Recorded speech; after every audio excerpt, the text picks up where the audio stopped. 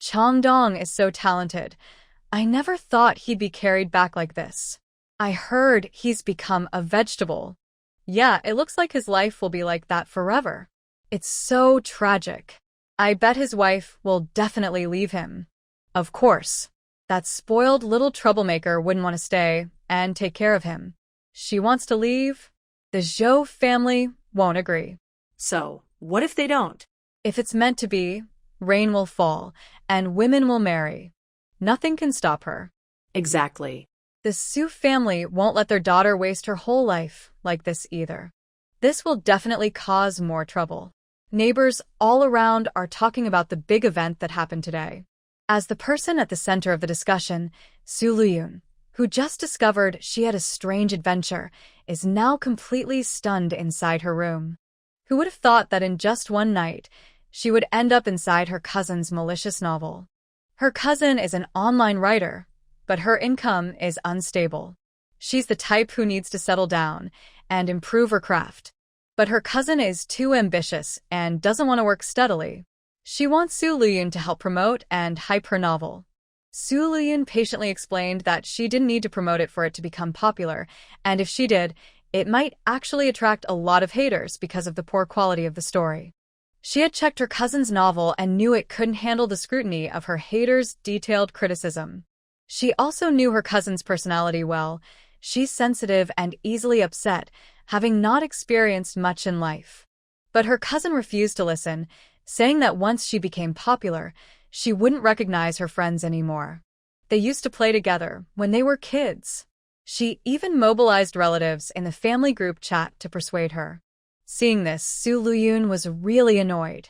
She had managed to make her way in the entertainment industry not just because of her good looks and acting skills, but because of her strong mental strength. Could she be someone who's morally bound? Impossible. She directly told her cousin. Good stories can break through, so keep working on it. And that was the end of it. Later, she received a link from her mother, furious and sending a message. She said her cousin was terrible, writing her as a tragic in her novel, with a heart full of twisted malice. Lüyun opened the link to her cousin's novel. It was a historical story set in the 1980s. Her role in the story wasn't much, but she was the biggest highlight of the novel. Because she was the most outstanding character in her cousin's story. Lüyun stayed detached, casually browsing through the novel. Under the influence of strong emotions, my cousin's novel really has taken a big leap forward because she has portrayed her invincible character very well. She often makes her face turn red from being slapped, which makes readers very excited to watch. Although she is written this way, Lüyun read it and immediately set it aside because she was too busy. She had no time to think about all that. There were many upcoming events to attend to. Unexpectedly, during a nap, she suddenly found herself inside her cousin's book. She had become the supporting wife of the powerful character Zhou Changdong, Lüyun. At this moment, if it were an ordinary person, they might feel overwhelmed, but who is Lüyun? She is a rising star in the entertainment industry, known for her strong talent. She decided to accept her situation calmly. She looked at the man lying in the hospital bed, Zhou Changdong. In the book, Zhou Changdong, who will become a big business figure, doesn't have many scenes because he isn't the main character. He is just a childhood friend of the hero. Although he doesn't have many scenes, they are very important, and he always makes a strong impression when he appears, by exposing someone's lies. Who does he expose? Of course, it's her. Every time this former wife, who abandoned her husband and was deceived by a bad man, comes back and pesters Zhou Changdong, readers get very angry at her for being shameless. This really stirs up the reader's emotions and makes her character very successful. But Lüyun honestly says, although the fictional characters in the book think about divorce after Zhou Changdong is brought back, this idea is somewhat realistic and opportunistic. But ask yourself, which girl in her early 20s would be willing to stay with a husband in a coma for a lifetime? There's a difference if there are feelings, but the fictional characters and Zhou Changdong don't have a strong emotional foundation. They met through normal matchmaking. 3 years ago, Su Lüyun and her cousin were introduced to Zhou Changdong and his childhood friend Lüyun. Zhou Changdong returned from a business trip and got married. But on their wedding night, a comrade hurriedly came to find him nearby, and Zhou Changdong left without even staying in the room. He was gone for 3 years. During these 3 years, he was completely out of contact, not even sending a letter. The fictional wife waited at home for him all 3 years. So although they were married for 3 years, what kind of emotional foundation could they really have? Now that he is in a coma and she wants a divorce, it's only natural. At 22, a beautiful age, who would want to wither away like this? It's not like he saved her life. If someone saved her life, she would have to stay and take care of him, but that didn't happen. So Su Lüyun truly doesn't think there's anything wrong with her actions. After being deceived financially and emotionally by a bad man, she still keeps coming back to cling to him, especially since Zhou Changdong refuses to remarry. She even demeans herself to become a woman of easy virtue, constantly entangling with other men while still trying to pursue Zhou Changdong. This is something only extraordinary people would do. As a minor character in the story, her self-destructive behavior seems to be her fate. Su Lüyun collects herself, looks at Zhou Changdong, who is unconscious. Even as a rising star in the entertainment industry, used to seeing top male celebrities, she has to admit that this man is truly handsome. Brother Bing always has a crew cut. His features are strong and sharp, with clear, handsome eyes. Although his eyes are closed now, she saw him 3 years ago, so she remembers him well. No need for many words. He's just tough and good-looking. He is also 1.85 meters tall, with long arms and legs. Even unconscious, he looks so handsome that it makes people feel pity. To highlight her role as the clueless ex-wife, the powerful Zhou Changdong is perfect in appearance, personality, and ability, more so than the male lead, Lüyun. Creating such an ex-husband character isn't to make her benefit, but to make her regret missing out on such a top-notch man for the rest of her life. Just as she was thinking this, Su Lüyun saw words appear out of nowhere on Zhou Changdong's forehead. If I'm like this now, she'll probably run away. Su Lüyun rubbed her eyes. She wasn't mistaken, was she? She looked again and was sure. Those words were really there. Having read many scripts and original novels, she quickly realized this was the man's inner voice.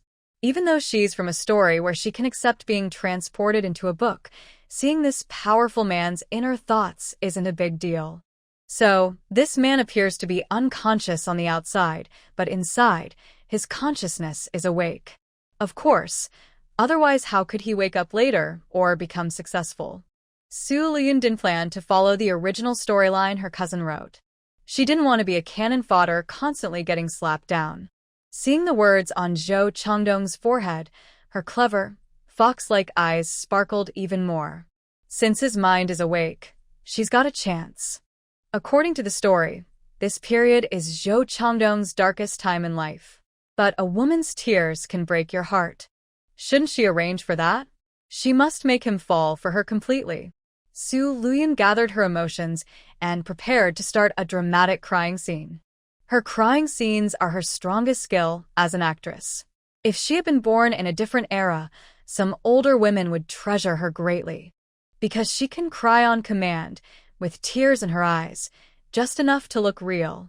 When she needs to cry for a line, she can do it perfectly at the right word.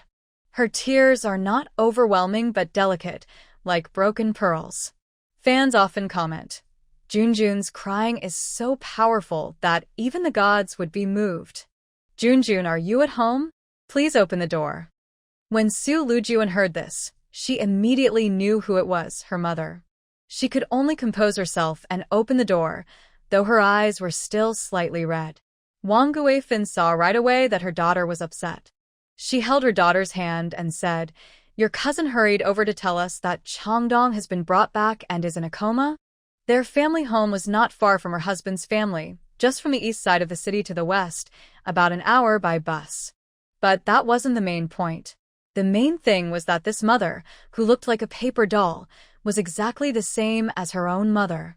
From her memory, She knew her father and her older brothers also looked alike, with similar personalities. Her cousin was written straight from her family members. So Lüyun felt a strong sense of familiarity. She felt like she was living in a story set in Chengdu, just that her family members didn't have the memories she now possessed. She quickly composed herself and started acting. She dabbed at her eyes without saying a word and led her mother into the room to see Zhou Changdong. "Where are your in-laws? How come no one is here with Changdong like this?" Wang Guifan asked, worried. "They just went back not long ago," Lüyun replied. Seeing her son like this, the Zhou family must have reacted strongly. Her mother-in-law fainted on the spot, was revived with a finger pressed to her middle, and neighbors were called to help.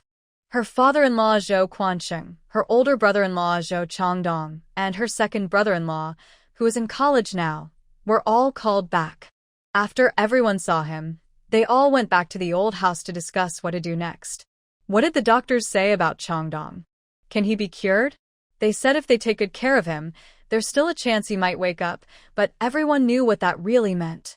Wang Guifan, experienced in these matters, knew well that this was just polite talk. Originally, I hoped this son-in-law would succeed and give my daughter a good life. I was willing to wait 3 years for him, even though my daughter complained a lot. I told her to be patient, believing that someday things would get better. But I didn't expect the son-in-law to come back in this condition. Since the situation is like this, I have no choice.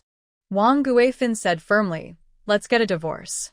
If the son-in-law could get better, I would still want my daughter to take care of him. After all, divorce is not a good reputation these days. Unless it's absolutely necessary, who would want a divorce? But with his current state, it seems hopeless. My daughter is still young. I can't let her spend her whole life on this. So I decided to divorce." "Divorce?" Lüyun looked shocked, as if her mother's words surprised her. Before her mother arrived, her niece had already told her what was happening, so she had thought everything through on the way here. "At first, we only took the bride price as a small gesture. It's been 3 years since she married in, and her expenses have been high, but that's okay. Our family can pay back the Zhou family fully. We won't take advantage of them." She thought her daughter would quickly pack her things and leave with her, but Lüyun didn't follow the usual plan. "What? Mom, you really want me to divorce?" Wang Guifan was stunned for a moment. "What's wrong? Don't you want a divorce?" Her daughter is her own flesh and blood. She knew what kind of person she was. Seeing her son-in-law being carried back in the state, she was probably worried that the sky was falling. She must be waiting for her to come and take her away. Lüyun suddenly changed her attitude. She didn't care if her image would collapse. She cried and said, "How can it be? How can it be?" Wang Guifan was confused. "What are you singing now?" The next words almost made Wang Guifan's jaw drop. Lüyun threw herself at Zhou Changdong and cried, "I won't divorce. I won't divorce Changdong." Zhou Changdong, who had been silent, suddenly had a line of words appear in his mind. She actually doesn't want a divorce? The question mark shows confusion. How could she not want a divorce when he's like this? The exclamation mark shows surprise. Could it be that she really cares for him? Is she not just using him for money? In the midst of her sobs, Lüyun glanced at him and knew she was right. Although he was unconscious, his consciousness was clear.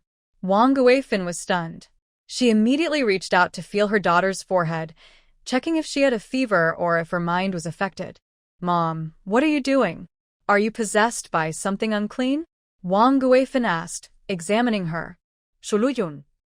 She looked speechless and surprised.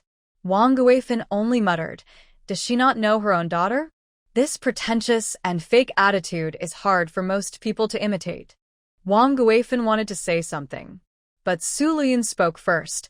"Mom, you don't need to say anything. I won't leave Changdong. Since I married in, I am part of Changdong now. I follow the saying, marry the chicken, follow the chicken. Marry the dog, follow the dog. If this is my fate, I accept it." After speaking, this dramatic girl continued to cling to her man, acting all emotional. Zhou Changdong's forehead had a line of words. She is so loyal? Su Lüyun, who was secretly watching, was very satisfied. Of course, I am very faithful. Wang Guifan was truly stunned. What exactly are you saying? She wanted to ask her daughter carefully what was going on. It was like she had become a different person. Marrying the chicken, following the chicken. Marry the dog, follow the dog. If this is my fate, I accept it? What kind of sad drama is she acting out? But before she could finish, someone came outside. It was the Zhou family, father Zhou Quansheng, mother Chen Aihong. Also, Zhou Chongdong's older brother Zhou Chongping, second brother Zhou Chong'an, and sister-in-law He Yuling, second sister-in-law Lin Fong arrived. They heard from the neighbors that Wang Guifan, the bride's mother-in-law, was coming, so they all came immediately. Everyone knew that the old Su family was likely planning to divorce. The old Zhou family had no reason to keep the girl, so if they wanted a divorce, they could have it. But the old Zhou family wouldn't give any compensation. The third son's discharge pay, compensation, and his recent 3 years' wages, all the money sent back by his comrades in arms, must be kept intact. As for their expenses over these 3 years, the Zhou family could do without them. After all, they had delayed her for 3 years. Wang Guifan saw them arrive and kept her face calm. Although she was alone, her husband and 2 sons were at work, so she didn't have time to notify them. But Wang Guifan was completely fearless. She also believed that the Zhou family wasn't the type to cling stubbornly. Both sides understood each other's difficulties. So when they arrived, Wang Guifan sighed and said, "Dear father-in-law and mother-in-law, I am very sorry about Chongdong's current situation." Hearing Wang Guifan's words, the Zhou family members understood everything. Zhou Quansheng and his sons Zhou Chongping and Zhou Chong'an remained silent. But Chen Aihong looked upset, while He Yuling and Lin Fong, the sisters-in-law, looked either mocking or indifferent. Wang Guifan saw their expressions, but didn't care at all. There's no need to hide it anymore. Since the daughter is still young, she openly expressed her desire for a divorce. "Dear sister-in-law, you're really turning your back on us. Everyone says that spouses should share joys and hardships. Third brother's wife has been here for 3 years, enjoying her life. Now, when something happens to Chongdong, you want to divorce her. So, life is good when it's easy, and you leave when it's hard?" He Yuling snorted coldly. His older sister-in-law, "That's not how you should say it." Wang Guifan disagreed. "Chongdong is like this now, it's not his fault. No one wants to see this situation, but what can we do now? Junjun is only 22. Do you really want her to stay stuck here her whole life?" He Yuling replied, "Even if she stays here her whole life, isn't that what she should do? My sister-in-law spent so much money on Chongdong these past 3 years. Now that something happened, she just wants to leave? That's not how things work in this world." Hearing this, Wang Guifan understood. Since they're going to divorce, she wouldn't want to leave her daughter with any blame or shame. Although she was willing to settle the expenses of her daughter over these 3 years, she knew she couldn't say she would return everything outright. That would make her seem too easygoing, and the divorce might become complicated. She needed to give a tough impression to handle things well and look good. It's like bargaining. If you want to buy a dress that costs 100 yuan for 50, you can't just offer 50.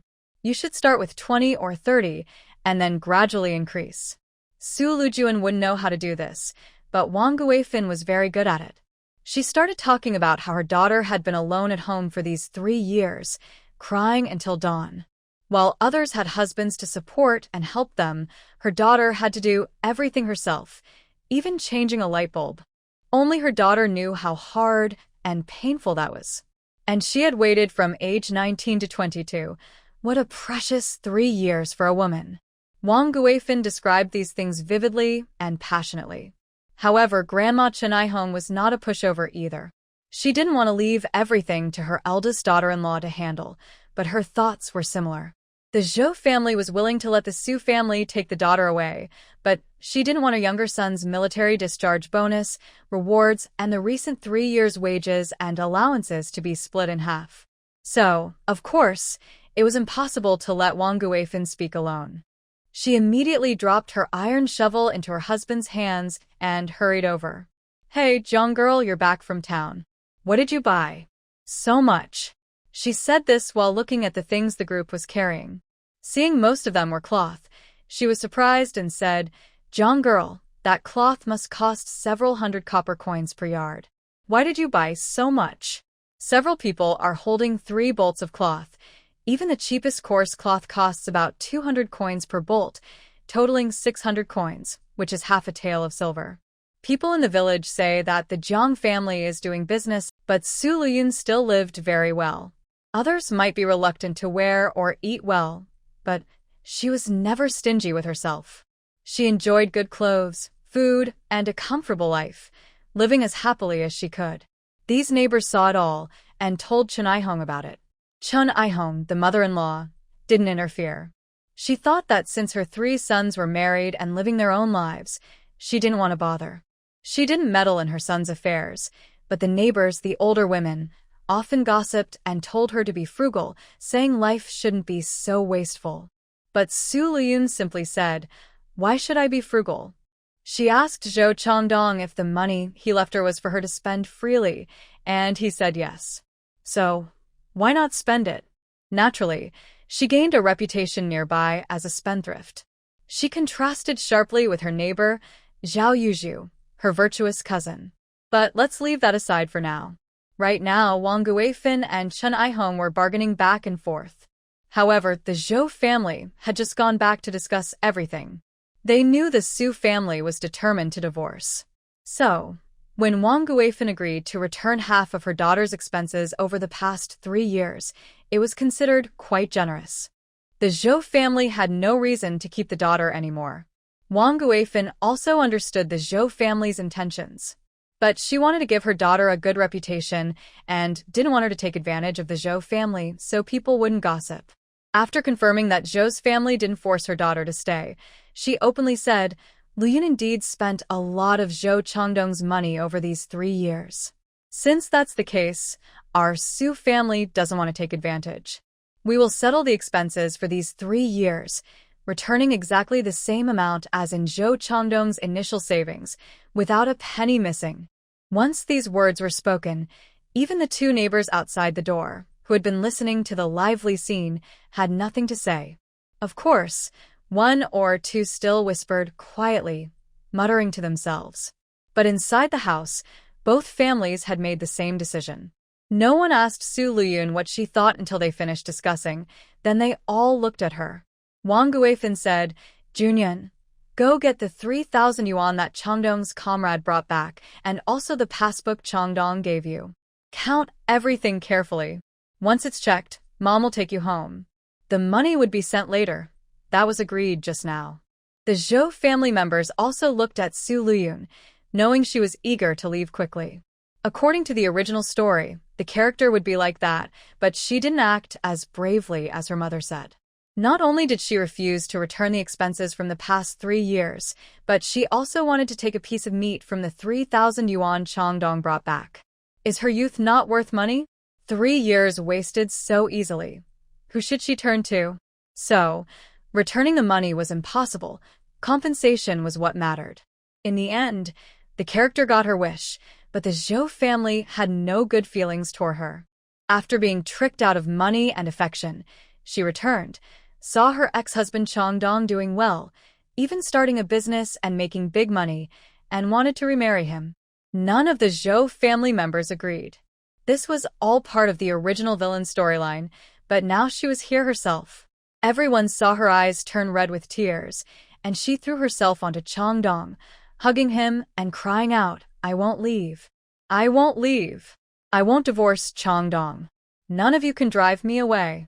I was born to Changdong, and I will be his soul even after I die." Her passionate declaration stunned Wang Guifin again, as well as Zhou Quansheng, Chun Ihong, Zhou Quansheng, Zhou Quangan, and even the sisters-in-law Healing and Lin Fong. They couldn't believe she would say such a heartfelt and unwavering vow. Wang Guifin was the first to react. She grabbed her daughter and said, "You girl, are you crazy? What nonsense are you talking about?" She never expected her daughter to be serious. There was no need to act anymore. Everyone had agreed to return the expenses from the past 3 years to this destined but mismatched son-in-law. Neither the Zhou family nor the neighbors dared to say a word against it. But now, this girl was claiming she was born to Changdong and that her soul belonged to him even after death. Wang Guifan was terrified. What do you mean, nonsense? Su Lüyun interrupted her mother.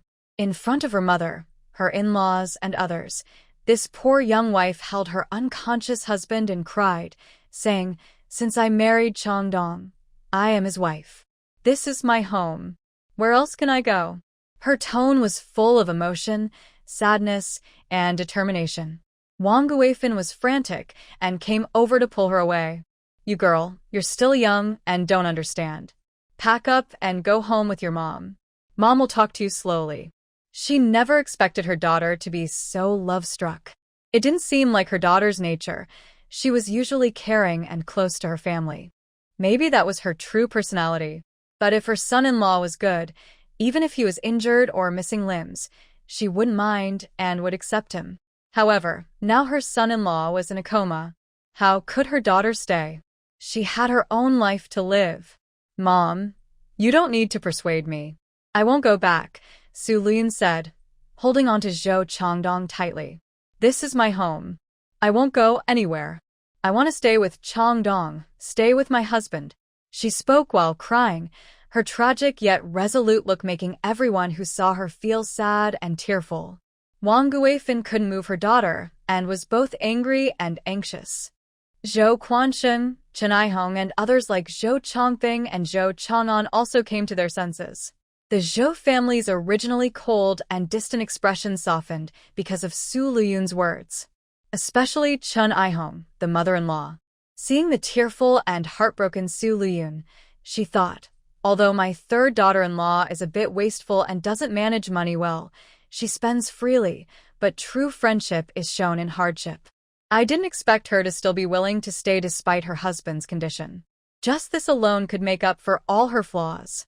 But Chen Aihong also knew she couldn't keep her. How could her beautiful daughter-in-law stay with her son-in-law like that?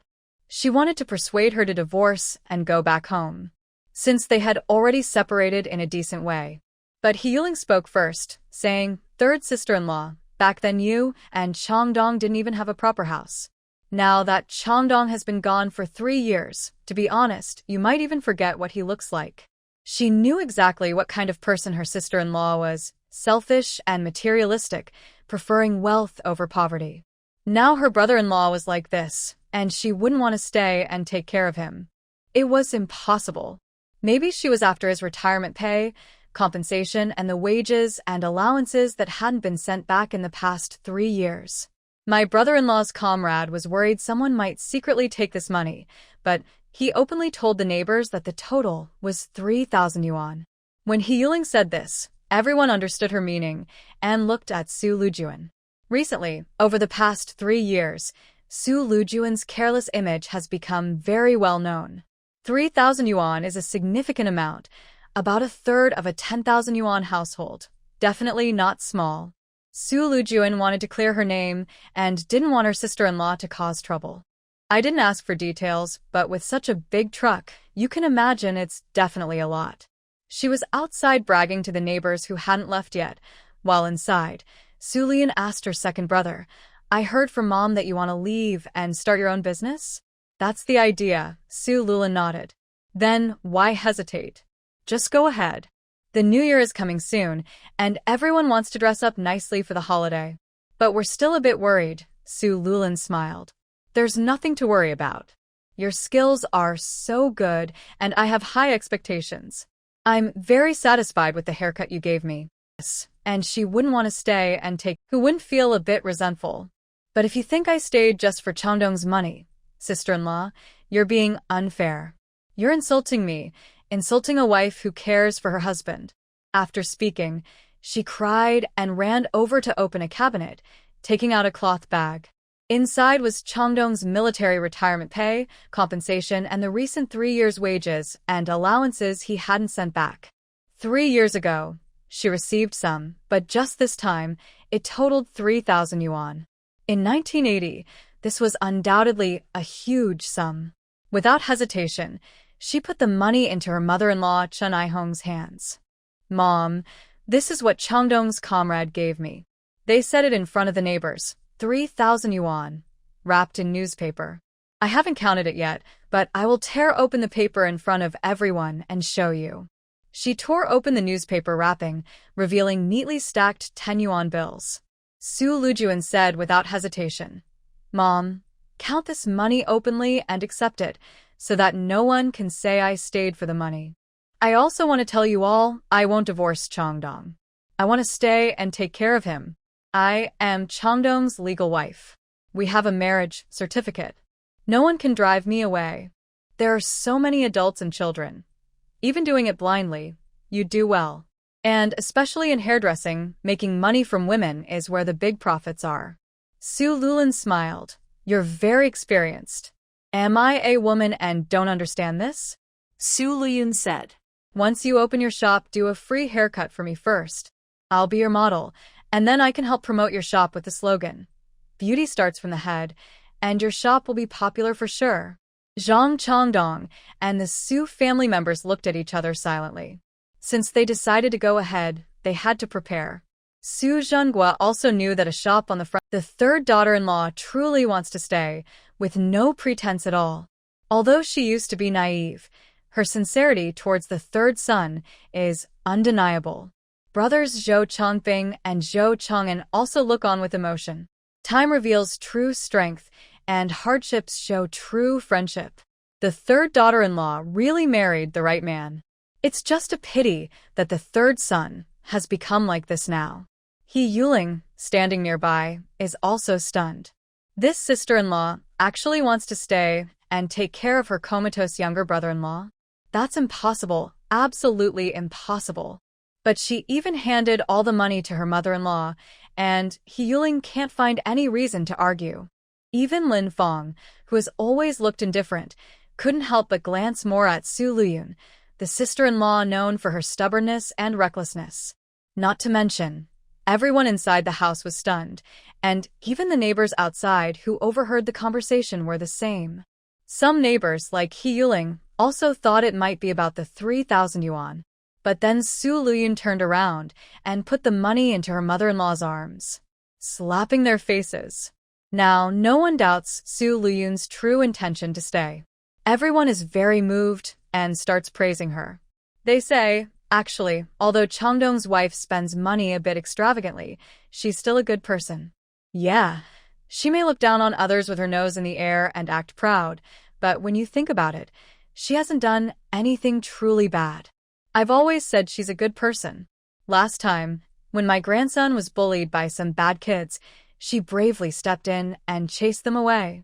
Hard times reveal true loyalty. Many people pretend to be good on the surface, but when trouble comes, they run away. It's rare to see someone like Changdong's wife who truly doesn't abandon her family in tough times. Suddenly, Su Lüyun's reputation turns around, and everyone begins praising her virtues. In the crowd, a young daughter-in-law's face shows a hint of sarcasm. She is the well-loved daughter-in-law in this neighborhood, Zhao Yuzhu. She also grew up with Su Lüyun and married here 3 years ago. Others don't know much about Su Lüyun, but how could she not know what kind of person her cousin is? She's sharp-tongued, selfish, and unreasonable, just like that. Especially in recent years, she's been happy and content, while Su Lüyun has been lonely and jealous, with red eyes from envy. So, in places others don't see, when her husband isn't around, Su Lüyun secretly flirts with a man who just returned from the countryside, secretly falling for him. These things others don't know, but she knows very well, because Su Lüyun confides her feelings to her. But she's never thought of stopping her. Of course, to avoid unnecessary trouble, she still pretends to remind her that she is now a married woman. Because of this family obligation, Su Lüyun never took any further steps with that man. Now that Zhou Changdong has been brought back, Su Lüyun can openly be with the man who loves gambling. She's overjoyed, probably going crazy. Could she just stay silent and take care of Zhou Changdong, this living dead? What a joke. Now her act might be part of some scheme. But what could she be planning? Zhao Yuzhu frowns. Wang Guifin just loudly told the neighbors outside that she wanted everyone to witness that the Su family would refund Zhou Changdong's living expenses for the past 3 years. Now Su Lüyun is also returning 3,000 yuan to the Su family. There's probably no good plan behind it. Even Zhao Yuzhu, who knows this fake sisterhood well, can't figure out what she's up to. But when something's unusual, there's definitely a problem. She's not in a hurry. She'll ask Su Lüyun later. Compared to others, Wang Guifin is really anxious. She's gone crazy. Her daughter must be crazy. Chen Aihong naturally notices her mother-in-law's worried and angry face. Although she feels very comforted and touched by Su Lüyun's words, she still has to say what's on her mind. Junjun, we understand your feelings. We believe you truly want to stay and take care of Changdong, but he's like this now, and we really can't delay. The third daughter-in-law is still young, but maybe the third family will be like this forever. It's not right to drag her good daughter into all this. Mom, what are you saying? What do you mean by delayed? Taking care of Changdong. Isn't that what I should do? Changdong is my man, my husband. He just came back injured. How can I abandon him? What does that make me? My husband has protected our country outside for many years. It is because of brave soldiers like him, who build walls with their bodies and blood, that outsiders no longer look down on us, invade us, or attack us like before. Thanks to them, we now enjoy peace and safety. I am proud to have Changdong as my husband. Before, he was outside alone and I couldn't go to take care of him. But now he's back, and from now on, I will look after him. In my life, I only recognize Zhou Changdong. I will only marry him. I won't divorce or remarry. Su Lüyun kriegt tearfully, passionatelle pressing her feelings. Everyone present, including Zhou Quansheng and Chen Aihong, was moved. Next-door neighbors, especially some emotional aunts, felt very touched and couldn't help but wipe their tears. They praised, Changdong's wife is truly exceptional. Everyone nodded in agreement. Inside the house, Su Lüyun looked at her unconscious husband with deep affection. On his forehead, the words read, "My wife can treat me like this." Finally, she went from she to my wife. This made Lüyun very happy. But Wang Guifin, listening to her daughter's words, felt her forehead throbbing with frustration. She had planned everything carefully, but never expected her daughter to actually want to stay and take care of her son-in-law. Look at how deeply she's fallen in love. Yet, in daily life, she often came home to complain and regret marrying Zhou Changdong and living a lonely life. She even wanted a divorce. Lüyun kept comforting her, trying to calm her complaints and grievances. Now, after this incident, her daughter should be happy to see her come and decide on a divorce, jumping with joy. But the opposite happened. She behaved completely differently from usual. No matter what, Wang Guifin couldn't agree. As a mother, her first priority is always her own child. This is undeniable. So, she had to stop her daughter. Do you know what it means to stay and take care of Changdong? Mom, you don't need to say anything. I already know. Su Lüyun sniffed, showing her determination and unwavering love. Wang Guifin was so angry she cursed loudly. You know? You don't know anything. Do you think taking care of Changdong is an easy job? You're such a delicate person. Can you really handle feeding, bathing, and attending to Changdong's needs? This isn't something that can be done in a day or two, not even in 10 days or half a month, and definitely not in a year or two. It's a lifelong responsibility. Can you endure living like this for a whole lifetime? Don't just say you can. You were born from me, and I know exactly what you're capable of. You won't be able to take care of Changdong for a lifetime. You will break down. Hearing Wang Guifin shouting at her daughter, Zhou Quansheng, Chen Aihong, and others all looked silently. Aunties outside eavesdropping also felt the same way. Some of them have even taken care of their in-laws for over 100 years. When the elderly get old, if they're still able to move well, that's fine. But if they are paralyzed and bedridden, it becomes a nightmare. It's a care that feels worse than death. Right now, Zhou Changdong's situation is very similar. This isn't something that can be fixed in 10 days or half a month, nor can it be endured for 3 or 5 months or a year and a half. It's a lifelong commitment. In the prime of youth, who can bear to care for a person like this for their whole life? Of course, her feelings are genuine now, but it is truly a very difficult thing to do. Lüyun loves her mother so much. She knows how to flatter, and she is very supportive. Look, green tea, delicate and weak, stood up and knelt before her mother, saying, "Mom, I know you love me and want the best for me, but I really can't just leave. Please let me stay and take care of Changdong. I don't know if I can hold on, but I will take care of him for as long as I can. Let me do my duty as a wife. Changdong has worked hard outside for so many years. Now he's like this when he comes back. You want me to just leave without a word? I can't do that, I really can't. I'm begging you, Mom. Please let me stay and care for him." This sincere plea, without taking on too much or making grand promises, didn't cause resentment, but instead felt genuine and touching. Outside, an aunt wiped her tears and said, "Sue's girl, since she really wants to stay, just let her stay and try. When she tastes the bitterness, she'll leave.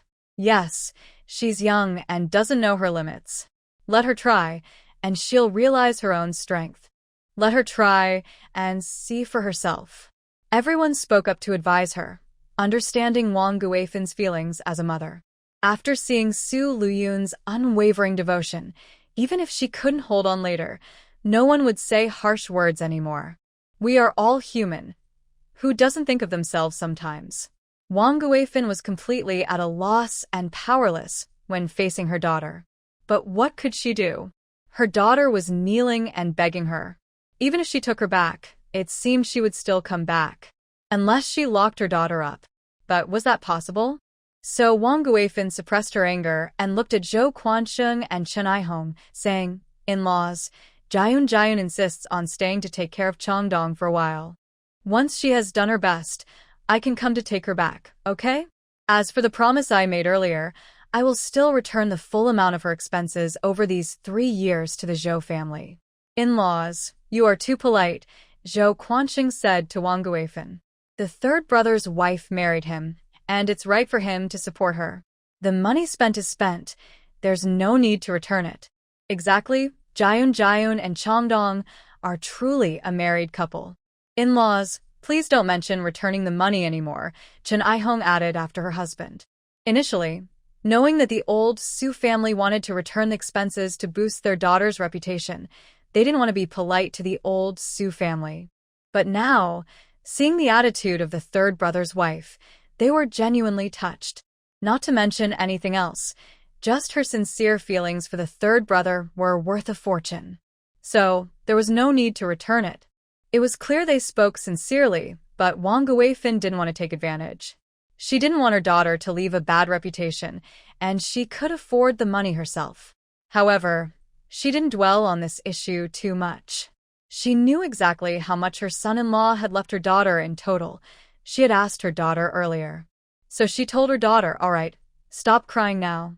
Mom, you won't force me to divorce again?" Lüyun wiped her tears and asked.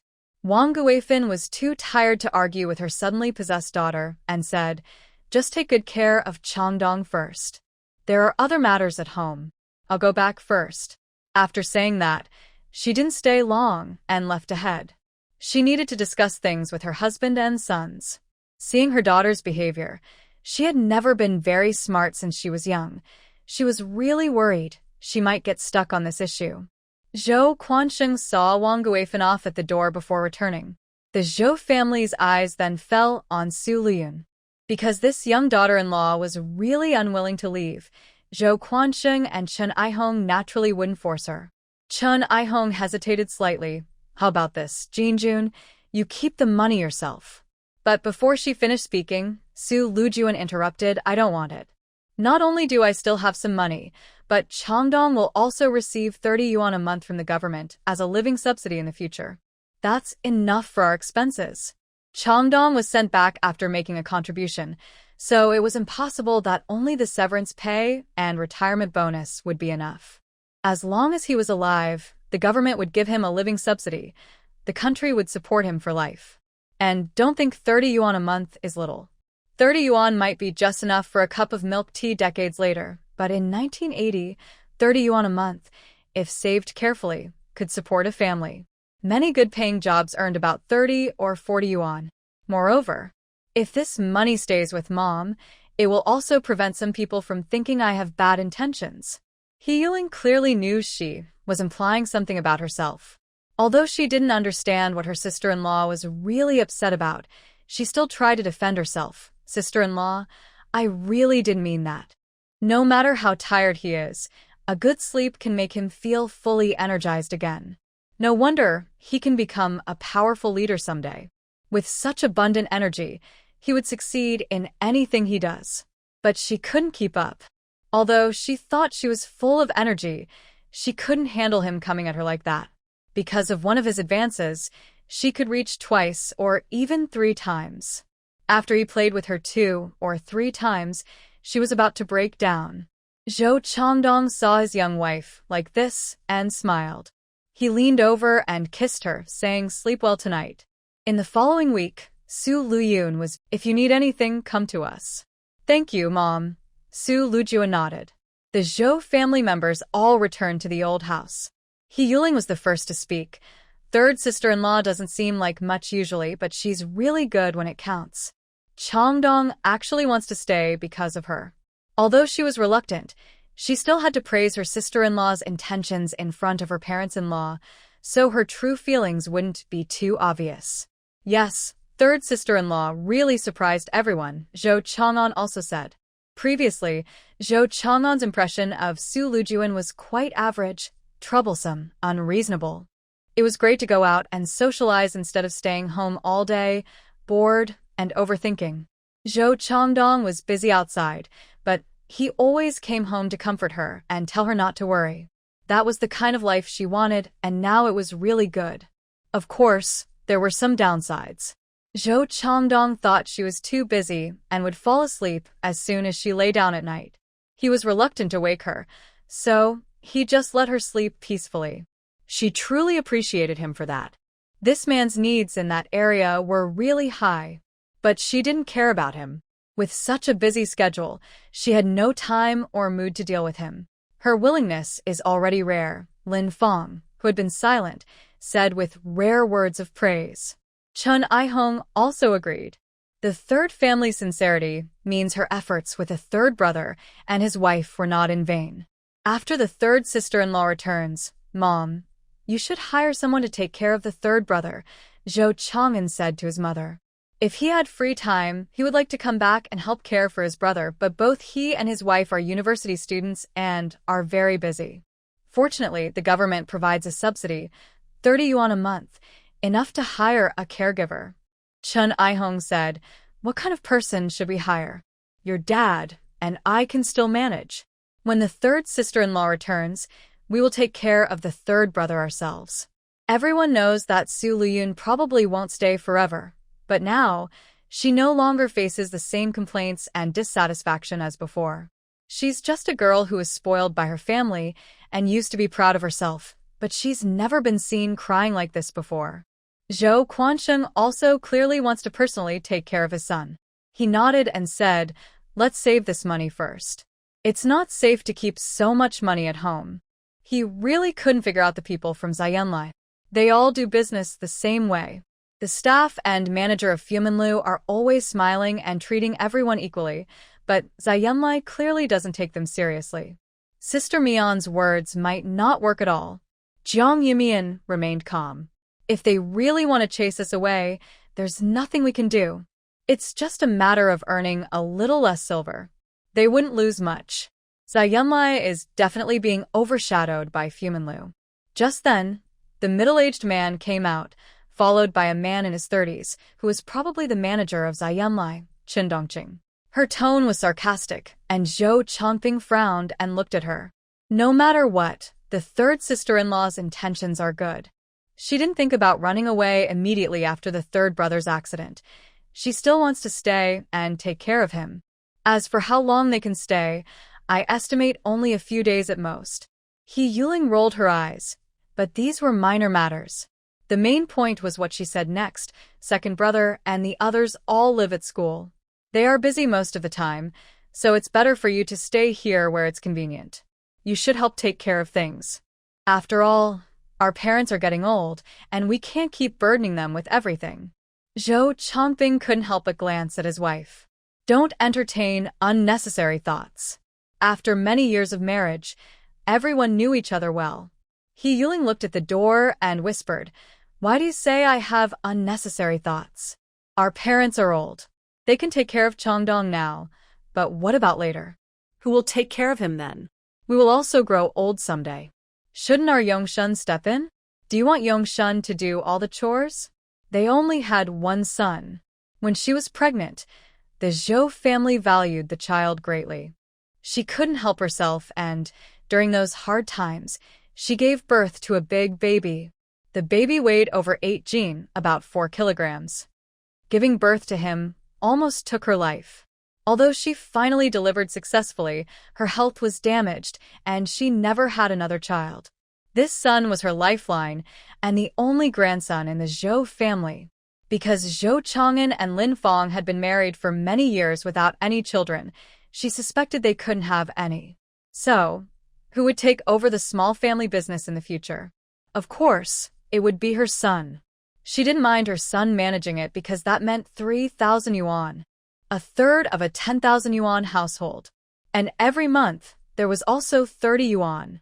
Her husband had been working for many years, earning only about 40 yuan a month. "All right, let's talk about these things later," Zhou Chongping said. He Yuling knew his personality. He was just too proud to say things directly. But she wasn't in a hurry. Once Su Lüyun left, she would definitely discuss the 3,000 yuan with her mother-in-law. Meanwhile, after Wang Guifan returned to old Su's house, the eldest daughter-in-law, Ho Tsuetsue, immediately came forward. "Mom, how is my sister? Did her husband really become a vegetable?" After Zhou Chongdong was carried back, it was his cousin Zhao Yuzhu who came to inform them. Her voice was loud enough to be heard everywhere. Now everyone knew that the young son-in-law of old Su's family, who was a platoon leader, had been taken back as a vegetable. Wang Guifan sighed. "It looks like there's no hope." Ho Tsuetsue widened her eyes and asked, "What should we do? Could it be that her meddlesome sister-in-law is coming back to live with them? That can't happen. Wait until your dad and the others come back to discuss it," Wang Guifan said. Seeing her mother-in-law's expression, Ho Tsuetsue's heart sank. If brother Zhou Chongdong becomes a vegetable, her sister-in-law's temper definitely won't stay. She would most likely divorce and return to her parents' home. But if her sister-in-law is a good person, it wouldn't be a problem. However, who is she really? She is considered one of the best among the best. Calling her a troublemaker is not an exaggeration. Ho Tsuetsue wishes she would never come back in her life. But right now, it seems impossible. The parents-in-law will definitely bring her back. Thinking this, her son Su Yang, daughter Su Yuan, and niece Su Man came home from school. As soon as Su Man arrived, she put down her school bag and grabbed a broom to sweep the yard. Su Yang and Su Yuan immediately complained, "Mom, is there anything to eat? We're starving." Ho Tsuetsue was annoyed. "You guys are hungry as soon as you get home. Are you ghost spirits? What are you saying? If the kids are hungry, just give them something to eat. Why scold?" Wang Guifan took out 3 candies from her pocket, giving each of the 3 siblings one, and frowned. Su Yang and Su Yuan happily accepted the candies. Su Man shook her head. "Mom, I don't want it. I don't want to give it to her," Su Yuan said. "One each," Wang Guifan said directly, handing the candies to her second daughter-in-law's niece. Ho Tsuetsue saw her mother-in-law handing out candies that cost 50 cents a pound and couldn't help but say, "Mom, you make it sound so easy. Our family of 4 is just surviving on Lu Shan's 40 yuan a month. How much do they need to eat like this?" They had separated from their relatives after her younger brother-in-law got married. However, they didn't split the house. Houses are precious these days, and even if the workplace provides housing, it's hard to get one. The whole family still lives together. But they eat separately now. Their family of 4 relies on Lu Shan's 42 yuan monthly salary. Life is barely manageable, but it's still tight. Living isn't just about 3 meals a day. There are social expenses too, which cost money. Usually, her mother-in-law Wang Guifin would help them a little because her father-in-law Su Jinghua has a high salary as a senior technician at his workplace. Every month, he gives each family a subsidy of 10 yuan. With this, their small lives are quite comfortable. But Ho Tsuetsue knew very well that if her younger sister-in-law divorced and came back, she would no longer receive any support. She had once overheard her sister-in-law persuading their mother to cut off the subsidies to their families, wanting to keep both payments for herself. Of course, Wang Guifin refused. But Ho Tsuetsue also remembered this little scheme of her sister-in-law. Wang Guifin didn't know about her inner dissatisfaction. When she heard the complaint, she became unhappy and glared at her, saying, "The eldest is only 42 yuan a month, and you still think that's too little. Go ask around. There are several people your age nearby earning more than him. You should ask your family for a bit more. How can your siblings go hungry?" Don't think she didn't know. This eldest daughter-in-law loved to go back to her parents' house to show off. But how she showed off didn't matter. Starving her grandchildren was unacceptable. She always gave support. Money talks, and if she didn't give money, she wouldn't say a word. Ho Tsuetsue didn't want to argue with her mother-in-law, so she could only go into the kitchen to cook. Suyong was carefree and didn't take his mother's anger seriously. He happily took out his homework and started writing, munching on a milk candy. Suyuan had wanted to come back and ask her mother for some pocket money to buy a ribbon, but her mother was in such a bad mood. What could she do? After a moment of hesitation, she wisely went into the kitchen to help her mother. She gritted her teeth and peeled her milk candy, then handed it to her mother, saying, "Mom, I know you're tired. Here, have a candy." Ho Tsuetsue nonchalantly ate it, making Su Yuan feel very distressed. But she also quietly asked her mother why she was in a bad mood. Ho Tsuetsue was annoyed. "Your little uncle has become a vegetable, and your little aunt will probably divorce him and come back." Su Yuan was surprised. Really? Little Anne is coming back? She liked her aunt the most. Seeing her daughter's face, which resembled her little aunt's, Ho Tsuetsue grew impatient. She didn't know what trouble she had caused, but her daughter, who looked and acted like her, actually resembled her little aunt. It was frustrating. Why did she have to look like her little aunt? It made her so angry. It wasn't late, and soon Su Zhenguo returned home. Wang Guifin saw him and quickly said, "Changdong is back." Before Su Zhenguo could happily call his son-in-law, whom he hadn't seen in 3 years, to bring his daughter home for dinner, Wang Guifin explained that her son-in-law had been carried back and was now in a coma. Su Zhenguo's words caught in his throat, and he froze. "What did you say? Changdong is in a coma? I went to see him myself.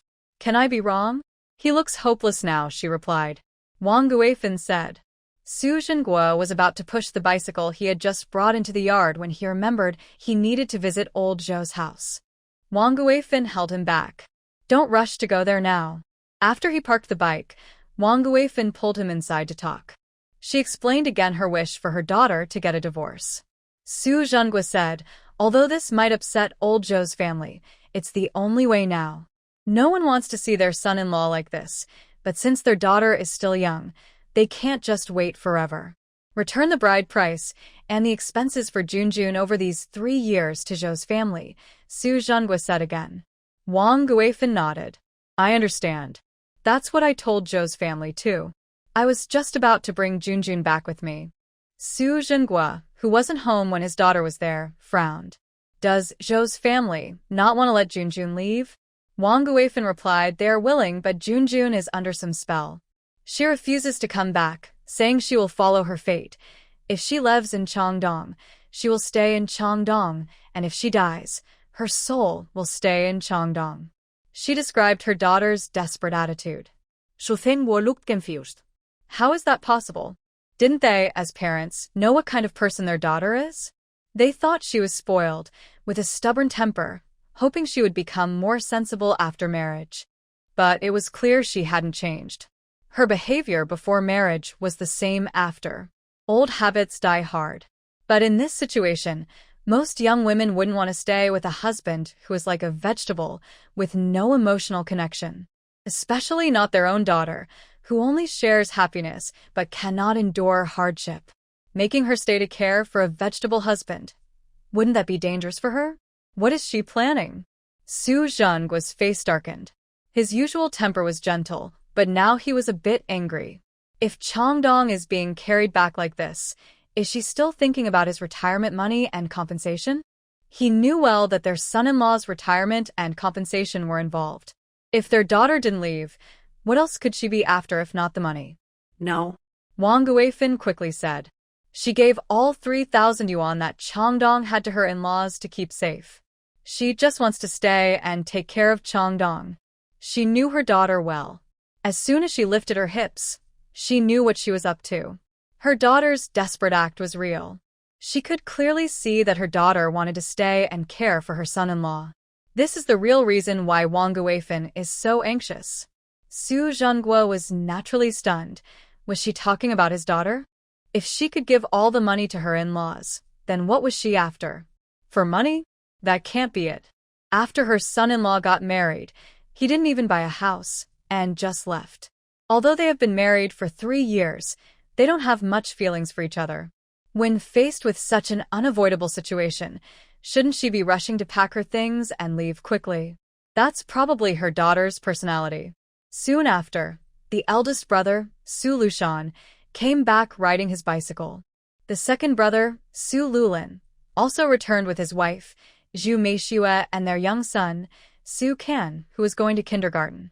As soon as the brothers got home, Wang Guifin called them inside to talk. Ho Tsuetsue saw this and quietly told Zhu Meishue what was going on. When she heard that her sister-in-law was likely to divorce and come back, Zhu Meishue couldn't help but tremble. Actually, it's not a big deal if her sister-in-law comes back after a divorce, because she herself divorced and remarried Su Lulin with her daughter. That's why Su Lujuan, her sister-in-law, looked down on her and wasn't polite. Zhu Meishue kept her distance from her sister-in-law. Now that she knew her sister-in-law might return, Zhu Meishue was naturally worried. But she quickly calmed down because she was now working as a temporary worker at the state-owned barbershop where Su Lulin worked, so she wasn't at home all the time like before, and she didn't have to see her sister-in-law every day. She couldn't afford to offend her, but she could avoid her. Inside the house, Wang Guifin told her 2 sons about her brother-in-law being brought home in a coma. Su Lushan and Su Lulin were both stunned, completely caught off guard. Wang Guifin didn't hide anything and directly told her sons about wanting her daughter to divorce and come back home. Both brothers nodded in agreement. Although they liked Zhou Changdong as her brother-in-law, now that things were like this, they felt their sister shouldn't be involved. Every family cares for their own daughter, that's for sure. So, the brothers didn't say much, quickly ate a meal, and then followed Su Zhenguo and his sons on their bikes to their daughter's home. Meanwhile, Su Lujuan welcomed her cousin, Zhao Yuzhu and Li Wenchuan. Of course, these are the main characters in her cousin's story. What surprised Su Lujuan a little was that Li Wenchuan looked exactly like one of her cousin's boyfriend's brothers. Why did Su Lujuan know him? It was because once she went with her mother to visit relatives and happened to meet her cousin's boyfriend bringing gifts. Li Wenchuan, as a good friend, helped carry the things inside. He is indeed quite handsome, and I heard his family is very wealthy, so he's a rich second-generation heir. But if that's all there is to him, I wouldn't have much impression of him. Mainly because after we met, he still wanted his cousin to help introduce us, as he wanted to pursue me. So, I still remember this person. Unexpectedly, the person his cousin likes is him. So, is his cousin eyeing her boyfriend's friend? Although he didn't like the Jiang family, it was unreasonable for others to take advantage of the villagers in front of them and favor outsiders. Xiao Zhang also quickly agreed. Exactly, old Li, stop shouting prices recklessly. As Jiang girls said, 6 taels of silver if you want to sell, fine. If not, don't try to cheat the people of Qingshi village. For a moment, everyone watching the scene, including those buying chickens, looked at old Li. He felt a bit embarrassed and scratched his head, laughing awkwardly. There's no such thing. I didn't shout the price recklessly. This meal is really good.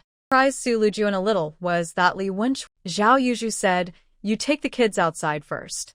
I want to talk with my cousin for a bit. Lüyun nodded and then said to me, we live just across the street. If anything happens, just come over and tell me. I'll be there anytime. That's really kind of you, I said calmly.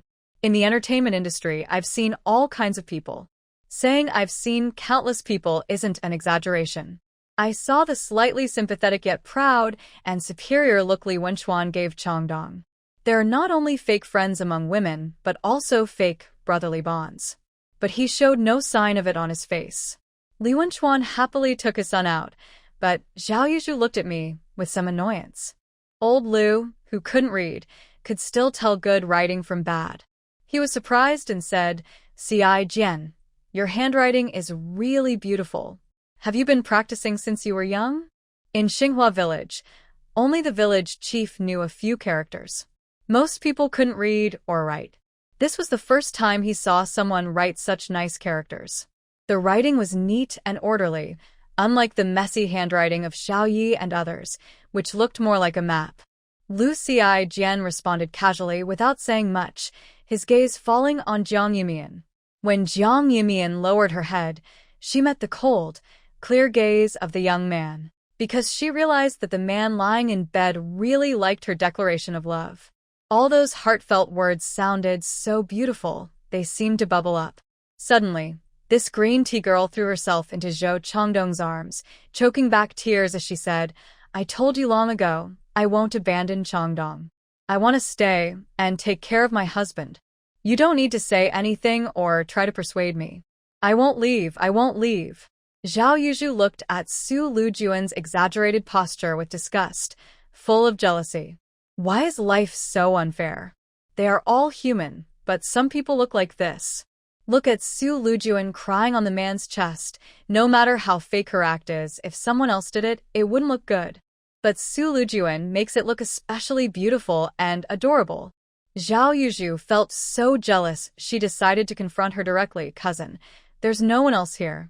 You don't need to pretend to be so emotional with me." Su Lüyun was incredulous. "Pretend to be emotional? Yuzhu, are you saying I'm pretending?" Zhao Yuzhu couldn't help but mock. "Do you still have feelings for Zhou Changdong? After you married him, he went on a mission without even a proper farewell, and he was gone for 3 years. During these 3 years, your resentment was worse than a ghost's. How many times have you told me you regret marrying Zhou Changdong? And now you're like this? Who are you trying to impress?" Su Lüyun dabbed at her eyes and said, "You also said Changdong was gone for 3 years. Can I have opinions? I'm a newlywed, not a widow. But he's been away for 3 years and hasn't sent me a letter or a telegram. How can I not be angry? Do I even have the right to be mad?" As she spoke, she looked at the man, her forehead, which only had one message. "Wife, I am on a secret mission outside. It's not that I intentionally didn't send you a letter. It's all my fault." Very good, very mature for a married man. Admit fault first, regardless of right or wrong. But no matter how angry I am, he's still my husband. Even if I curse him and complain loudly, it just shows I care about him. If I didn't care or think about him, I wouldn't say a word about him. In a marriage, isn't it common to argue at night and make up in the morning? Who would just give up over a few complaints or grievances? Others might, but I can't. I'm stubborn. Since I married Zhou Changdong, I will bury myself in the Zhou family's grave in the future." When she finished, Zhao Yuzhu was stunned, wide-eyed. "I finally understand how Wang Guifan felt before she left. It's like seeing a ghost." But she didn't show any expression that Su Lüyun cared about. She simply looked affectionately at Zhou Changdong, "My wife." Oh, there's even a wagging tail. Having a wife who never leaves your side must make you feel very happy, right? Su Lüyun was very satisfied, and then looked at Zhao Yuzhu. Zhao Yuzhu opened her mouth, but Su Lüyun spoke first. "Cousin, if your husband had an accident at the construction site, would you leave him?" Lüyun was just outside the door. Zhao Yuzhu was annoyed. She mentioned her man but replied without hesitation, "Of course I wouldn't." "Yeah, you wouldn't leave Wenchuan, so why are you here to advise me?" Su Lüyun asked. Zhao Yuzhu sneered. Can you compare yourself to us and Zhou Chongdong? She touched her still flat stomach. Cousin, I and Wenchuan have had another baby. You mean because you have a child, you're willing to stay and be with Wenchuan? Su Lüyun looked at her. Zhao Yuzhu grew a bit impatient. Cousin, what are you saying? I mean, I've been married to Wenchuan for 3 years, and we love each other very much. Now we have 2 children. We will never get divorced. But you are all alone with no worries. Then she lowered her voice. And besides, didn't you start seeing Sun Songxing? Su Lüyun naturally knew who Zhao Yuzhu meant. He was the scumbag in the story who cheated for money and pleasure. But this scumbag was also someone who abandoned his wife and children after starting an affair. He went to the countryside early on, had a wife and kids there, but didn't bring them back and just returned to the city himself. In the story, after being a widow for a long time, the paper character couldn't hold back anymore. Although Sun Songxing deliberately seduced her, Zhao Yuzhu also played a part in stirring things up. But ultimately, it was just the paper character losing control of herself. After all, the villain role in the story always does something to break their limits and get called out, right? According to the original plot, after she divorced Zhou Chongdong, she wanted to marry the scumbag, but the Su family disapproved. Her parents, experienced and wise, all agreed he wasn't a good person and wanted her to leave him. But the paper character ignored her family's objections. She not only took a sum of money from the Zhou family, but also borrowed a large amount from relatives on her mother's side. After dumping this mess on her family, she ran off with the scumbag to the south. But she returned in less than half a year, looking pretty embarrassed. There is no other reason. All the money she took was spent by Sun Songxing, the gambling man. He even wanted to sell her. But the paper doll was clever and ran back home. The story was arranged so she would return and be humiliated because by then, Zhou Chongdong had already woken up. He started his business and earned his first fortune. Unfortunately, when the real person arrived, her fate couldn't follow the original story. Su Lüyun looked at Zhao Yuzhu with a sneer and said, Sun Songxing? Is he the man who came back from the countryside? Zhao Yuzhu was getting tired of her pretentious attitude. But to persuade her cousin to go talk to Sun Songxing, she still tried her best and said, Cousin, you're asking that. Don't mention that shameless scoundrel in front of me. Before she finished, Su Lüyun interrupted her. She then threw herself at Zhou Chongdong, crying and pleading, Chongdong, I beg you, wake up and stand up for me, okay? When you were outside, I almost got hurt, and you couldn't protect me. Now you're back, and you're like this, you still can't help me. Sob. Zhou Chongdong was really anxious. He had no idea someone wanted to bully his wife. Wife, don't cry. When I get better, I'll definitely stand up for you. Su Lüyun cried while looking at her heartfelt message, smiling inwardly. Even though she hadn't woken up, she found her fake husband more and more likable. Zhao Yuzhu was really fed up. It truly proved that some people are just pretentious. Who is she pretending to be so deeply in love for? Cousin, you didn't say that before. Zhao Yuzhu looked at her and said, You said you liked Sun Songxing, didn't you? Don't you remember what you told me before? Su Lüyun sneered and said, I don't know what you're talking about. I like Sun Songxing? Are you crazy?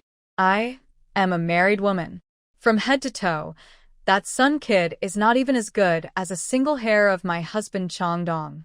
With a husband like Chongdong who is tall and strong, how could I look at him?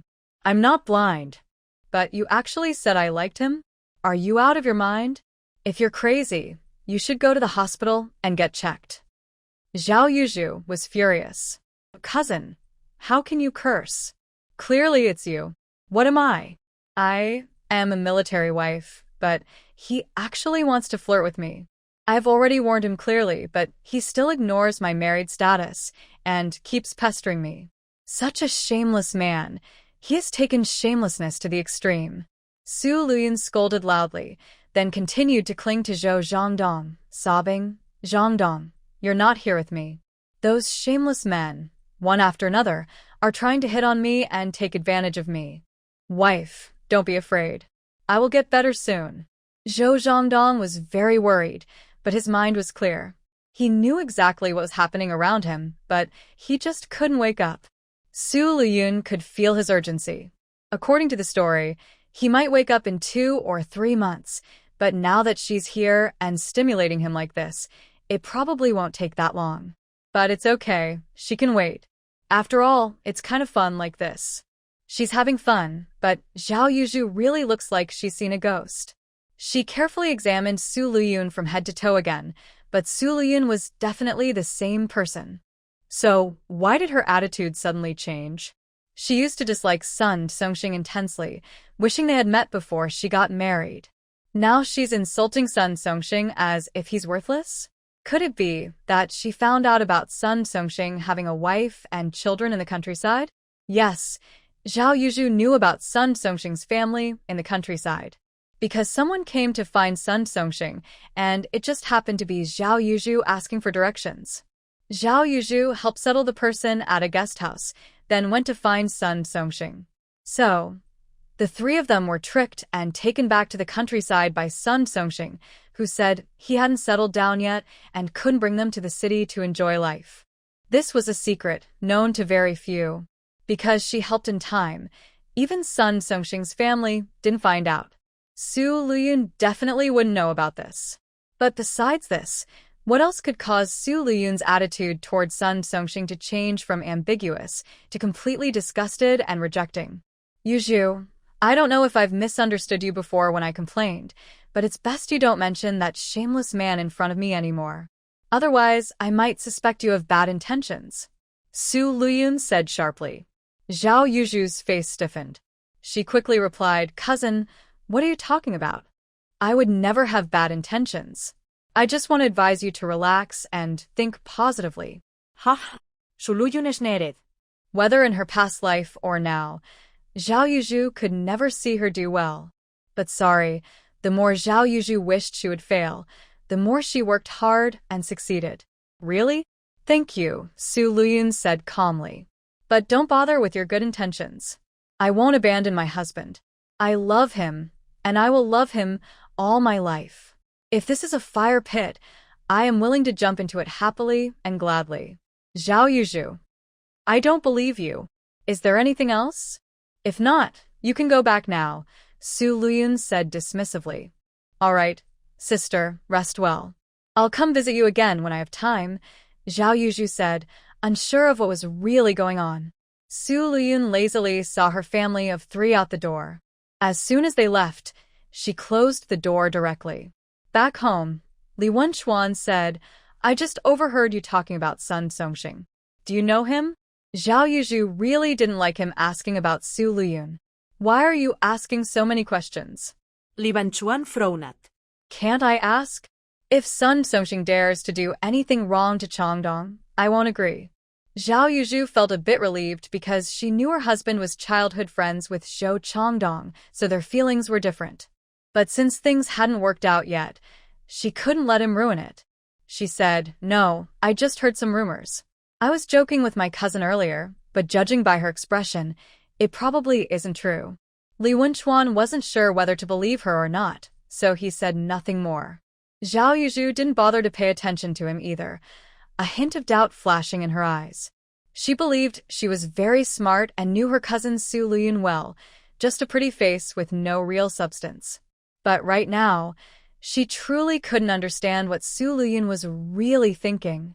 As for Lüyun's words about confessing her feelings to the vegetable-locked Zhou Changdong, she didn't believe a single word. But there was no rush. She would take her time and figure out what Lüyun was really up to. Just after Zhao Yuzhu left, there was a knock on the door again. Lüyun was a bit impatient, then heard her father's voice. Yunyan, are you home? Yes, I am. Hearing her father was there, Lüyun quickly opened the door and saw her 2 brothers. Dad, elder brother, second brother, you're here too. Lüyun smiled when she saw them. In her past life, her parents had 3 children, her and her 2 brothers. At first, they only wanted to have 1 child. Her mother didn't want more, but her father was too good to resist.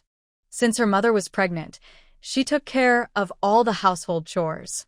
After giving birth, she also took care of the postpartum recovery and the children. Her mother was very easy to please. Because she didn't suffer much during childbirth and raising children, when her father wanted a second child to have a daughter, her mother didn't refuse. As a result, the second child was still a son. After having this one, they thought they were done, but unexpectedly, the third child arrived. Her mother was vague about how the third pregnancy happened, but since it came, she decided to keep the baby. Now, everything felt complete. Her father immediately went to get a vasectomy, worried about another surprise. The 3 siblings were enough. Compared to other only children, Lüyun's family is a family with 3 children. Because her father was in business, the family was quite well off from a young age. Especially after she was born, her father's factory business was doing very well. Her mother often praised her as if she was born with a good fortune. Of course, all this was from her previous life. Now, seeing her father and brothers, Lüyun feels very happy. Looking at her expression, Su Jinghua and her brothers Su Lushan and Su Lulin felt a bit more at ease. Where is Changdong? He's inside. Su Lüyun led them to see Zhou Changdong. When they saw Zhou Changdong lying there, Su Jinghua couldn't help but sigh deeply. Su Lushan and Su Lulin also looked at him. They really liked Zhou Changdong as their brother-in-law, but they didn't expect the outcome to be like this. Although it's regrettable, reality is harsh. Little sister, pack up and come back with us, Su Lushan said straightforwardly. As men, if they were in his place lying like that, they would also want their wife to start a new life. It's a helpless situation and a reality they must face. Su Lulin also looked at his little sister, with a clear meaning. And Su Jinghua also looked at her.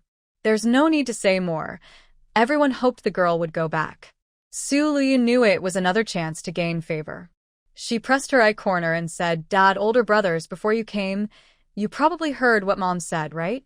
Mom said you don't want to leave and want to stay to take care of Changdong? Su Lulin said. Yes, Su Lüyun said firmly. I want to stay and take care of Changdong. I won't divorce or remarry him. That's not okay, Su Lushan said anxiously. Su Lüyun looked at her father and brothers. I know I was not sensible before, but this time I am serious. I'm not joking with you, but taking care of Changdong isn't easy. You're so delicate, you can't handle it, Su Jinghua said seriously. He didn't expect his daughter to really want to stay, but he knew this was his daughter. She wasn't possessed by a ghost.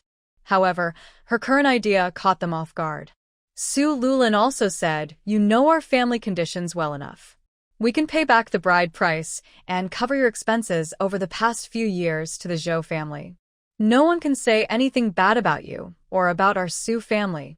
You don't need to worry. Mom has already told me all this, but it's not about the money.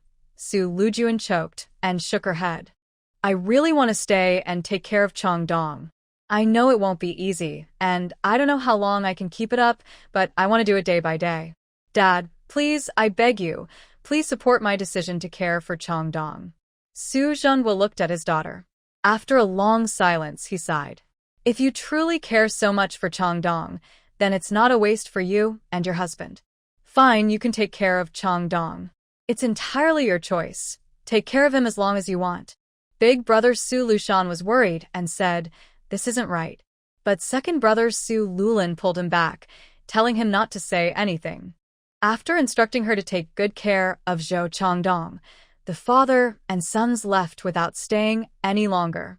On the way home, Su Lushan couldn't help but ask, Dad, how can you let little sister stay? Isn't that delaying her? Su Lulin said, You know little sister's personality. The more you try to stop her, the more she wants to do it. When she faces it herself, she'll realize that taking care of a vegetable is not easy. When the time comes, she'll come back on her own. Second brother is right. Let's see how she does first. Su Lushan thought about his sister's character and nodded, then sighed. She was such a good person, and now she's like this. 3 years ago, they almost immediately liked this son-in-law. He was tall, strong, handsome, and very impressive. But now he had become a vegetable. Su Jinghua and Su Lulin didn't say much. If possible, they also hoped Zhou Changdong would recover. But they knew the army probably couldn't do anything, so they sent him back to the Zhou family to take care of him themselves. The father and sons didn't say anything more on the way home. When they arrived, they didn't see Su Lüyun being brought back. Wang Guifan was disappointed, but Ho Tsuetsue and Zhu Meishue were very surprised. Why didn't little sister come back? Su Yuan quickly asked. She has the best relationship with her sister-in-law. Not only is her sister-in-law generous to her, but she is also very trendy and carefree. She always looks up to her sister-in-law as a role model. Ho Tsuetsue glared at her daughter, but then forced a smile and said, "Yes, why didn't your younger sister come back with you?" Although she didn't like it, she still wanted to save face. She cares deeply and wants to stay there for a while to take care of Changdong, then come back later, Su Lushan explained. Ho Tsuetsue was surprised and thought, "Deep feelings? I can't believe you dare say that." Zhu Meishue was also quite surprised. Since they didn't know the full story, they didn't say anything in front of everyone. Later, privately, they asked Su Lushan what was going on with the brothers Su Lulin and Su Lushan. Could it be that the Zhou family didn't want to let her go? That's the most likely reason why she wasn't brought back. The Zhou family isn't like that. They are also working-class people and wouldn't do such things. It was her own choice to stay, the brothers explained to their wives. After Ho Tsuetsue and Zhu Meishue confirmed that it was indeed the younger sister-in-law, Su Lüyun, who wanted to stay, both women looked at each other with expressions that said, "You're right. She wants to stay." Ho Tsuetsue immediately thought about Zhou Changdong's discharge pay and compensation. When Zhao Yuzhu, the big mouth, came to report, she loudly announced everywhere that Zhou Changdong had brought back 3,000 yuan. But then Su Lushan told her that all that money had been taken by the Zhou family and kept safe. So, there was no point in hoping for anything. Ho Tsuetsue looked shocked. She knew who her sister-in-law was. As the eldest sister-in-law, she definitely knew. She was the typical person who wanted benefits but wouldn't take responsibility. When something like this happened, she would probably run faster than a rabbit. How could she stay to care deeply? And where would that deep affection come from? After marriage, they didn't even have a proper house, and her husband left for 3 years. She was just using her husband's name, but in reality, she was almost like a stranger. Although my younger sister-in-law can be a bit willful, her nature is good. She really cares about Changdong. Don't hold so many prejudices, Su Lushan said. Ho Tsuetsue was silent. As for Zhu Meishue next door, she didn't ask many questions. Even though she had given birth to Su Can with Su Lulin because she was a second wife, she rarely expressed her opinions in the husband's family. Moreover, she was very satisfied with the Su family because, compared to her ex-husband's family, the Su family was like heaven. So, whether her sister-in-law came back or not, she would continue her life peacefully, without worrying too much. Wang Guifan had already heard from Su Zhengguo about her daughter's firm attitude. She was really worried. That stubborn girl, does she really want to stay? Su Zhengguo said, "Don't get upset. Let her try for a few days first." Although their daughter's reaction was unexpected and her unwavering care for her comatose husband was impressive, Su Zhengguo still thought she wouldn't last long. Wang Guifan couldn't help but ask, what if something happens? What if she really insists on staying in Changdong? That's something you should ask yourself. Do you believe it? Su Zhengguo said, feeling a bit speechless. As always, their daughter was born and raised by them. How could they not know her? Wang Guifan said, "I think Jayun is serious this time. I've never seen her like this before." Impossible, Su Zhengguo shook his head. Taking care of a person in a coma isn't easy. She just hasn't done it before. Once she tries, she'll know. If she's quick, she'll be back in 3 or 5 days. If slower, no more than 2 weeks. He wasn't underestimating his daughter. It was just a realistic estimate. Wang Guifan felt her daughter had changed, but after thinking, she said, "Let's just wait and see." Su Zhengguo sighed. Changdong is really a pity. He was very satisfied with his son-in-law. When they first introduced him, he liked him at first sight. He never expected that 3 years later, he would be brought back in a wheelchair. But even if he was missing an arm or a leg, he would accept it. Now that the country was focusing on the economy, opening a small shop was no problem. But if he became a person in a coma, how could his daughter manage? Exactly, Wang Guifan also sighed. They both liked the son-in-law very much and considered him almost like a son. But fate had other plans. Su Lüyun had no idea about her parents' feelings at this moment. She had just sent her father, older brother, and second brother out when her in-laws came over again. "We heard your dad and brothers came," Chen Ai-hong said. She heard from the neighbors and came specifically to visit. If she truly planned to go back with her father and brothers, they wouldn't stop her. They would have arranged a time to get the necessary documents and handle the divorce. But when she came, she didn't see Su Jinghua and the others. Only her daughter-in-law, Su Lüyun, was home. Clearly, she hadn't gone back with her father and brothers. "They came, but then they left," Su Lüyun said simply. Although she didn't say it outright, Zhou Quansheng and Chen Aihong both knew she was refusing to go back with her father and brothers. This is a heartfelt moment for Zhou Quansheng and Chen Aihong. Their daughter-in-law truly cares for their son. Without worrying about her in-laws' feelings, Su Lüyun sent them back and carefully closed the door. Then she brought a basin of water to wipe Zhou Changdong's face and hands. There's no need to add hot water, since it's September. It's not as hot as during the peak summer days, but it's not cold either. Su Lüyun took a new towel and gently wiped his face, speaking softly and with guilt.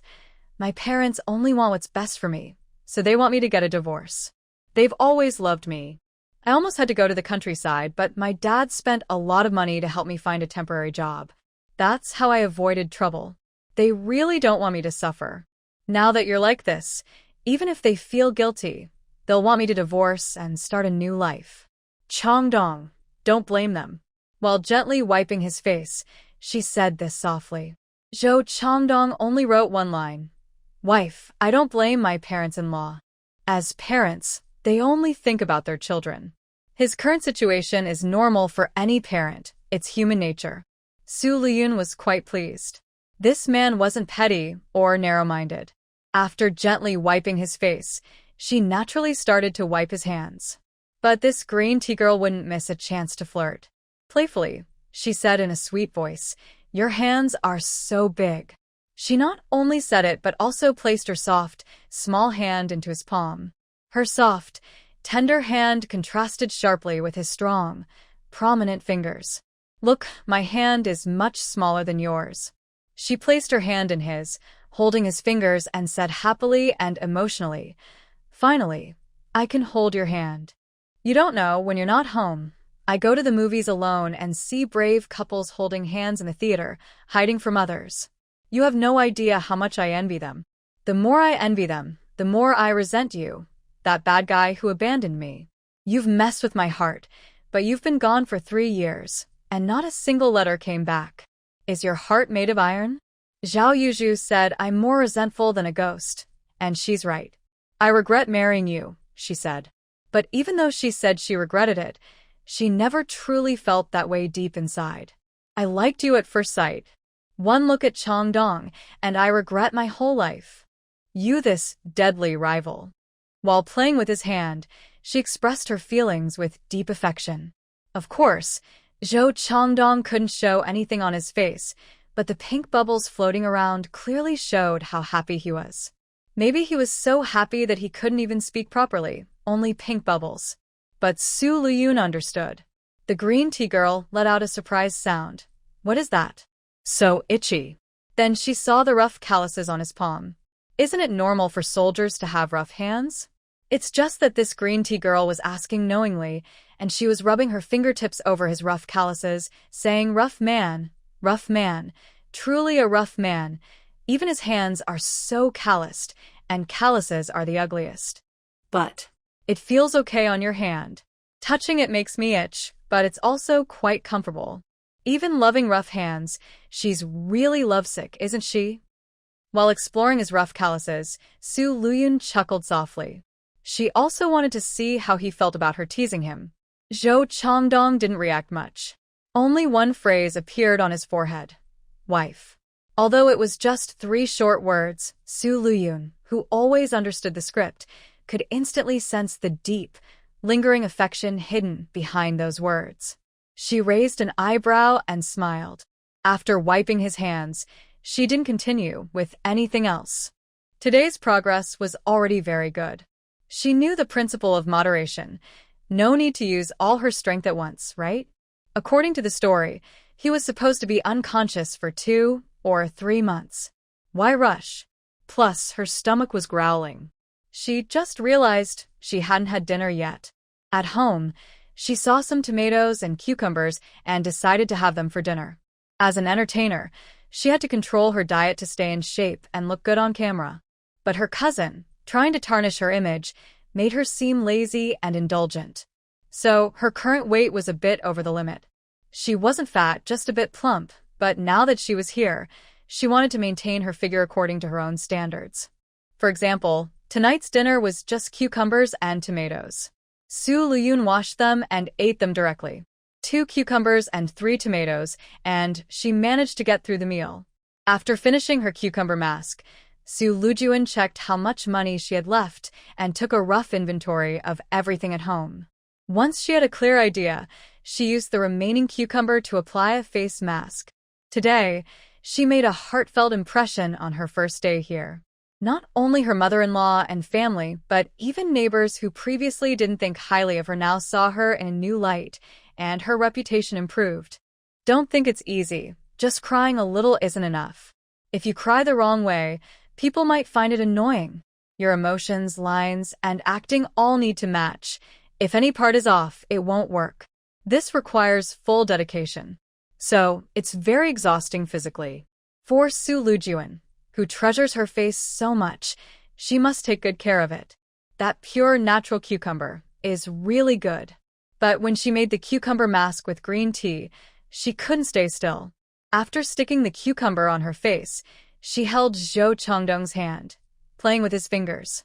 Until the mask was ready and she finished a quick wash, she went back to sleep. She turned off the light, took a flashlight, and lay beside Zhou Changdong, then said, "We've been married 3 years, and this is the first time we've slept in the same bed. With you at home, I can sleep peacefully tonight." After saying that, she didn't care what Zhou Changdong thought. She closed her eyes and fell asleep. Her emotional exhaustion was so great that she was truly tired and quickly drifted off. But Zhou Changdong felt incredibly guilty. He knew that during these 3 years when he wasn't home, his wife couldn't sleep peacefully. After all, she was the only woman in the house. How could she sleep soundly? It was his fault for not taking better care of her. She had a good night's sleep. When she woke up the next morning, Lüyun found herself hugging Zhou Changdong. She had turned him into her teddy bear. But she was only a little confused at first, then she remembered she was in a novel. She calmly maintained her position. Hugging him felt quite comfortable. But something was poking her. Unsure what it was, she looked down and blushed.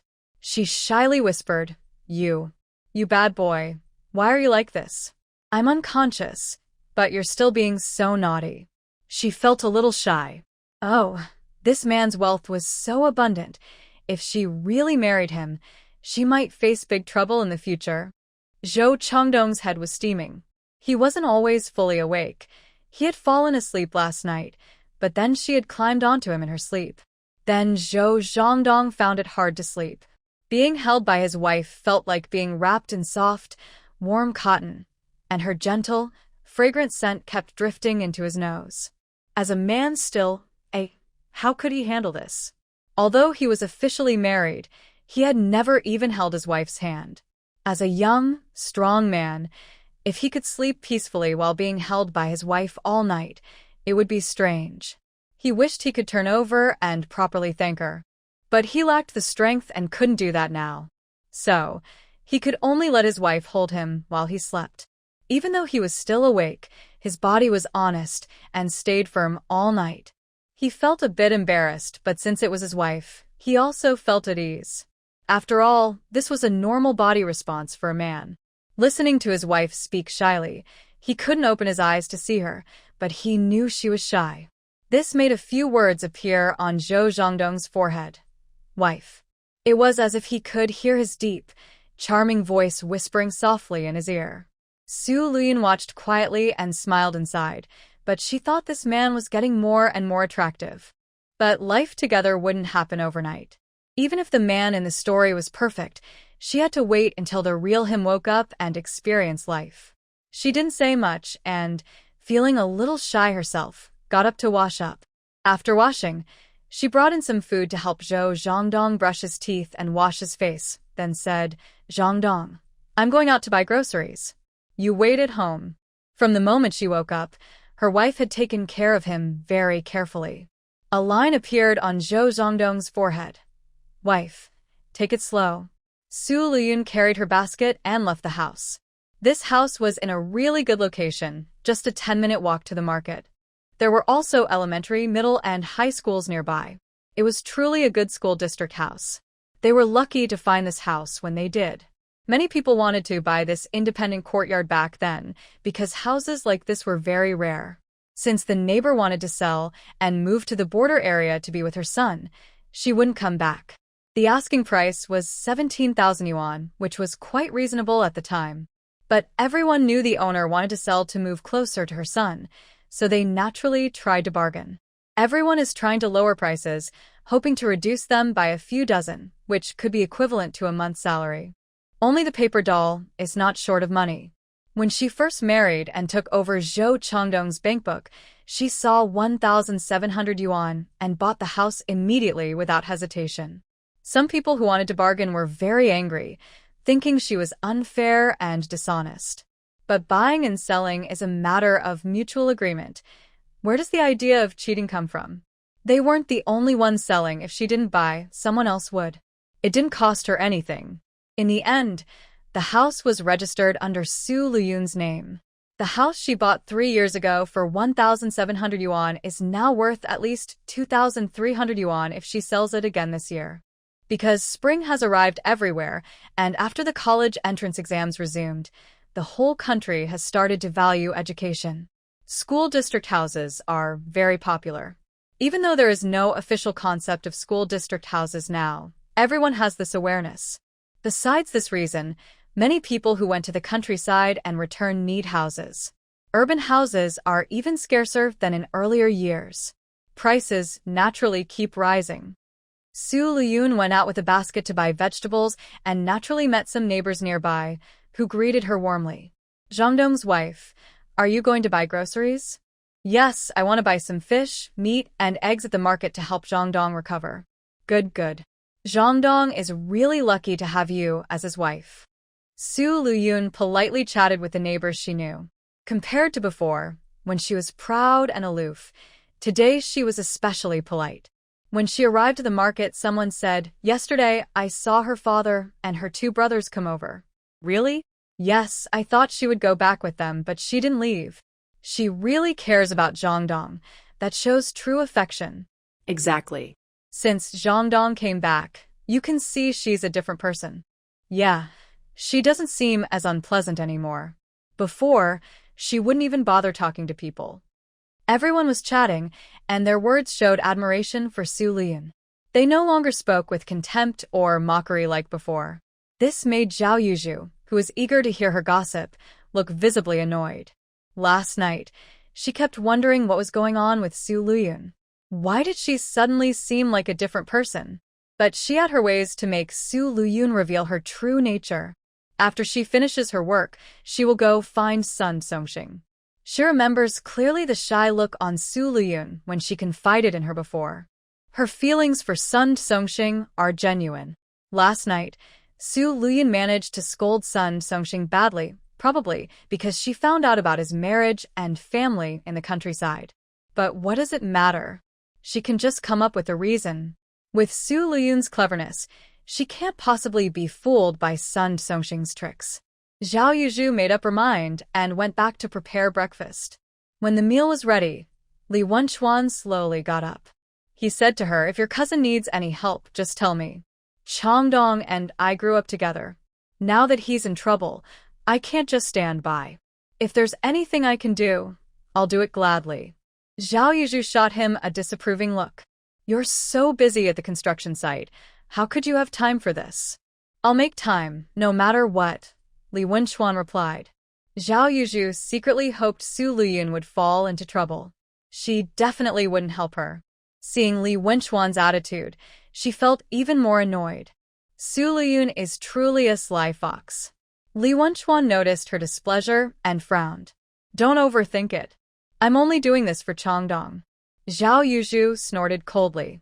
That's best. She thought she knew better. When they first got together, Li Wenchuan was interested in Su Lüyun. But Su Lüyun had her eye on Zhou Changdong from the Su family. That's why Li Wenchuan could only choose her. This was a painful memory for her. Su Lüyun didn't know that her cousin had started to hate her early in the morning. It's now 1980, and the times are very different from before. After the new policies came out, the country was full of new energy. But it's still early, and many supplies in the market still require tickets.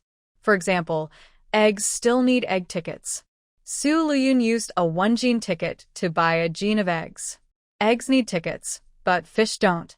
Seeing the fresh crucian carp, Su Lüyun immediately thought of making fish tofu soup. It's very nourishing. She bought a few crucian fish, some tofu, cucumbers, and tomatoes, her favorites. When she's free, she can wash and eat them directly. She couldn't buy pork because she had no tickets, but these supplies were enough. Carrying her basket, she headed home, greeting some neighbors along the way. She closed the door tightly and quickly went inside to check on Zhou Changdong before coming out to prepare breakfast. If she were alone, she wouldn't bother cooking. She would just buy ready-made food outside. But now, she's trying to play the role of a good wife and mother. Plus, she's bored at home. No phone, no TV, not even a radio. What's there to do? Just daydream? She doesn't mind doing these chores. They're no big deal. Cooking is something a cartoon character would do. Her cousin gave her the persona of being a good cook but lazy. Though lazy, she's good at cooking, so she cooks to honor her body's needs, and she does it quite well. Su Lüyun can cook too. Although she was a true never-touched spring water type in her past life, she once participated in a lifestyle variety show. To avoid criticism and show viewers she could do everything, she trained hard before filming. Now, she's using a coal stove, so she takes her time. Combining her skills as a cartoon character, she's not completely clueless. She kneads the dough, lets it rise, and while waiting, she handles the crucian carp, pounding it to death and gutting it. Though she's a bit clumsy and not very experienced, she manages to kill the fish, clean it thoroughly, and then fry it in oil. Once both sides are golden, she puts the fish into a stew pot to simmer. The tofu doesn't need to be added early. She waits until the right time. When the dough has risen, she starts kneading and shaping it, then steams it after a second rise. Finished with all that, she looks at the time and finds it's still early. She begins doing Bajuanjin exercises in the yard. After completing a set of Bajuanjin, the steamed buns are ready and the crucian fish tofu soup is also done. She lifts the lid and sees the milky, white soup. Adding a pinch of salt, she tastes it, just right, not salty or bland. Su Lüyun can't help but boast, I'm so amazing. When was the last time she cooked? But look at this. Her fish and tofu soup is just like the one made by her experienced chef teacher. Not only does it look good, but the flavor is also very authentic. Feeling very happy, Su Lüyun scoops a bowl of soup and feeds Zhou Changdong. She places the bowl on a nearby cabinet, then takes her pillow to elevate Zhou Changdong's head a bit. She's really capable of caring for someone in a vegetative state, thanks to her past acting experience. Although it was just acting, the crew was very serious about their work. Su Lüyun threw herself into it completely, so now she's quite experienced in caring for someone like Zhou Changdong. After elevating his head, she opens his mouth and feeds him the soup. The process was slow, but in the end, it was successful. Some of the soup might spill out, but Su Lüyun was not impatient at all. She wiped and said softly, "Take your time, no rush, slowly now."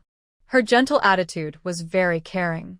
Halfway through feeding, Zhou Quansheng and Chen Aihong arrived with their reluctant eldest grandson, Zhou Yongshun. Su Lüyun opened the door to let them in and saw Chun I-hong carrying 2 food boxes. She asked with a smile, "Mom, what did you bring?" Chun I-hong smiled and said, "Mom cooked you some egg porridge and made some rice oil for Chongdong. The rice water made from boiling rice is thick and sticky. Here, they call it rice oil." The egg porridge was for Su Lüyun, and the rice oil was for her son, Chongdong. Now he could only drink soft food. "There's no need for you to get up so early to work," Su Lüyun said as she led them inside. "I've already cooked Christian carp tofu soup and am feeding Chongdong now." When Zhou Quansheng and Chun I-hong came in, they saw the half-eaten bowl of soup. Su Lüyun brought over a stool for them to sit and continued feeding Chongdong the soup. While feeding, she said, "Mom and Dad, Yongshun, do you want some Christian carp soup? There's more in the pot." No. Yongshun pouted. He didn't like this little ant. "We've already eaten at home," Chun I-hong replied. Su Lüyun nodded and carefully fed Chongdong the tofu and fish soup. This scene touched Chun I-hong's heart, making her feel both moved and a bit bittersweet. Even Zhou Quansheng, as a father, felt the same. His feelings were complicated. She never expected that the third family could really reach this step. They didn't disturb but watched quietly as the daughter-in-law fed her son fish soup. The process was slow, and some soup spilled out, but she was very patient and never showed any impatience. It was a big change from her proud and confident attitude before. Now, she truly regarded her third son as her own husband. After finishing the bowl of Christian carp tofu soup, Su Lüyun took the rice oil handed by her mother-in-law. It was about the amount of 2 bowls. She was worried that Chongdong might have drunk too much, but she checked his forehead and didn't say he was full, so she continued feeding him. She knew Chongdong had a big appetite, otherwise, he wouldn't have grown so tall. So she fed him everything. Suddenly, a line appeared on Chongdong's forehead. "Wife. Thank you." He truly didn't expect that after returning this time, his wife wouldn't leave, and she would be so gentle and patient with him, even though he's still in a coma. It was as if she was treating a priceless treasure. His wife is really very kind and caring. Su Lüyun smiled slightly. She used a towel to wipe his mouth, looking at his beautiful lips and lip line. Her eyebrows slightly lifted. For now, she decided to wait. Later, she would arrange other scenes for him, like a kissing scene. But there's no rush, she would take her time. Su Lüyun focused her mind and said to Zhou Quansheng and Chun I-hong, "Dad, you need to go to work now. Don't worry about Chongdong. I am here. Mom, you also need to rest. You must have been frightened yesterday. Go back and rest well. Don't worry about Chongdong. I will take good care of him. Come see him again after you've rested." Last night, Chun I-hong and Zhou Quansheng didn't sleep much. Their young son was brought back in a fragile state, which was a big. Chun I-hong fainted yesterday, and Zhou Quansheng could still hold on, but he felt sad inside. They tossed and turned all night, unable to sleep. Now, seeing how attentive and caring Su Lüyun was toward their son, without any impatience, made the older couple feel very comforted. Zhou Quansheng had to go to work, so he took their eldest grandson home first. But Chun I-hong stayed behind. Su Lüyun poured her mother-in-law a bowl of fish soup and said, "Mom, have some soup." "Okay." Chun I-hong didn't refuse and took the bowl to drink. The fish soup was well-cooked and tasty. Su Lüyun then ate some egg porridge. She kept the steamed buns for lunch and dinner. Chun I-hong finished quickly and looked at her daughter-in-law warmly. "Junyun, I know you care about Chongdong. I can feel it. It's what I should do, Mom." "You don't need to say anything," Su Lüyun replied. "If I were a little more selfish, I wouldn't want to say anything. But I can't go against my conscience and force a young girl like you, at such a good age, to take care of Chongdong. This daughter-in-law is only 22. She has no daughters of her own. If she had a daughter in her situation, she would make the same choice as the Su family." Su Lüyun knew her mother-in-law had very strong values. She and her sisters-in-law had never shown favoritism toward anyone. After their marriage and division of the family, her mother-in-law never interfered in how they lived their lives.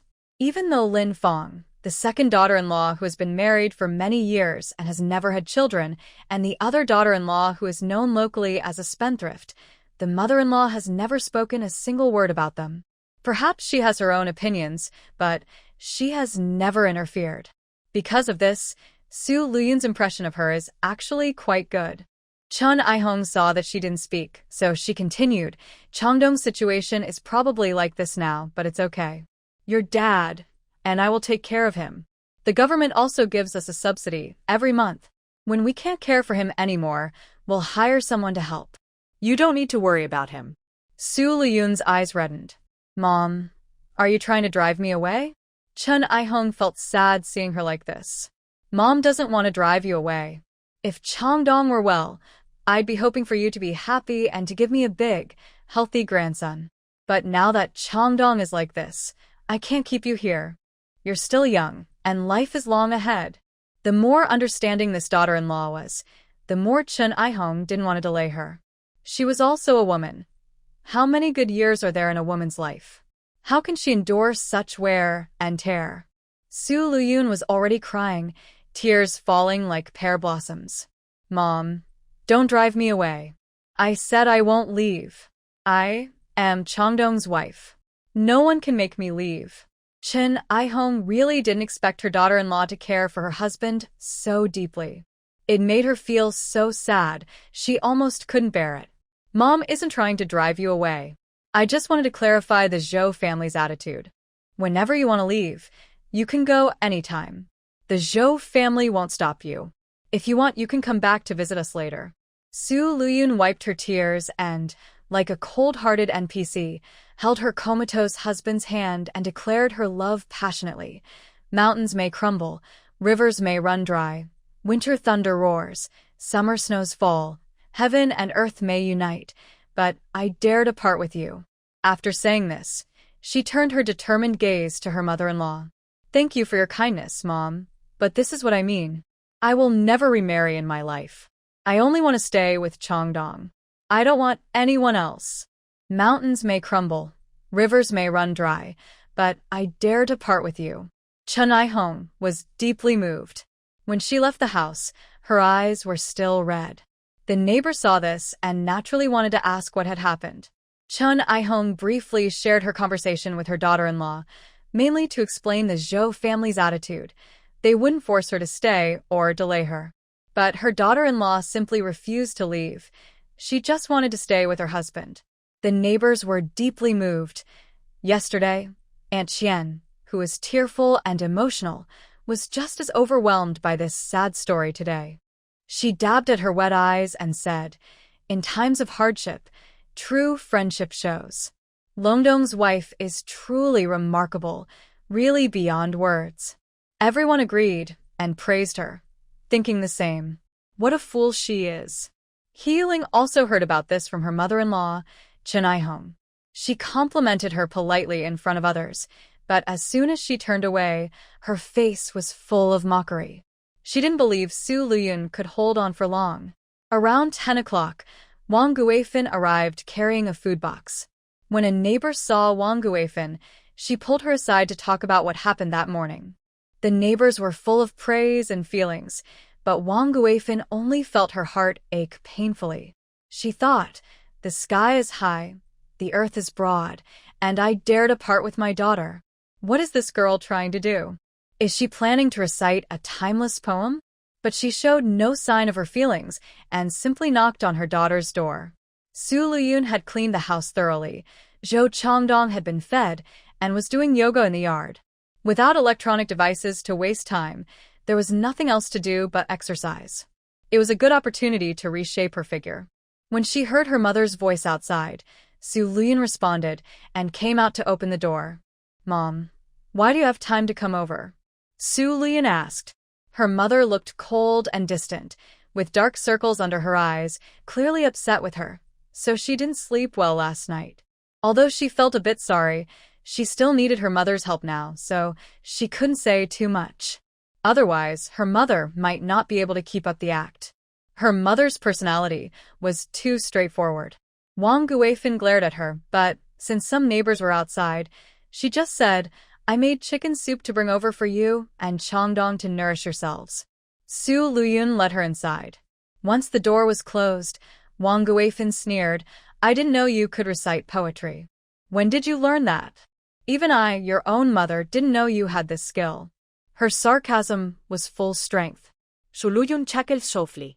Wang Guifin didn't care and went inside to see her son-in-law. Did you clean up for Changdong? Yes, Lüyun nodded. Wiped his face and hands. She didn't need to tidy herself up for now because she had obviously been cleaned before returning. Everything was neat and tidy. Wang Guifin looked around and saw it was clean and organized. Did you feed him? Pour out the chicken soup and give it to Changdong. She had tossed and turned all last night and finally thought her daughter wouldn't last much longer. Caring for a person in a coma isn't easy at all. So, I also want to see if this lively girl can take good care of people. She's not drinking for now.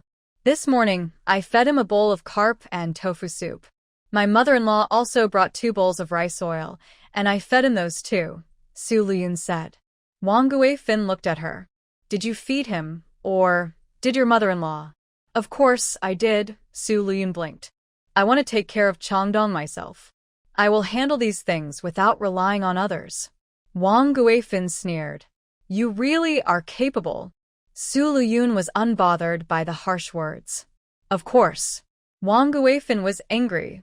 Hopefully, this stubborn girl will say the same when she has to take care of the chores later. Get a basin and pour the chicken meat and chicken soup into it. I'm going back now. She didn't want to stay and see this girl's behavior. Of course, Lüyun wouldn't let her mother go so soon. She took a clean big bowl and poured out the chicken soup. But there was quite a bit of chicken meat. She washed the food box and then smiled, holding her mother's arm. Mom, don't be angry. I know you're worried about me. Wang Guifin snorted. If you want to find trouble for yourself, I won't feel sorry for you. I'm busy too, and don't have time to care about your affairs. My mom has always been blunt but kind-hearted. I know that, Lüyun said with a smile, trying to comfort her mother, then changed the subject. She wanted to make a few new clothes for Zhou Changdong.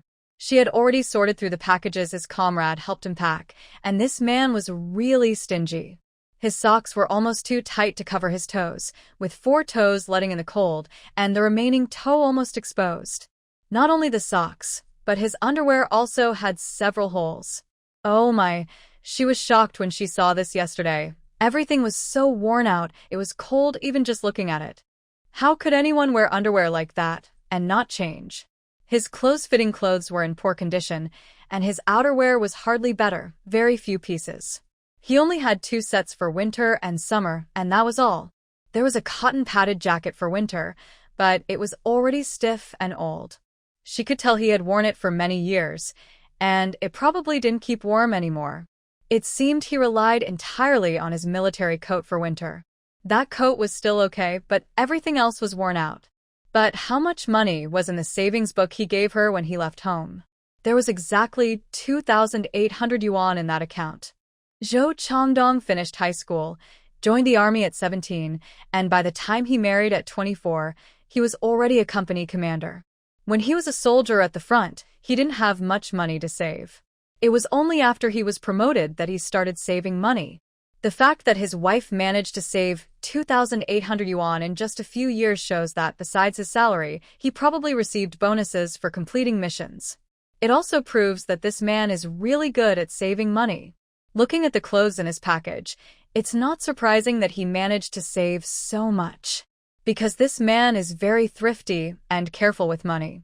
Lüyun has never thought that being frugal is a bad thing.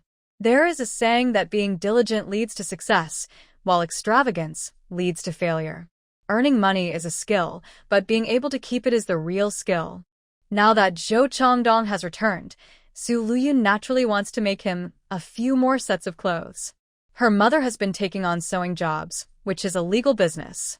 Especially after the spring policy was introduced, she even set up a small tailoring shop at home, mainly serving the neighbors. Her mother learned sewing from her grandmother, and the clothes she makes are not only good quality, but also stylish. They are quite famous in their area. So, Making clothes for Zhou Changdong with her mother's help is the best choice. Changdong can't wear these clothes now, even if you make them. Wang Guifin listened to her daughter constantly talking about how thrifty her son-in-law was. She knew her son-in-law was a good man, but she was a bit annoyed and said, "How can he not wear them? If you make them, he can wear them. I have the fabric tickets and money for making clothes, so just focus on making them for Changdong." Su Lüyun said this, and went to get the money and tickets. The fabric tickets were exchanged by her, originally meant for making a new dress for herself.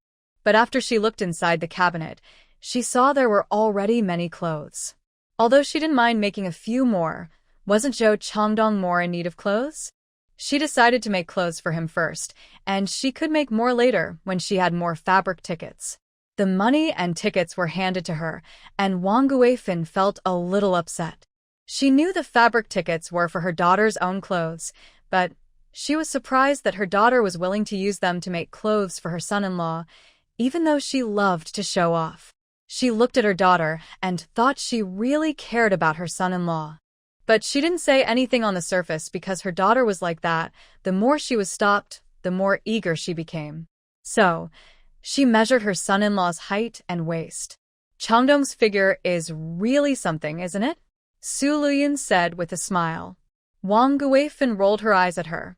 But she had to admit, her son-in-law was unusually tall and strong. It's just a pity he was in his current state. Wang Guifin quickly measured the size. That's it. I remember your size. Once it's ready, I'll send it over to Changdong. Also, give me the old cotton-padded jacket from Changdong. I'll take it back and have it redone. Thanks, Mom, Su Lüyun said as she went to get it. Wang Guifin packed up her things and didn't plan to stay longer. Mom, don't worry about me here. I can manage. You're busy too, Su Lüyun said as she saw her mother off. Indeed, Wang Guifin was busy and didn't have much time to stay. After seeing her mother out, Su Lüyun went inside to comfort Zhou Changdong. Soon, you'll have new clothes to wear. Even if you're unconscious, I'll make sure you look handsome and nice. Zhou Changdong didn't speak, but the color on his forehead kept changing. Sometimes it was dark gray, sometimes pink bubbles. Since his mother-in-law spoke to him this morning, his mood shifted between these two colors. Smart as Su Lüyun was, she could easily read his feelings. The gray color represented his guilt, feeling sorry for not waking up and giving her hope. The pink bubbles showed happiness, dependence and attachment from her unwavering care and love, full of tenderness.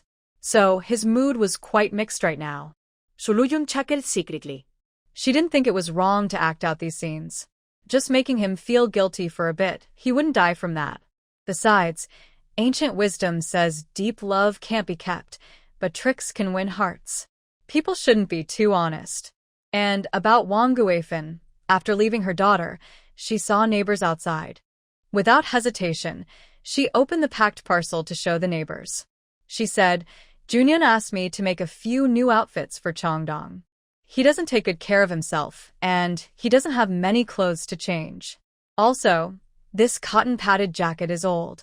The cotton inside has hardened. I told them I'd replace it with new cotton." She made sure they didn't think she was here to take things from her son-in-law's family. The neighbors quickly agreed that Changdong's wife was caring for her man. After exchanging a few words, Wang Guifin turned to her niece, Zhao Yuzhu. Zhao Yuzhu smiled and asked, "Auntie, are you here to see your cousin?" "Yes, and where's the child?" Wang Guifin took out some candies. "I brought some milk candies for my great-nephew or niece. They're at kindergarten," Zhao Yuzhu replied with a smile. "They're so young. You have time, so why send them to kindergarten?" Wang Guifin said, handing her the candies to save for the child. "I have another one now, so I can't take care of everything," Zhao Yuzhu explained. "Another one? When did that happen?" Wang Guifin asked with some envy. "Well, I just found out recently," Zhao Yuzhu said, touching her belly with a proud look in her eyes. "Back then, you and your sister got married together, but your child is already 2 years old, and your cousin still hasn't found her own way." "That's true, but my cousin and I are different. Her husband hasn't come back in 3 years, so it's not her fault." After chatting about family matters, Wang Guifin shifted the topic. Yuju, you've grown up with your cousin. You should try to talk to her. Zhao Yuju knew she was about to be asked about this. No need for Andy to say it. After you all left yesterday, I went with Wen Chuan to see her. I even tried to talk to her. What did your cousin say? She didn't listen to me, Zhao Yuju sighed. But don't worry, Auntie, I will keep trying. She's still so young. She shouldn't spend her whole life like this. For the alkaline solution and laundry powder needed inside, using soapberry water as a substitute works well. Adjusting to the right concentration gives similar results. Sodium sulfate is available in her space. It's the same as Glauber salt. Like alum, it's also a traditional medicine, and it's sold in pharmacies. She doesn't need to worry about frightening people if she takes it out. Zhao Xinger finally responded, and seeing that the first still needed soaking, everyone went to do their own tasks. Zhao Dashu and the others finished today's literacy class and went out with Lu Deong and Old Lu to continue digging for konjac and taro. But your child is hearing such praise. Zhao Yuju felt proud and said with a smile, Don't worry, Auntie. I will keep trying to talk to her. By the way, what is in that package, Annie? It's an old cotton-padded coat from Chongdong. Your cousin asked me to bring it back to get some new padding. Your cousin is really something. Doesn't she know you're busy? I heard from Mom that your business is doing well. Business isn't that good or bad. I'm just earning a little for my hard work.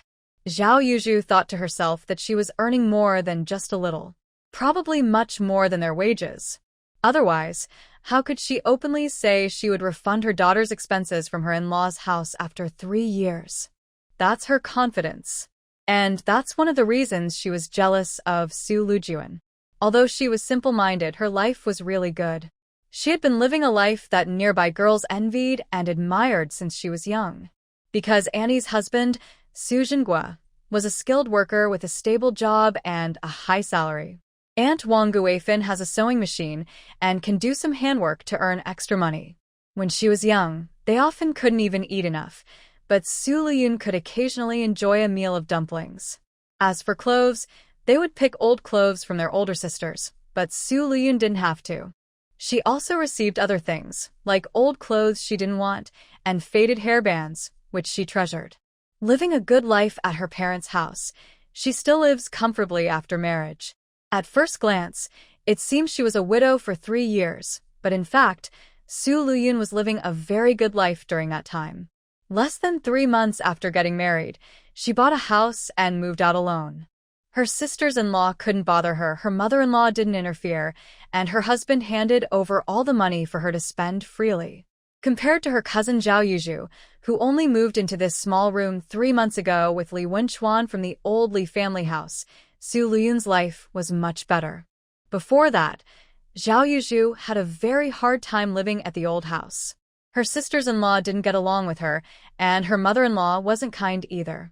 Because she didn't have a job, she was often criticized and picked on. While enduring all this quietly might have earned her a good reputation among neighbors, only she knew how frustrated she felt inside. Compared to herself, Su Lüyun had been living a fairy tale life these past 3 years.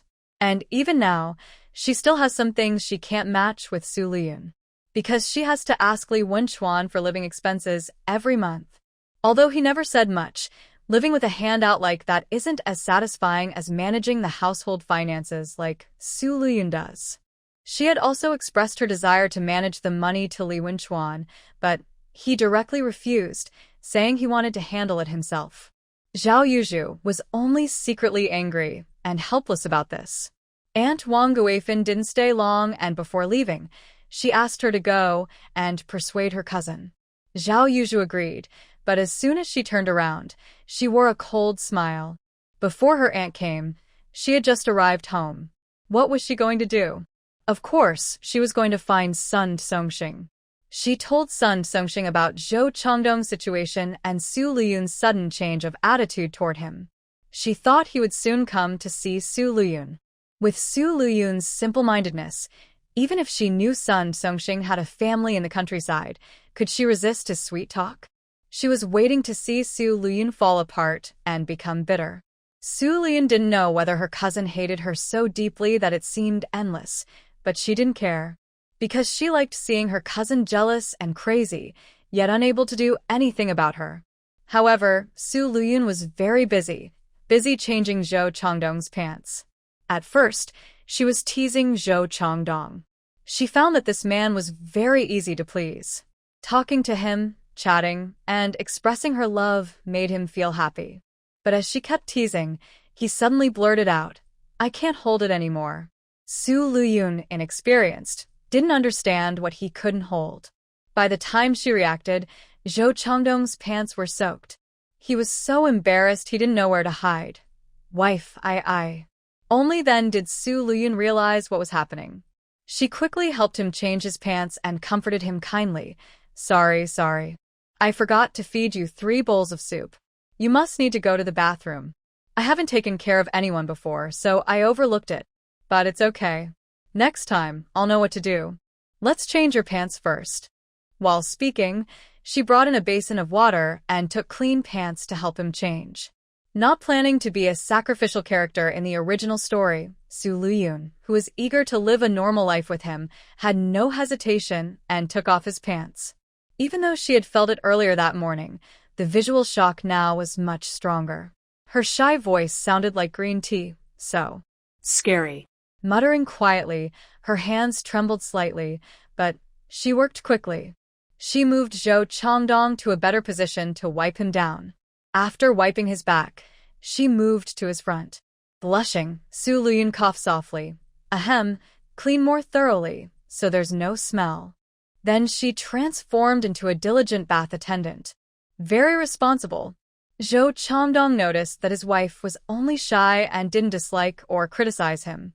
This made the man, whose pride was hurt, feel a bit better.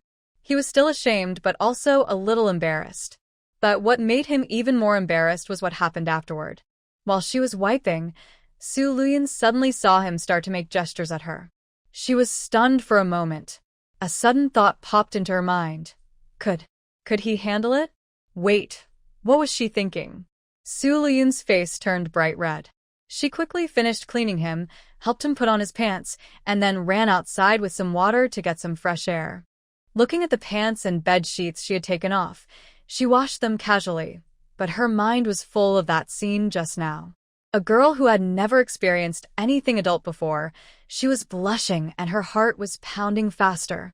After washing and hanging up the pants and sheets, she finally calmed her restless heart and came back inside, but her face was still red. "My wife, I didn't mean to do it." Zhou Changdong also felt embarrassed, but his body's reactions were beyond his control.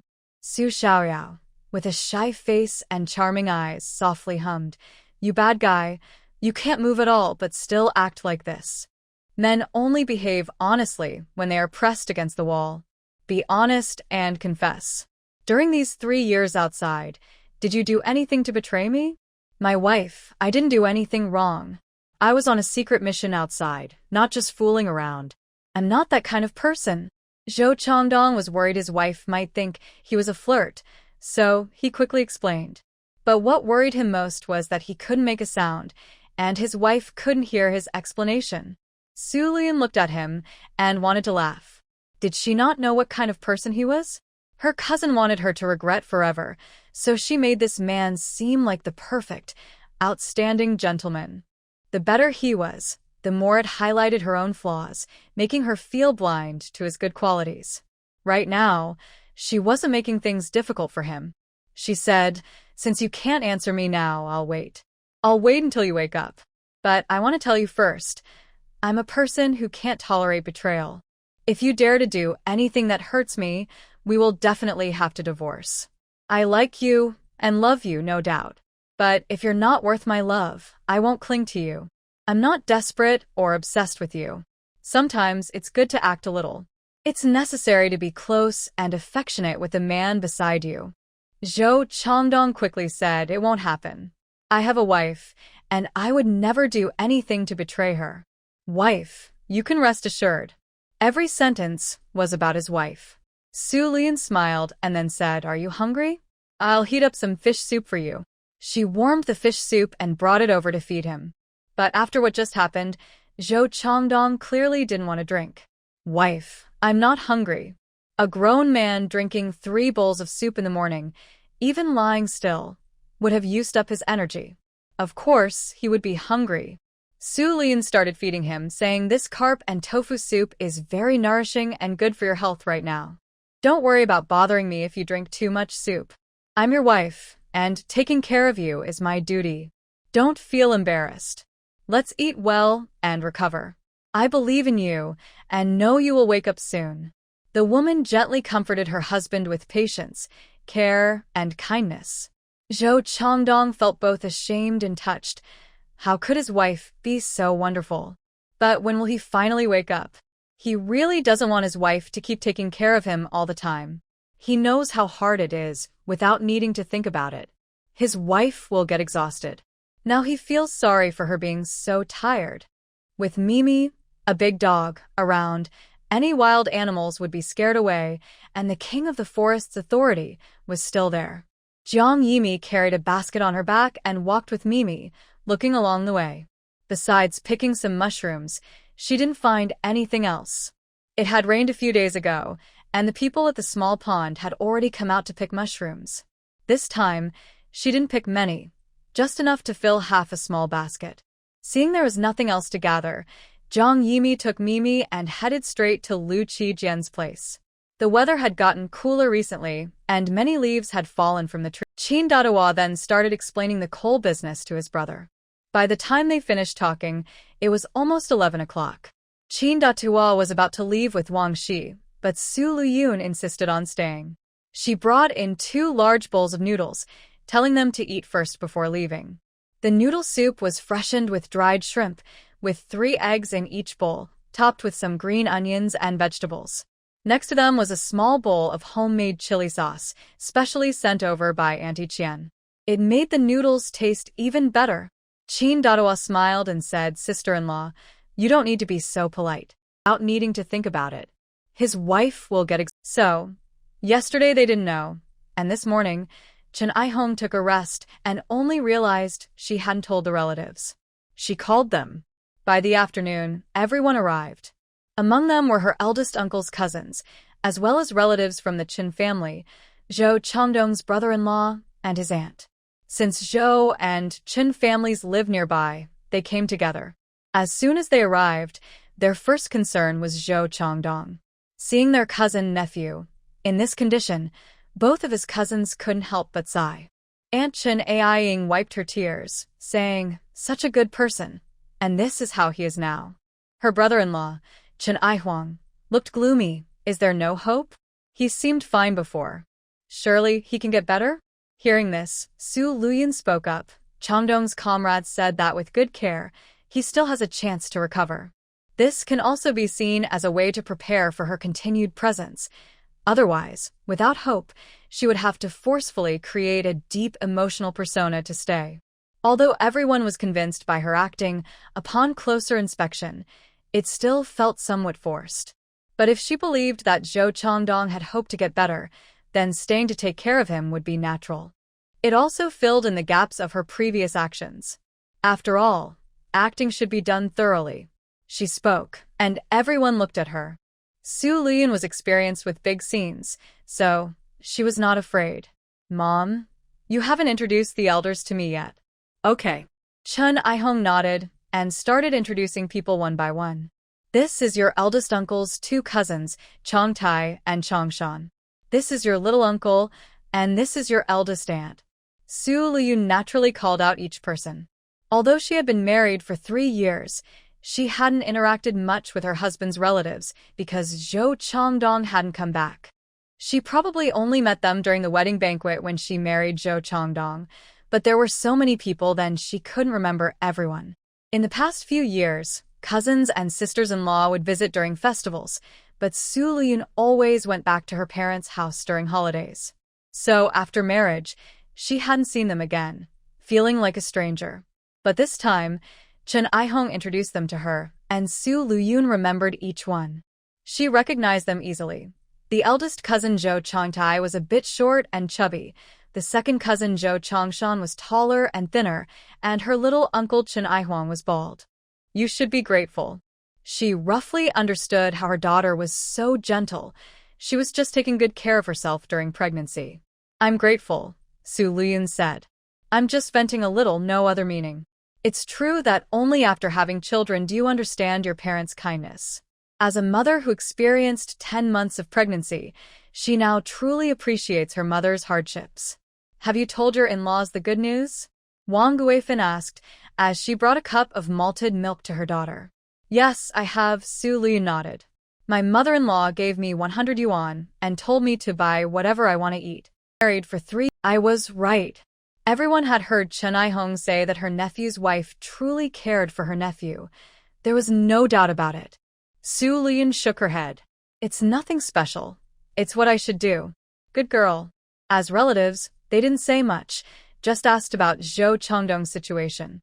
Lüyun answered each question one by one. They arrived around 1 p.m. and planned to leave around 3 p.m. Before leaving, they handed Lüyun some money. This is a little gift from us, Lüyun. Please accept it. 2 older cousins each received a red envelope, along with the younger uncle and the older aunt. All of them got one. I don't know the exact amount of money, but judging by the thickness of the envelopes, it was probably a lot. Chen Aihong didn't stop or refuse, but Lüyun didn't take any. She returned all the envelopes, saying, I appreciate the kindness of the elders, but I don't need it. Chongdong has his retirement pay and compensation, and I can also go to receive 30 yuan each month as support, which is enough for Chongdong and me. Chen Aihong took the relatives to the bus station. After they all left, she returned with a kind smile and asked Lüyun, did you go to collect Chongdong's subsidy this month? When do you plan to marry Chunhua? Yeah, Chunhua has been growing up here. Don't think you can bully her just because of your family background. Everyone joked and teased, but Li Chunhua almost fainted on the spot. Just as she was about to explain, she heard an unhappy voice say, Mary? I'm just passing by. Lin Yenin frowned at the crowd in front of him, feeling impatient. He thought he shouldn't have come back with that woman. Why would he marry someone for no reason? Hearing this, everyone was stunned. After a moment, a small woman finally spoke. Little brother, you're not here to propose to Chunhua today? Please accept it. 2 older cousins each received a red envelope, along with the younger uncle and the older aunt. All of them got one. It was an easy matter, just sign your name. Chen Aihong took the 30 yuan subsidy, but didn't go straight back. Instead, Director Wang kept chatting, asking how Chongdong was doing, and of course, about Lüyun, the daughter-in-law. The dramatic scene Lüyun performed yesterday had already spread through the neighborhood after a night's fermentation. The local office was very well informed, and the news spread early in the morning. In the past, people thought of Lüyun as a spendthrift young wife, beautiful, but not practical. But after this incident, she refused to leave and even wanted to stay to take care of things. Everyone looked at her with new respect, especially the older auntie who spread the story. Her eyes read as she said Lüyun was born of the Zhou family and would belong to the Zhou family even in death. The elderly couldn't stand such tragic stories. A wife so loyal and unwavering in her love for her husband moved everyone to tears. They simply couldn't take it. No, they couldn't bear it. Of course, when spreading the story, they exaggerated quite a bit, adding details to make it more dramatic. Until Director Wang asked about it, her tone was very gentle.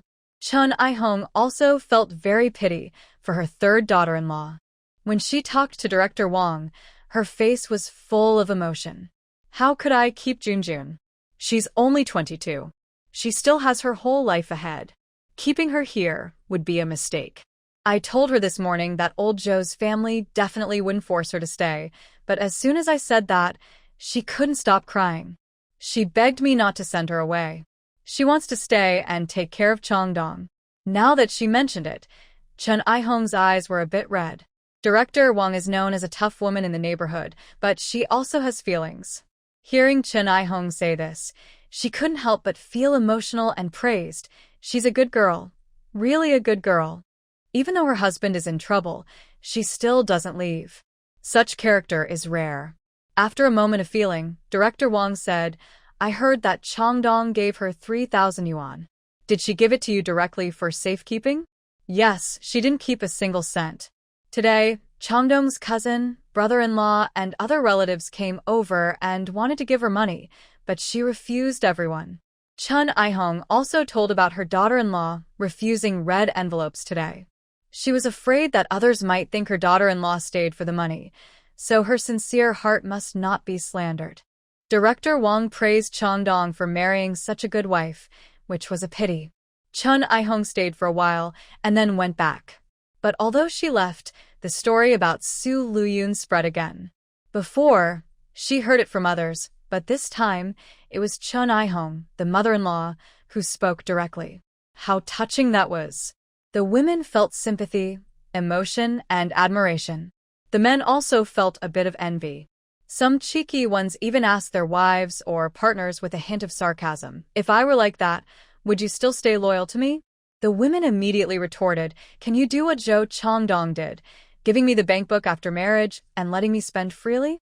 Back in the day, Su Lüyun could buy a small house with just a blink of an eye. Do you have the financial strength or the courage to let your wife spend freely? If you did, they would still stay loyal. Hearing this, the cheeky men felt embarrassed and lost interest. But this story reached Zhao Yuju's ears. When Zhao Yuju heard it, she sneered coldly. It was a complete joke, a huge joke. When did Su Lüyun ever talk about being steadfast? She knew what kind of person she was better than anyone else. If it weren't for the fact that her military marriage kept her bound, she would have already been persuaded away by Sun Songxing. And even if she hadn't been convinced to leave, she was still pulled by the hand. That time, Sun Songxing took her hand and shared his excited feelings with her afterward. Holding hands with Sun Songxing felt like an electric shock. Until now, Zhao Yuju still remembers Su Lüyun's face full of happiness. Look at her now, she's completely fallen for it. But now everyone is praising her for being loyal and steadfast? And that even more exaggerated auntie said that if they were in the old days, they would have built a shrine to honor her chastity. Hearing these words, Zhao Yuju couldn't help but laugh out loud in anger. She couldn't hold back and went straight to find Su Lüyun.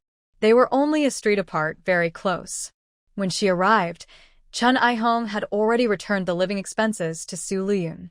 Su Lüyun was at home, boiling rice oil for Zhou Changdong, and when she saw Zhao Yuju coming, she didn't chase her away because she liked watching Zhao Yuju pretend to dislike her, but still act polite and fake. Seeing Zhao Yuju's sneaky look, although she couldn't understand what it meant, she felt a little uncomfortable instinctively. She tugged at her mouth and said, "Cousin, are you making porridge?" "Yes, I'm making some rice oil for Changdong to drink." "Aren't you busy? How come you have time to come here?" Lüyun kaçueli replied. "I don't have anything urgent." When she said that, Su Lüyun suddenly looked like she just remembered something and smiled. "Look at me, I forgot you guys moved out. I thought you were still at the old house washing clothes and cooking for the whole family." Maybe her cousin was jealous of her? They married around the same time, but after marriage, they lived very differently. One lived freely and happily at her in-laws' house, sleeping until she woke up naturally. The other woke up early, went to bed late, ate worse than a pig, and worked harder than an ox. They were both human, but their treatment after marriage was so different. Knowing her personality, her cousin's mind must have been exploding with jealousy. Zhao Yuju's expression almost couldn't hold. That fool, was she mocking her? But seeing her indifferent look, she didn't think it was true. Su Lüyun was never the type to be sarcastic or mean. She always spoke honestly. So Zhao Yuju could only digest it herself, but she wasn't skilled at hiding her feelings.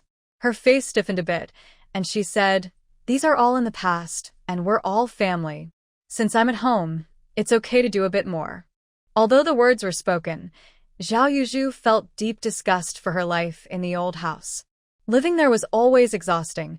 She worked from morning to night with little rest, yet her mother-in-law and sister-in-law still called her a lazy person who only ate and lounged at home. Sometimes, in the middle of the night, Zhao Yuju dreamed of her mother-in-law and sister-in-law, feeling intense hatred. Isn't that why you have a good reputation among the neighbors? All because you endure quietly.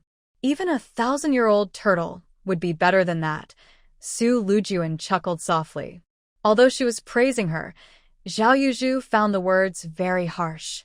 Faced with Su Lüyun's half-smiling gaze, Zhao Yuzhu couldn't help but retort, "How can I compare to you, cousin? You're now so impressive.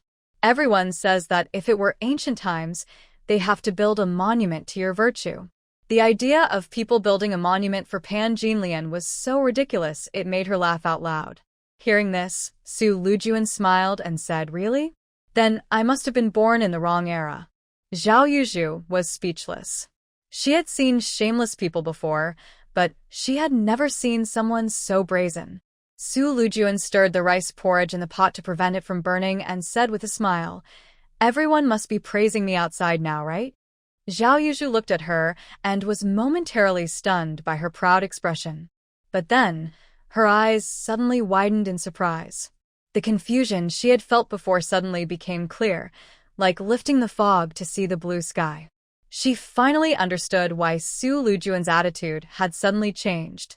Su Lüyun was trying to build a good reputation that everyone would praise. A reputation that, even after divorcing Zhou Changdong, people would praise her instead of criticizing her. Feeling she had uncovered Su Lüyun's true intention, Zhao Yuzhu felt happy but quickly asked, "Cousin, is that your real goal?" She couldn't let Su Lüyun get her way. She had to sabotage it. "Goal?" Su Lüyun raised an eyebrow. Zhao Yuzhu looked at her as if she knew her secret. "Are you trying to create a good reputation for yourself?" "My reputation has always been good, so I don't need to build it." "What are you talking about, little cousin?" Zhao Yuzhu hesitated. "Cousin, are you joking? Didn't you know everyone said you were a spendthrift before?" She was lucky to have a good reputation. Among the women nearby with good reputations, she was the only one. Su Lüyun smiled and said, "People say I am a spendthrift because I bought this small courtyard for 1,700 yuan without blinking an eye. They were a step late and didn't get it, so they rolled their eyes at me in anger. When they couldn't get the grapes, they said the grapes were sour. That's why they call me a spendthrift. But I think I have good judgment. Although I spent so much money to buy this yard back then, now it would cost at least 2,300 yuan to buy it again. If I just mention I want to sell, I bet everyone would be fighting to buy it. You can imagine how rare and valuable it is. I can earn 600 yuan just by saying I want to sell without doing anything." Su Lüyun proudly told this story. However, even Zhao Yuzhu, secretly gritting her teeth, had to admit that buying this house was the right choice back then. The 1,700 yuan she paid then is now worth more, and even adding another 100 or 200 yuan would probably be enough for anyone with the money to buy it. Such a small independent courtyard is really hard to find. It's a rare treasure. She and Li Wenchuan now live in a tiny apartment that cost 800 yuan when they bought it, but it's only 40 square meters, just enough to divide into 2 rooms. And many people live in buildings like that which are messy and complicated in terms of relationships. Who wouldn't want a spacious, private courtyard to live comfortably? Zhao Yuzhu didn't want to talk about this anymore and changed the subject. "Cousin, won't doing this cost you a lot?" Su Lüyun looked at her. "Cost? What cost?" "It's the cost of a good reputation," Zhao Yuzhu said, looking at her. "Look at how much you've given up for a good name. Not to mention the 3,000 yuan Zhou Changdong brought back that you returned to Zhou's family, and your aunt even said she would refund your expenses during those 3 years in your husband's family. You lost 3 years of youth. Youth is priceless. Now you also have to take care of Zhou Changdong's daily needs. You've sacrificed so much, and all just for a good reputation. Is it worth it? You're so wronged." She was acting like she was doing it all for her. In fact, Zhao Yuzhu has always cared for and worried about the seemingly naive puppet. For example, if the puppet acts flirtatiously with Sun Songxing according to the story, she would advise her, reminding her, "You're already married. You shouldn't do things that hurt your husband. That's wrong. Listen to me, break it off with him quickly, and don't do anything impulsive." But at the same time, she would say, "Fate is hard to predict. Sometimes it just comes unexpectedly, and you can't control it. I think the reason you like my cousin so much is because she's a really good person."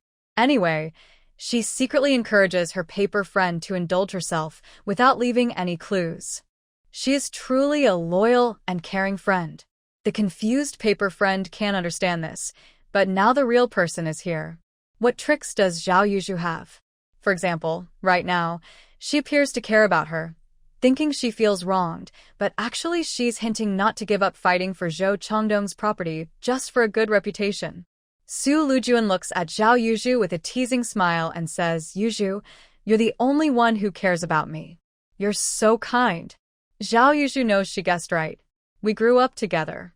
Even though you're my cousin, in my heart, you're more like my sister, she says. Because they were only doing a small amount, he wondered what would happen if they made more, probably earning more than his salary. For example, today was Sunday and the factory was closed, so they didn't set up at the factory gate. Su Lushan was clever and asked Ho Tsuetsue to make more buns than usual. He then went with her to sell at the vegetable market. Soon after, they sold out all the extra buns they had made, much more than usual. The couple was in a very good mood. After returning home, Ho Tsuetsue also thought about thanking her younger sister-in-law. She was feeling generous after earning some money, so she quickly prepared filling for dumplings, steamed them, and Zhao Yuzhu had felt very frustrated living at the old house. So, sometimes she borrowed money from her paper friend to go to a restaurant or watch a movie. Her paper friend controlled Zhou Chongdong's finances and was very generous, saying she didn't need to pay it back and just gave her the money. But Zhao Yuzhu insisted it was a loan, and she never paid it back. I said I'd give it to you before, but you insisted it was a loan. Now that I need it, I won't hold back. I've calculated, it's exactly 100, Su Lüyun said with a smile. Zhao Yuzhu's face twisted with anger. She wanted to say she didn't have money, but Su Lüyun beat her to it, acting like she just remembered. Look, I forgot, you don't handle money. Fine. When Wen Chuan comes back, I'll go find him. Before she finished, Zhao Yuzhu quickly said, it's just 100 yuan. I have some too, no need to find Wen Chuan. Alright, then just go get it and give it to me. Under Su Lüyun's threat, if you don't pay back the money, I will go find Li Wen Chuan. Zhao Yuzhu could only grit her teeth and return the 100 yuan she had saved up. It hurt her deeply, because it was money she had worked hard to save. But unexpectedly, it was saved for Su Lüyun. Su Lüyun nodded, holding 10 large united bills. Seeing Zhao Yuzhu's face twisted with frustration yet trying to keep her dignity, she smiled and said, Yuzhu, you probably aren't angry anymore, right? I really had no choice. Times are different now. Longdong is like this, and I've already given all my money to my mother-in-law. I barely have anything left, so I had to ask you for some. Zhao Yuzhu's face turned green, and she forced a smile, saying, it's nothing. I was the one who borrowed from you in the first place, so giving it back is right. That's nice to hear, and I don't blame us for getting along well. In her heart, Zhao Yuzhu cursed loudly. Who wants to get along with you? She only played along because she was foolish enough to be manipulated, hoping to get some benefits from her. Otherwise, with her bad temper and need for constant pampering, who would want to be around her? There are different types of cornice: Wu cornice, mountain cornice, and edible cornice, all of which are well-known traditional medicines. Source: Internet. Currently, these plants are edible cornice. They have a spicy and pungent taste, similar to Sichuan pepper, and can be used as a spicy ingredient. During the days on the mountain, I used almost all my seasonings, especially dried chili peppers. I used up several batches making spicy rabbit heads, and for days, the dishes only had salt added. Because of the meat, the flavor was not bad, but as someone who loves spicy food, the taste felt a bit bland. I really had no— As her cousin, I have no right to help you get the money. But inwardly, she sneered. She was just pretending to be grand. If He Yuling hadn't mentioned that 3,000 yuan, she probably wouldn't have given it to her mother-in-law at all. She only did it out of stubbornness, forcing herself to endure the pain and give the money to show her sincerity. It's not like I can ask for it now. I just gave the money to my mother-in-law, and everyone around praised me. Then I turn around and ask for it back? How will others see me? All the things I did before would be wasted, Su Lüyun said, while cracking 2 eggs into a bowl, then pouring in some cooked rice soup and stirring. This is Juke soup, very nourishing, perfect for feeding Zhou Changdong. However, I am not in a hurry. Now you have repaid me 100 yuan. Even if I spend money freely, it is enough for now. And even if it's not enough, I still have you, my cousin. I can just borrow from you when needed. It's no big deal, she smiled. Zhao Yuzhu's eyes widened in shock. She never expected that she would turn her attention to herself. But then she thought, this is very like Su Lüyun style. Isn't that just her way of doing things? If I had money, I wouldn't need to ask you, cousin. Zhao Yuzhu secretly gritted her teeth. Su Lüyun casually said, you just moved out recently, and you've saved up 100 yuan? It shows that when Chuan treats you well. Anyway, help me save some more. I'll come to you if I need anything. Help her save more? How could she say such a thing so naturally? Zhao Yuzhu didn't want to stay any longer. It's late. I need to go home and cook for the kids, she said. After that, she ran off quickly. Su Lüyun glanced at her hurried escape, her expression full of disdain. Playing with my cousin? You're not even qualified. She closed the door and carried in the zhuke soup, still warm. It was still hot, so she continued to leave it there, then started complaining to Zhou Changdong about her cousin. My cousin has always been a bit petty. When she was young, she wanted everything I had, but she wasn't straightforward about it. She used little tricks and schemes, thinking she's so clever, while everyone else is just a fool. Actually, I just don't bother to argue with her. But now I'm not happy about it. Since you had that accident, she's been trying to persuade me to divorce you, and today she went even further, trying to get me to share your property. If you're like this, if I still cared about your money, what kind of person would I be? Although I'm not perfect, I do have my limits. Tell her to stop talking. She keeps going on, and I got so angry I took back the 100 yuan I lent her before. That petty little thing was so mad her face turned black. Didn't you see how dramatic her face was? While stirring the zhuke soup to cool it down, Su Lüyun was also talking to Zhou Changdong about what was happening in the kitchen. At this time, the yard wasn't very soundproof, and since the kitchen was nearby, they didn't bother to lower their voices.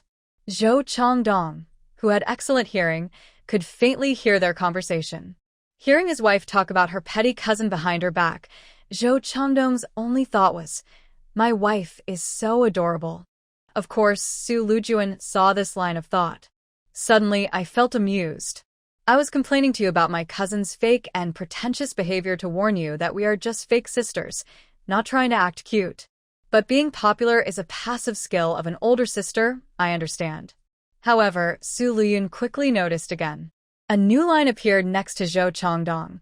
I can't hold it anymore, oh, at this moment, Su Lüyun reacted quickly. She grabbed a fruit can and said, Changdong, do you need to?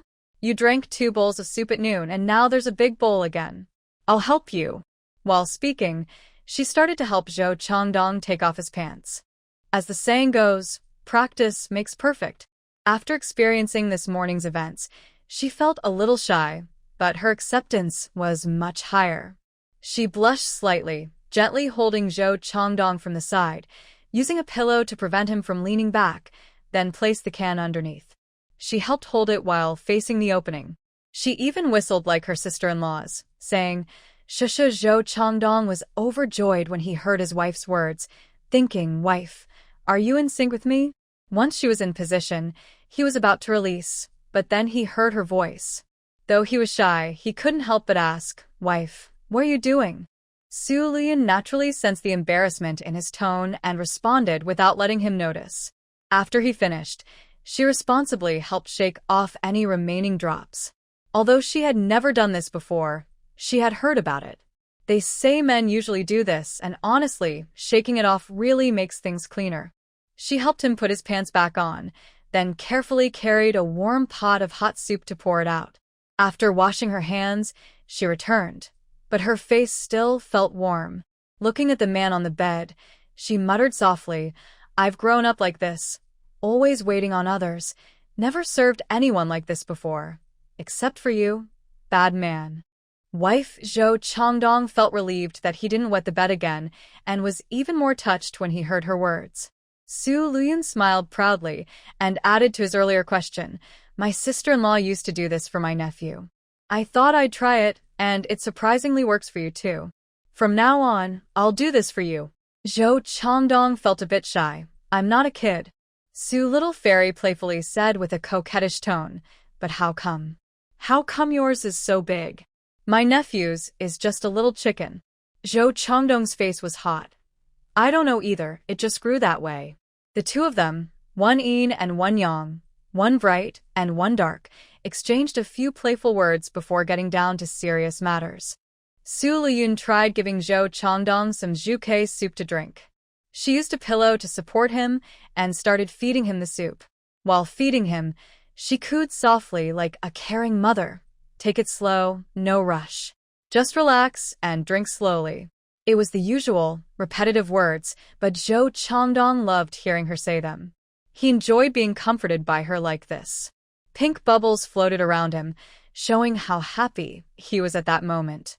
Otherwise, how could it be said that men's psychology is like children's psychology? She used her childcare tricks on him, sure to make him obedient and well-behaved. Of course, Su Lüyun's patience was extraordinary, but she was very good at comforting people. Her agent once said that if she wanted, she could coax any fruit off a tree and eat it herself. That's why she managed to carve out a path in the competitive entertainment industry. She's truly capable. Soon, Su Lüyun finished feeding Zhou Changdong a bowl of zhuke soup. After feeding him, she simply had a light dinner herself. How simple! Just leftover rice porridge, some pickled vegetables, an egg, a cucumber, and 2 tomatoes. She was 1.68 meters tall. In her previous life, that height and weight would need to be around 90 jin, about 45 kilograms, to look good on camera. But in reality, that would look too thin, which wasn't attractive. On camera, being 10 jin, 5 kilograms, heavier was better, so she had to accept that. Now that she's out of the entertainment industry, she doesn't need to be so thin, but she still aims to stay around 100 jin, 50 kilograms, just right. Currently, she weighs about 120 jin, 60 kilograms. She's not fat, just a bit full and curvy. After 3 years of a comfortable life, no worries, no neglecting herself, spending only a few dozen yuan each month, she's living quite well. But she still wants to lose 20 jin, 10 kilograms, so her dinners are as simple as possible. After finishing her meal and washing up, she brought water in to help Zhou Changdong wash his face and brush his teeth. Brushing his teeth was necessary, so she carefully helped him do it. Although it's a bit troublesome, I still need to clean your toothbrush to prevent cavities. That can be really uncomfortable, Su Lüyun said softly while busying herself. Zhou Changdong felt very warm inside. Thank you, wife, he said. Su Lüyun smiled. Your teeth look really nice, straight and white. You must be very clean. This natural set of teeth was truly priceless. Zhou Changdong started to feel happy again, especially since his wife was praising his teeth. Everyone listened attentively as the person in the center of the yard gave a simple literacy lesson. Sun Xiaohu, De Mao, and Air Mao were sitting at the front on small stools, listening very carefully. The situation was much better than she had expected. She thought villagers weren't very willing to learn to read, but now it seemed otherwise. They didn't have to pay tuition fees, and it didn't interfere with their daily work. These people were willing to let their children learn a few words. After a while, the two were about to leave, but the village chief hurried over and called out to them, Hey, young girl, weren't you planning to buy land last time? After finishing her meal and washing up, she brought while busy, Su Lüyun also told Zhou Quanqing about Zhou Changdong's condition today. When they talked about how she tried to help Zhou Changdong urinate, and he actually did, Su Lüyun's eyes lit up.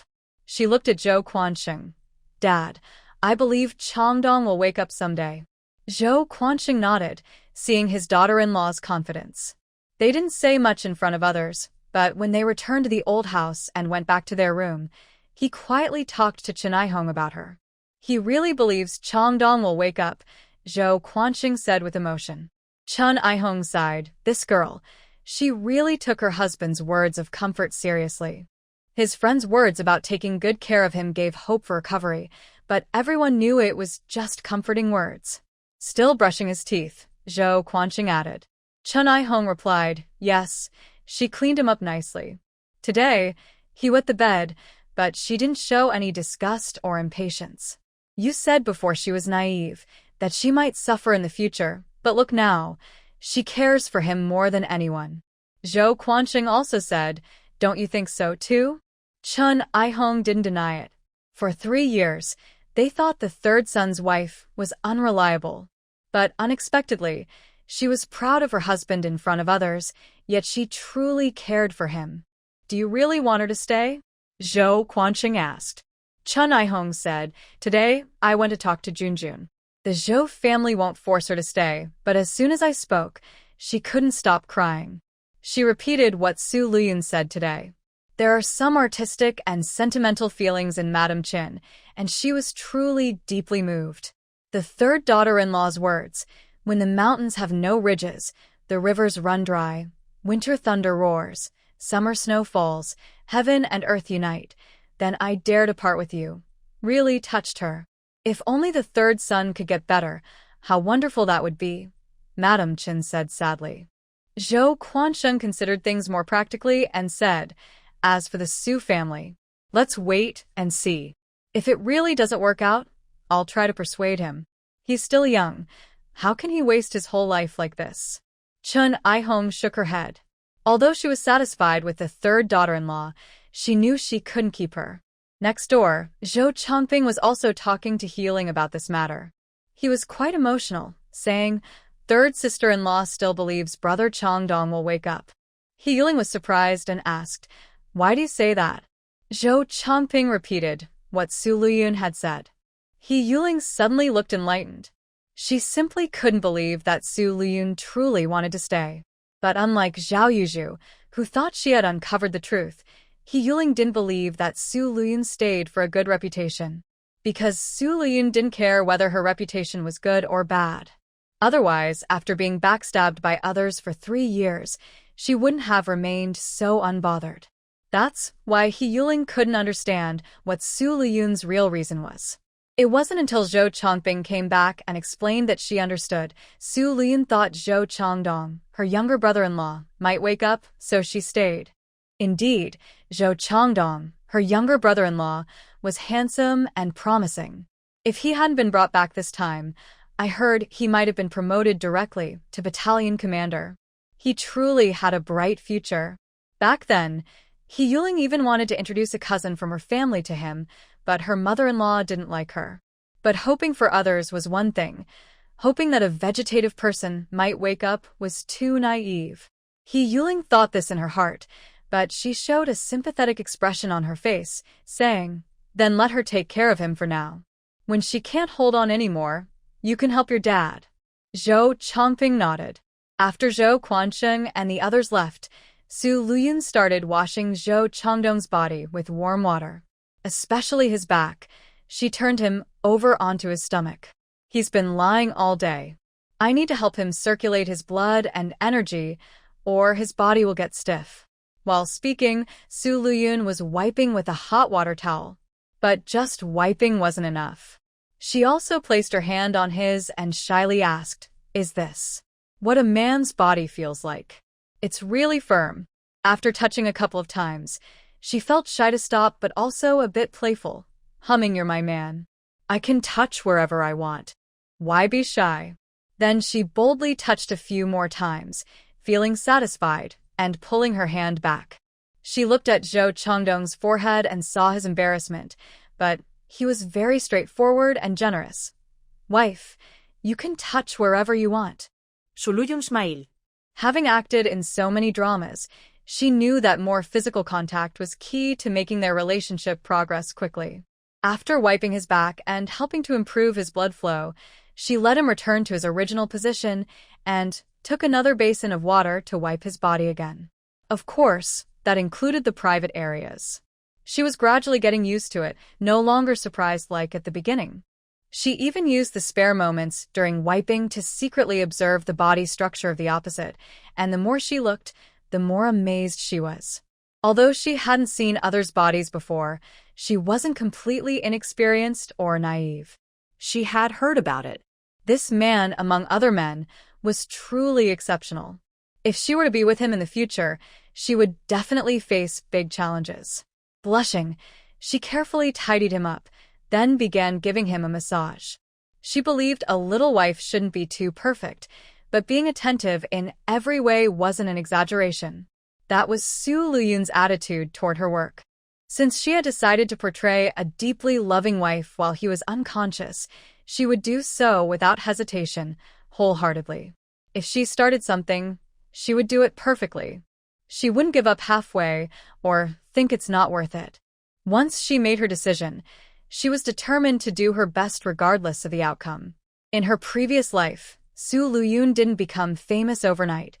She started as a supporting character. She experienced jealousy, coldness, and unfair treatment in the entertainment industry. She wasn't a fragile flower that couldn't handle hardships. So, if given the chance, she also wanted to make her mark in this golden era.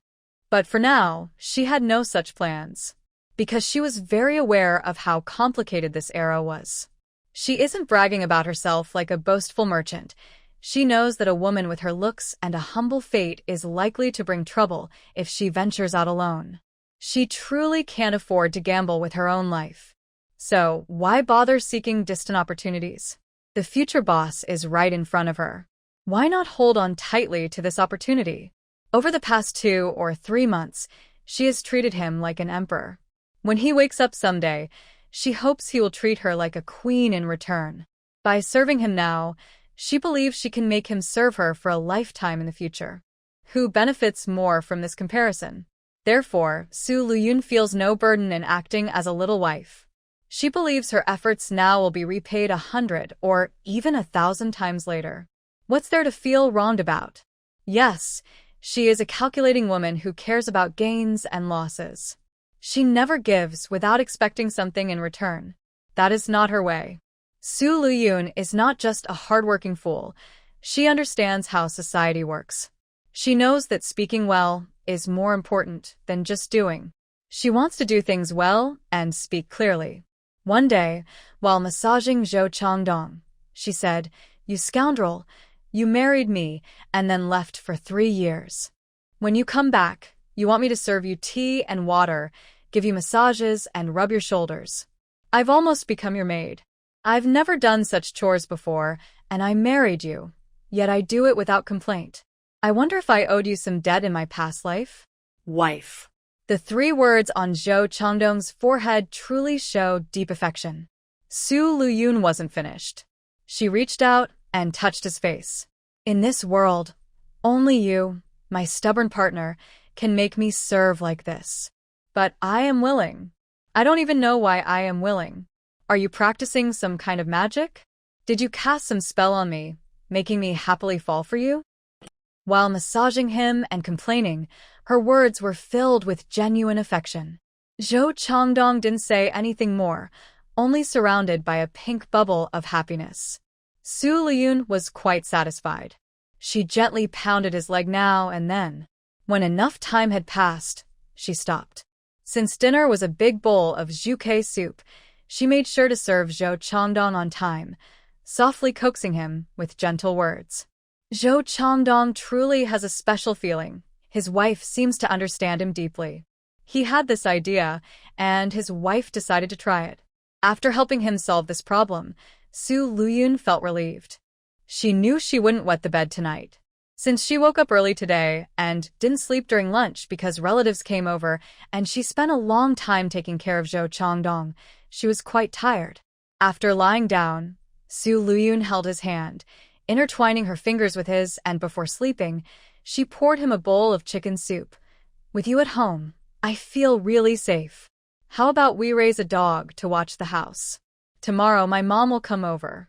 I'll ask her to help look for a small dog to bring home and raise." She kept talking to him, but soon she fell asleep. Zhou Changdong's body didn't react much, but his mind was clear and gentle. "Wife, you've worked hard today." He also felt very guilty. His wife had taken care of him all day, but now he couldn't wake up or take care of himself. Fortunately, his wife didn't dislike him at all. He also felt like he had been unkind. He had been away for 3 years, fully dedicated to his mission, and never thought about his wife waiting day and night for him at home. He truly felt he deserved to die. But he couldn't die. He wanted to keep his life. If anything happened to him, he couldn't imagine how desperate his wife would be. She loved him so much. So he had to get better. He had to recover. Only then could he be a support for his wife and create a good life for her. Zhou Changdong was trying hard to control his body. Although it was useless, he still kept trying. Su Lüyun's sleep quality was surprisingly good. She slept until dawn. When she woke up, she realized she had turned Zhou Changdong into a teddy bear again. Half of her body was pressed against him. Naturally, she also felt the normal morning signs that a man would have. Unlike yesterday, she was less clueless today. With yesterday's experience, Su Lüyun was much calmer. She noticed the writing on his forehead and quickly reached out to touch his stomach, feeling that his bladder was a bit full. She hurriedly said, "Do you need to go to the bathroom?" Then she immediately grabbed a container to help Zhou Changdong. Although he was a bit uncomfortable because he was still quite alert, Su Lüyun managed it easily. Because she had a skill called gun control. After experiencing it once, she became more familiar with it the second time. After yesterday's experience, she was much more skilled at helping him. I believe she will become even more proficient in the near future. After helping him solve the problem, she took the warm lontang soup jar to pour it out, then washed it with water, turned it upside down to dry, and planned to use it again next time. Su Lüyun also took care of her personal issues from the morning. She started washing up. After finishing her own wash, she came in to help Zhou Changdong wash himself. Once done, she said to him, "Wait for me at home. I'm going to buy some groceries to see if there's anything good." Zhou Changdong replied softly, "Take your time, wife." Su Lüyun quickly tidied up, then carried a basket and left the house. Changdong's wife, "Are you going to buy groceries?" "Yes, Auntie.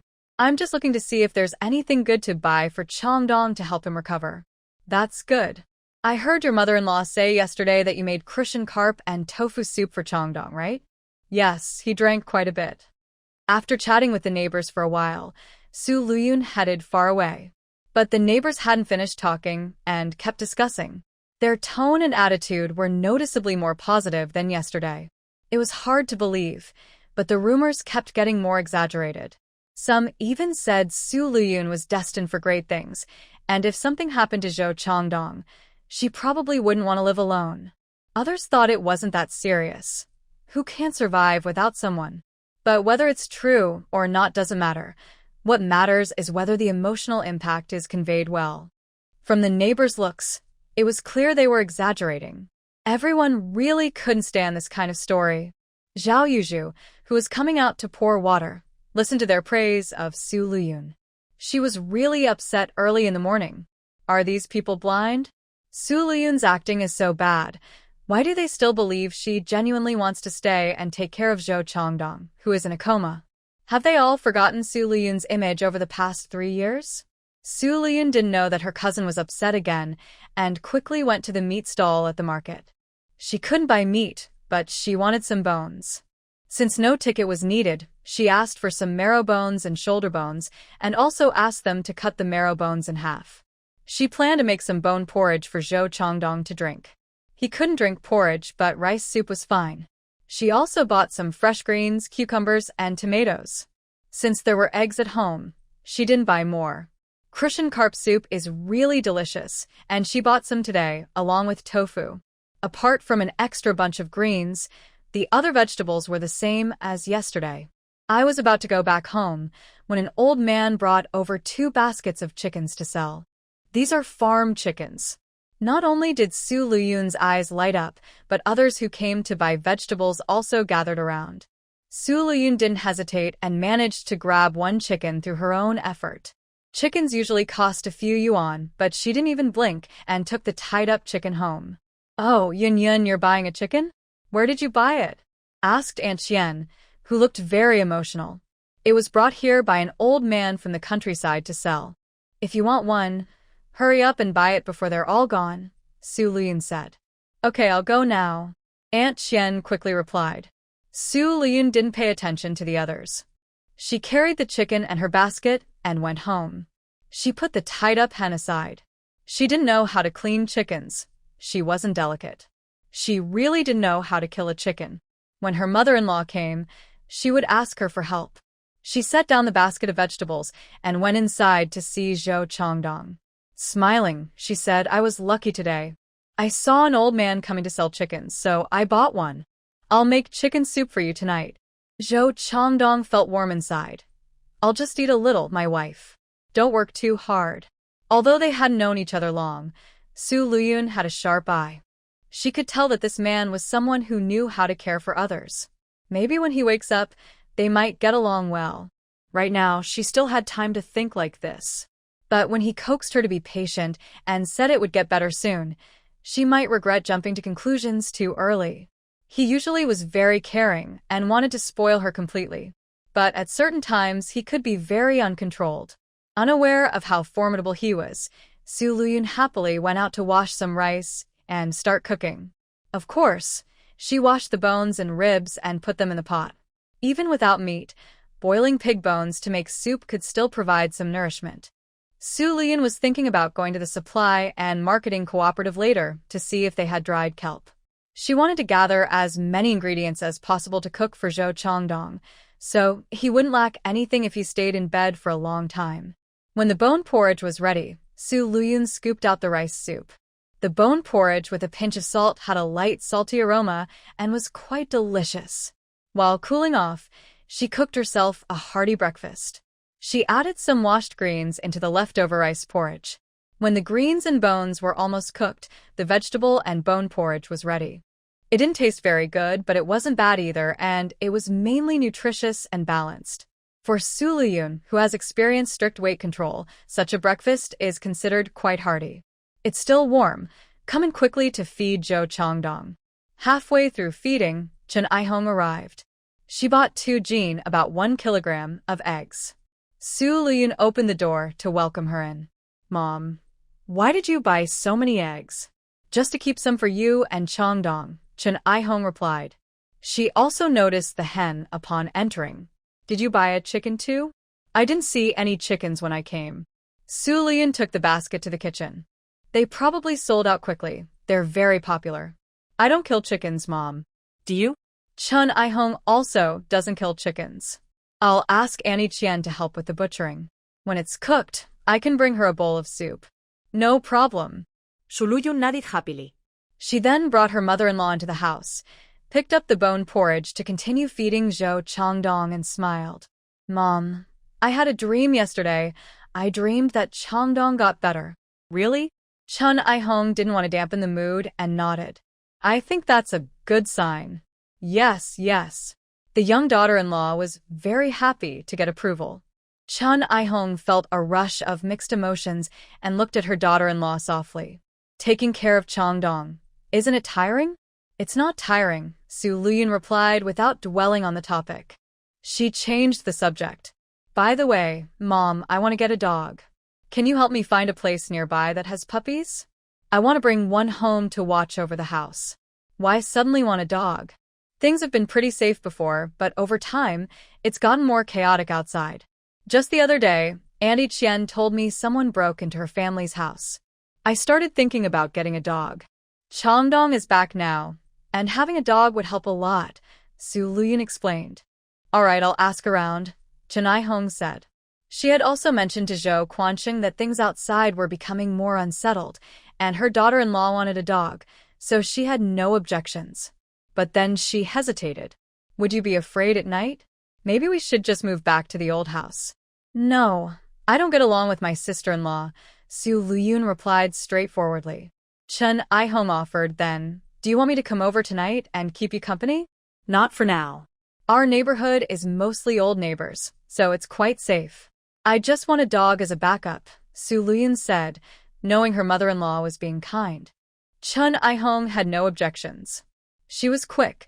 By 8 a.m., she said she would come, and before 11, she brought over a small yellow puppy that had just been weaned.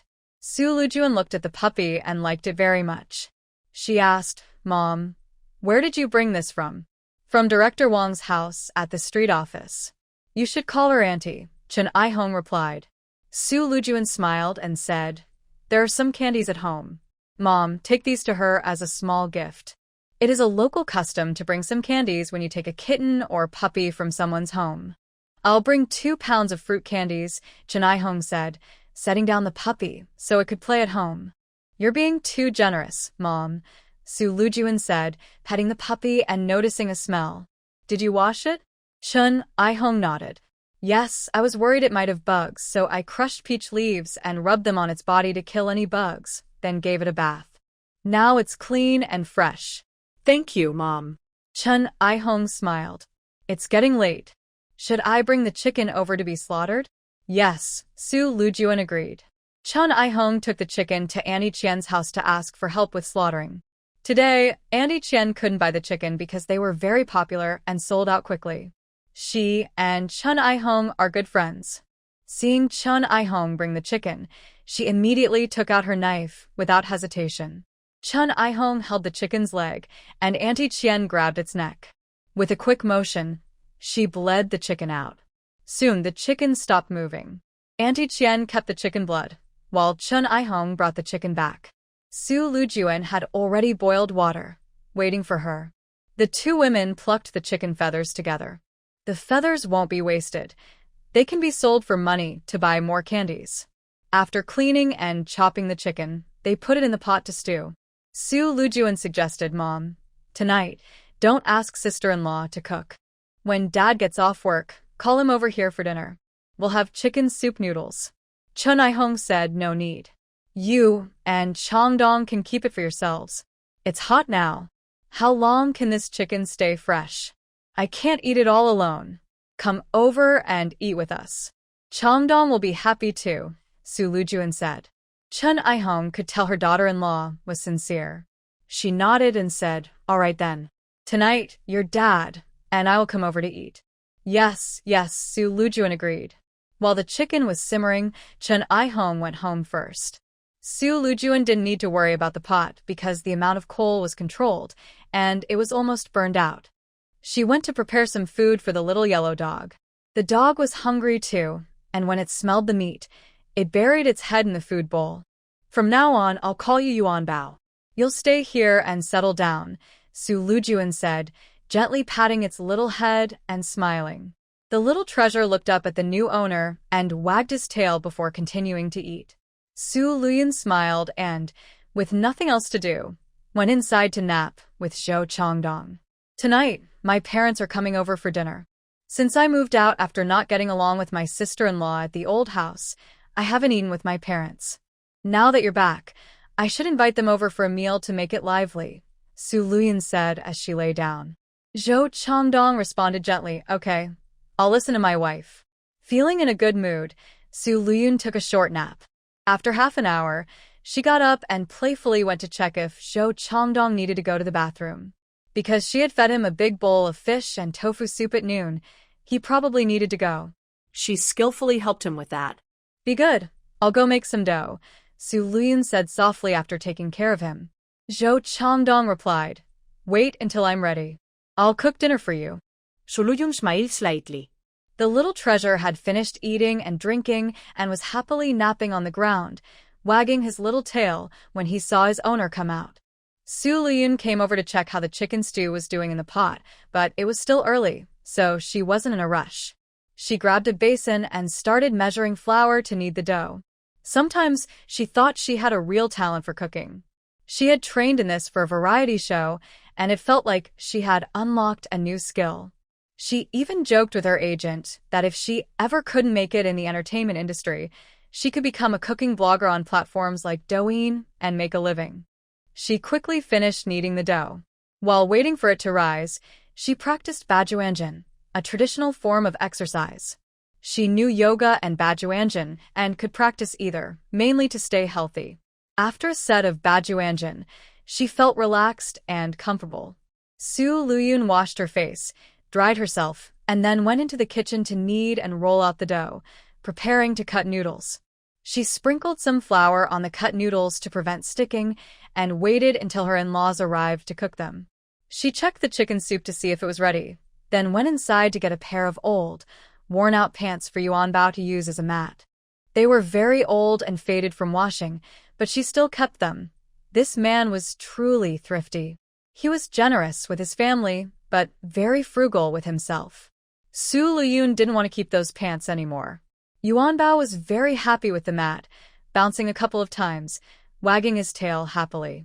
Su Lüyun smiled and, seeing that it was still early, took Yuan Bao outside for a walk. The neighbors, mostly older women, saw her and said, "Longdong's wife, you still have a dog?" "Yes, I heard from you all that it's not very safe outside now, so I asked my mom to take Yuan Bao to Director Wang's house to keep him." In front of them was a lush forest, with sunlight filtering through the leaves, casting dappled light on the ground and fallen leaves. Besides the chirping of birds, they could occasionally hear the sound of flowing spring water. Wang Fengqin was a bit excited. When she heard that this land could be used for farming, she became even more enthusiastic. Great. If we can grow crops, we won't have to worry about starving. This place was also hidden, so they wouldn't be easily discovered. Resting here peacefully, they believed they could survive. Xiao Ono and Xiao Nuaner were very happy. As soon as they came out, they ran and jumped around in the woods. It's so sad. If she finds out Changdong won't wake up, she'll be heartbroken.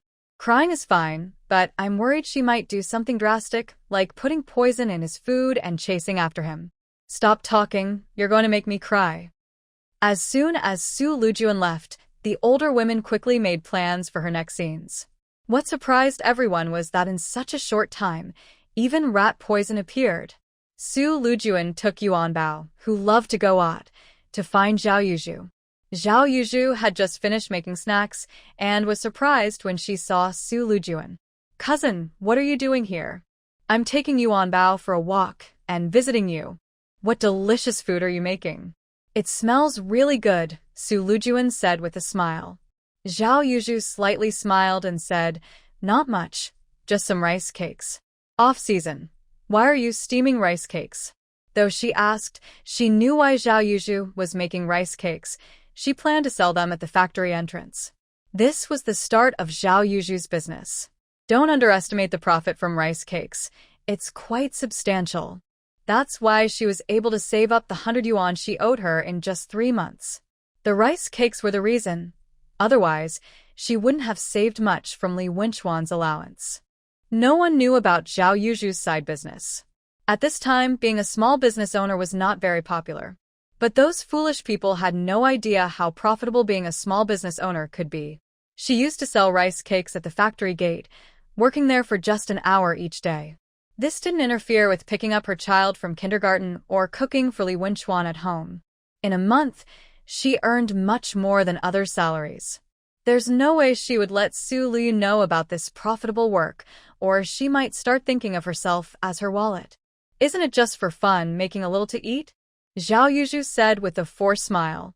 "Making so much, and only a little?" Zhao Yuzhu could only say, "I plan to share some with the workers under Wenchuan." That's also what she told her neighbors. She said it was for delivery to the construction site, so they didn't know she was actually riding her bike to sell rice cakes further away, working as a small business owner. Because she was tired of dealing with Su Lüyun, she wrapped 2 pieces in oil paper and said, "Cousin, take these home to eat. I need to go deliver some goods now, so I'll stop talking." "I really like the rice cakes you make." Su Lüyun stood still, watching the rice cakes. Zhao Yuzhu clenched her teeth and took 2 more pieces. They were steamed in small bowls, about the size of a small bowl, and 4 pieces were just enough. Su Lüyun smiled. "Then I won't be polite." She carried the rice cakes and went back home. Zhao Yuzhu shot a glance at her back, feeling annoyed and unable to like her at all. Suddenly, Su Lüyun turned around. Zhao Yuzhu almost choked on her saliva, but forced out a smile. "Cousin, what's wrong?" Seeing Su Lüyun's smiling eyes, Zhao Yuzhu felt exhausted. She felt Su Lüyun was just here to bother her. This short time with her was more tiring than a whole day with others. She waved her hand and said, "I'm fine." She tried to comfort herself, thinking, forget it, making money is the most important thing. I can't argue with Su Lüyun over trivial things. But she wondered why Sun Songxing, that gambler, hadn't come to find her yet. No, after she finished her work, she would go ask him. Lüyun didn't care about her. She happily went home. She also casually tasted her cousin's rice cakes and thought they were really good. She didn't feel any shame at all. Compared to the paper figure's care for Zhao Yuzhu, what were a few rice cakes? Not to mention, she had taken care of her cousin since childhood, and after they both married and moved here, the paper figure genuinely stood up for her against unfair treatment because of Zhao Yuzhu. She even once went to the old Li family to confront Li Wenchuan's sister-in-law in her favor. At that time, Zhao Yuzhu only stayed behind her, acting as a kind and obedient person. She was made to look like a fierce mother tiger, even though her reputation was not good to begin with. The paper doll went out to eat at a restaurant, enjoyed delicious food, and didn't forget to pack some for her to take home. She also made clothes from cloth, and had given Zhao Yuzhu some clothes before. Under Zhao Yuzhu's hint, she even sent several pieces to her son, specifically going to her mother's house to ask for help making them. The 100 yuan Zhao Yuzhu repaid yesterday was just a formal loan. She had paid much more in secret. But how did Zhao Yuzhu treat her? Every single thing was not what a close cousin should do. She was a pure, white-eyed wolf. Lüyun was not someone who held grudges easily. If Zhao Yuzhu had been willing to get along well, she wouldn't have torn their relationship apart. But if Zhao Yuzhu still wanted to cause trouble, she wouldn't mind letting her step on her own foot. After all, her role was that of a disliked villain. This role was perfectly tailored for her, played naturally without any effort. Around 5:30, her parents-in-law arrived. Lüyun said, "Mom and Dad, you're here. Just wait a moment. I've just fed Changdong. I'll go make some noodles now." Chun Aihong smiled and asked, "Mom, wanna help?" "No need, it's just a little work. By the way, Mom, can you help me deliver this bowl of chicken soup to Yanqian?" Okay. Chun Aihong took the bowl of chicken soup, which still had several pieces of chicken. 5 minutes later, she returned and went inside to check on the third son with Zhou Quanqing. The third son's face was so clean that not even a beard remained, shaved completely by Lüyun. He looked fresh and tidy, with no strange smell. The elderly couple looked at him as if he was just sleeping peacefully, as if nothing was wrong, and couldn't help but feel emotional. They truly hoped their son would wake up someday. Of course, Zhou Changdong could feel his parents' feelings. "Dad, Mom, I will get better." Unfortunately, only his wife understood his feelings. Soon, Lüyun moved all the tables and chairs into the room. "Dad, Mom, let's eat here and keep Changdong company," she said. "Okay." Zhou Quanqing and Chun Aihong agreed, without hesitation. They also helped bring in 3 bowls of noodles, all served in large bowls, with plenty of noodles and chicken. "You don't need so much meat," Chun Aihong said. "It's not much. I still have quite a bit left for tomorrow," Lüyun replied, scooping out 2/3 of the noodles, leaving 1/3 for the next day. Although it was hot now, she wasn't worried about it spoiling overnight in a water basin. "Eat up." Zhou Quanqing also spoke. Chun Aihong just nodded. "The noodles are very chewy, and the chicken is especially fragrant. The taste is truly excellent."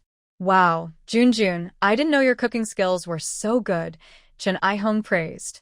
Although Chun Aihong and Zhou Quanqing now give 25 yuan each month to eat with the old family, they didn't do this when Lüyun first married in.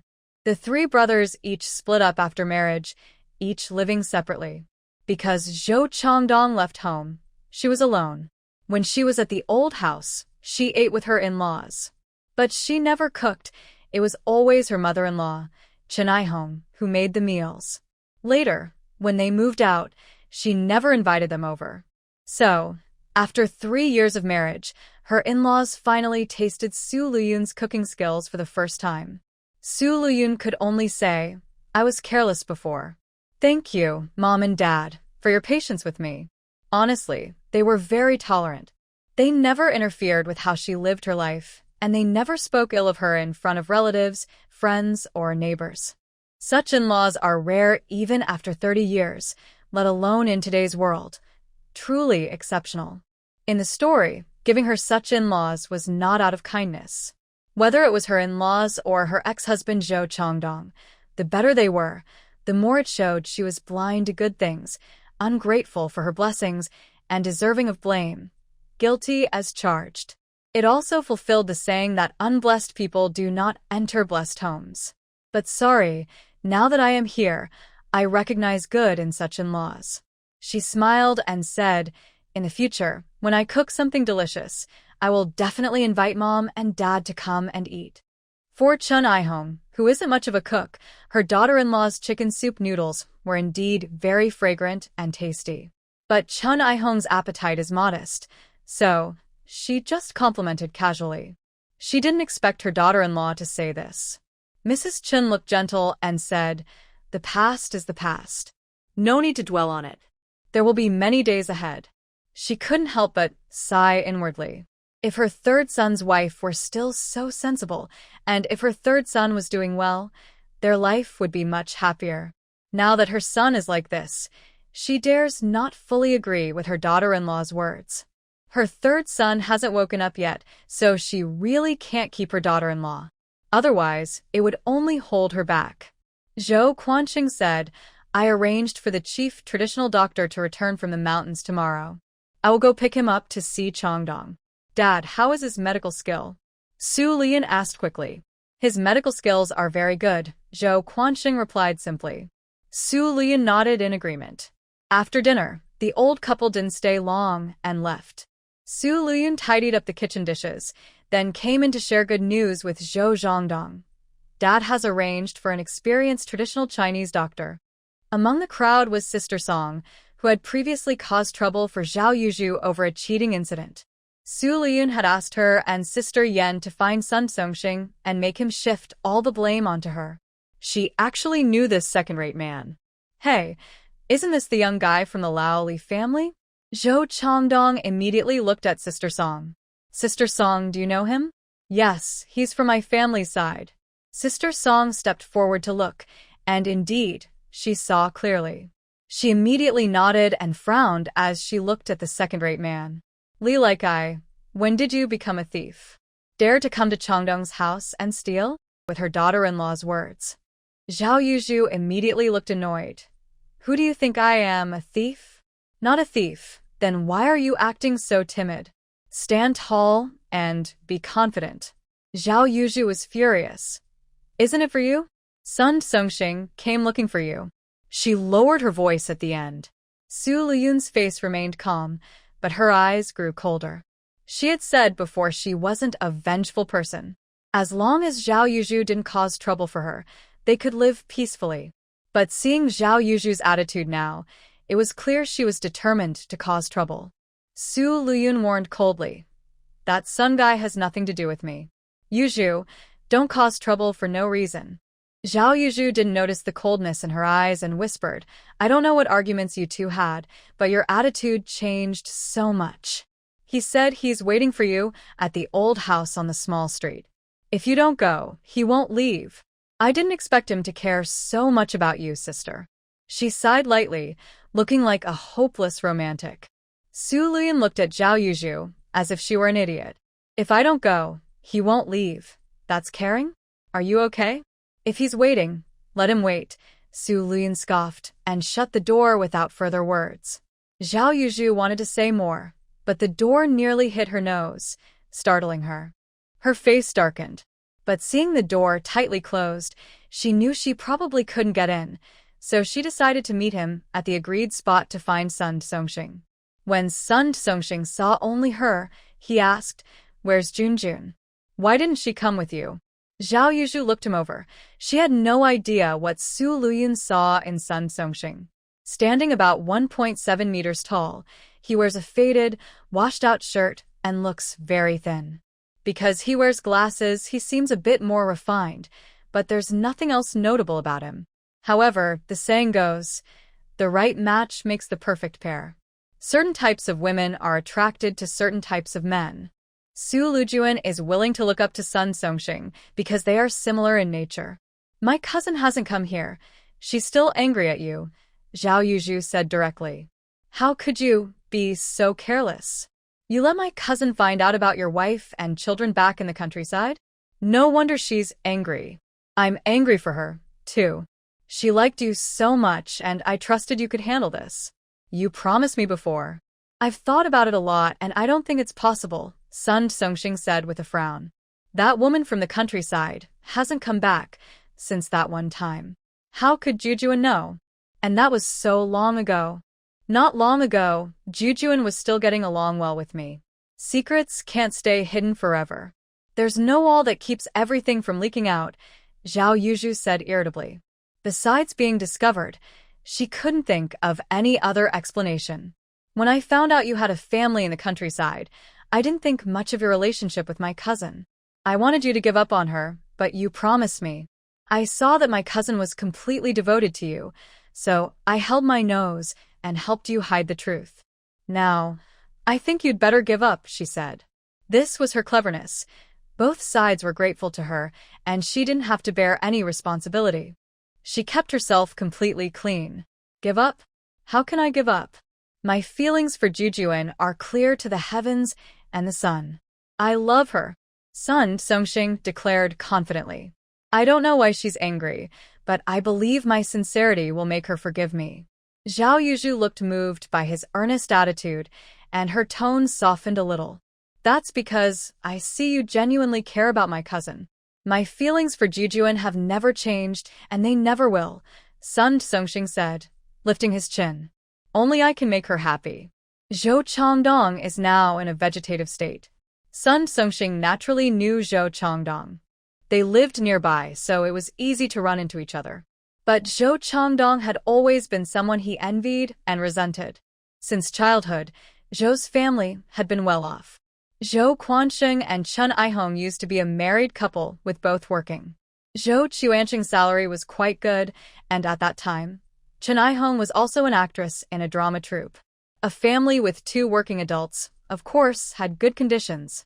Let's not talk about Zhou Chongping and Zhou Chang'an, but Zhou Changdong and Sun Songxing are about the same age.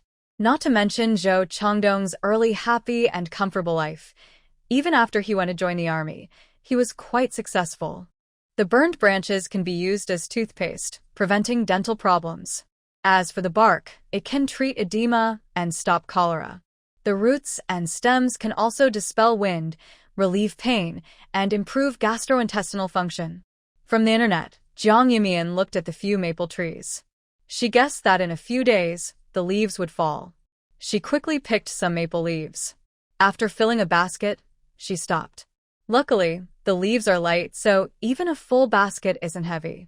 Jiang Yumian walked quickly for over an hour and finally reached the outskirts of the mountain. The scene in front of her made her pause. Changdong. But now, times have changed. Zhou Changdong has become a vegetable, and this is like a turning point for him. Yes, so. Zhao Yuzhu sighed when she heard him. You and Yunyun are cousins. Can you really just watch Yunyun be delayed by Zhou Changdong like this? Sun Songxing told her. Zhao Yuzhu looked helpless. I really don't want my cousin to be delayed like this, but now she's angry. I just want to find her and told her if she doesn't come, you won't leave. She told me to tell you that if you want to wait, then wait. I couldn't help but wonder, does she really not want to be with you anymore, or is she testing you? Maybe she's sneaking out to see if you've really been waiting for her all along? And honestly, she truly suspects that's what Su Lüyun would do. Sun Songxing immediately said, I'll wait here. I'll wait until she comes. He believed that Su Lüyun probably just wanted to test him. He knew very well how much Su Lüyun liked him. If your feelings are genuine, my cousin will definitely be touched when she sees this, Zhao Yuzhu said, patting his arm. She swatted a mosquito and felt a bit dizzy. She said she had to leave now. Although I don't recommend you wait if you want to wait, just wait here. I'm going back first. After saying that, she left quickly because the mosquitoes here are everywhere. Sun Songxing straightened his back and waited with a sad look on his face. There are really many mosquitoes, and they are attracted to his blood type, which is quite dangerous. But to let Su Lüyun see his feelings, he decided not to leave and to wait here instead. He kept looking in that direction, hoping Su Lüyun would come soon. Meanwhile, Su Lüyun was at home boiling water to take a shower. Like her,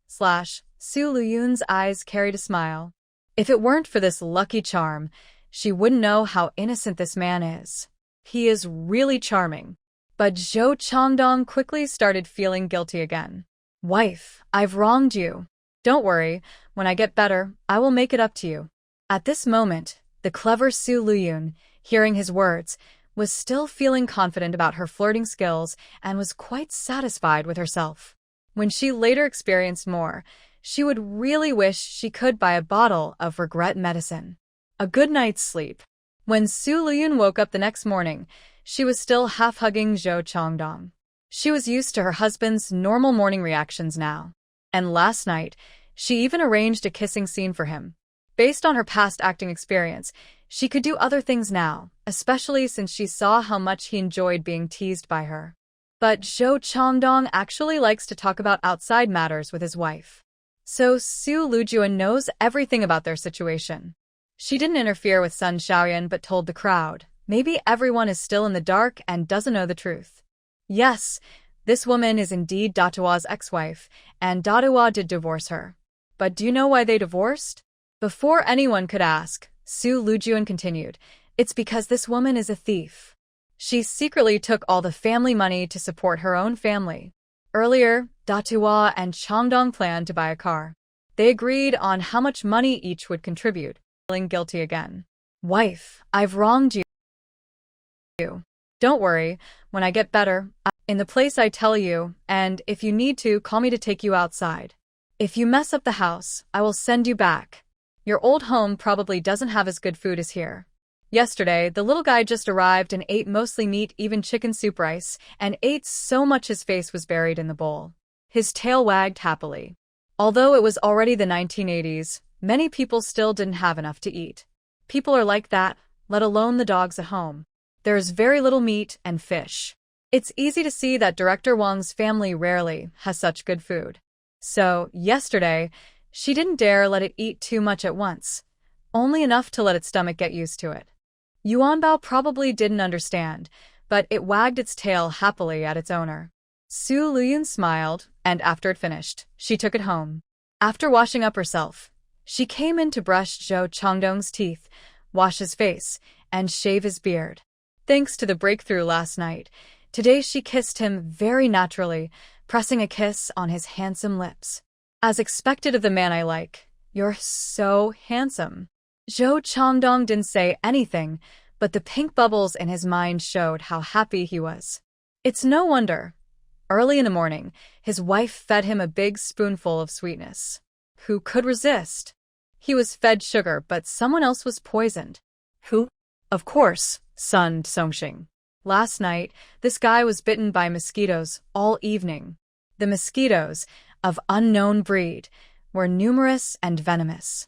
Hungry and restless, they looked for opportunities to bite passers-by. But those people hurried on and didn't stay long, so the mosquitoes didn't get much chance. Unexpectedly, luck was on their side. These silly mosquitoes got a big celebration. When Sun Songxing appeared in front of Su Lüyun, she didn't recognize him at first because of his swollen face and scratches.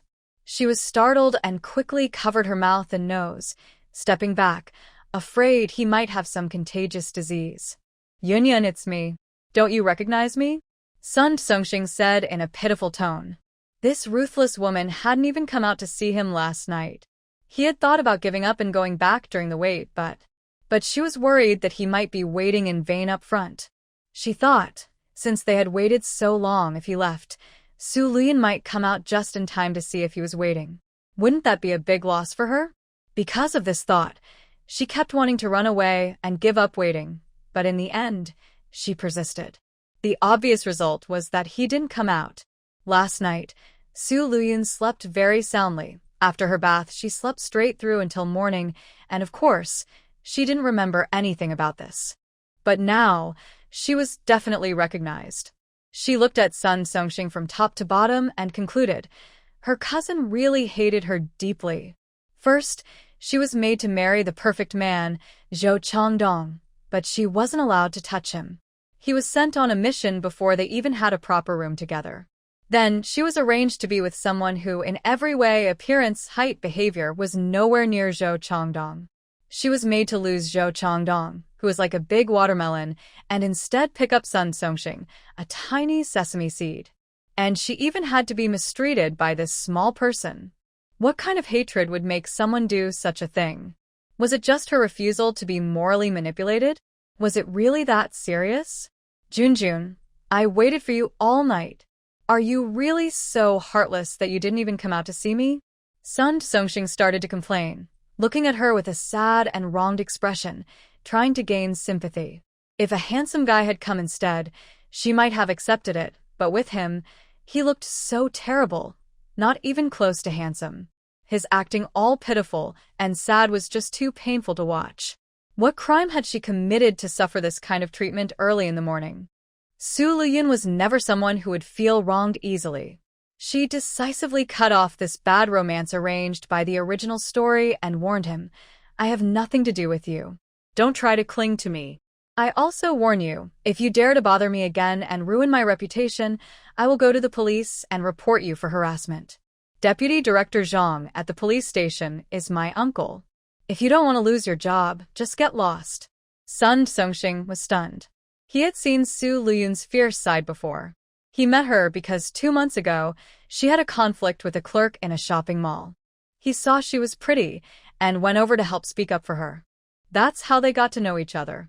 In the past 2 months, Their relationship had developed quickly. Lüyun often showed a shy side in front of him. When had she ever been so stern and harsh? He also had to admit that most likely, Lüyun discovered his affairs in the countryside. Otherwise, her attitude wouldn't have changed so quickly. He hurriedly said, Junjun, I didn't mean to hide this from you.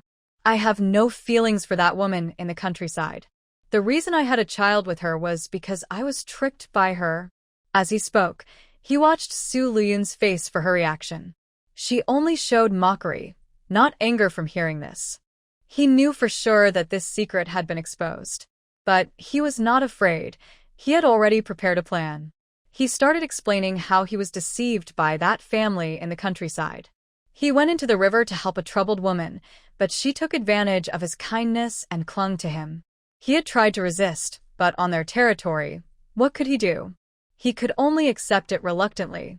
His body endured, but his spirit remained strong. Finally, he waited for the wave of young people returning to their hometowns. One day, he seized the chance to escape completely from that family's control. When he talked about it, he looked up at the sky at a 45-degree angle, as if silently swallowing the suffering he endured over those years. Tears flickered in the corners of his eyes. What are you doing there? Zhao Yuzhu asked as she carried a basket and saw his sad, skyward gaze. Sun Songxing turned around and saw that Lüyun was no longer there. Where's Junjun? Sun asked quickly. Just met her. She went shopping for groceries. Zhao Yuzhu replied irritably. Sun was silent. She had just left like that. Didn't she realize his story was very touching? As the male protagonist, he was especially sympathetic. Zhao Yuzhu whispered softly. What's going on with you?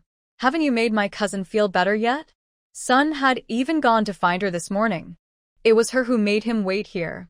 Sun told Zhao Yuzhu his made-up story, asking her to help analyze it and see where the problem was. Zhao Yuzhu thought it was pretty good. Sure enough, Sun had some skills. His way of comforting was very convincing, shifting all the blame onto the woman in the countryside. That made him seem like a victim. You think it's good, but how come Junjun ignores you no matter what? Doesn't she believe you? Sun asked. Zhao Yuzhu didn't know either.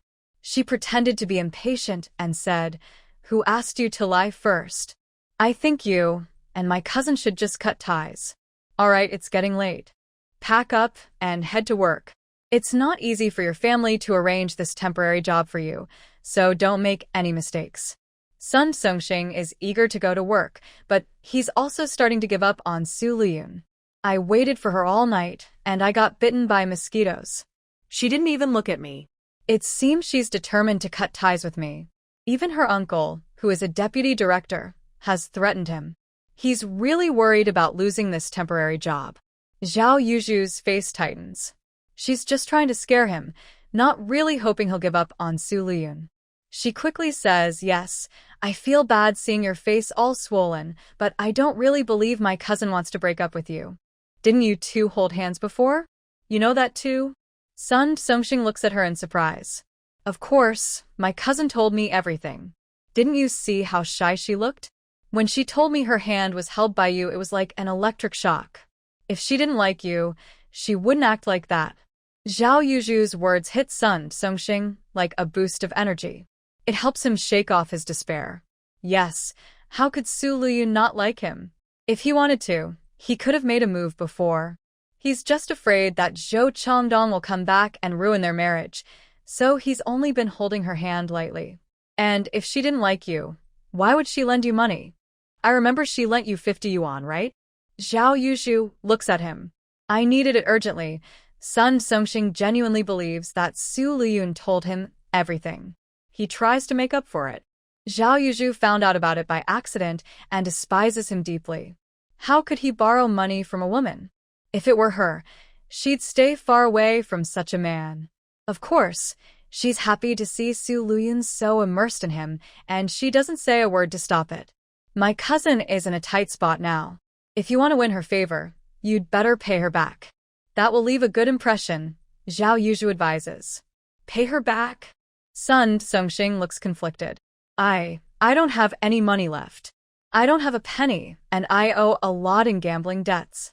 Zhou Changdong received 3,000 yuan in veterans' compensation. If my cousin divorces him, even a third of that, about 1,000, would be enough. Zhao Yuzhu smiles.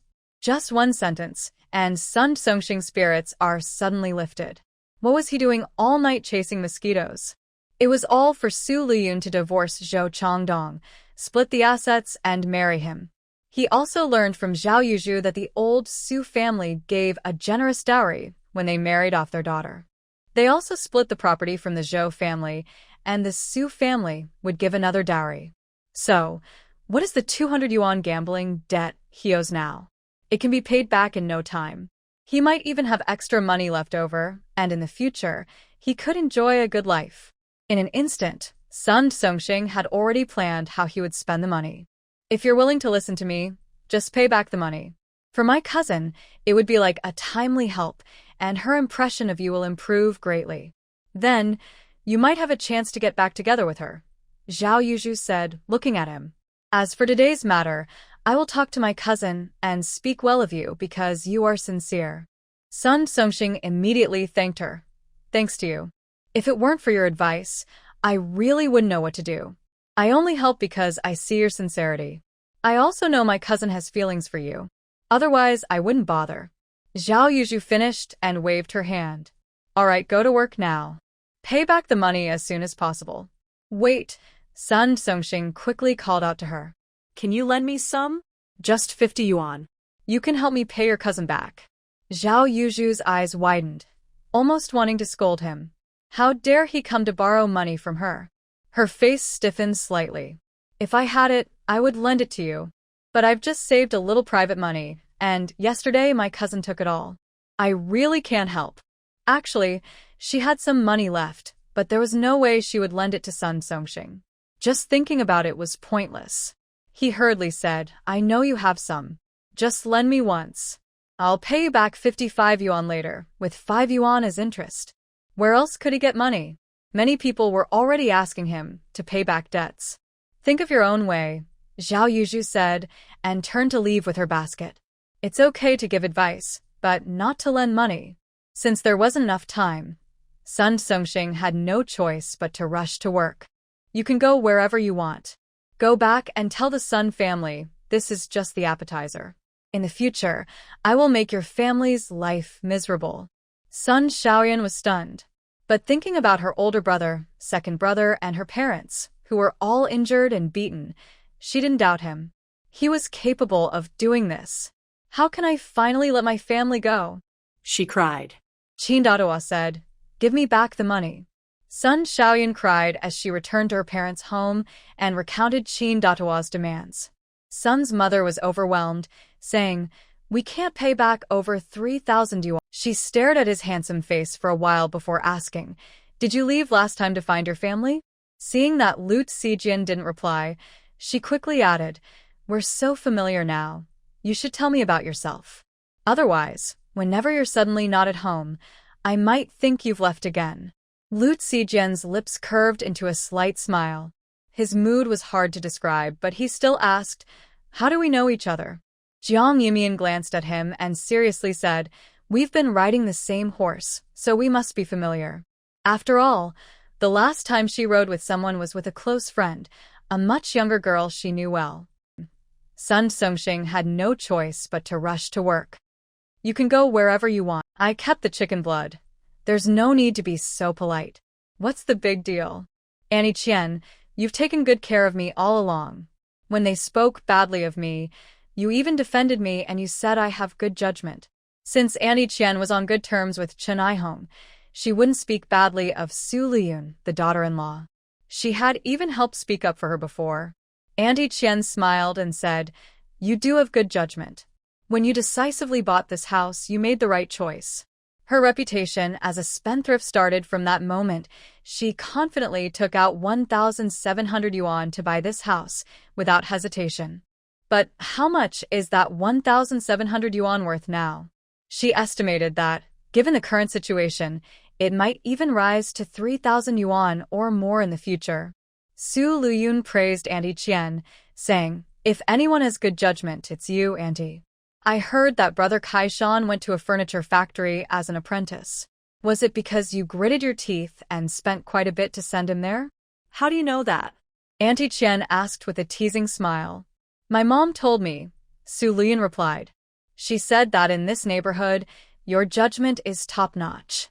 It's because of your wise decision back then that Brother Kaishan now has a very stable job. An apprentice is someone who buys the right to work from someone else.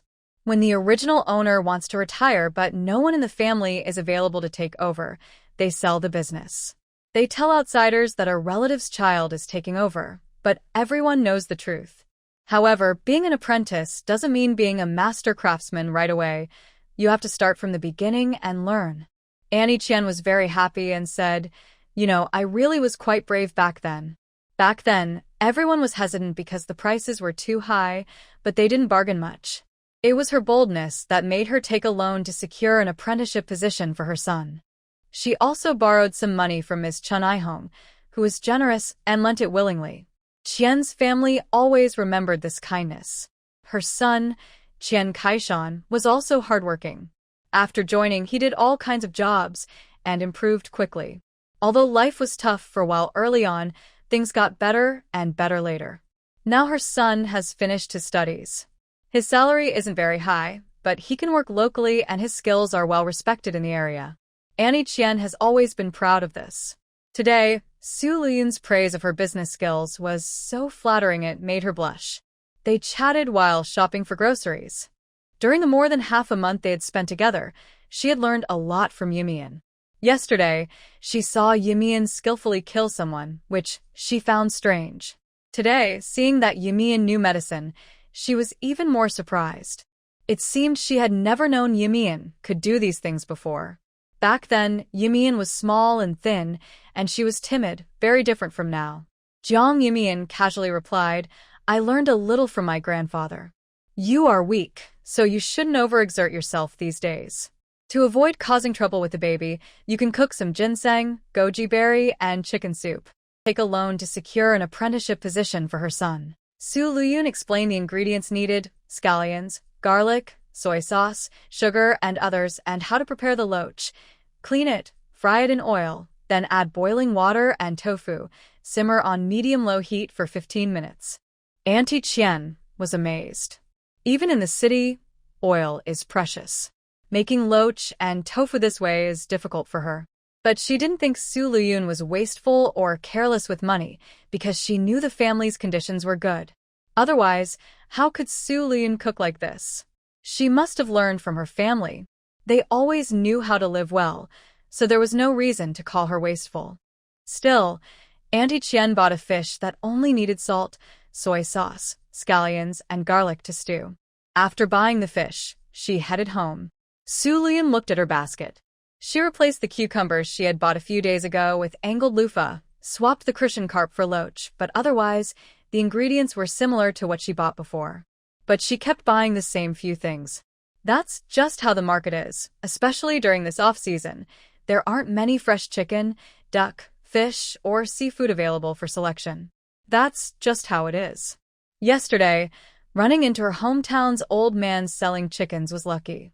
Unless I visit the legendary black market from the past, where the food might be better, Lüyun currently has no plans to go. She'll think about it later when she has free time.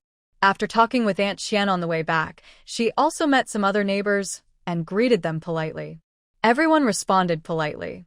Lüyun didn't care much. After saying goodbye to Aunt Qian, she went home and prepared rice porridge with eggs for Zhou Chongdong. Giving him a bowl of zhuke soup in the morning is the best choice. Once the zhuke soup was ready, she also boiled the chicken and chicken soup she planned to eat at noon, so it wouldn't spoil. While cooling the zhuke soup outside, she practiced bajuanjin. After finishing a set of bajuanjin, the soup was warm enough. She brought it in to feed Zhou Chongdong. She also talked about what happened that morning, saying, "You don't know how sick I felt at that moment. I warned him before, and he was sensible. But now I hear you're like this, and he still comes to bother me, saying he can only give me happiness because he can't. You have no idea how angry I was. Where does that son get his confidence to compare himself to you?" Can a woman who has been with an eagle even look at a sparrow? I'm even angrier about my cousin, this accomplice. I used to be so good to her, but she repaid me with betrayal.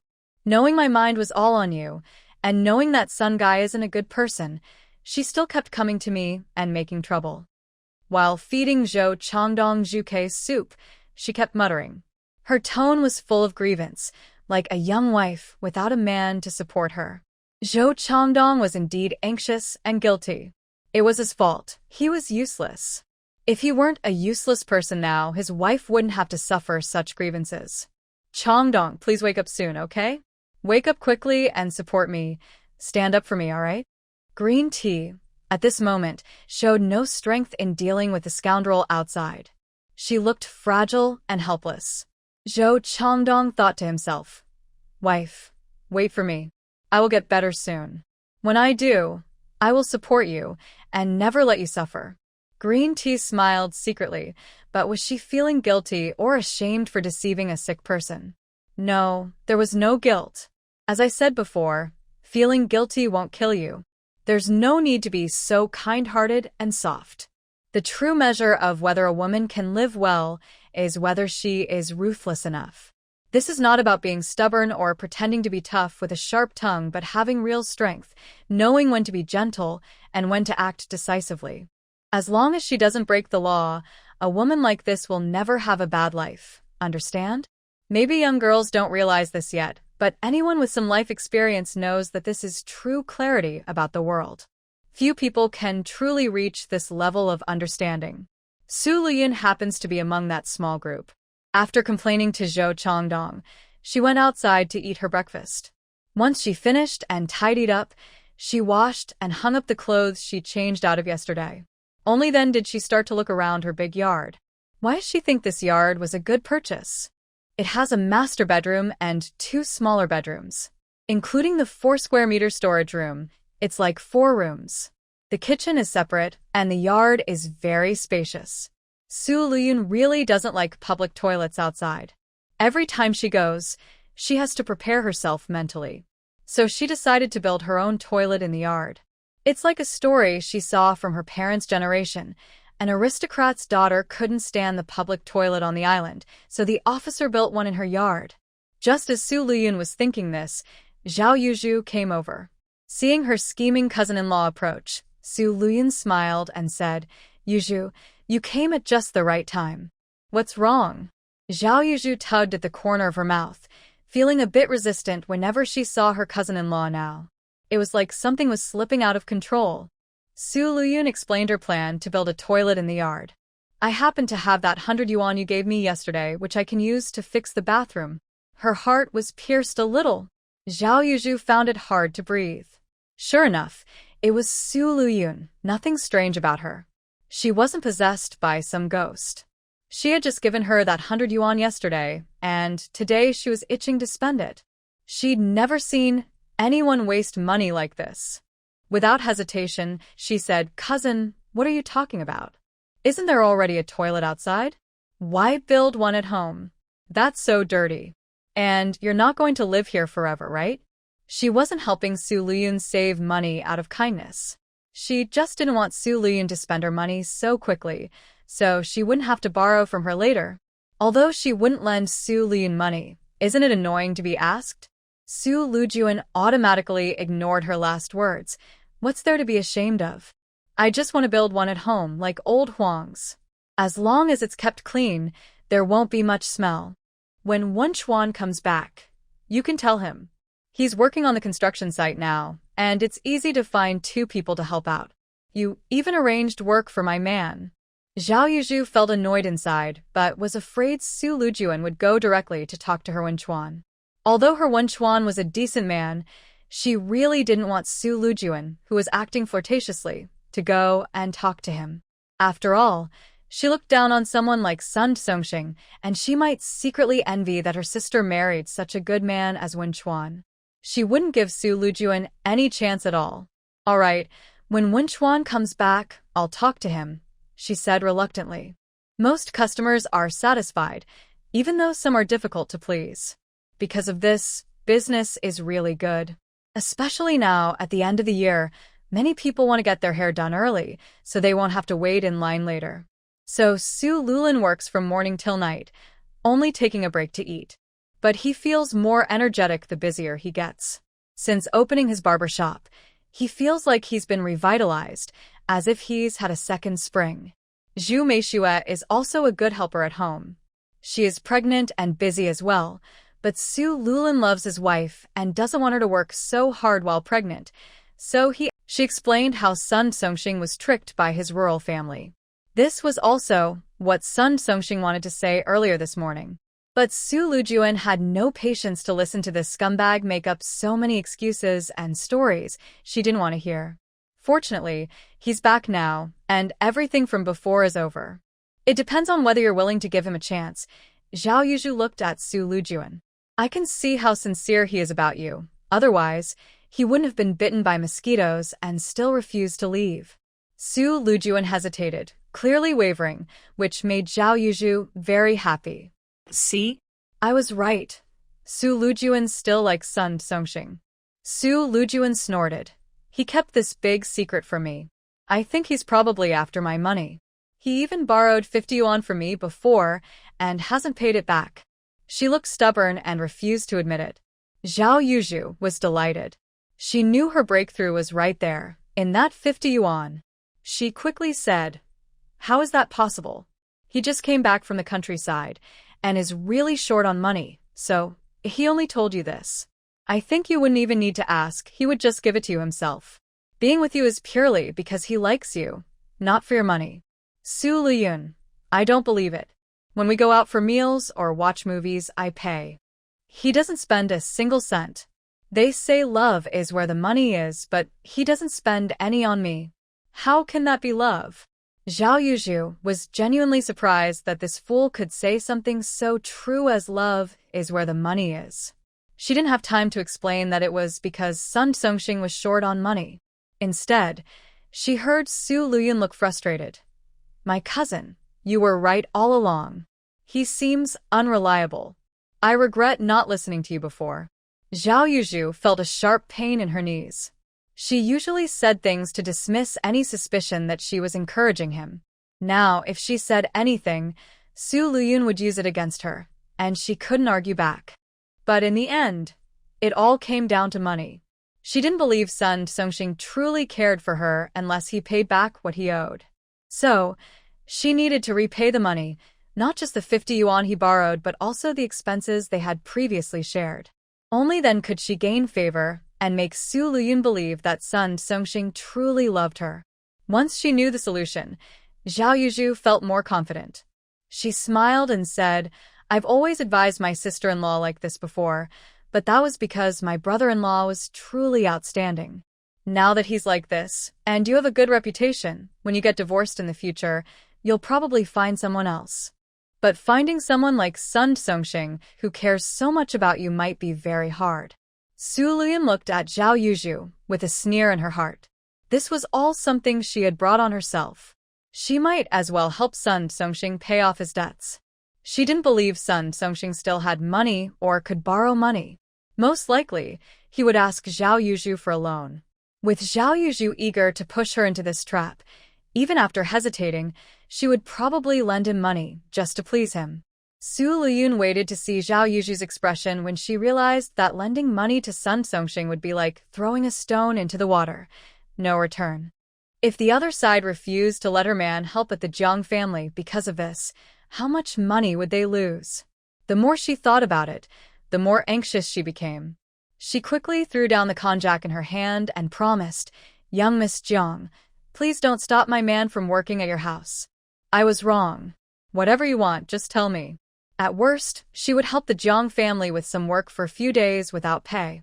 Little Jiang was so angry she glared and said, What can you do? If I let you go to the Jiang family, you'll probably sell Jiang Yumian right away. The more she thought about it, the angrier she became. In the future, you'll probably find some. This is old Master Qin. Zhou Quanqing introduced him to his third daughter-in-law. Su Lüyun respectfully greeted the old doctor, noting that he looked to be over 60. Despite his age, his complexion was healthy, and he looked very well. Old Master Qin nodded silently and took his medicine box to examine Zhou Zhongdong. He first checked his pulse for about 10 minutes, then examined his physical condition and asked what he usually drank. Lüyun explained everything carefully. Old Master Qin was very pleased and praised her, saying, You take good care of him. As a doctor, Old Master Qin had seen many similar cases. Usually, patients who are bedridden and unable to move are not very clean, especially like Zhou Zhongdong, who is in a coma. But after his examination, he confirmed that the patient was well cared for, with no bad smell on his body. His complexion was good, and the food provided was thoughtful. Zhou Quansheng, Chen Aihong, and Zhou Chongping all looked at the third daughter-in-law with kind eyes. Zhou Chongping simply nodded in approval, without any special expression. Su Lüyun didn't say much. Her main concern was, Old Master, can Chongdong get better? All the others looked at Old Master Qin. He didn't speak immediately. Instead, he took a package of silver needles from his medicine box and began to insert them into Zhou Zhongdong's forehead. Once the needles were in place, he said, although he is unconscious, his pulse is strong and vigorous. I can't say for sure, but starting today, I will come every day to do acupuncture. We'll see how it goes. It might help, or it might not. No doctor can guarantee a cure. But he was willing to come every day for acupuncture, which shows hope is limited but not completely gone. There's still a chance. Regarding this result, Zhou Quansheng, Chen Aihong, and Zhou Chongping didn't say much. Su Lüyun also nodded and said, Old sir, you just focus on treating him. If you succeed, I will give you a generous reward and present you with a banner of honor. Old Qin smiled and said, Treating illnesses is my duty. You don't need to be so polite. He then asked, I just saw that you gave him massage therapy to unblock his blood flow? Everyone looked at Su Lüyun, who nodded and said, Yes, I was worried that Chongdong might become stiff from lying down too long, but now he can't move. So every night before bed, I use a hot towel to wipe his back and massage his hands and feet for half an hour each. While speaking, she rubbed her slightly sore wrist. Chen Aihong quickly said, Child, why didn't you tell Mom? Mom can help you too, so you're not handling everything alone. Although she was older, she had no experience caring for a person in a coma and didn't understand this. But she didn't expect her daughter-in-law to be so thoughtful. Zhou Quansheng also hadn't thought of that. He was truly touched by his daughter-in-law's kindness. Zhou Chongping spoke up, I'll come over later to help you, sister-in-law. No need, it's nothing serious, Su Lüyun politely declined, then gently looked at Zhou Chongdong and said, As long as Chongdong gets better, none of this matters. Chen Aihong and Zhou Quansheng both felt the sincerity of their daughter-in-law. Old Qin also thought that the Zhou family had married a good daughter-in-law. He said, Keep up this habit, continue to unblock his blood flow every day. Okay, I'll remember, Su Lüyun nodded. The acupuncture session lasted about half an hour.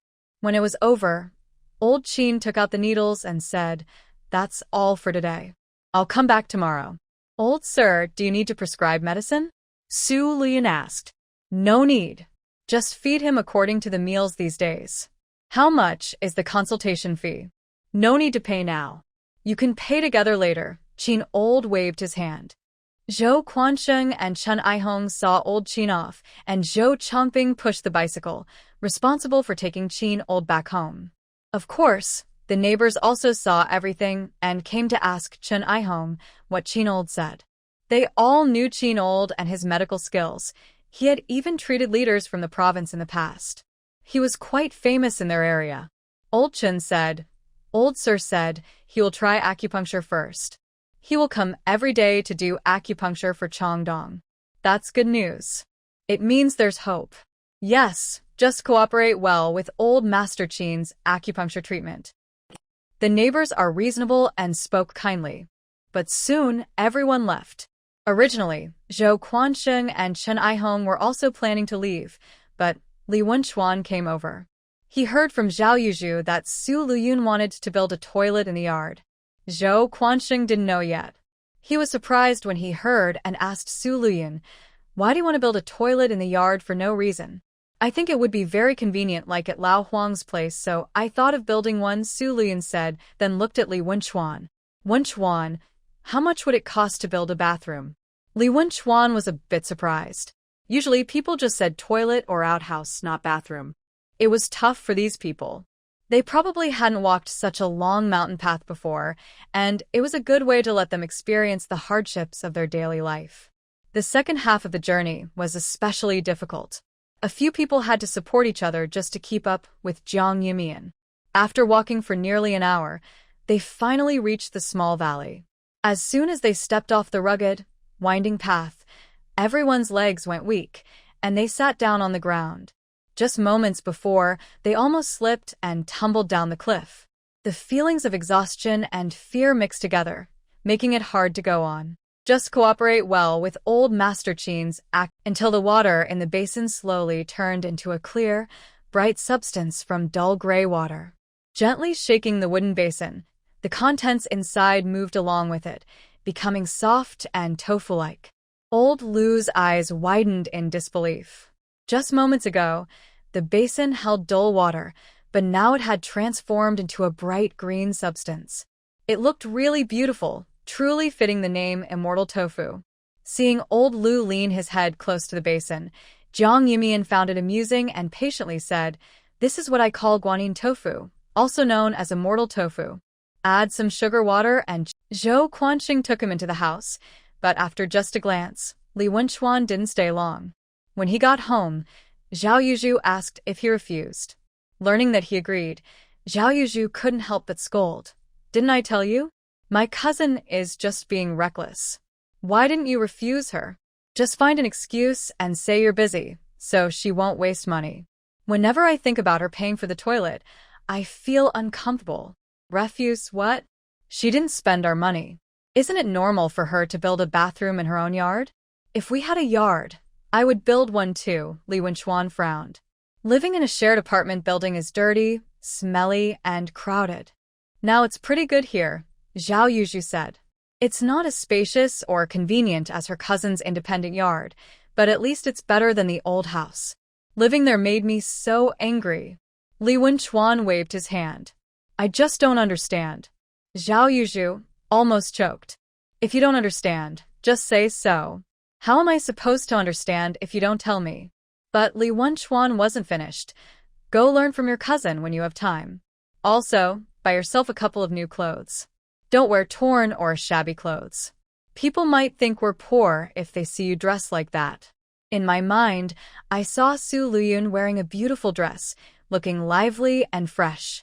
Zhao Yuzhu was completely stunned. What? Did she hear him right? He actually wants her to learn from her wasteful cousin? Zhao Yuzhu couldn't take it anymore and asked directly, "What do you mean?" "What do I mean?" Li Wenchuan looked at her with a frown.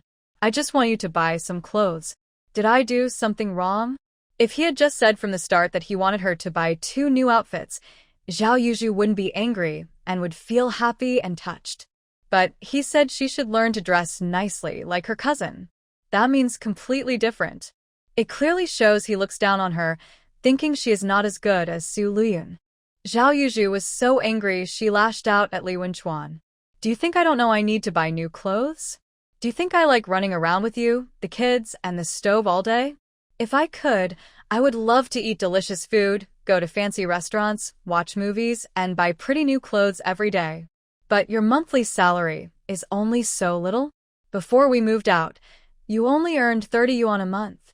Now that you've taken on construction projects and are earning money, how much do you give me? You give me 25 yuan a month for groceries. It sounds like a lot, but I also have to give your parents 2 yuan plus other social expenses. If I give less, it hurts your pride. If I give more, how much is left for our household expenses? And sometimes, when the kids are sick, I am the one paying for everything. Is it that I don't want to buy clothes? I simply can't afford them. Do you think everyone can marry a good man like my cousin did with Zhou Changdong?" As soon as she moved in, she handed all the money to him, and he didn't care how she spent it. "You only gave me 25 yuan, not 250. Zhao Yuzhu's anger couldn't be contained and burst out fiercely. She can be forgiving about other things, but She cannot accept being called inferior to Su Lüyun, especially since her husband is Lüyun. What right does he have to criticize her? She never disliked him. When she was at the old house, she worked like a beast for her family, cooked, cleaned, and did laundry. She managed everything like a housekeeper, taking care of all the household chores. But whenever she had conflicts with her mother-in-law or sister-in-law, he always told her to endure it. She had to bow her head because she was under his roof, so she endured.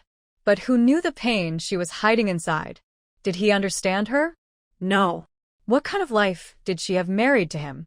And her cousin, after marrying Zhou Changdong, lived like a fairy. She never said a bad word about him, yet now he dares to call her a worn-out wife? He didn't say it exactly, but that's what he meant. Otherwise, why would he suggest she learn to dress and style herself from her cousin? Lüyun was also completely stunned by the scolding. Since Zhao Yuzhu married into the family, she had never argued with him like this before. Mostly, she just felt wronged and cried alone under the covers. When did she ever become so hysterical? Realizing this, he hurriedly closed the window and drew the curtains, ignoring his crying child. Neighbors outside had already heard the gossip. Living in a block like this, you can hear everything, even A. And Zhao Yuzhu shouting like that? Everyone's eyes sparkled with curiosity. Even with the window closed and curtains drawn, the noise was still clear. But in the end, they didn't argue anymore. Su Lüyun didn't know that these two could still argue. She was facing a difficult situation now. Zhou Changdong finally gave in. Although she had been mentally prepared for this, she was still a little worried. It had been a few days since she returned, but nothing major had happened yet. She was worried he might not be able to pull through now. If that happened, she'd have to help him, which was really hard, very hard. At least, she needed to be mentally ready before she could do it. Currently, Zhou Changdong can manage to handle himself, which greatly relieved Su Lüyun. At least she doesn't have to blame herself anymore, but a new problem has arisen. Taking care of this mess requires a lot of courage from Su Lüyun. Even though she was mentally prepared, she still felt scared. Help! Su Lüyun silently cried out in her heart. Seeing Zhou Changdong's darkened chat window, she couldn't help but feel some sympathy. So she used a damp towel to cover his mouth and nose, then started cleaning him. While cleaning, she spoke casually, Changdong, old Master Qin's medical skills are really impressive. Just one acupuncture session, and you're able to go to the bathroom normally. It made me breathe a sigh of relief. I was worried about this all along. Now, I don't have to worry anymore. If you can eat and go to the bathroom, your health will improve. Truly a skilled doctor.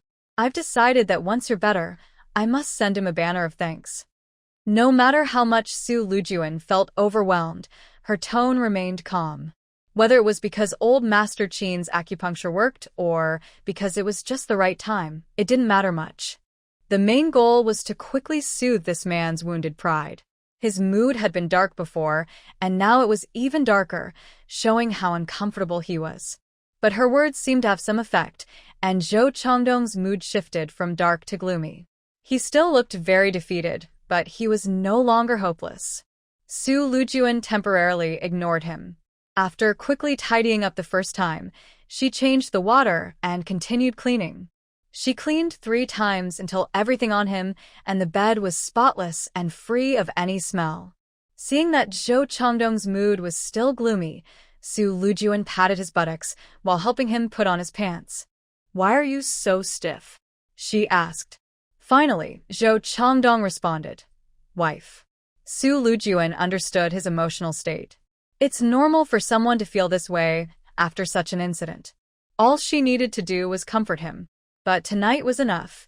He would have to learn to accept the rest himself. She went outside to wash and hang the bedding and pants, then returned to give him a massage. During this time, she said nothing. Just before going to sleep, she leaned over and kissed his lips, then held his hand and interlaced their fingers. Softly, she said, "I must have owed you a debt in my past life." Not long after saying this, she fell asleep. Zhou Changdong also felt his wife's exhaustion. Although he knew she didn't dislike him, he still felt guilty and powerless. He didn't want to be like this, but right now he had no way to change it. Maybe because his emotions were too intense, one of his fingers that was holding Su Lüyun's moved slightly. But Su Lüyun was unaware of all this. That night, Zhou Changdong spent most of his evening feeling down. The only reason he felt a bit better later was because Su Lüyun hugged him again. His heart softened completely. He could clearly feel her attachment and dependence on him, so he couldn't just fall apart. Although it was her now, once he recovered, he would dedicate his life to her. In his first half of life, he contributed to the country. In the second half, he would belong to his wife. His wife could do whatever she wanted. Su Lüyun didn't know any of this. She woke up feeling refreshed, probably because having a man nearby to absorb his positive energy helped balance her hormones and improve her health. What made her happy was that in just one night, this man had started to recover. Wife, I will try my best to get better and repay you. Just listen to that. So adorable. Su Lüyun smiled and leaned over, kissing his lips. Good morning. Zhou Changdong was very gentle. Good morning, wife.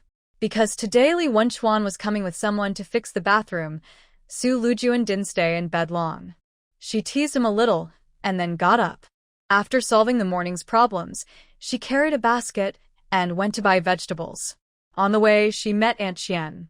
They had chatted yesterday, and Su Lüyun thought Aunt Qian was very talkative and nice. She also got along well with her mother-in-law, Mrs. Chen. So she didn't mind going to the market with her. Aunt Qian also told her about what was happening outside.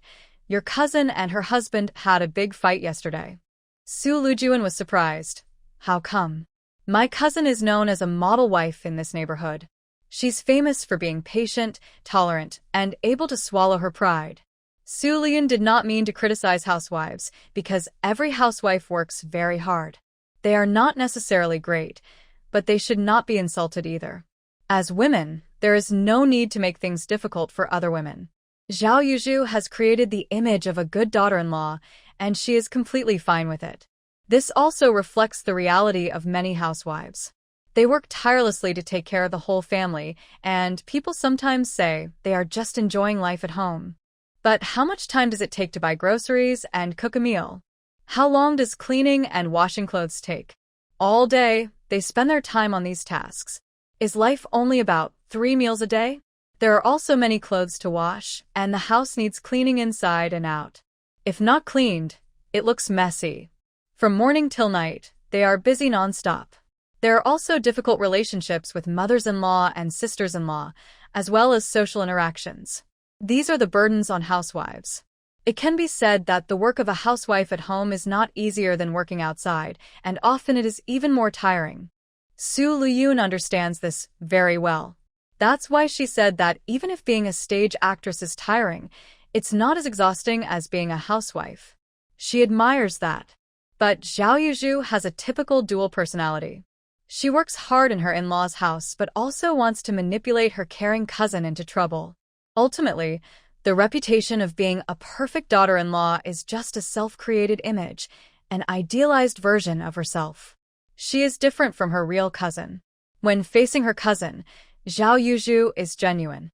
At other times, she is a smiling angel, the kind of person who secretly cries in bed when she feels wronged. Only with this persona can she be popular and seen as kind. When others speak loudly to her, they are wrong. How could she have a big fight with Li Wenchuan and make the neighbors know? What happened? Auntie Qian smiled and said, she's a perfect daughter-in-law, but even a perfect daughter-in-law can get angry sometimes. Although Su Lüyun avoids the praise of being a perfect daughter-in-law because many of these compliments are for her selfless actions, they benefit others and can be used to control her, which is why people praise her. If she does something that benefits herself, like buying her own yard first, she might get a bad reputation as a spendthrift. But that doesn't stop her from listening in on others' gossip. What exactly happened? I'm very curious about the reason, since Zhao Yuzhu and Li Wenchuan are known for their sweet and loving relationship. How could they possibly argue? No matter how Zhao Yuzhu is mistreated by her mother-in-law and younger sister-in-law, it should all be sweet and caring. Seems like Li Wenchuan has a woman outside. Aunt Qian revealed a big secret. How could that be? Lüyun smile. I knew right away it was just gossip. As a historical story, how could there be a neighborhood busybody who loves to spread rumors? But she couldn't be fooled because this story is a one-on-one, pure and clean, body and mind. I don't know either. I just heard a little from others. Aunt Qian chuckled and added, everyone's worried you might drink rat poison. Su Lüyun was surprised for the first time. What? I drink rat poison? They said she was destined to be a wild goose, and seeing her deep love for Changdong, if something happened to him, she might be so upset she would drink poison and leave. Lüyun. Although her acting was so good that it deeply moved everyone, their added drama was unexpected. And they even added a tragic love scene. How emotional. How am I supposed to end this? Do they want my life? She seriously said, old Master Qin's medical skills are very good. He just came yesterday to give Changdong acupuncture, and he's already improving a lot. I believe Changdong will get better. Really? That's great. Aunt Qian smiled. But you know, Qin Lao's medical skills are well known. A few years ago, Huang San's wife had a difficult labor. They called him over, and with just one needle, he managed to correct the baby's position. Both mother and child were safe in the end. Yes, my parents-in-law always say that old Master Qin's medical skills are unmatched. I won't let you help for nothing. If the information you provide can help me defeat the bandits, I will reward you with 40 taels of silver. How about that? 40 taels was a lot. Farmers saved carefully, enough for a family to live comfortably for over 10 years. Jiang Yimian sighed and ignored his sudden threat of official reward. She said helplessly, you know how cunning and brutal the bandits are. I only know a little about them, and I almost lost my life in the process. Over the past half year, we've been hiding in the mountains with 3 other families. It's been very hard. Every day, we fear wild animals and bandits might attack. Jiang Yimian saw him recover and nodded, saying, this is fishy grass. You can eat it. The roots can be boiled and mixed with cold dishes. The taste might be a bit difficult for some people. Before she finished, Go Sheng happily started collecting more. I haven't tried it yet. I'll take some home to share with my mother and father. Last time, he missed out on the delicious guanyin tofu because he didn't believe Sister Yimian. This time, he learned his lesson. If Sister Yimian says it's good to eat, then it must be tasty. He wanted to be the first to try. Seeing his excitement, Su Lüyun agreed to have it built without hesitation. Then I'll go ahead and get busy. If you need anything, just tell me, Li Wenchuan said to her. Su Lüyun smiled and replied, thank you so much for your help, Wenchuan. It's nothing, Li Wenchuan said, glancing at her. In the past, because of his fiery personality and sharp tongue, even though he looked good, his words often ruined his appearance. But somehow, his attitude and way of speaking have completely changed. Now, he sounds very comfortable to listen to. He dresses well, and with his good looks, he doesn't look like her woman at all. So last night, he started learning how to dress better, so he could look good when going out, which made him feel more confident. But things unexpectedly went wrong, and he had to increase his living expenses, promising to give her 30 yuan a month, which finally calmed her down. Wang Guifin brought the new clothes she made for her son-in-law to visit her daughter, hoping to see her daughter's happy face saying, Mom, you finally came to pick me up. After these days, she thought her daughter must have learned her lesson about taking care of a person in a coma. But instead of that, she saw her daughter looking lively and energetic. Mom, you're here? Su Lüyun immediately went to greet her, smiling and holding her mother's hand. Wang Guifin hesitated for a moment. Then, seeing Chen Aihong, her mother-in-law, nearby, she swallowed her words. Mother-in-law, what are you doing? Wang Guifin asked, noticing the 2 workers busy in the yard. Chen Aihong smiled and poured her tea. Junyan said she wants to build a bathroom in the yard. Wang Guifin paused for a moment, her face stiffening as she took the tea. Seeing Yuan Bao, she asked, whose dog is this? It's mine, Su Lüyun replied. Chen Aihong smiled. She was there to give her son a massage and keep her daughter-in-law company, but now that Wang Guifin was here, she decided to leave so they could chat alone. Regarding Wang Guifan's possible wish to bring Su Lüyun back, Chen Aihong felt sad but knew she couldn't do anything about it. She understood others might blame her, but there was nothing she could say. When Chen Aihong went back, Wang Guifan was not polite. She asked her daughter, "Why are you building a toilet in the yard? Isn't there one outside?" "There is, but it smells terrible. I really can't stand it. Since I had some money, I decided to build one here for convenience," Su Lüyun replied casually as she opened the package her mother brought. "But you won't stay here forever," Wang Guifan said through clenched teeth. Su Lüyun didn't answer. She took out the clothes her mother made for Zhou Changdong, her eyes shining. "Mom, you really are the best tailor in our Huaihua alley. These clothes are so well made." Wang Guifan didn't have the patience to admire the clothes. She whispered angrily, "What are you really thinking?" She couldn't believe that in just a few days, her daughter hadn't been scared by the idea of caring for a semi-conscious person. Instead, she seemed more excited and even built a toilet at home. She never did that before. Now that her son-in-law was back, she did it. Seeing her face full of happiness, it was clear she planned to stay long-term. If her son-in-law was doing well, Wang Guifan would be so happy she'd want to celebrate with fireworks. Finally, her daughter was starting to act sensible. But now it wasn't good enough. How could her daughter live like this with her son-in-law? If there were children, she wouldn't say a word. She'd endure for the sake of the kids. But now, she was alone, with no hope in sight. How could she endure? She was 22, soon to be 23. She couldn't delay any longer. She was so angry she almost wanted to die. She was acting immature when she should be sensible, and now, when she shouldn't, she was making trouble. Su Lüyun saw her mother was so anxious, she was about to get upset. She didn't want that. After thinking for a moment, she pulled her mother into the side bedroom. "Mom, I know you're worried about me. But don't worry. I'm not that naive. You know how smart your daughter is. I won't suffer any losses," Su Lüyun whispered. Wang Guifan only replied with one word. "Huh." She had a delicate, clever face, but she was just a silly girl. Su Lüyun felt helpless. She whispered, "Mom, I had a dream. I dreamed about everything happening now." Wang Guifan frowned and looked at her. "What do you mean?" Su Lüyun didn't want to tell the truth, so she just blamed it on having a dream. She started telling her mother that she had a dream about Zhou Changdong before he was sent back, but she didn't take it seriously, thinking it was just a silly dream. Unexpectedly, Zhou Changdong really was brought back in a coma, just like in her dream. In her dream, she would have no hesitation about divorcing him and even wanted to take some of his military retirement money. Hearing these details, Wang Guifan sat up straight. Indeed, given her daughter's past behavior, she was worried she might cause trouble or be unwilling to accept the situation. Dreams come true sometimes. Old Zhou's family really spent money to fix things, and they cut all ties with me.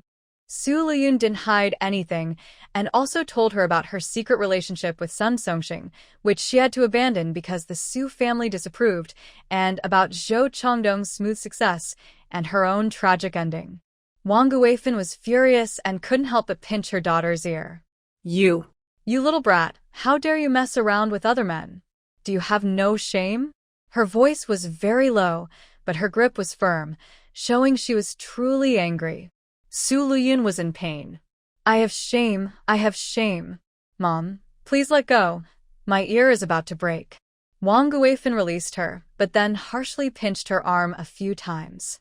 "I think you're trying to fly to the sky." She was so angry she couldn't believe her daughter would secretly do such things. She was married, and her son-in-law had even handed her a savings book with 2,800 yuan before leaving. Where could she find such a good son-in-law? Yet, her daughter was still flirting with others outside. No wonder she kept talking about divorce. All of this made sense now.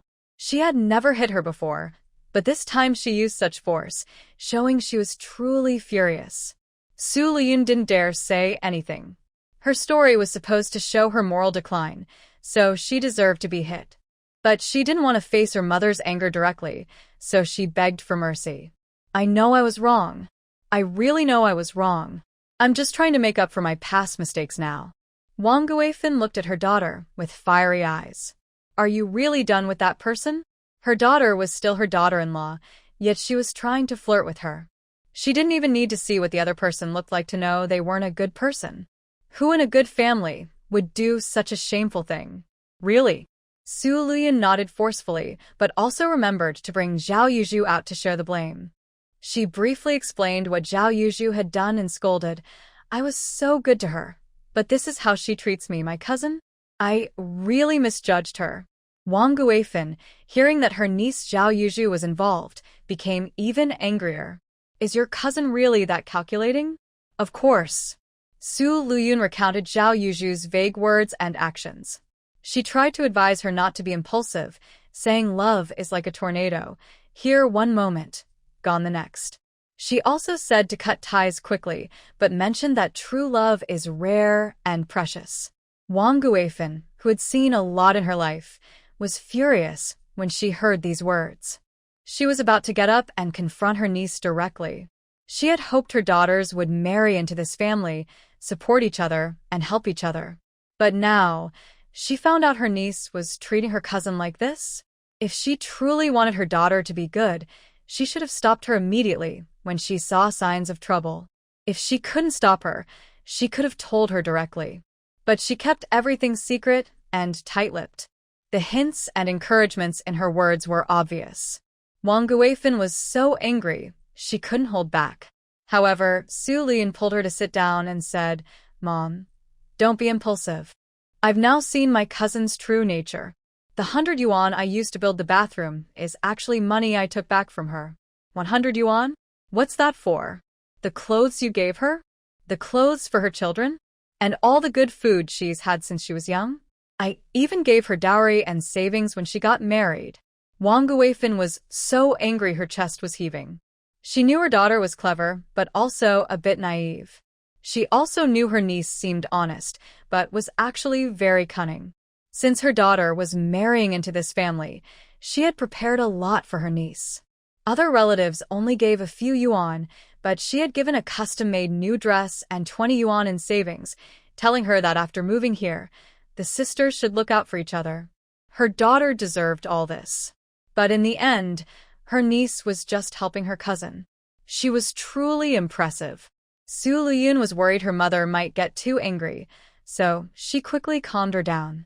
Mom, I understand. I told you all this just to let you know the truth, to be prepared. It's not to make you angry. I don't want her to hurt you or make you sick. It's not worth it. And now she can clearly see her face, which is a good thing. Wang Guifin was indeed angry, but when she heard her silly daughter say such words, she couldn't help but look at her. Su Lüyun smiled gently and said, Mom, the reason she can't stand me being better has a lot to do with you guys too. Before her mother could scold her, she continued, Isn't it because you and Dad are so capable? Dad is a skilled worker, and his salary has been increasing every year. Who in the neighborhood isn't jealous? And my dearest Mom, you have such good skills. Who in Huaihua Lane wouldn't come to you for clothes?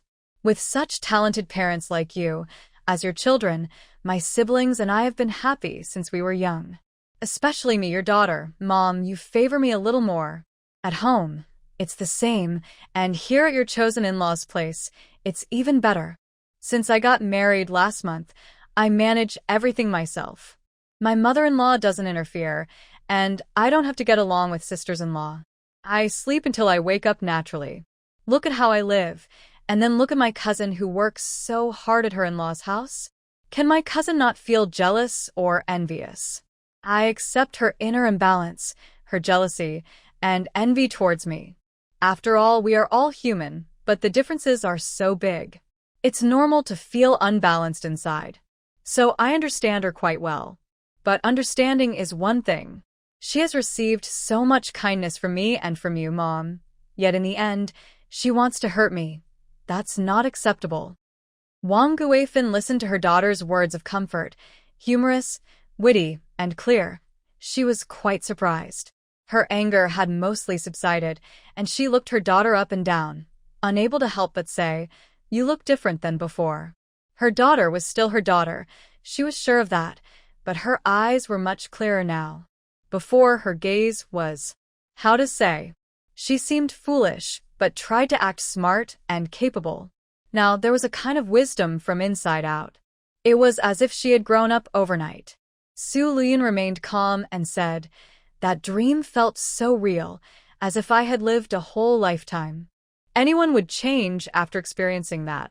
Wang Guifan nodded and said, that's true. She didn't doubt the truth of her daughter's words today. If she hadn't really dreamed it, her daughter wouldn't have changed so much. After explaining the reason, Lüyun started to get emotional. Mom, I really didn't expect that my carelessness would make me live so badly. Do you think I'm really that stupid? Our family has been so good to me, but I was so clueless and ended up in this mess. She looked very upset. Wang Guifan, although she thought so too, couldn't bear to scold her daughter further when she saw her like this.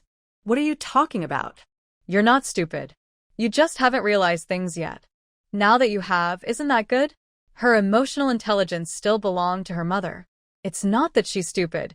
She just hasn't realized yet. Lüyun nodded happily. Yes, my mom is right. I just hadn't realized before. But now I have. Mom, just wait and see. I will live a good life, and won't let you down. I won't let you and Dad worry about me anymore. Wang Guifan looked at her daughter with some worry, still feeling a bit foolish. But she didn't say much. She whispered, are you really sure Changdong will wake up in 3 months? Forget about whether he's useless or not. The important thing is, can he really get better? Really? Lüyun nodded. If things go well, maybe in 2 months. Hearing this, Wang Guifan relaxed. As long as he wakes up, that's enough. But she also warned, I won't talk about the past anymore, but from now on, you must focus on living with Changdong, understand? If you dare to act up again, your dad and I will be heartbroken. We will pretend you don't have this daughter and let you fend for yourself. Knowing her mother was blunt, Lüyun smiled and took her mother's hand. Don't worry, Mom. I will change. Just watch my behavior in the future. But these supernatural things, except for Dad, don't tell anyone. My brothers can't know either. I need to show everyone that I am committed to staying by his side, no matter what. Don't let it slip out. All right, you're so dramatic. Wang Guifan rolled her eyes. Lüyun chuckled and then went outside with her mom. On the table, there were finished clothes and several pieces of cut fabric. Mom, what are these fabrics for? They look a bit like the diapers you made. Since they had nieces and nephews, she had seen her mom make diapers before. Changdong needs them now, doesn't he? Or maybe make a bed. Wang Guifan said, that cotton-padded coat isn't ready yet. I'll bring it to you next time. Lüyun smiled. Thanks, Mom. You really love your son-in-law too. Of course, Wang Guifan asked how she had been caring for her son-in-law these past few days. Lüyun simply explained. When Wang Guifan heard that her daughter was helping with everything from changing diapers to giving massages, she felt a little touched. It's okay, Mom. I've been taking care of him for these 3 months. Because of these months, in the future, he won't dare to argue loudly with me, Lüyun said with a smile. Good behavior. Wang Guifan chuckled and rolled her eyes. If you didn't make trouble for no reason, Changdong wouldn't argue with you. Although she hadn't known her son-in-law for long, she and her husband could tell that he was reliable. He was a good person to live with. Otherwise, he wouldn't have handed over all his savings to her daughter as soon as she moved in. Even though he had been gone for 3 years without any news, it was most likely because he was on a secret mission. That was understandable. Oh my, without a mom like you? You just cut off the case without asking the facts. I'm your own daughter, and you're showing favoritism to the sky? Wang Guifan scolded with a smile. All right, stop joking. Take me inside to see Changdong. Lüyun led her inside to see her son-in-law. She also brought in some clothes to show him, smiling. Changdong, look at these clothes my mom made for you. Do they fit well? I'll wash them and change you tomorrow. Changdong thought to himself, sorry to trouble my mother-in-law. Will that old doctor come every day to give acupuncture treatments to Changdong? Wang Guifan asked, glancing at her son-in-law. Yes, Lüyun nodded. Dr. Chin's medical skills are excellent. He can definitely cure Changdong. She looked very confident. Wang Guifin didn't say much. Seeing that her son-in-law was being well taken care of, she left. When she saw workers digging a hole nearby, she couldn't help but comment, "You just have too much money to burn. Why spend so much? Why not just settle it outside? If you keep doing this, the neighbors will say you're wasting money." She knew her daughter had a reputation for being extravagant. But it was true she was spending a lot. Apart from buying this courtyard, there probably wasn't much left. She had told her daughter many times, but it was no use. "I don't care what they say. I want to live comfortably, and it's not like I'm wasting money." "Having a bathroom in the yard is very convenient," Lüyun said. "Building a toilet in the yard? If it's not built properly, the smell will be terrible." "I know, but they are all skilled workers, and they assured me it will be fine." Wang Guifin couldn't convince her daughter, so she had to accept it and came over to chat with the two workers. After talking, Wang Guifin felt satisfied because her cousin had built a house nearby, so she understood a little. Seeing that both workers knew a lot, she thought they probably weren't far off. She then told her daughter, "You must cook a good meal for them." "I know. I even bought extra vegetables today." "Mom, don't rush to go back. Stay for lunch first," Lüyun replied. Wang Guifin didn't mind being polite to her daughter. For lunch, Lüyun prepared a hearty meal. She and her mother ate in the room, leaving the table for the two workers. There was plenty of rice, 2 large fish, a plate of greens, a cucumber salad, and a tomato and egg drop soup. The two workers looked very happy with the meal. After finishing, they took a short rest at the door before getting back to work. Meanwhile, Wang Guifin also saw how her daughter served her son-in-law during the meal. She was speechless. But since her daughter was genuinely caring for her son-in-law, she didn't mind that her daughter had a strange dream about her son-in-law becoming successful. Now, she was doing her best to serve him and seemed to want to live a good life. In her view, a good cat is one that catches mice, regardless of whether it's black or white. After lunch, Wang Guifin didn't stay long. There were many chores at home. Take good care of Changdong.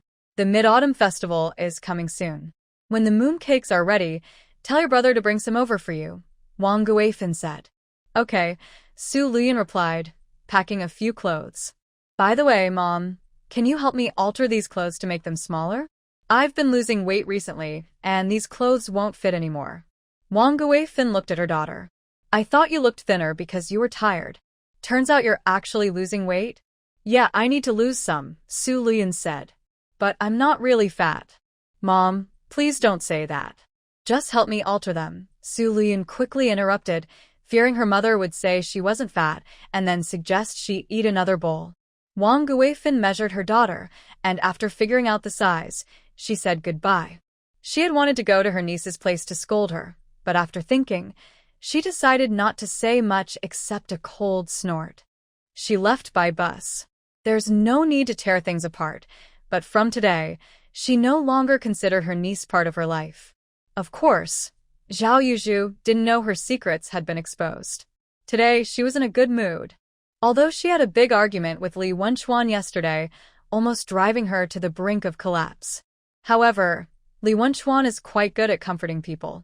For example, he quietly apologized to her, saying he didn't realize she had so many difficulties and that it was his fault for neglecting her.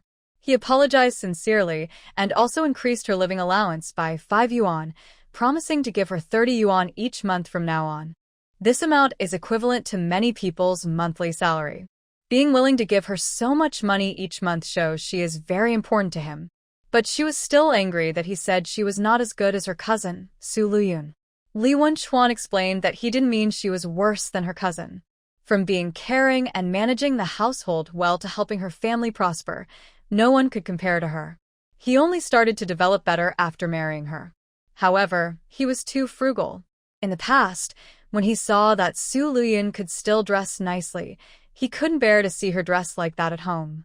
So he told her to buy clothes but didn't know how to speak kindly, which made her angry. Zhao Yuzhu felt no more anger and was so happy she couldn't think clearly anymore. She no longer doubted anything else. But her good mood only lasted until Sun Songxing came to borrow money. At first, Zhao Yuzhu thought he had borrowed the money and secretly went to talk with Sun Songxing in a corner, handing her son over to Lüyun Chuan after work. Actually, I went to see my cousin. She said you are with her for money, and when you go out for meals, she pays for everything, Zhao Yuzhu told Sun Songxing. Sun Songxing looked ashamed. I really. Enough, stop talking nonsense. If you want to make up with my cousin, return the 50 yuan you borrowed and also pay her back for the meals and movies.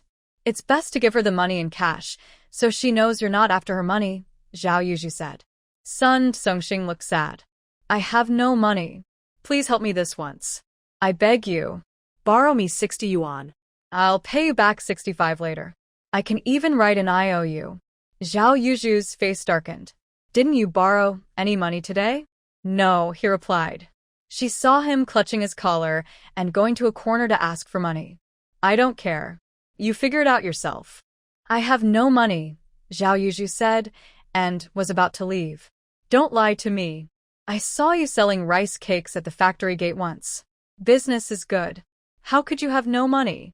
Sun Songxing said. Zhao Yuzhu was stunned and clenched her teeth. That's not true. You've mistaken someone. Sun Songxing stared at her. If you don't want Lüyun Chuan to find out you're working as a freelancer outside and embarrass him, you'd better borrow from me. I told you I'd write a loan note. If you won't help me even with this small favor, don't blame me for telling him. Since she lived nearby, it was obvious she wouldn't dare let her family know she was working as a freelancer. Still, he wouldn't even work as a temporary worker earning 20 yuan a month just to avoid the shame of being a freelancer. Zhao Yuzhu was furious. You dare threaten me? Sun Songxing immediately knelt down. I'm not threatening you. I really can't lose Junjun.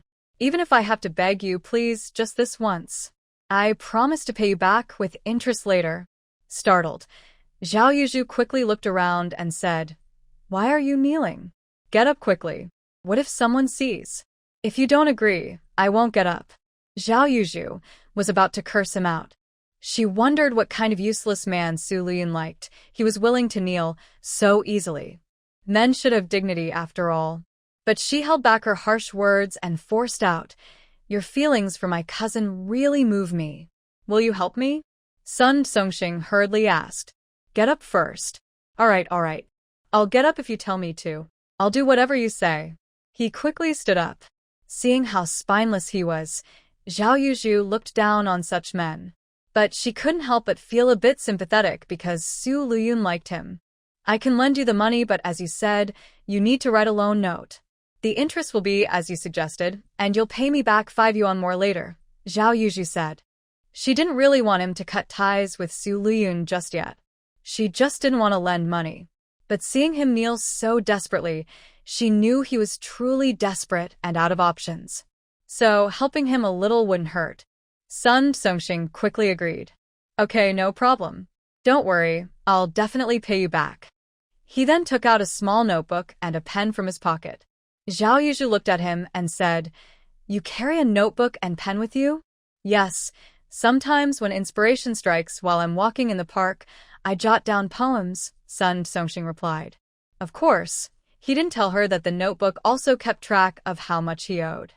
When Su Lüyun mentioned it, her eyes sparkled, but she looked down on it with disdain. Reciting poetry and making couplets are of little use. They can't fill your stomach. First, write the IOU for me, and then I'll go get the money, Zhao Yuzhu said. But I'm only lending you this once. If you dare mention me selling rice cakes again, I won't forgive you. Okay, I only said that because I had no choice. I apologize. Sun Songxing said quickly, writing the IOU efficiently. Zhao Yuzhu took the IOU and looked at it. It said she borrowed 65 yuan.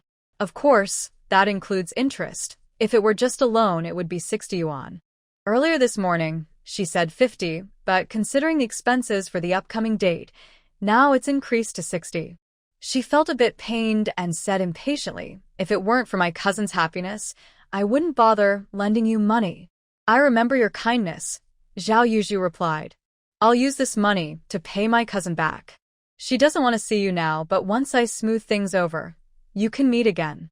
All right, just tell your cousin that I've paid her back and we won't see each other anymore. Zhao Yuzhu looked at him in surprise. What did you say? Just tell her exactly what I said. Sun Songxing nodded confidently. Men are too easily won over by women. Women don't cherish them. Tell her that although we've only known each other for 2 months, those 2 months are the happiest time of my life. I'm very grateful for the wonderful memories, he said. Then he tore a page from his small notebook. Take this poem to your cousin too. I promised to write it for her before. Zhao Yuzhu took it and glanced at it. Her expression changed when she looked at him. No wonder Sun could make Su Lüyun, that fool, so happy in just 2 months. His tricks of playing hard to get are truly extraordinary. But she didn't show any of this outwardly, instead pretending to be touched. Okay, I'll pass on your words. After saying goodbye to Sun Songxing, Zhao Yuzhu went home first. When she finished her chores and saw it was getting late, she waited until she sent her son to kindergarten the next day before coming to see Su Lüyun. When she arrived, the 2 workers were already working. Su Lüyun was eating tomatoes and playing with Yuan Bao. Seeing her, she smiled. Cousin, you're here. Anyone who makes it in the entertainment industry knows how to put on a good front. No matter how bad their private relationship becomes, they won't cause any embarrassment in public. As long as they don't break apart, she and her cousin, who always acts impatient whenever she visits, will still get along well. Zhao Yuzhu looked at her, feeling a bit jealous. She noticed that Su Lüyun seemed to have lost weight and looked even more beautiful. It must be an illusion. This can't be real. It's probably true that people look better in nice clothes. She looked at Su Lüyun's light green dress, paired with a pair of expensive ballet flats, which made her radiate a special charm. Do you think my ballet flats look nice? They cost 15 yuan, Su Lüyun said, noticing her gaze on her feet, and she lifted her foot to show her. For a moment, she felt like a pure girl from a TV drama, asking her struggling sister, who was kicked out and came back asking for money. Look, does my bracelet look nice? It's not expensive, only 20 yuan. That scene suddenly appeared in her mind, making Su Lüyun smile secretly. To Zhao Yuzhu, it looked like she was mocking her. Zhao Yuzhu clenched her teeth and said, I can afford to buy it too. When Chuan gives me 30 yuan a month for living expenses. She was so angry that she lost her composure. How dare she show off in front of Su Lüyun? As soon as she spoke, she realized what she said, her face changed, and she wanted to explain, not wanting Su Lüyun to ask her for money. Then, Su Lüyun, surprised, whispered, Cousin, could the rumors outside be true? Zhao Yuzhu was stunned. What? It's about Wen Chuan. Su Lüyun lowered her voice, glanced around, and looked at her with sympathetic eyes. I didn't believe it at first, but hearing you say that Wen Chuan is giving you money for living expenses, I think maybe he's hiding something, maybe he's feeling guilty and trying to make up for it. Zhao Yuzhu felt uneasy. Cousin, just tell me directly, don't hide half and reveal half. As a notorious troublemaker, Su Lüyun responsibly spread rumors, saying, Cousin, don't be angry. I heard from someone that they say Wen Chuan has someone outside. What? Zhao Yuzhu's eyes widened in disbelief, staring at her. What did you say? Wen Chuan would never have someone outside. That's impossible. Su Lüyun suddenly became very serious, like a strict matron. Lower your voice, or you'll lose face. Zhao Yuzhu's eyes flashed with anger. Cousin, if you're going to spread rumors, please choose someone else. But you actually made up such a story. Do you really dislike me and Wen Chuan that much? Su Lüyun looked innocent. What do you mean I spread rumors? I only heard about it too. If you don't believe me, ask around. Everyone's talking about it, but you haven't heard? You're so foolish and still proud of yourself. I don't even know how to talk to you. Zhao Yuzhu was speechless after being scolded. Actually, she didn't believe Wen Chuan would do anything to hurt her, but this matter touched her sensitive spot. Especially since Su Lüyun said everyone was talking about it outside, but she hadn't heard anything. Usually she was the first to know any news. Could it be that no one dared to tell her? Thinking this way, she couldn't hold back anymore. She didn't even have time to finish what she was doing and immediately went to find out the truth. She didn't know how the process went, but in the end, Zhao Yuzhu came back the next day to see Su Lüyun. She looked at her with disdain. Cousin, next time, don't believe every rumor you hear. There's nothing to it. Those gossiping women are all talking nonsense. Yesterday, after hearing the rumors, she asked the neighbors. They all told her to relax. Their pitying tone and the sneaky looks they gave her almost made her break down. She couldn't bear it for a moment and rushed straight to the construction site.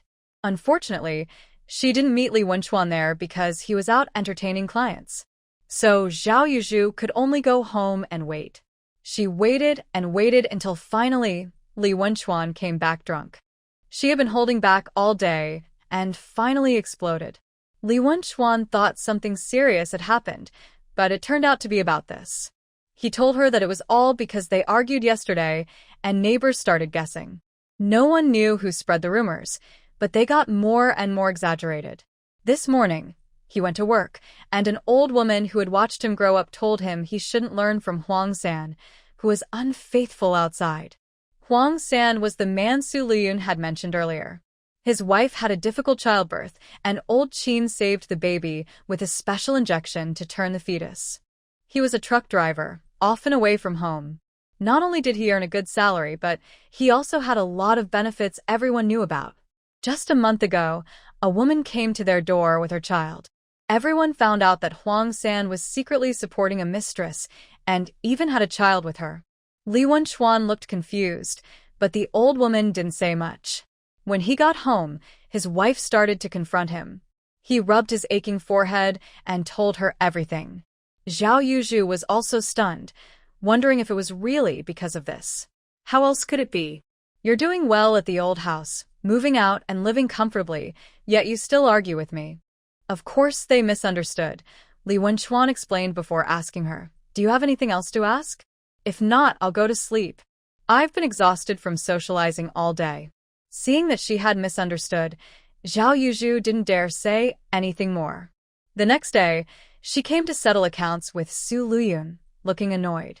Su Lüyun already knew her story was fake and was just deliberately annoying her. Whether or not it's true, it doesn't matter.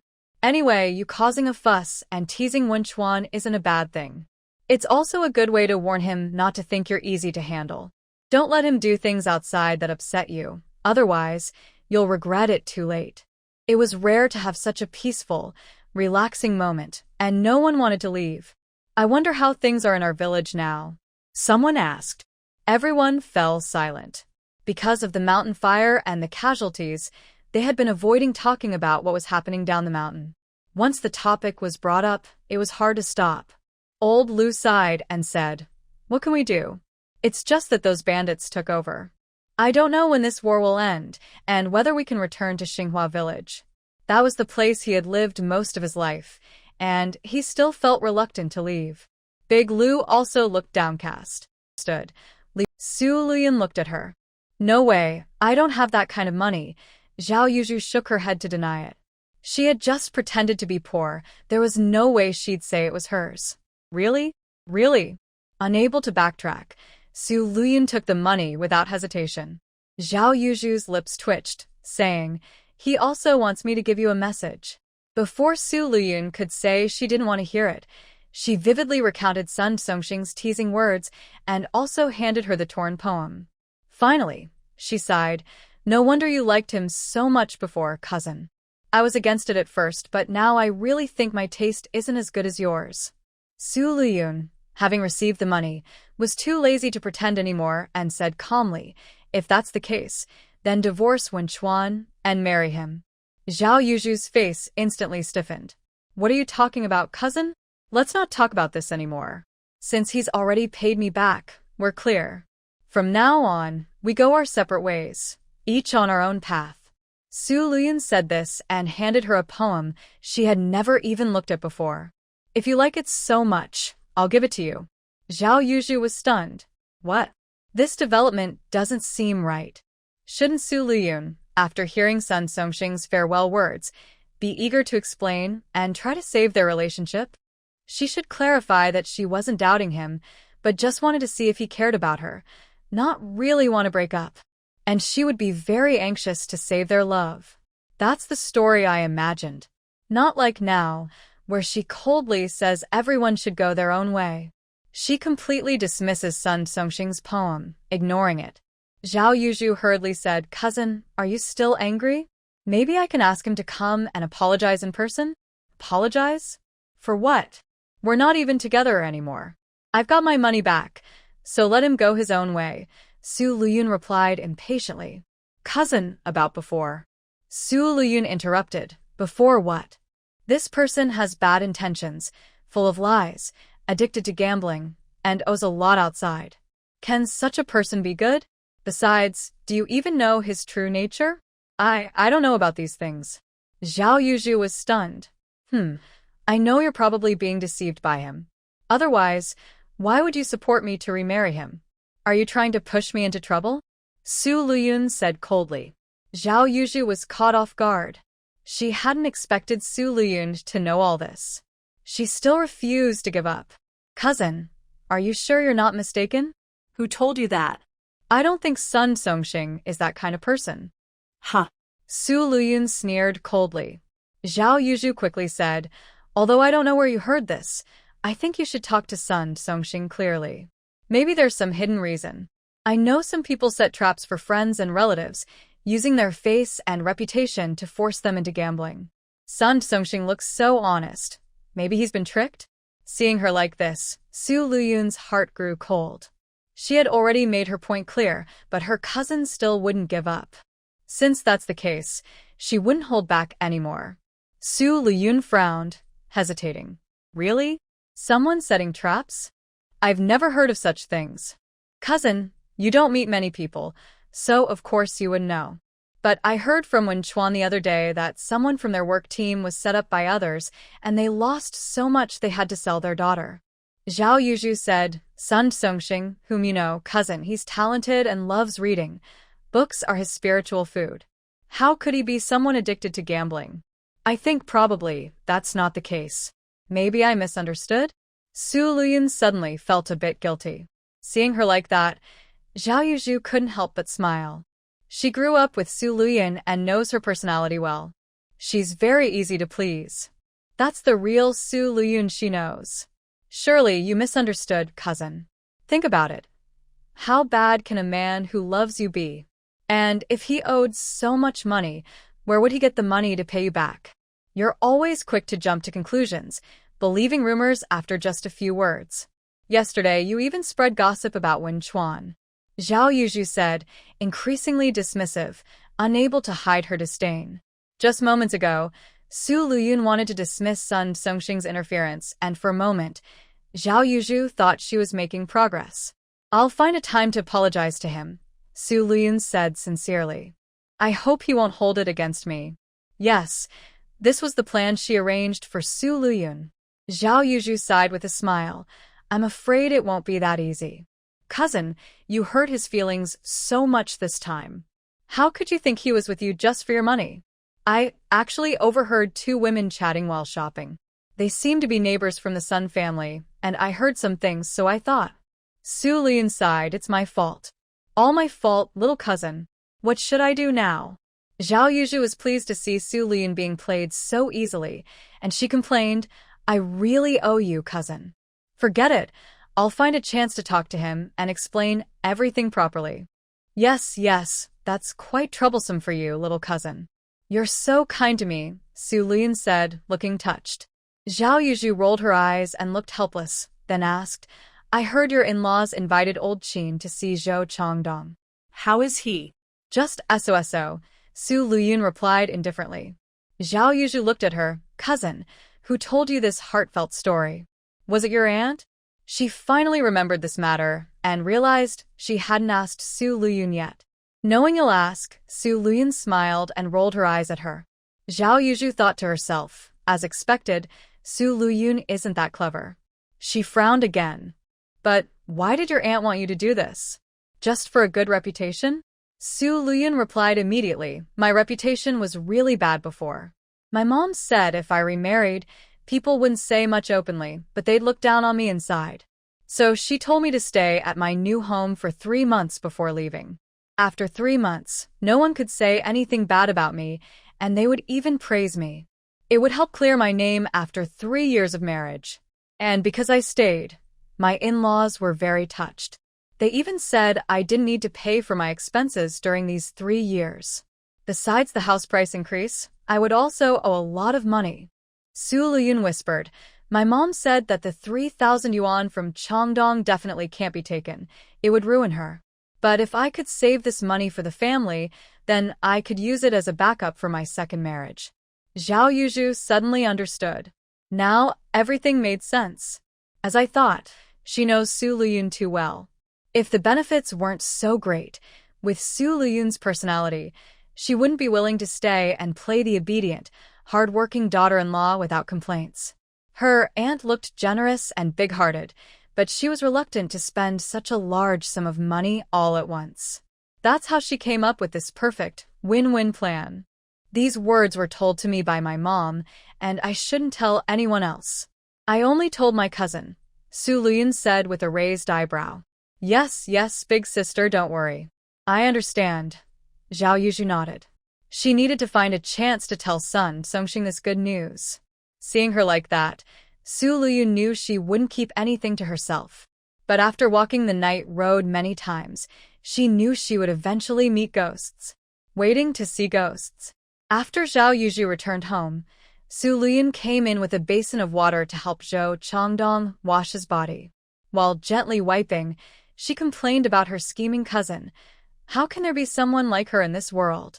I didn't treat her badly, yet she hates me so much. Knowing that Sun kid isn't a good person, she still wants to push me into trouble. Am I that foolish? Even if I'm foolish, I'm not blind. I look pale and thin, with a scrawny face, and I wear glasses to appear cultured.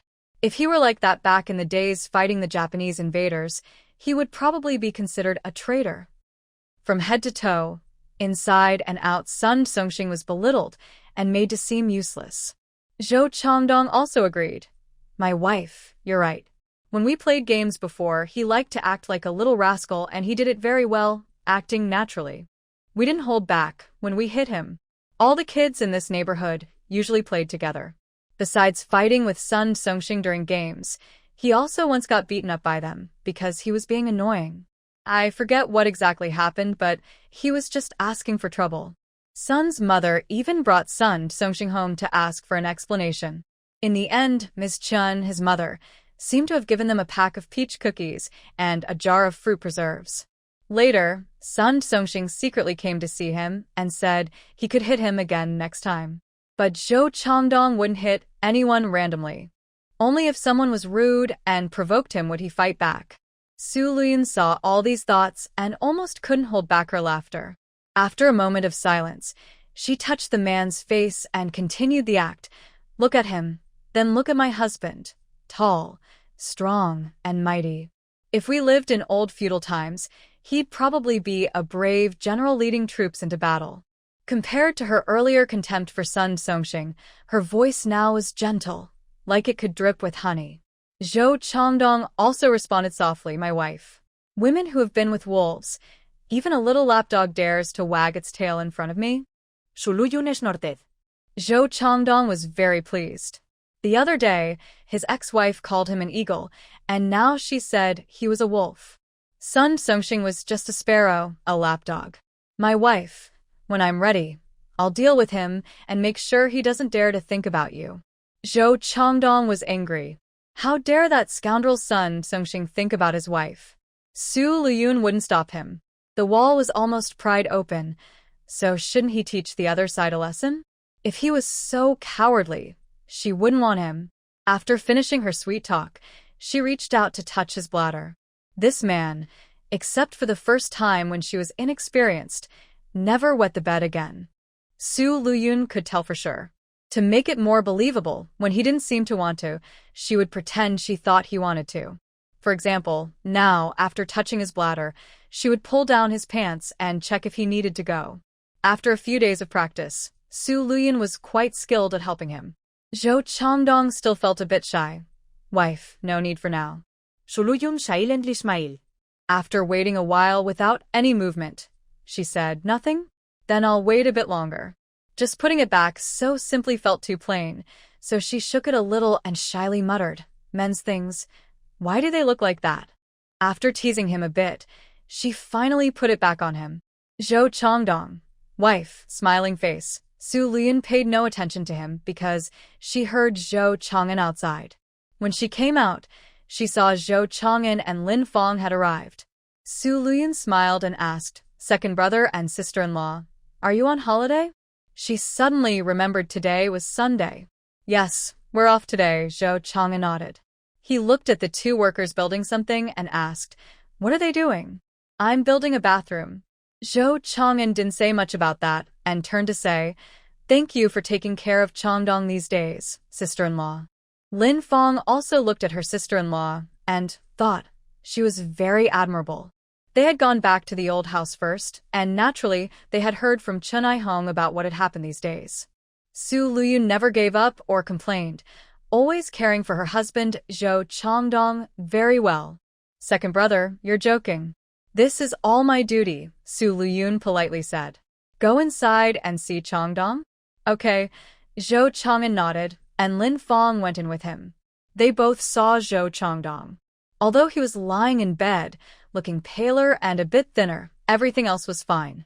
He was clean and had no bad smell. Zhou Chang'an said, "I heard from Mom that Changdong needs a massage to improve his blood flow, right? Let me give him a massage." Su Lüyun smiled. "You're not being polite, second brother." "Why be polite?" Zhou Chang'an started massaging him.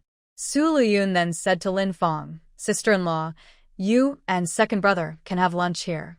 I'll go make dumplings. No need to trouble yourselves. We'll just eat at the old house." Lin Fong politely declined. Zhou Chang'an nodded, "Yes, sister-in-law, you don't need to worry. Sister-in-law has already prepared our rice." All right then.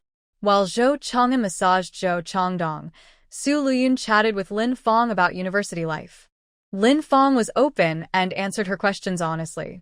They started chatting easily. Su Lüyun's social skills were naturally excellent. Even though Lin Fong was a quiet person, more reserved in conversation, she still couldn't resist talking with Su Lüyun. Until she went back. Zhou Chang'an was still surprised and said, "I didn't expect you and your sister-in-law to get along so well." Lin Fong. She was also surprised that she could chat so much with Su Lüyun, a sister-in-law she usually didn't like. She thought for a moment and said, "She has changed a lot." When Su Lüyun first married in, they were still studying in the countryside. Later, after returning, Su Lüyun had moved out. They didn't really spend much time together. After she came back, the family gathered and someone called her to dinner, but during the meal, Su Lüyun would say some sharp words to her. Later, she even indirectly asked her why she still didn't want children and said that people outside were talking about her inability to have kids. She looked at her with a half-smile, clearly mocking. She indeed had health issues and knew that neighbors would talk, but saying such things face-to-face was really rude. Because of this, she had a very bad impression of her sister-in-law. It was only this time, because Su Lüyun insisted on staying to take care of her younger brother Zhou Changdong, that her impression slightly improved.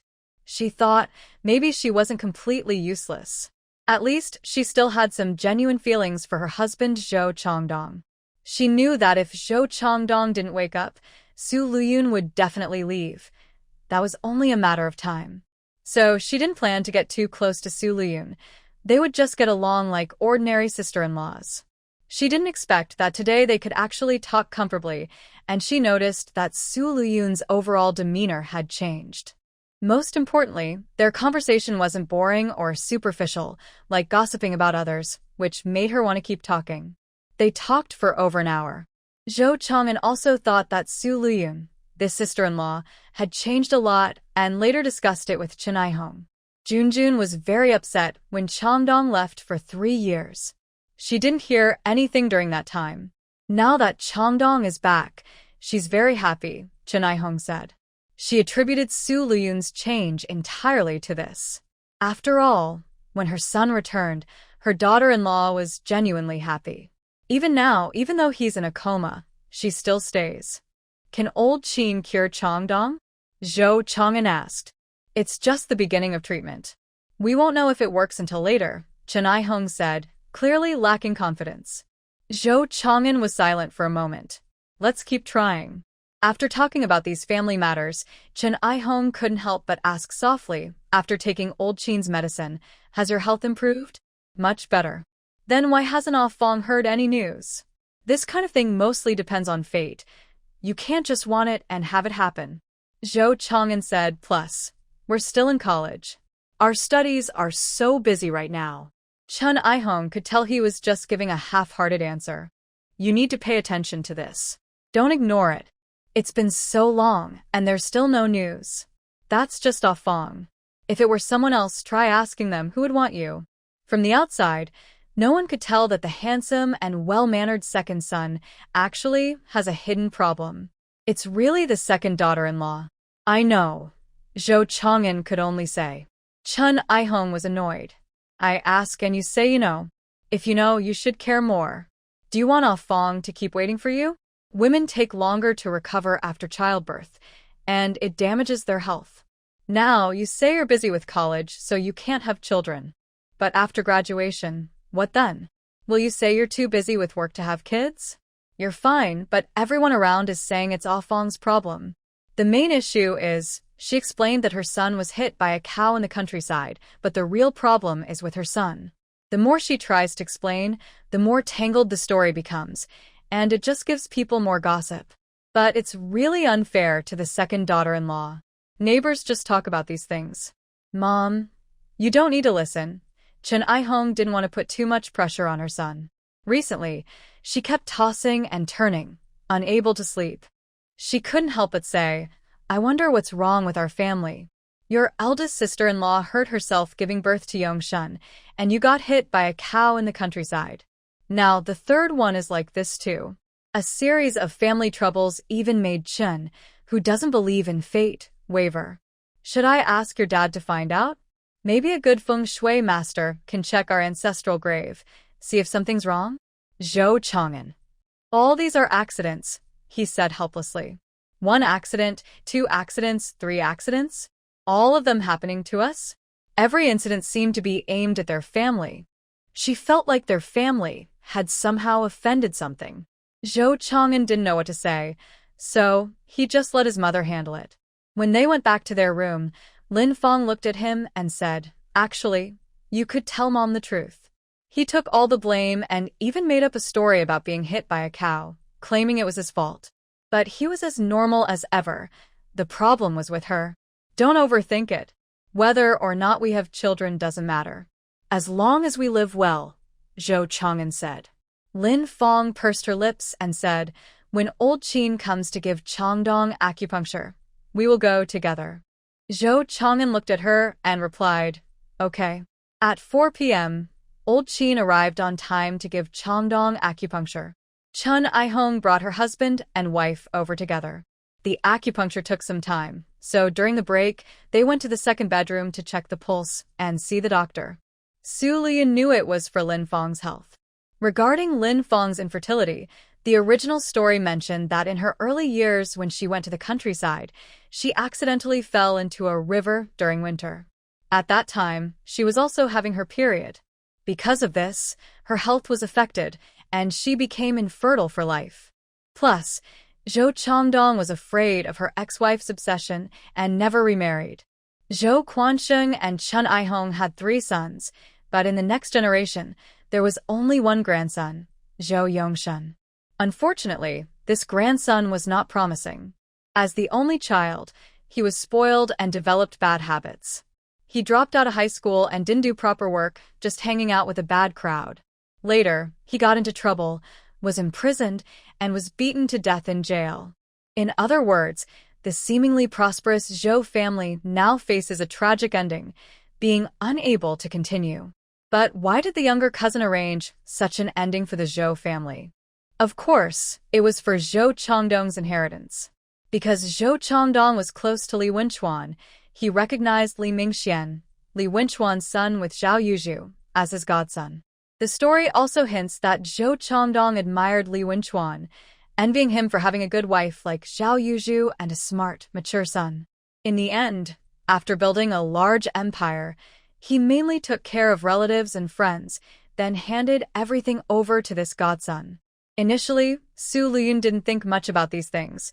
She had only glanced at the main plot. But today, seeing Lin Fong and Zhou Chang'an come for a checkup, she suddenly remembered these forgotten details. She looked toward the second bedroom with a hint of sympathy in her eyes. Because no matter how good old Qin's medical skills were, it was useless. Lin Fong's infertility was her assigned fate. Some romantically naive people might say infertility is good, as it means no children and a dink, dual income, no kids, life. But anyone with some life experience knows how important fertility is for women. You can choose not to have children, but you can't be unable to have them. There's a fundamental difference. When they came out of the room, Zhou Chang'an and Lin Fong's faces showed no joy. How is it? Chun Aihong asked quickly. Old Qin, having been told by Zhou Chang'an, was used to seeing cases like Lin Fong's as a doctor. But husbands like Zhou Chang'an, who can take responsibility, are very rare. He said it still needs proper care. He didn't say much more. More talking might cause mistakes. Just focus on the care. Maybe a miracle will happen someday. Chun Aihong looked at her second son and his wife and could only say, please, you two just take care of yourselves. Old Qin didn't say anything else. Everything that needed to be said had already been discussed quietly inside with Zhou Chang'an and Lin Fong. The prescriptions were ready, and they would go together later to get medicine. When Zhou Chuangdong finished his acupuncture, Old Qin removed the silver needles and told Lüyun, just keep up the previous care. Okay, Lüyun replied. Old Qin left, and Zhou Chang'an and his wife also went back with him to get medicine and cook it at school. Chun Aihong wasn't in a hurry to go home. She didn't talk much about her second son and his wife to Lüyun. Instead, she looked at the newly built bathroom. Is it almost finished? Yes, in 2 days it will be completely done. Chun Aihong nodded. Good. Seeing the bathroom being built day by day, she thought it looked very nice. As long as it was clean, there probably wouldn't be any bad smell. If anyone outside is gossiping, just ignore them. They're just jealous, Chun Aihong told her daughter-in-law again. There were some rumors outside about wasting money on building the bathroom, and people said she wouldn't stay here forever, so why build a toilet? These words reached Chun Aihong's ears. She thought, it's none of your business, since I didn't spend your money. They're just busybodies. Lüyun smiled and said, you know my personality, Mom. I don't care what they say. Even the paper doll wouldn't bother to pay attention, let alone the real person. She had been through online criticism and survived. She endured the pressure of thousands of people attacking her and came out strong. So, what do those neighbors' words matter now? If she lived by their standards, she wouldn't be living at all. For her, the only rule is, do whatever makes her comfortable. Chun Aihong also smiled, and for some reason, she found her third daughter-in-law more and more agreeable. She felt pity and said, Mom didn't know this before, but now she does. I come every day to give Changdong a massage. You don't have to be so tired.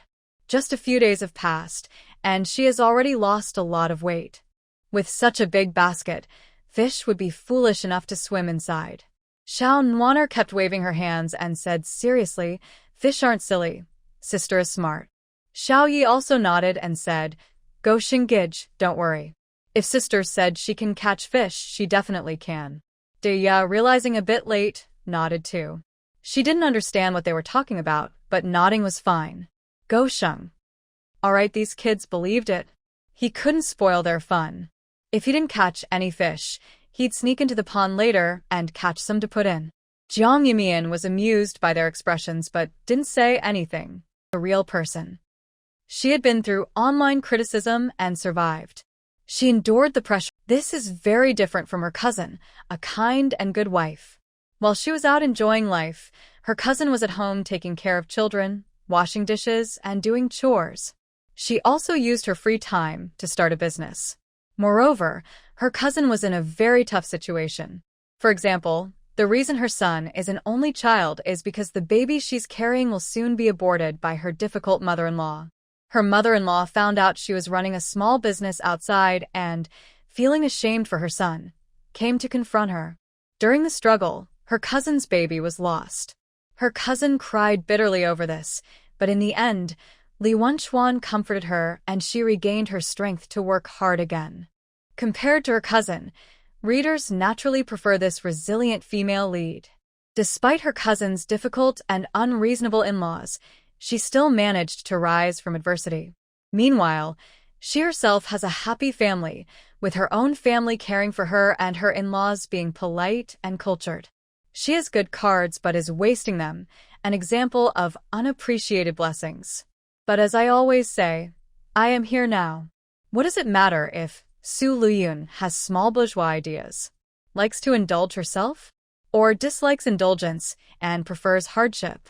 These days, who doesn't have to tough it out? Everyone is suffering through hard times. Of course, Lüyun isn't the type to overextend herself for pleasure, but within her means, why not make herself comfortable? I don't know about others' lives, but Lüyun's life needs a touch of small bourgeois elegance.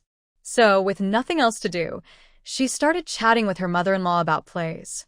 Chun I-home occasionally gets invited by the old director to guide actors on stage, and they talk about it. When she talks about her past career, her eyes shine. She was once a star of the stage. Later, the outside became too chaotic. Although the stage play could still be performed, it faced many restrictions and was easily misunderstood or misjudged by others. She thought that it was better to do less and avoid trouble. As she got older, she felt it was time to step aside and let the younger generation take over. So she gradually withdrew.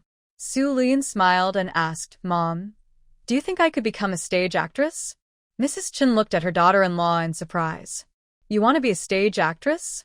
she asked, puzzled why her daughter-in-law would bring this up out of the blue. "Yes, I do have that idea," Lüyun nodded. "Once Changdong gets better, I can't stay at home all the time. That would be too boring. If I get the chance, I want to try acting on stage because I really like theater." Mrs. Chen smiled. "You have the looks for it, but being a stage actress is quite hard. You need to memorize long lines and rehearse many times." She didn't expect her daughter-in-law to be interested in this, but after looking her over carefully, she noticed that Lüyun had become a bit thinner. Not only was she more beautiful, but she also seemed more elegant. It's not bragging to say that with her appearance, if she had good acting skills and proper lines, she could definitely hold her own on stage. "I'm not afraid of hard work, and I'm not in a hurry. Once Changdong gets better, we can think about it," Lüyun said with a smile. "But before that, Mom, could you help me practice? We can train together when you have time."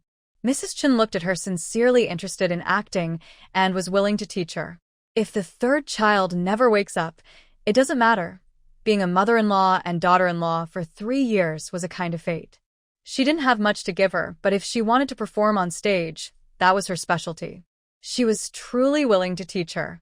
"Once the bathroom is fixed, I can teach you here in the yard," Mrs. Chen said with a smile. Now that there were outsiders, it wasn't very convenient to practice openly. Lüyun agreed, without hesitation. At 5 o'clock, the workers finished their work and left, and Mrs. Chen also went back. Lüyun carried the cooked loach and tofu soup to feed Zhou Changdong and shared, "I just told Mom that I want her to teach me stage acting." She didn't mind talking about it openly, feeding Zhou Changdong and chatting with him at the same time. Zhou Changdong thought stage acting was tiring, but since his wife was really eager to try, he wouldn't stop her. Respecting his wife was what a man should do. Lüyun naturally sensed this man's feelings and slightly smiled, continuing to chat with him.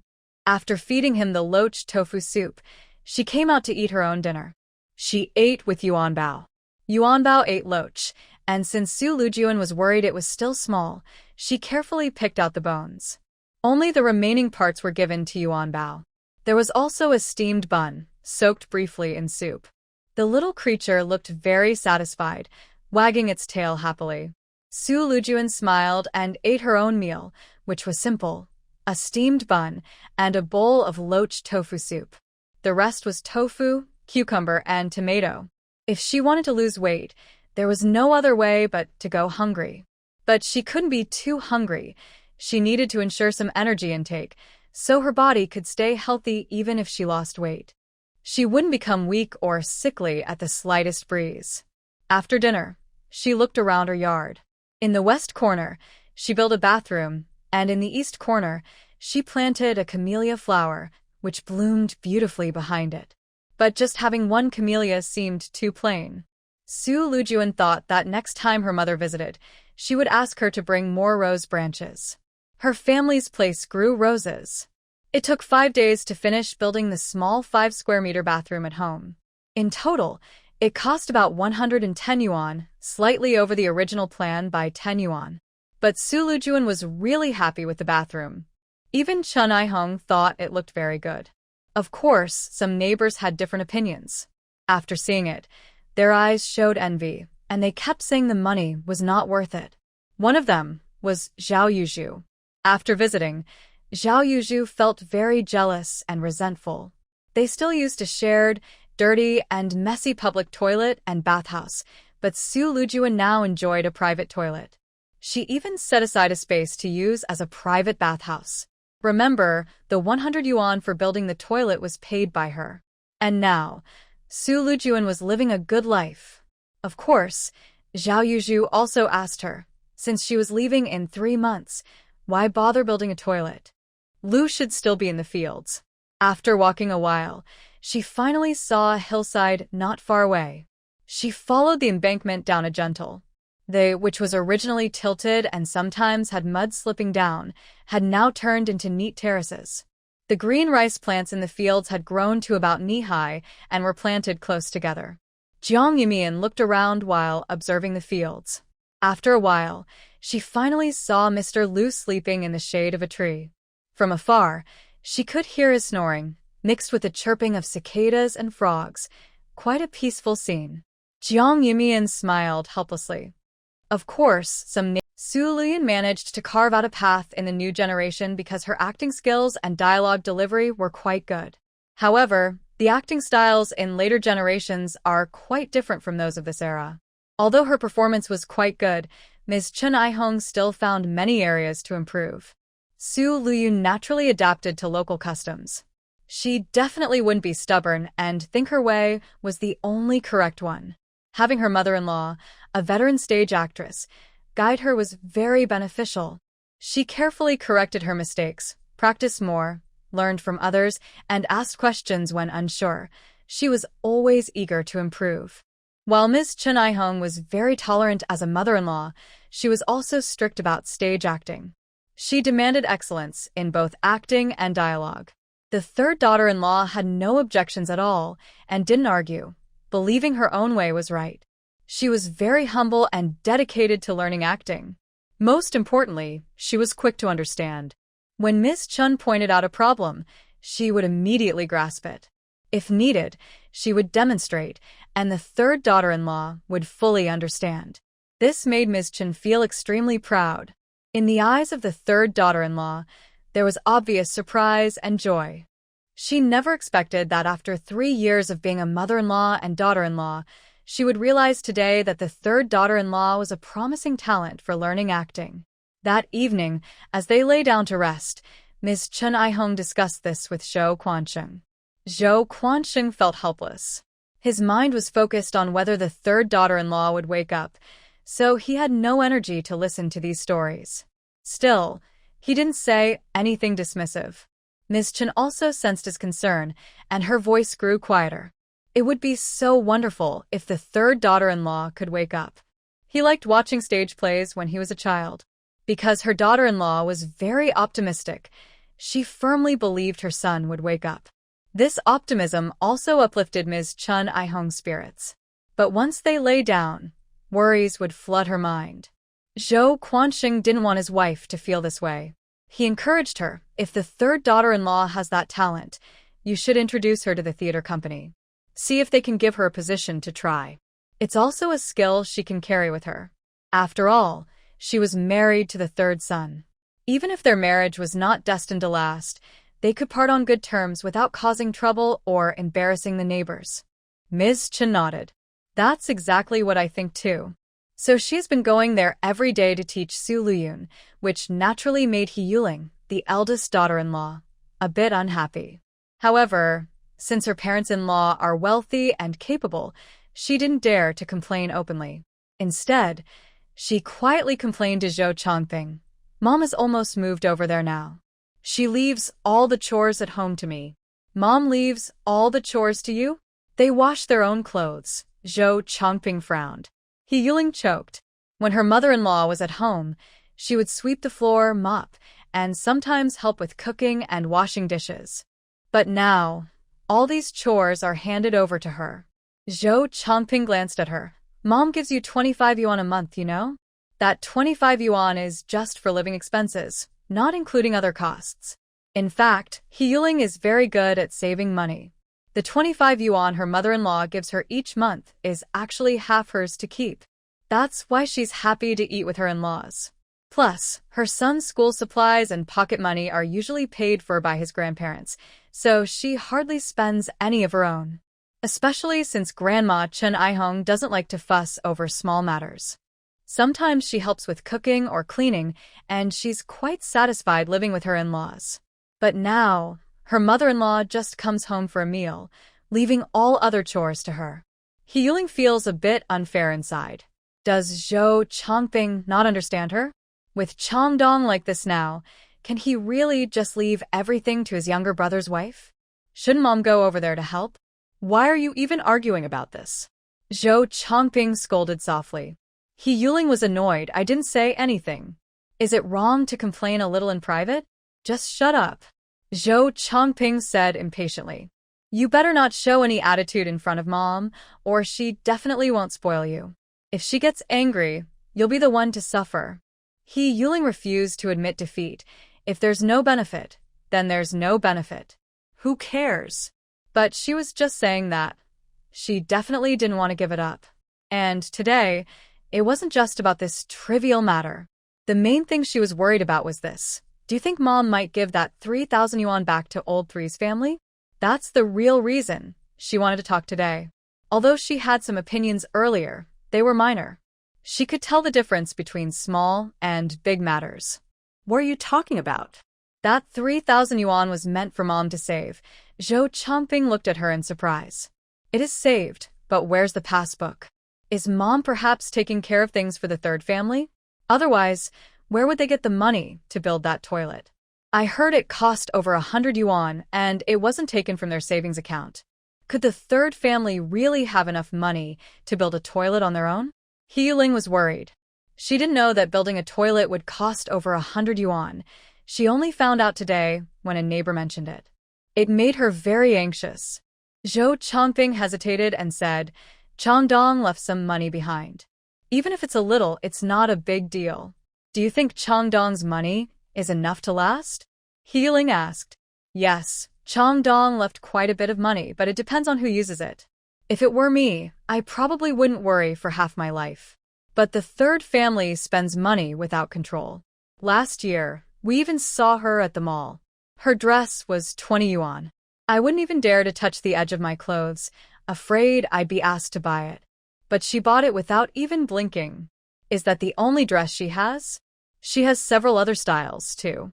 And shoes. I asked at the counter about the shoes she's wearing. They cost 15 yuan a pair. Plus, she often goes to the movies, plays, and restaurants. With her spending habits, could the money Chongdong left really still be there? Don't forget she also bought a yard. I guess that money is almost all gone now. Where would she get over 100 yuan to build a toilet? After He Yuling finished talking, Zhou Chongping was silent. Everyone knew that the third family was irresponsible with money, and it was likely they had already spent it all. So, how could there still be money at home for the toilet now? I don't think so. I know my parents' temper. Even if the sky falls, they wouldn't touch the third family's 3,000 yuan. Zhou Chongping thought for a moment and shook his head. That was the third family's last backup. The elderly wouldn't do anything about it.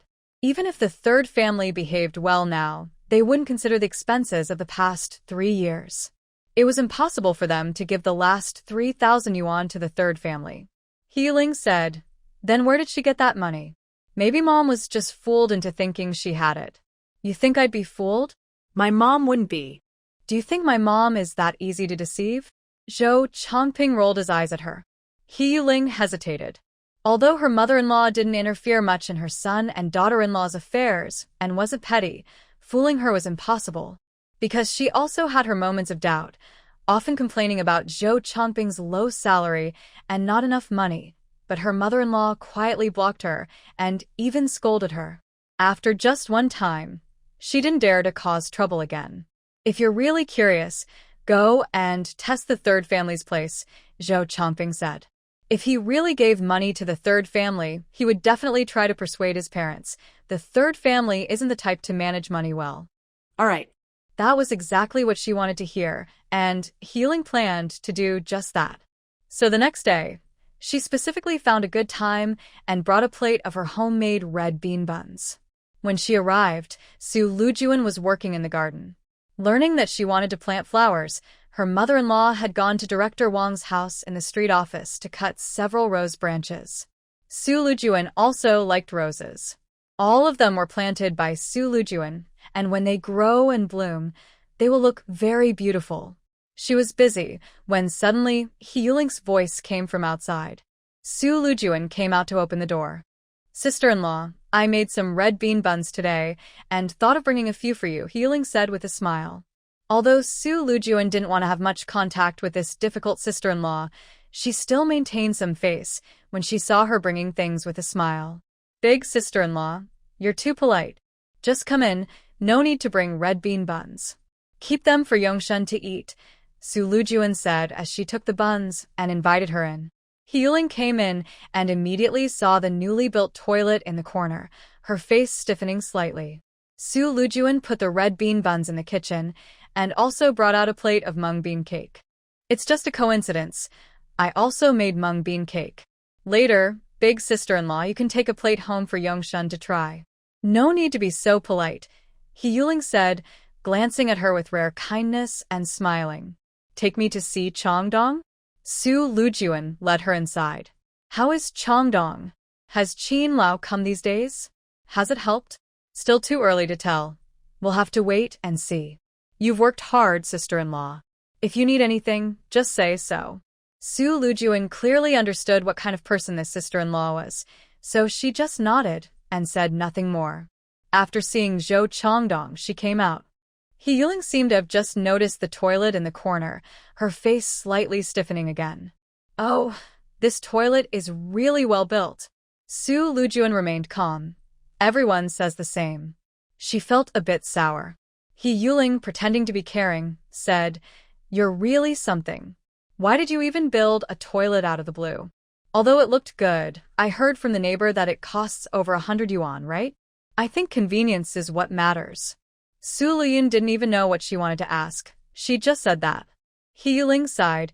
"Even if mom gives you the passbook with 3,000 yuan, you can't spend it like that. How much do you think is enough?" This time, Su Lüyun understood what she was here for. Some people like to ask questions by deliberately saying the wrong thing in front of others, then waiting for you to correct them. For example, Healing is doing this now. Su Lüyun didn't want to play along and said, "My sister-in-law is right. I will be more careful with my spending in the future." Just one sentence, and Healing's heart felt cold. She guessed right. The mother really gave that money to the third son's family. Seeing her expression, Su Lüyun sneered inside. She was already thinking about that 3,000 yuan so quickly, her attitude was really unpleasant. But she didn't show it on her face.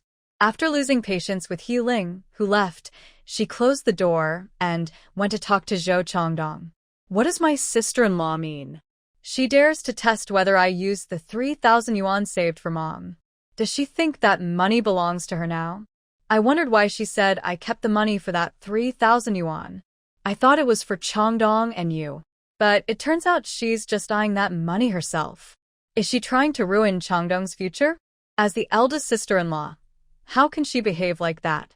Before, Chongdong, you respected her a lot and took good care of Yongshun." The green tea, who was playing the role of a scheming woman, kept acting more and more wronged, tears falling down her arm. Those tears seemed like boiling lava, burning so hot that Zhou Chongdong's heart trembled. "Wife, don't cry. She can't eat this." I'll get better. It's all your fault," You heartless person. You left without even a house, and if you had a house and left me a child, Lüyun wouldn't dare to be so bold about your money. She played her part more and more dramatically, feeling both wronged and resentful. But Zhou Changdong couldn't even say a bad word about her, only feeling ashamed and hot inside. Wife, I'm sorry. But don't worry, we'll have children. When I get better, we'll have as many as you want.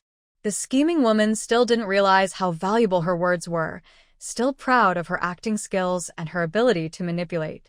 After enduring the fierce waves of the sea, only then did I regret deeply, but it was too late. Today, Chun I-hong went to the black market to buy eggs. The eggs there are a bit more expensive, but no ticket is needed, just money. The basket she bought last time was finished, so today she went again to buy another one. When she arrived, she saw Su Lujuan's eyes were a bit red. She quickly asked what's wrong. Su Lujuan didn't hide anything and directly repeated what Lüyun had said. Chun I-hong didn't understand what her eldest daughter-in-law meant and looked unhappy. I've heard about people going to extreme lengths, but I've never seen it myself. I never thought such things would happen in our family, Su Lujuan said while wiping tears, looking angry and crying. Chun I-hong had to suppress her anger and comforted her. Just ignore her. She's always been that petty. Don't take her seriously. Having been married to her eldest daughter-in-law for many years, she knew what kind of person she was. She seemed dignified as the eldest daughter-in-law, but among the 3 daughters-in-law, she was the most petty and liked to take advantage. I don't want to care about her. I just can't stand how angry I am. This ungrateful person has been gone for 3 years. If he had left me a child back then, this wouldn't have happened, and no one would be coming to bother us. Hearing this, Chun I-hong felt both ashamed, comforted, and angry. She was ashamed because her son hadn't sent a letter in those 3 years. She was comforted by her daughter-in-law's sincerity, but she was angry at her eldest daughter-in-law. Su Lujuan stopped talking and quickly pulled herself together. Mom, don't take it to heart. I just lost control of my emotions a moment ago. If her dates were correct, it really looked like twins. If she wasn't pregnant, she wouldn't be pregnant at all. But if she was, she had 2 babies inside her.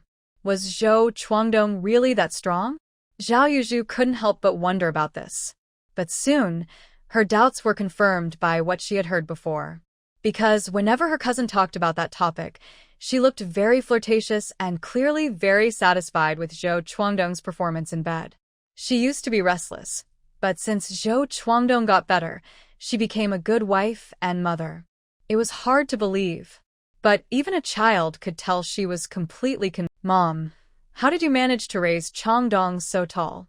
The parents-in-law are both tall, but Zhou Changdong is especially tall. In this era, being 1.85 meters tall makes him stand out among others. Zhou Changdong has a balanced appearance and looks very good. His physique is truly a perfect example. Chun I-hong chuckled and said, That's really not easy. You know how things were when you were kids. Conditions were tough, and even if you had money, you couldn't buy much. But their brothers' stomachs are like bottomless pits. You don't know how worried I was with your dad. We bring home less than half the grain we needed each month, and the rest had to be traded at the black market. It's no secret now, when food was scarce, everyone looked for ways to get more grain. It wasn't just the Zhou family, the Su family was the same. Back then, Zhou Quanqing had a good salary and Chun I-hong also had a job, so her income wasn't low.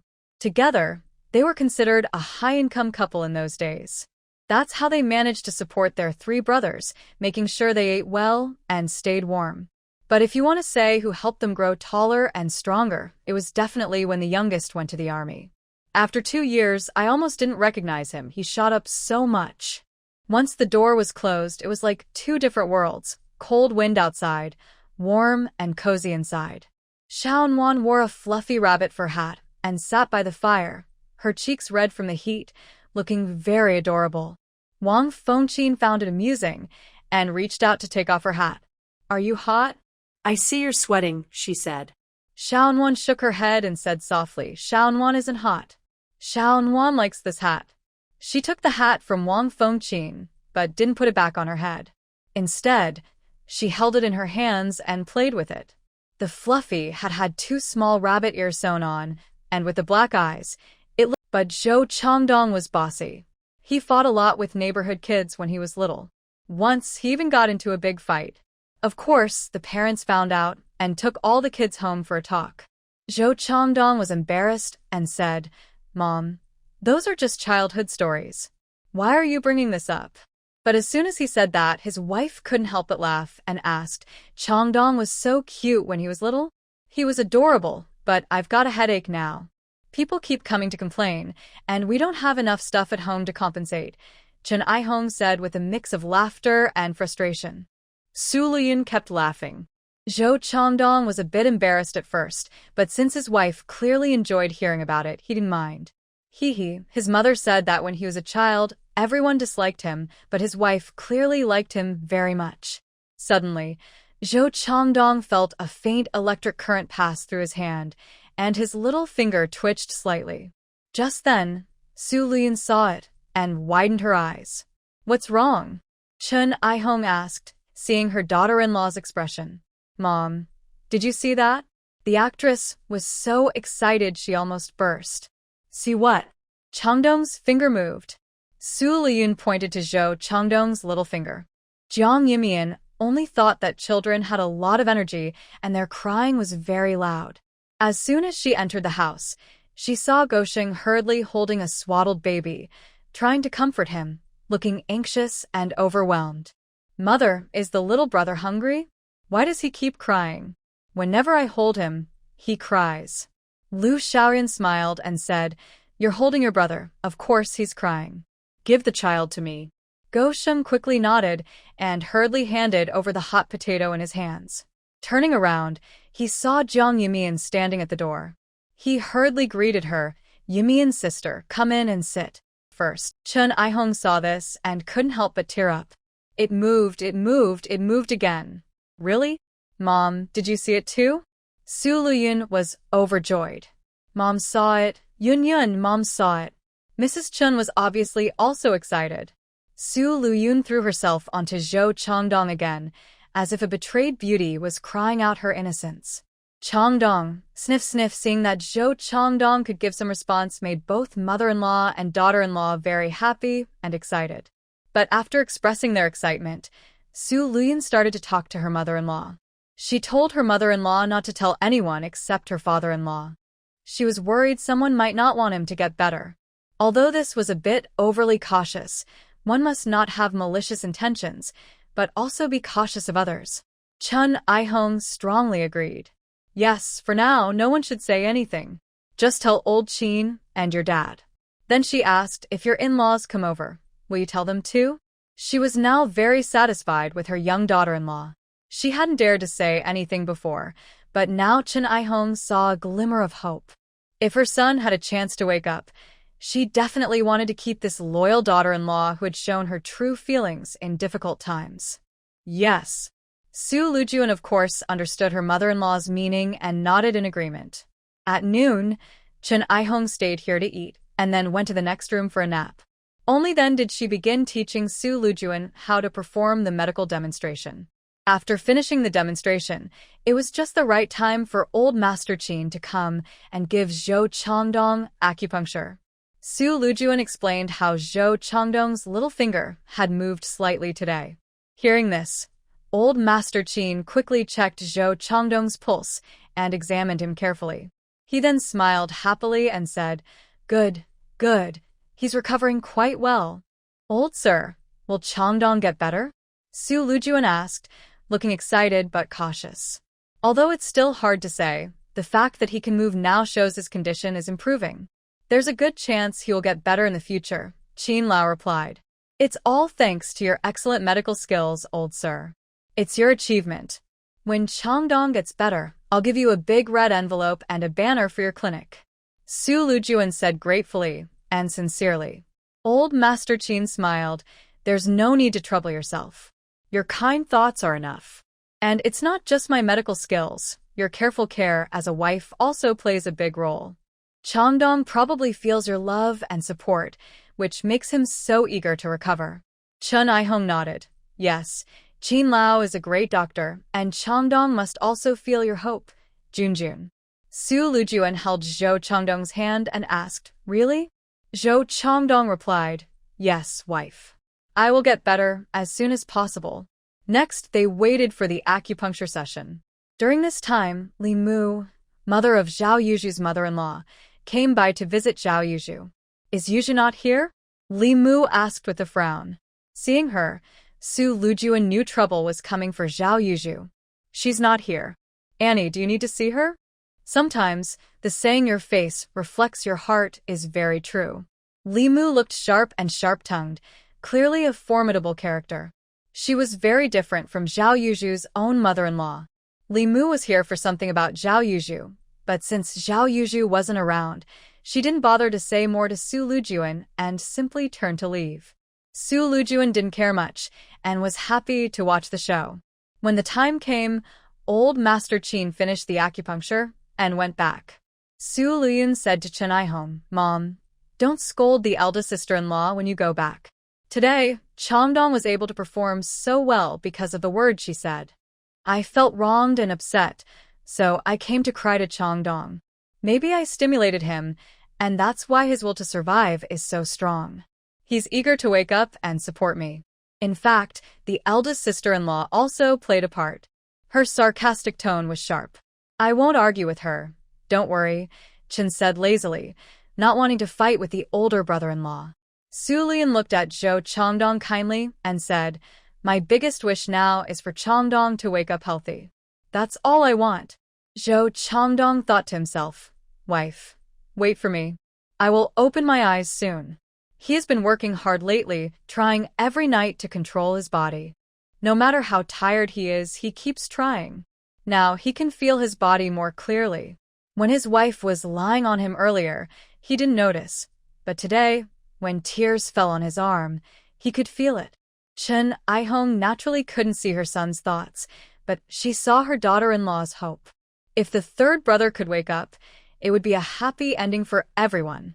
She was very happy and only returned to the old house in the evening. Zhou Quansheng and Zhou Chongping had finished work. Zhou Chongping had already heard from Healing that their mother was coming back. Seeing her return, he hurriedly sent his son inside to do homework and said, Mom, I heard you handed all of Changdong's money to the third sister-in-law. Healing also looked at her mother-in-law. Mom, you're too impulsive. You know how the third sister-in-law is. Can she really keep the money safe? You gave her the money and she immediately started spending it. 3,000 yuan may seem a lot, but it can't last long with her spending. What will Changdong do after it's gone? She finally realized that Su Lüyun's main purpose in staying was for that 3,000 yuan. Everything else was just superficial talk. The real goal was money. Zhou Quansheng, who had just arrived home and hadn't heard their conversation, frowned when he heard them. What are you talking about? When did we give the money to the third sister-in-law? Dad, are you still hiding it? She admitted it herself, Healing said, showing she didn't want them to keep secrets. Chen Aihong was furious when she saw her eldest daughter-in-law's attitude. She hadn't planned to bring up this matter again after returning home, but now, these two dared to question her. That money belongs to Changdong. Even if it was given to his wife, it is only right. What right do you have to question this matter? She said bluntly. Her words made Zhou Chongping and Healing both change their expressions. Zhou Chongping was really worried. Mom, don't misunderstand. We mean no harm.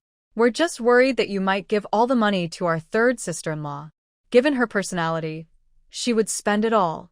We're just concerned about Changdong's future. Yes, Mom. You should quickly go and get the money back from your sister-in-law. It's better if the money stays in your hands. Healing also hurriedly said.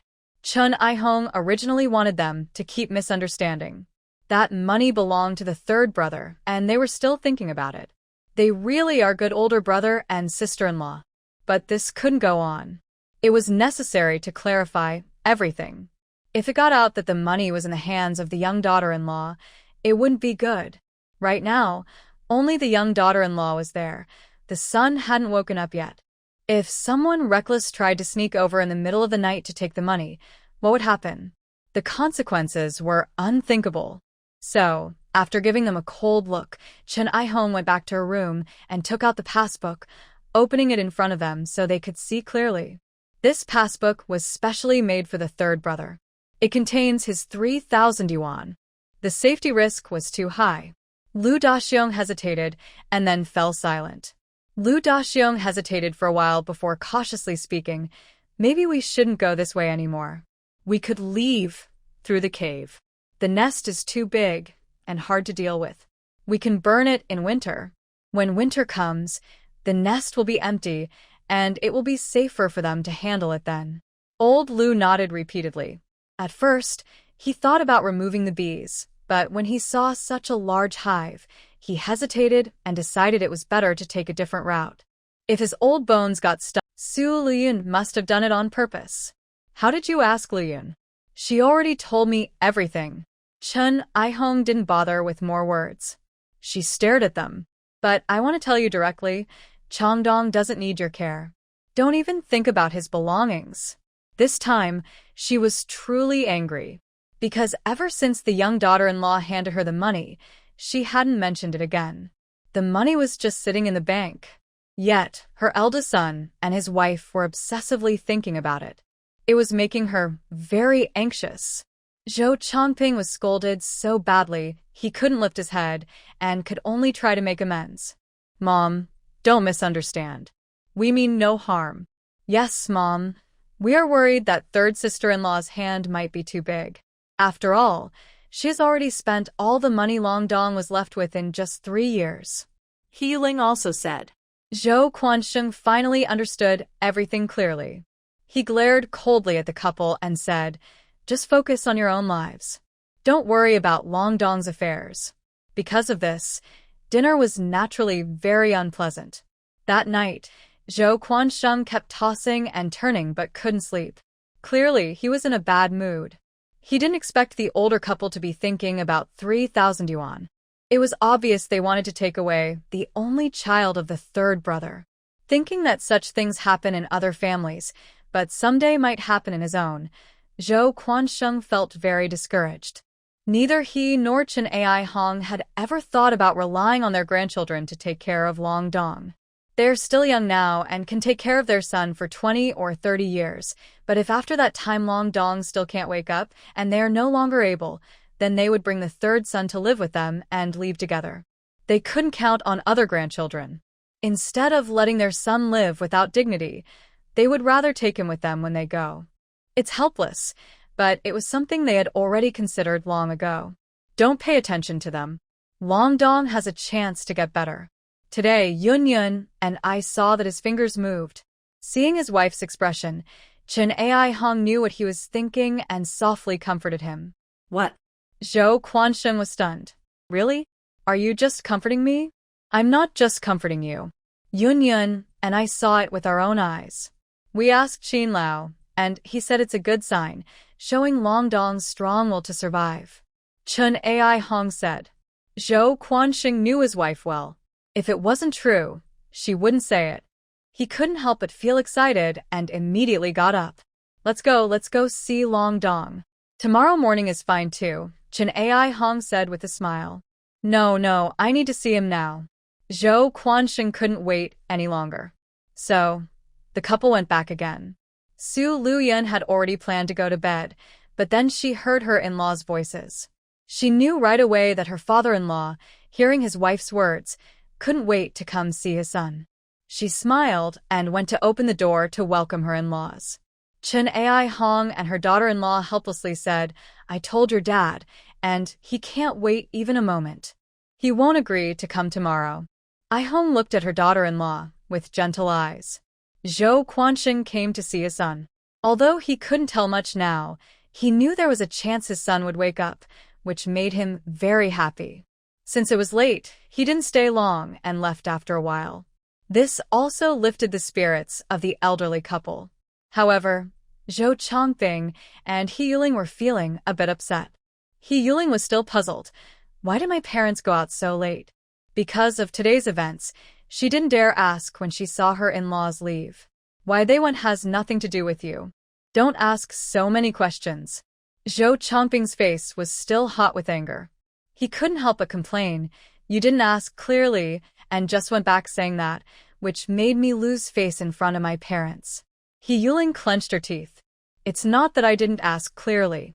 It's obvious that Lüyun deliberately tricked me. I underestimated her. I didn't think she was so stupid that she could still scheme. Zhou Chongping said, Tonight, we really annoyed my parents. Don't mention this again in the future. Do I need you to tell me? Lüyun knew her in-laws were angry, but she had already achieved her goal. She just needed to keep the 3,000 yuan untouched. She couldn't help but frown again. If she didn't use that 3,000 yuan, where did she get the money? Could it be that my mother gave her extra? What are you thinking?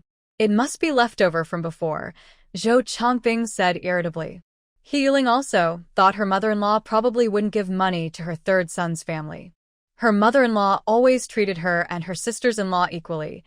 Either everyone had it or no one did. There was no saying one had money and another didn't. How much did Chongdong leave back then? It cost 1,700 yuan to buy a yard. After 3 years of good days, there's still money left to build a toilet now, she said, unable to hide her envy. She was already very careful with money, but she didn't understand why it seemed to disappear after a while. Over the years, she and Zhou Chongping had saved nearly 600 yuan in their bank account. She dared to say that even if their savings weren't huge, they were definitely quite good. But her younger brother-in-law had only been in the army for a few years, yet he had such a substantial family fortune. Unbelievable. Chongdong quickly became a company commander. You can tell he worked very hard in the army. The recent mission was completed successfully. If he hadn't been carried back, his comrades wouldn't have said much. His promotion to battalion commander shows how dedicated he is. Few are as hardworking as him, Zhou Chongping said. The third brother makes money, but he mostly earns it by risking his life. So, honestly, Zhou Chongping isn't jealous at all. All the money he earns with his life, he doesn't spend a penny, and it all goes to Lüyun. Lüyun snorted coldly. Because of being deceived, she was really furious and called out his full name. At this moment, Lüyun was already lying next to Zhou Chongdong. Today, Zhou Chongdong's fingers were starting to move, so she naturally wanted to show some effort. She leaned into his arms and softly said, Chongdong, I am so happy. That was just one sentence, but Zhou Chongdong could truly feel her joy. His actions today gave his wife hope. Wife, I'm sorry you feel wronged. Zhou Chongdong still felt a bit guilty. He really felt his wife was wronged. Lüyun leaned in and kissed his lips, saying, Chongdong, can you feel me kissing you like this? I can feel it, wife. If you kiss me more, I might get better faster. Zhou Chongdong said seriously. Lüyun looked at her little finger, but there was no response and she sighed, probably can't feel it anymore. Zhou Chongdong thought his wife no longer wanted to kiss him, but then she changed the subject and said, but it's okay if I can't feel it. As long as I can feel it, that's enough. She then pecked him twice and praised, your taste is really good. I look forward to you getting better soon, so you can respond to me then.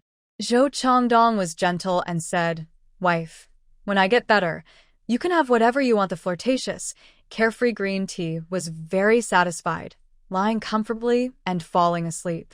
Meanwhile, Zhou Chongdong began to focus on controlling his own body, eager to hold his beloved wife in his arms as soon as possible. After a good night's sleep, Lüyun woke up from Zhou Chongdong's arms the next morning. Having adapted over these days, she was now used to waking up and hugging him like a teddy bear. Because of this habit, she became bolder. Not satisfied with just hugging comfortably, this fox spirit was quite restless and playful. The fox spirit nudged him with her leg and flirtatiously said, Good morning. You're so energetic every morning. Zhou Chongdong's little finger immediately moved. Who could withstand his wife teasing him so early in the morning? If he were in his best condition, he and his wife would be in a very intimate situation. But now, he couldn't do anything. Only that slight movement of his little finger showed what was in his heart. However, he didn't know that all his passionate feelings were fully seen by Lüyun. Su Lüyun sensed the suppressed passion deep inside the unconscious man. Despite her ignorance of danger, she still looked proud. After lying on the bed for a while, she started to take care of her needs. First, she took care of Zhou Changdong, then herself, and then she washed up and went out to buy groceries. Today, she also ran into He Yuling, her sister-in-law. Su Lüyun greeted her with a smile. "Good morning, sister-in-law." He Yuling was not in a good mood. Seeing her sister-in-law, she was visibly angry. She immediately came over to confront her. "You little sister-in-law, how could you treat me like that?" "What? I don't understand what you're saying, sister-in-law," Su Lüyun said with a smile. From He Yuling's expression, she could tell something had happened at the old house last night. He Yuling and Zhou Changping definitely didn't get a good outcome. Su Lüyun felt quite good today, because she knew that overstepping boundaries could lead to trouble. He Yuling snorted coldly. "Stop pretending. I was only trying to be kind, but you—" "Well, sister-in-law, you can keep your kindness. You don't need to give it to me," Su Lüyun interrupted her. She wasn't interested in arguing and simply waved her hand, going to buy her own groceries. He Yuling clenched her teeth in frustration. Not far away, Zhao Yuzhu watched everything. She was looking forward to these two sisters-in-law having a fight, but it didn't happen. "Cousin, I see your sister-in-law looks like she's biting her teeth in anger. Did you two have a fight?" Zhao Yuzhu asked, coming over to ask Su Lüyun. Su Lüyun casually replied, "What fight could we have? We just argued a little. She's petty and likes to nitpick, unlike me, who can hold a big boat in my stomach." Zhao Yuzhu. She realized that Su Lüyun's words could really make someone angry. No wonder He Yuling looked so upset. But thinking of Sun Songxing, she lowered her voice and said, "Cousin, after I finish my work, I'll come find you. Sun Songxing has something he wants me to tell you." Su Lüyun shot her a glance. "Is there something you can't say now? Cousin, look around here. This place is busy, and it wouldn't be good if people overheard." Zhao Yuzhu lowered her voice, secretly amused. She thought, "She's making her anxious." Su Lüyun smiled. "You're thoughtful, cousin. I'll wait for you." They then went shopping together. After buying groceries, Zhao Yuzhu went back to cook for Li Wenchuan and his son, while Su Lüyun returned home to cook for Zhou Changdong. When Zhao Yuzhu was free to come over, Miss Chun Aihong, who had already returned to the old house to prepare mooncakes for the upcoming Mid-Autumn Festival, had finished her work. Su Lüyun, with nothing else to do, was training Yuan Bao to use the toilet. "Cousin, what are you doing?" "Teaching Yuan Bao to go to the bathroom." Zhao Yuzhu. Su Lüyun had almost finished training Yuan Bao, so she let him play by himself. "Cousin, you need to be careful. Don't always run outside. You're still pregnant." Zhao Yuzhu didn't want her to find out she was making money from her business, so she quickly said, "I don't always run outside." "Really? Yesterday your mother-in-law came looking for you. She went to the apartment building but couldn't find you, so she thought you were at my place, but you weren't there either," Su Lüyun said. Zhao Yuzhu immediately replied, "It's because of me, not because I always run outside." She lowered her voice and said, "Yesterday, I went to see Sun Songxing. You don't know how determined he is. When I tried to see him, he didn't want to meet me. When he saw me, he told me to leave and not bother him anymore. He wants to part peacefully." Su Lüyun looked at her carefully. "Really? It seems he's really hurt." Zhao Yuzhu nodded firmly. "That's for sure. Cousin, your way of asking him to repay the money was really humiliating. How could you use money to stain the pure feelings between you? That's a shame to your relationship." Su Lüyun sighed naturally. "I only thought about it because I heard that a man's love is where his money is. I suddenly realized he never spent a penny on me. I've been the one spending on him, so I started to doubt." "You can't doubt Sun Songxing. You know his situation. He just came back from the countryside and finally got a temporary job earning only 20 yuan a month. It's hard for him to support himself, let alone take you to the movies or out to eat. What money do you expect him to have?" "You're asking too much, cousin," Zhao Yuzhu said with a tone of reproach. "Yes, you're right. Did you manage to persuade him?" Su Lüyun asked cooperatively. Yesterday, I also gave him a portion of the rice cake I made, telling him it was from you. Because I saw that you genuinely wanted to reconcile with him, he softened his attitude, Zhao Yuzhu said, looking at her. Thank you so much, cousin. No need to thank me. Honestly, it's because he still cares about you. That's why your position in his heart is so important. Otherwise, no matter how much I try, it wouldn't work. What are you saying? That's so embarrassing.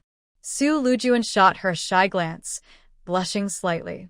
Zhao Yuzhu muttered under her breath, look at how wild she's gotten. Neighbors still called her a virtuous maiden, planning to build a shrine for her. But they were just a bunch of blind fools. Let me find a time to go see him again and arrange a meeting for you. I can clarify everything face to face, Zhao Yuzhu said, returning to the main topic. Okay, Su Lüyun replied. Please help me set up a meeting. When is he free? Zhao Yuzhu sighed. All right, I'll help you arrange it. If anyone else finds out about this, I swear I'll cut ties with you, Su Lüyun warned her. Got it, I won't tell even Auntie. I really owe you, cousin. Zhao Yuzhu rolled her eyes, looking speechless. Su Lüyun chuckled. Having you as my cousin is truly my blessing. Zhao Yuzhu achieved her goal and left satisfied. Su Lüyun watched her figure with a look of sarcasm. Today was the day Zhao Yuzhu was pushed down and had a miscarriage because her mother-in-law had already heard from the neighbors that she went daily to deliver goods at her son's construction site. This made Li's mother suspicious. Today, the little sister-in-law was sent to watch her. Then, it was discovered that she was working as a freelancer outside. Su Lüyun wasn't kind-hearted enough to sympathize with Zhao Yuzhu. This was all part of her cousin's plan, and she had to accept it. Not only that, she planned to fight back. She had said before that everyone could live peacefully and maintain good relations, but this good cousin was determined to push her into the fire. If she wanted to, she'd make her step on her own toes. Starting today, Su Lüyun prepared herself. She looked through her cabinet and found some peanuts. She boiled a little saltwater peanuts, wrapped them in oil paper, and took them out with a gold ingot charm. Soon after, she saw a few idle older women gossiping in their usual corner, those who would scold anyone passing by. Seeing Su Lüyun, they called out, Islong's wife. Out walking the dog? Hello, aunties, Su Lüyun greeted with a smile, offering the saltwater peanuts. Try some, I made these saltwater peanuts myself. Oh, that's very kind of you, they said with a smile, but their hands took the peanuts without hesitation. Aunties, what were you talking about just now? Such lively chatting, Su Lüyun asked with a smile. The women suddenly went silent. What were they talking about? Of course, they were talking about her. A simple toilet cost over 100 yuan. Is it worth keeping just to bite your hand? Since the toilet was built, it has been completed for a while. Sometimes, people mention it, and everyone criticizes Su Lüyun for her wasteful behavior. They also say that only Chun Aihong doesn't interfere. If it were their daughter-in-law, even if she was very affectionate, she would definitely be scolded 3 times a day. But no matter what they say behind her back about Su Lüyun, they probably wouldn't say it directly to her face. Especially now, she just received her salted peanut snack, which smells quite good. Isn't it true that when you take from others, you become soft in your words? Seeing them behave like that, Su Lüyun could tell they were probably talking behind her back. But she chose to ignore it and even revealed, Are you talking about that thing? Her voice lowered, and her eyes sparkled. The atmosphere immediately heated up. A few older women were naturally drawn in and quickly asked, What thing? I don't know if I heard wrong, Su Lüyun whispered, but this morning when I was buying vegetables, I heard someone say that tonight, over by the big tree and broken house on the small street. The older women widened their eyes and hurriedly asked, What are they doing over there? I didn't hear clearly. Su Lüyun shook her head. I thought you all already knew. Don't tell me you don't know. I know. One older woman with a hoarse face immediately said. Su Lüyun looked at her. This was Mada, the most gossip-loving and talkative woman in the neighborhood. She was the best at making things up and spreading rumors. As soon as Su Lüyun gave her a hint, she took the lead and said, You see, when it comes to this news, we rely on Mada. None of us has her quick information channels. Mata felt very pleased.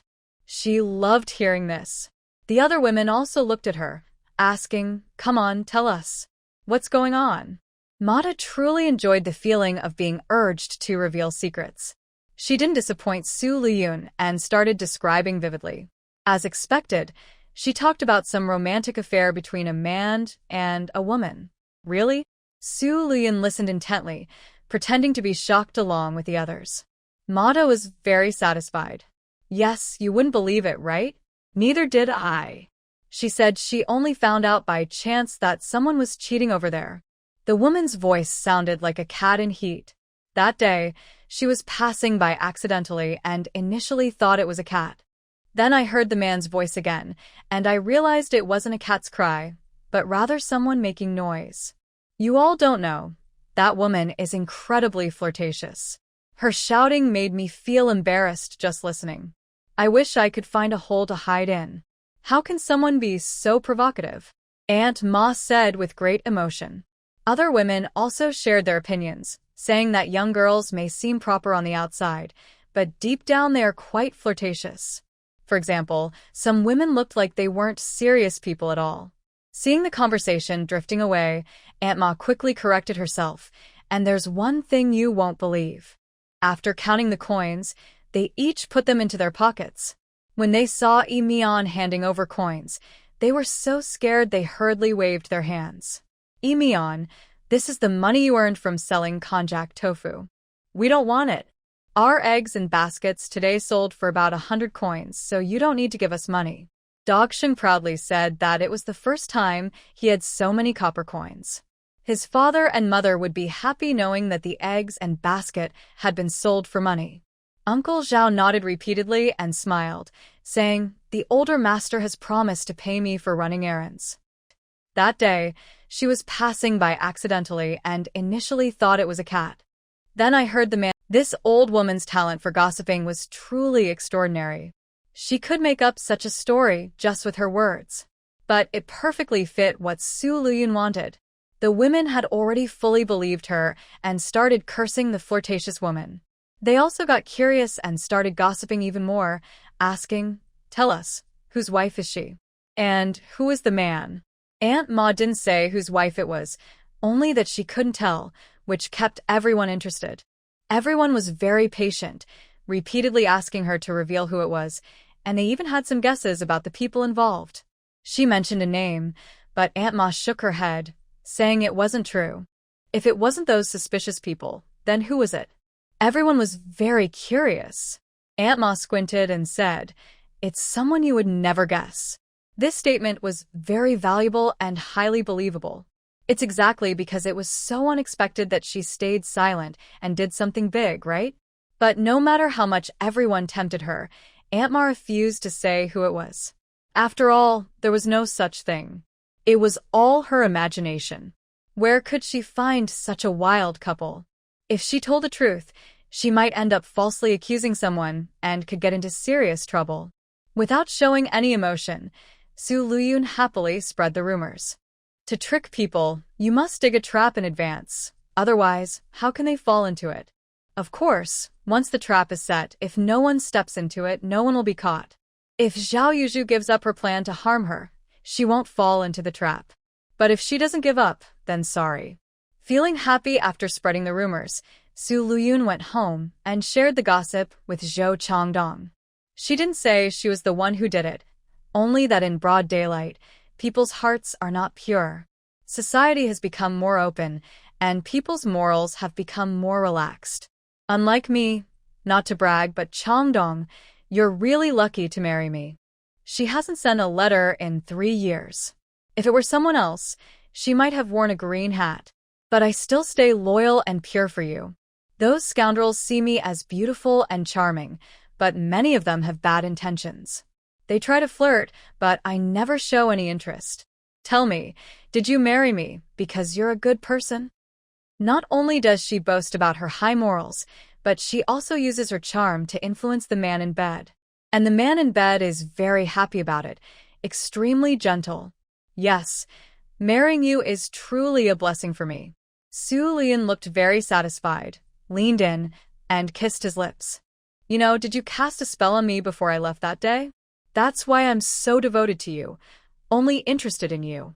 I don't even look at others. Zhou Changdong was easily persuaded, with his IQ lowered. Sweetheart, I only care about you. I wouldn't even glance at anyone else. But for some reason, even though they met 3 years ago, now he can't remember what his wife looks like. His memory only has a vague impression. Maybe it's because he's been fully focused on completing his tasks these 3 years? Su Lüyun naturally saw his feelings, but she wasn't surprised. After all, they were arranged to meet, and after seeing each other, they got married. Until the wedding night, he barely saw her, and they didn't spend much time together. Another 3 years passed, and it's normal for him to forget her appearance. But when he wakes up, he will see what she looks like. As for her appearance, Su Lüyun has confidence. She's always relied on her looks to stand out. First, it was about appearance, then about acting skills. So, why wouldn't she be confident? She was waiting for the day he would wake up and see her. Su Lüyun turned and said, "Your hair has gotten a bit long. Let me cut it for you." His beard grew quickly, so he shaved every day. His hair also grew fast. It hadn't been long since the last cut, so Su Lüyun decided to trim it.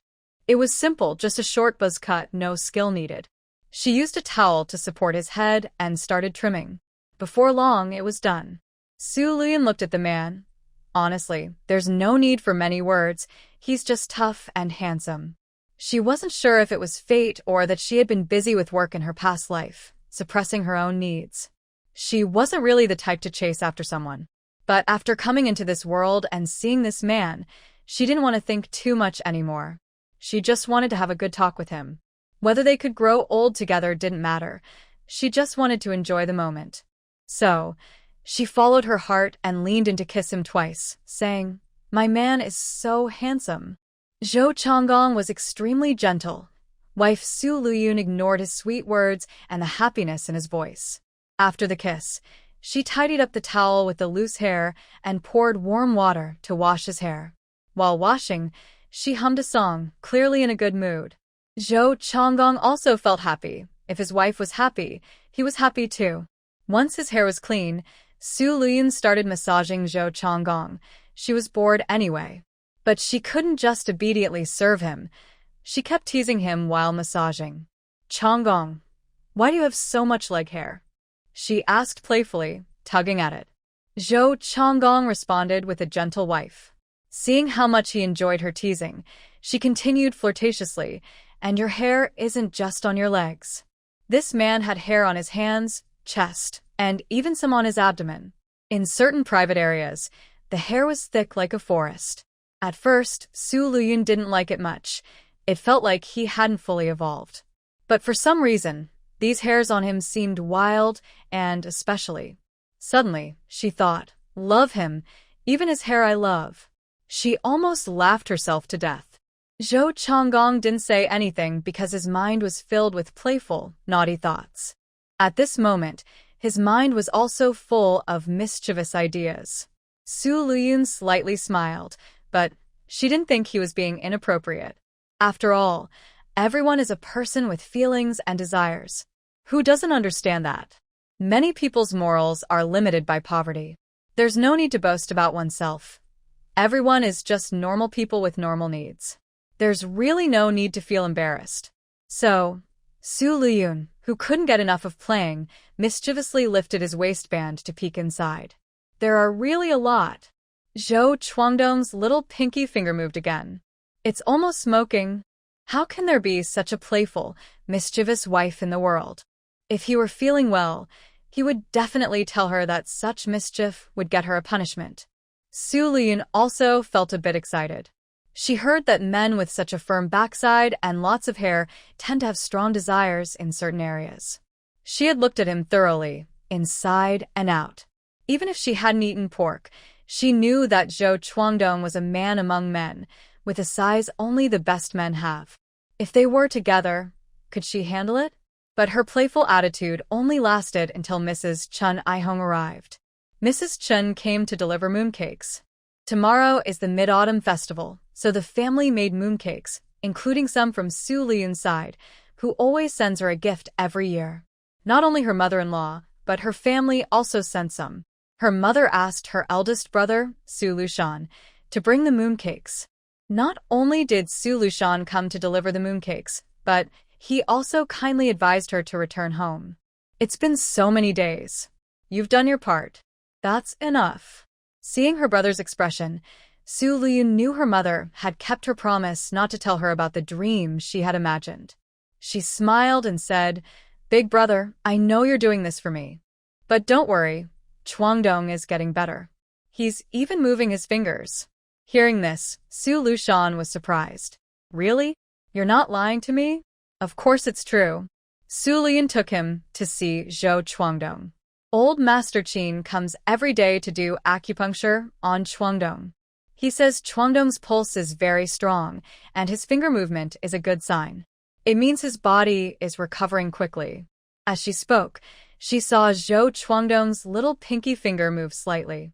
Lüyun happened to see it and widened his eyes. It really moved. Lüyun, looking weak and teary, leaned on Zhou Chwangdong. "Chwangdong, can you hear us? Can you hear what we're saying?"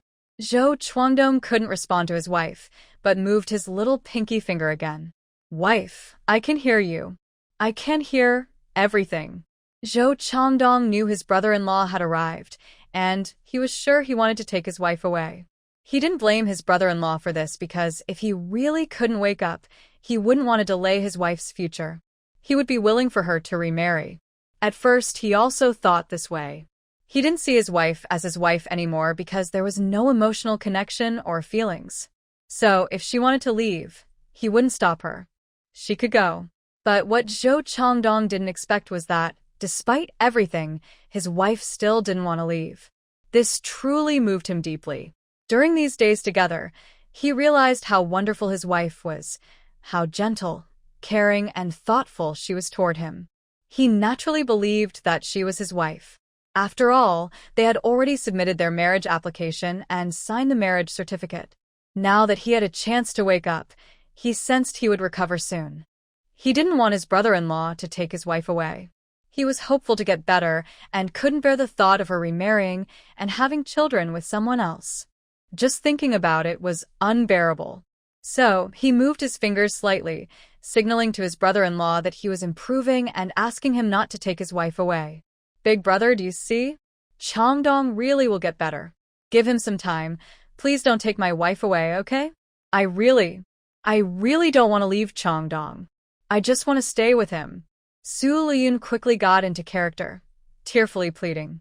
Hearing his wife's plea, Zhou Chwangdong felt sad too. His wife was doing all this just to stay by his side. But Lüyun, who was acting so convincingly, showed no such emotion. He looked confused. "Little sister, what are you doing? I'm not like the Queen Mother who cuts the Milky Way with a hairpin," he thought. "You don't need to act like this." But he was happy. All right, I'll go tell our parents. They will be happy to hear this." More than anything, if his brother-in-law could recover, that would be the best. Lüyun gently wiped her eyes and said, Yes, tell our parents this good news. And remember to tell them I will stay by Chwangdong's side for the rest of my life." Zhou Chwangdong was gentle beyond words. "Wife, I will also protect you for a lifetime." From now on, his life belonged to his wife. Lüyun still felt emotional. He said, "Chwangdong marrying your little sister is his blessing. I didn't expect this usually rebellious younger sister to show such loyalty. Which man wouldn't want a wife who stays by his side in difficult times?" Zhou Chwangdong nodded and said, "My older brother is right. That's my good fortune." Lüyun smiled slightly. Lüyun didn't stay long. She went to pick up the mid-autumn festival gifts she had prepared, which she bought at the supply store the day before. She brought a bottle of good local wine and a pound of milk candies, divided into 2 paper bags, half a pound each. Before Lüyun could finish packing and call her older brother to take the gifts home, a familiar older sister-in-law rushed over, panting heavily and saying, Yun, something bad has happened. Yushu was beaten by her mother-in-law. Oh no. The main drama of the day was unfolding as expected. Although Su Lüyun already knew and couldn't do much about it, as a good cousin, she couldn't just ignore it. She locked the door and followed, surprised to hear the news, and arrived with Su Lüyun. It's just across the street, only a few minutes' walk, very close. When they arrived, the alleyway was crowded with people on both sides. 2-year-old Li Mingxian was crying loudly, and Zhao Yuzhu, who was quite weak, was already lying on the ground. Zhao Yuzhu's outward appearance was like this: a delicate, pitiful woman with a strong, honest personality. When she was wronged, she would only cry in bed. Meanwhile, her mother-in-law, Li Mu, who was winning the battle of the mother-in-law and daughter-in-law, was acting arrogantly. She looked down from above, hands on her hips, scolding, "Stop pretending to be dead. Get up quickly. Today, I'm telling you straight, our Li family is a clean family, and we don't want someone like you, an opportunist. We won't associate with people like you. Divorce.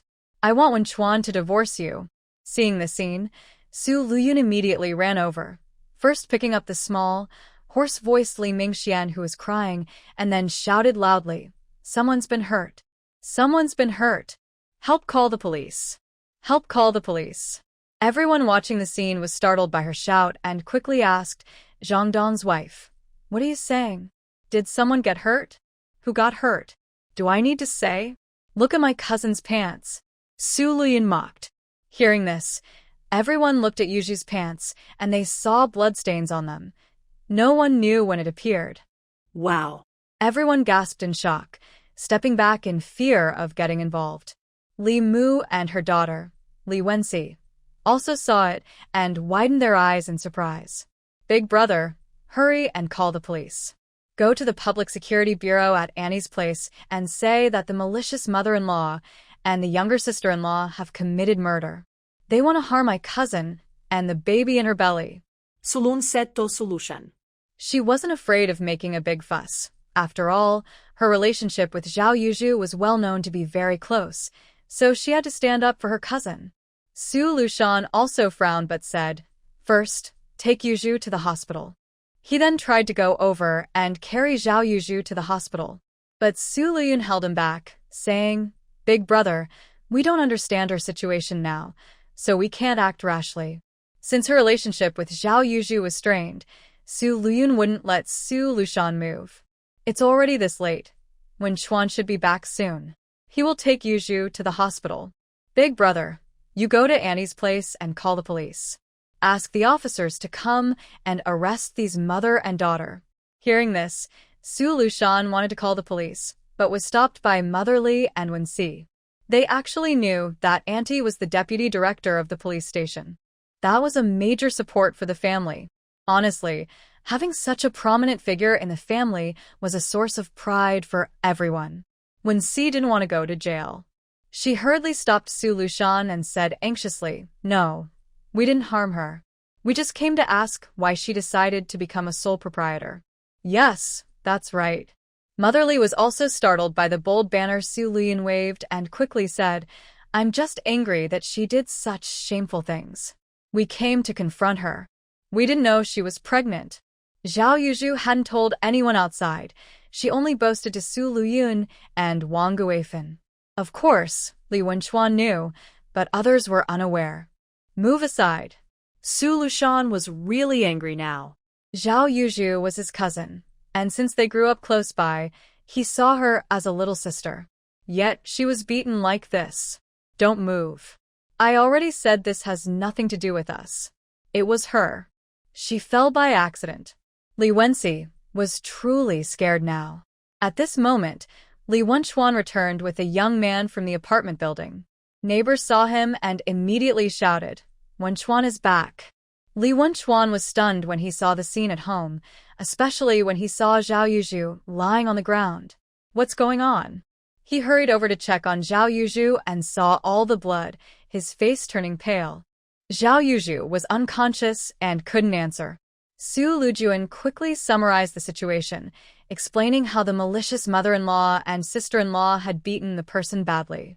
Mother Li and Li Wenxi hurriedly defended themselves, saying, "She was just running a small business outside, which embarrassed you, so we came to teach her a lesson."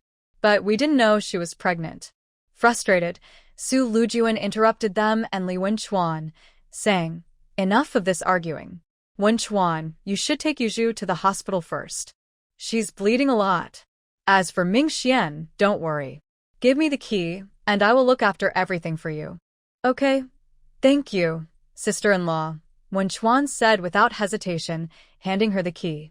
Then he picked up Zhao Yuzhu and called his younger brother to help take her to the hospital. They went to the hospital, but the blood on the ground was shocking.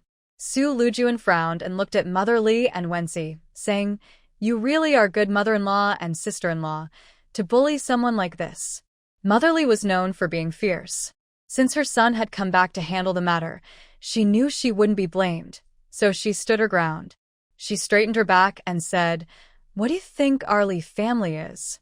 If she dares to do such shameful things outside, I would hit her. And I only lightly hit her. Listen, go quickly and call someone over. Our Li family doesn't want this kind of daughter-in-law. We will divorce her." Su Lüyun hadn't planned to argue with her, but seeing her like this, she became less polite. "Divorce her? Your Li family has such a big mouth. Divorce her? Do you think this is ancient feudal society?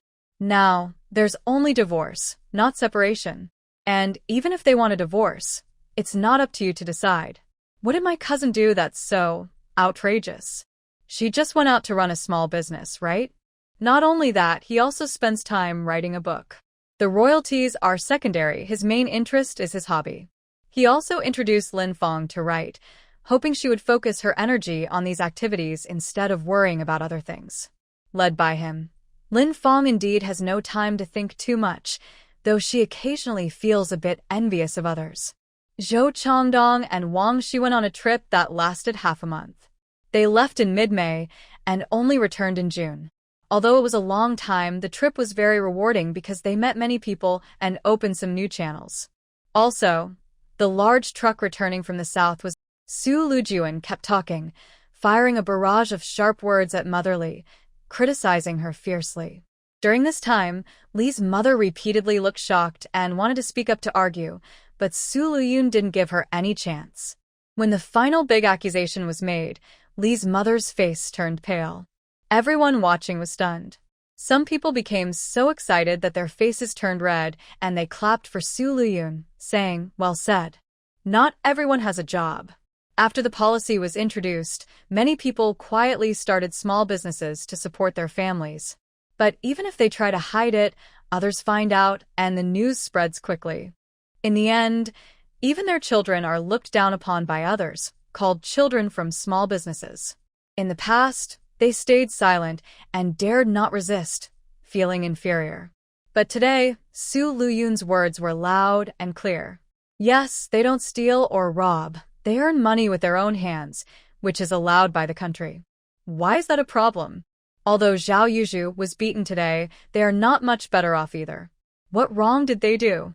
They follow the country's policies, so why are they treated differently? Su Lüyun's words made many people applaud, including those who also think small businesses are fine. However, prejudice in people's hearts is a big mountain. It's not easy to move.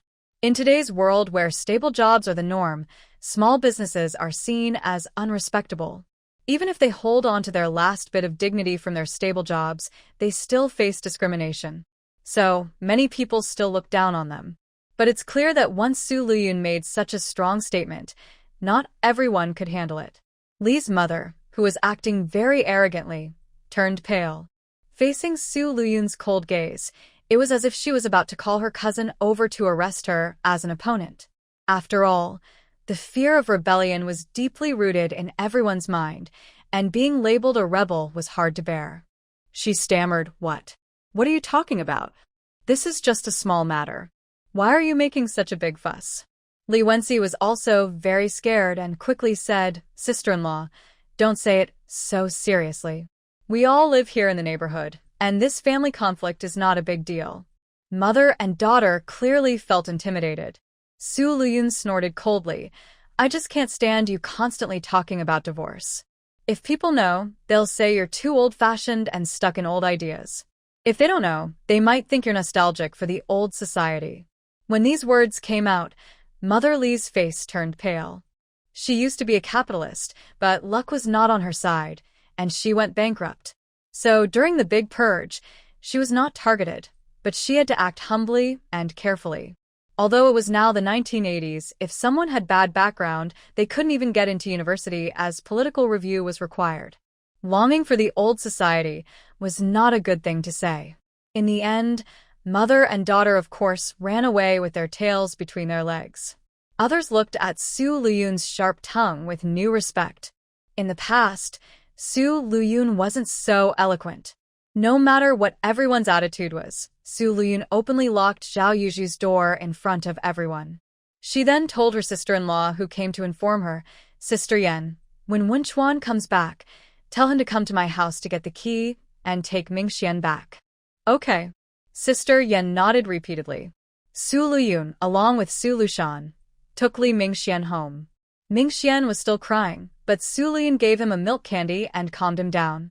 She told him to play with Yuanbao, then looked at her elder brother and said, "Big brother, get your mind back."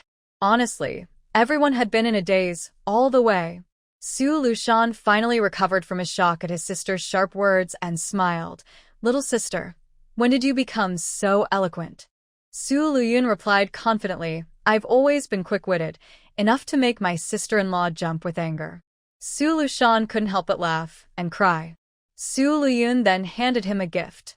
"The wine is for Dad and Mom. They like to have a small drink. As for the milk candies, they're for my nephews and nieces. Each family gets one bag. Let's do it like this for now.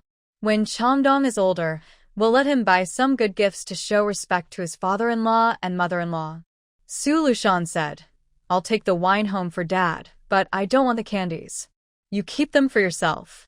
Big brother, don't push this on me." "Just take it back," she replied.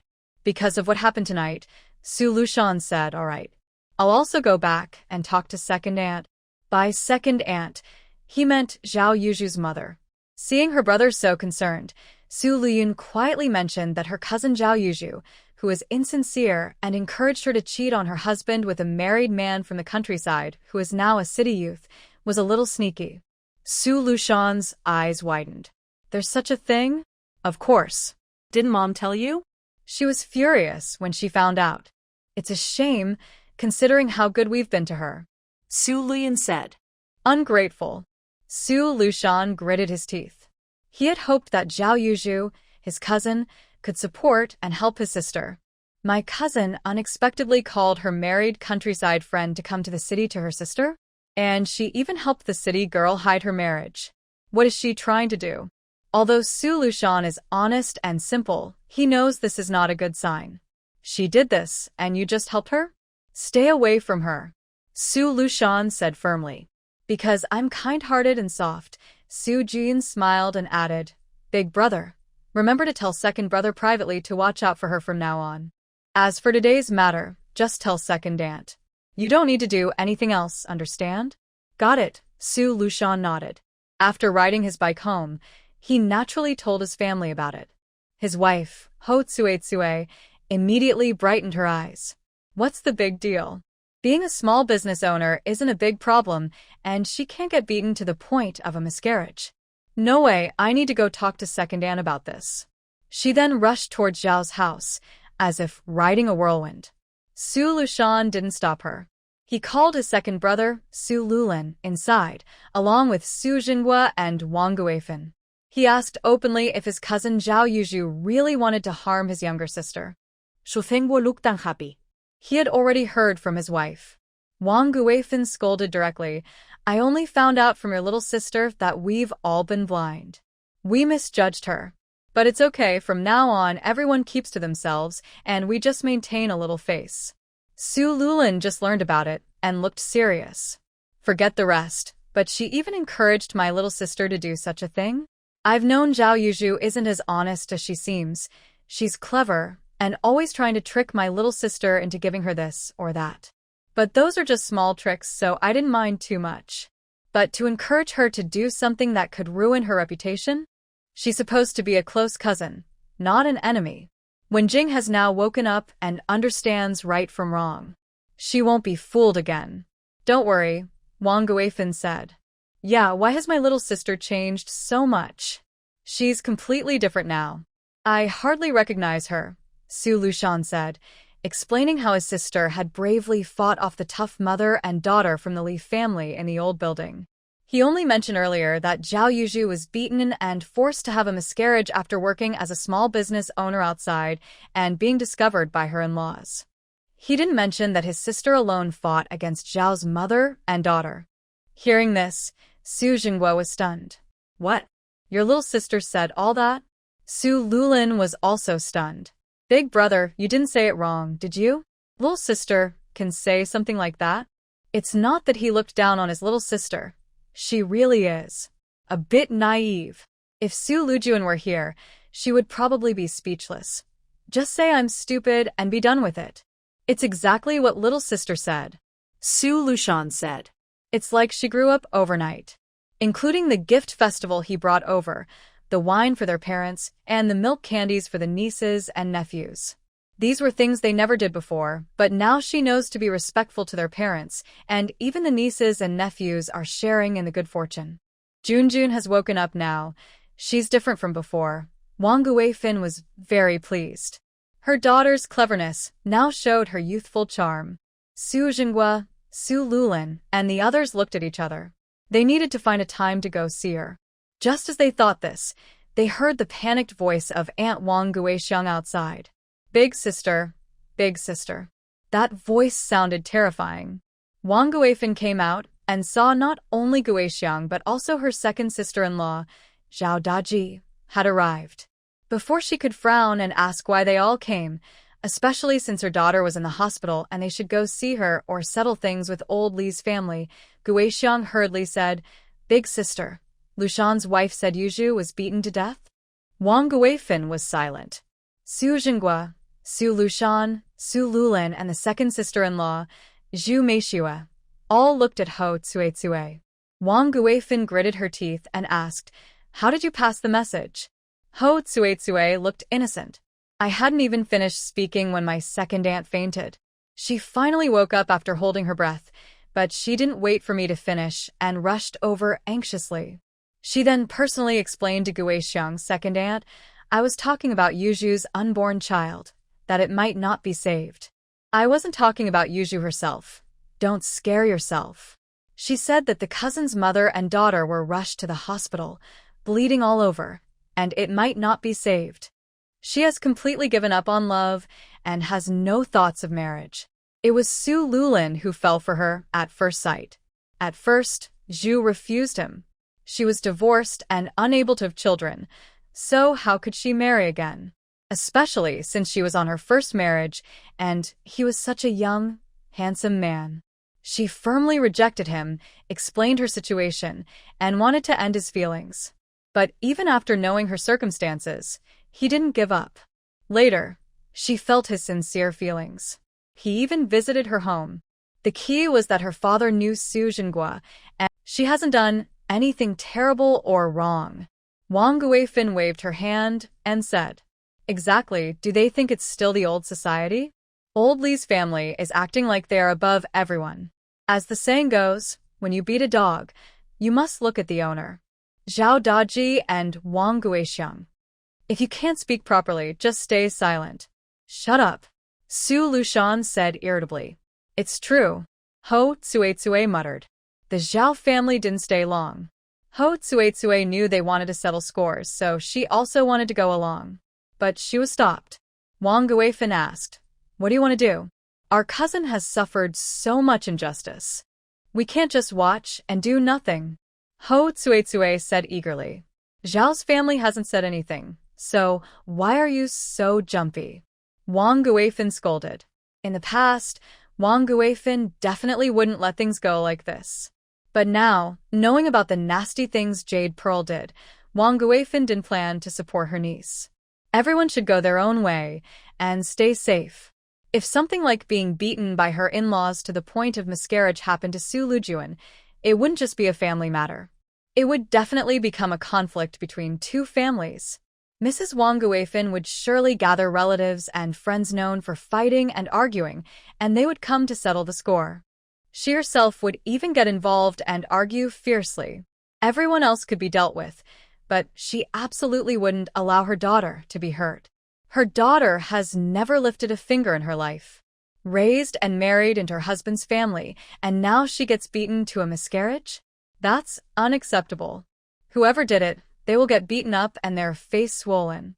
At worst, they would just divorce. Who's afraid? But Wang Guixiang and Zhao Daji clearly lack that kind of courage. Or maybe, to highlight how miserable and helpless cousin Jade Pearl is, their persona is that of mediators.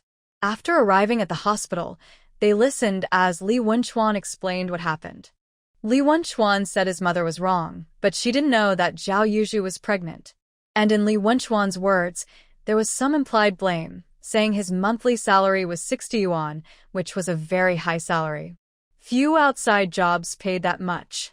But he gave Zhao Yuzhu 30 yuan a month for living expenses, which was half his salary. They are just a family of 3. Even with some social exchanges, 30 yuan is definitely enough to live on. So, when they found out Zhao Yuzhu was working as a small business owner to earn money, Li Wenchuan was also angry. Being a small business owner is not respectable and is looked down upon by many. Zhao Yuzhu even used him as a shield to work outside as a small business owner. He cares about his reputation and would feel ashamed. His complaints about his son-in-law made Zhao Daji and Wang Guixiang feel a bit embarrassed.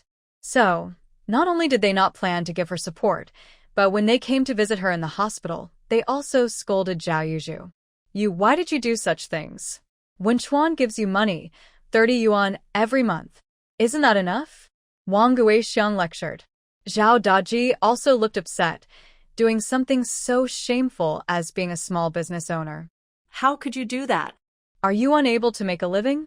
If the harvest was good, they might get around 1,000 jin from those fields, but it was a bit difficult. In all these years, he had never seen a single acre of land in the village yield over 1,000 jin of grain. The most he saw was about 800 jin, but even 800 jin was enough for him. With this grain, they could survive the winter well and wait for the new harvest next year. Old Lu looked at the blazing sun overhead and smiled. The sun has been good these days. The sorghum will dry quickly.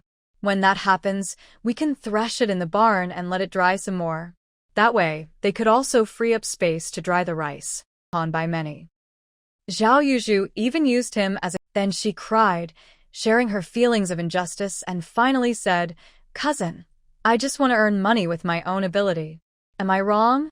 Lüyun listened to her story, and then let it go, without further comment. But she didn't feel sympathy. She even wanted to laugh.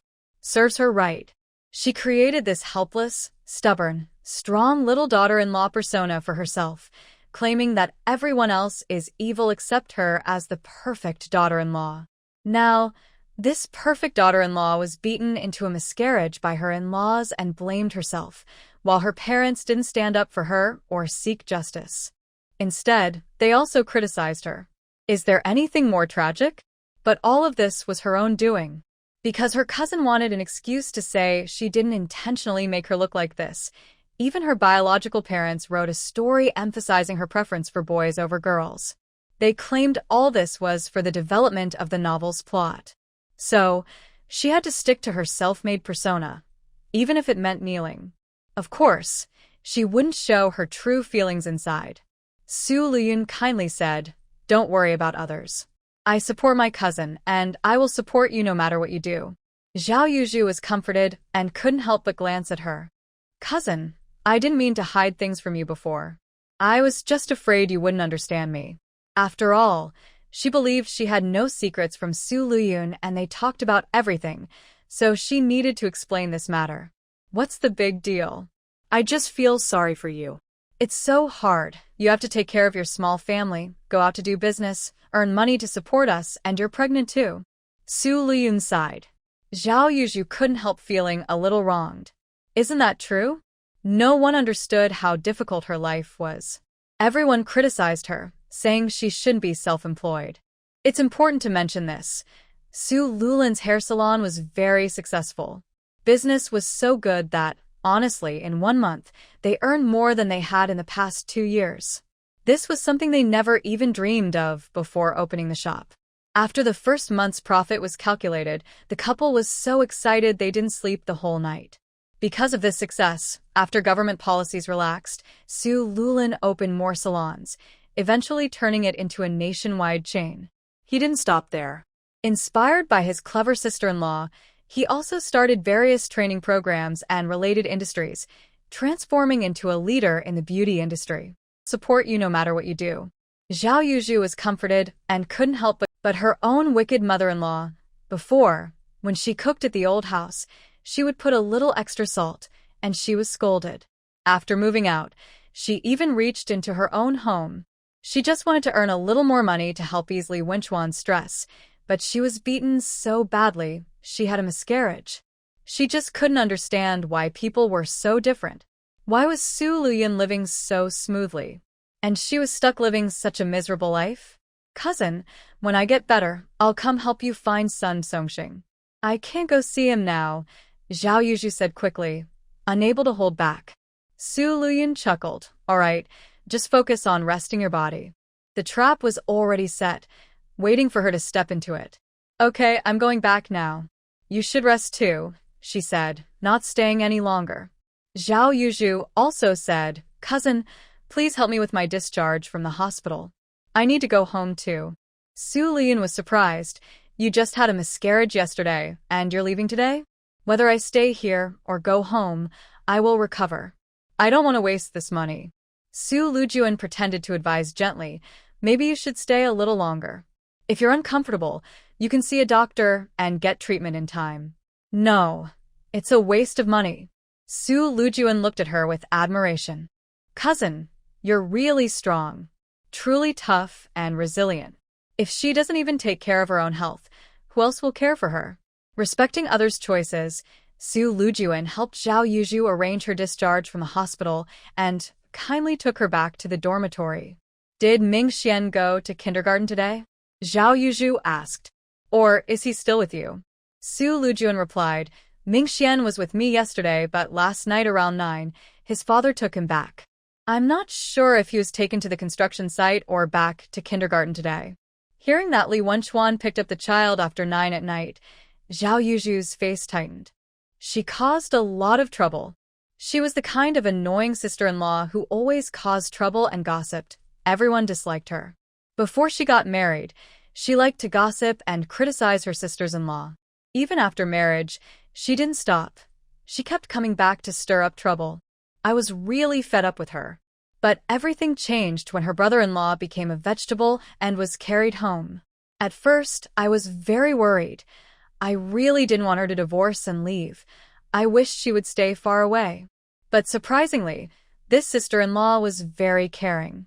She refused to abandon her brother-in-law. Lüyun saw through Zhou Changdong's desire to make up for lost time. He really wanted to improve and compensate her properly. She didn't know how he planned to do that yet, so she was very curious. Meanwhile, Zhao Yuzhu's face stiffened after being successfully provoked. Cousin, you will have your own children someday too. It was almost wishful thinking. Did she really think he was interested in her family's Wenchuan, wanting to have children with him? No. She needed to go find son Songxing immediately. Lüyun saw through her thoughts instantly and sneered. In Zhao Yuzhu's eyes, Li Wenchuan was rare and unmatched in the world, but to Lüyun, he had no redeeming qualities. Li sure was stunned for a moment before finally pulling Wang Fengqin apart. He frowned, looking at the battered faces of the people on the ground, and said unhappily, Who are you? Dare to cause trouble in Qingshi village? Do you believe I'll send you to see the officials?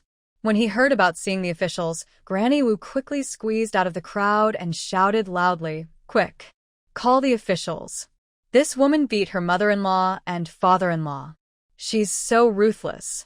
The county magistrate must send them all to jail. Wang Fengqin's eyes turned red with anger, and she was about to strike again, but Jiang Yimian stopped her.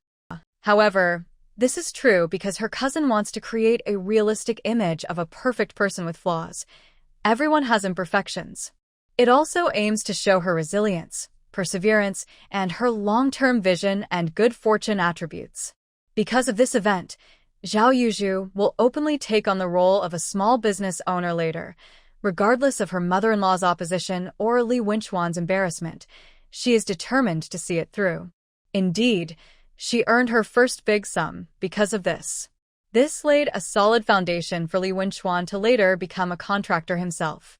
Li Wenchuan will also change his usual attitude and praise her for being so lucky to bring prosperity to her family. But honestly, he only cares because Zhao Yuzhu is making money now, so he joins in. When she wasn't earning, he called her a plain woman and ignored her efforts at home. Such a man. How could Su Lüyun look up to him? She's not blind. This made Zhao Yuzhu very nervous. Su Lüyun returned home with a look of disgust. At home, Chen Aihong saw her come back and asked how it went. Chen Aihong only heard about it today from Aunt Qian and felt sorry.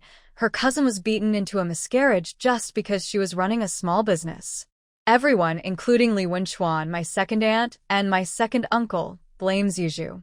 They say she's bored and caused all this. Su Lüyun told the truth. Chen Aihong frowned but was never a talkative person. Thinking it didn't concern her family, she just said, "That's also unfair to your cousin. You should visit her more often to comfort her and help her see things more positively." There was nothing else to say besides encouraging her to stay positive. Su Lüyun shook her head. "I won't go comfort her. If I keep visiting her, she might even suspect I have feelings for Li Wenchuan. She doesn't even look at who Li Wenchuan really is. With a husband like Changdong, how could I look up to him?" Even after his wife was beaten so badly, he still blames his wife. She still thinks she's precious, and I'm just as blind as her. Her tone was full of disdain. Chen Aihong listened to her daughter-in-law's complaints and almost wanted to laugh. She really doesn't understand why she now finds her daughter-in-law more and more likable. She exudes a sense of straightforwardness and confidence. Since her daughter-in-law was back, she didn't stay long and went back to the old house, telling Changdong not to massage Zhou Changdong anymore because it was already done. Su Lüyun saw her off, then closed the door, and went to tell Zhou Changdong about Zhao Yuzhu. And then he said, "I'll tell you directly, if you get better in the future and dare to follow Li Wenchuan's example, I won't be as patient as my cousin. I am not someone with no one to rely on, and I won't cling to you. If life is good, we stay together. If not, we go our separate ways and split everything fairly. But if you dare to lay a finger on me, I will cut you with a knife. Don't think I won't dare." Zhou Changdong quickly said, "My wife, I won't be like Wenchuan, who can't tell right from wrong. You are the most important person to me. I also won't let anyone harm you, not even a hair.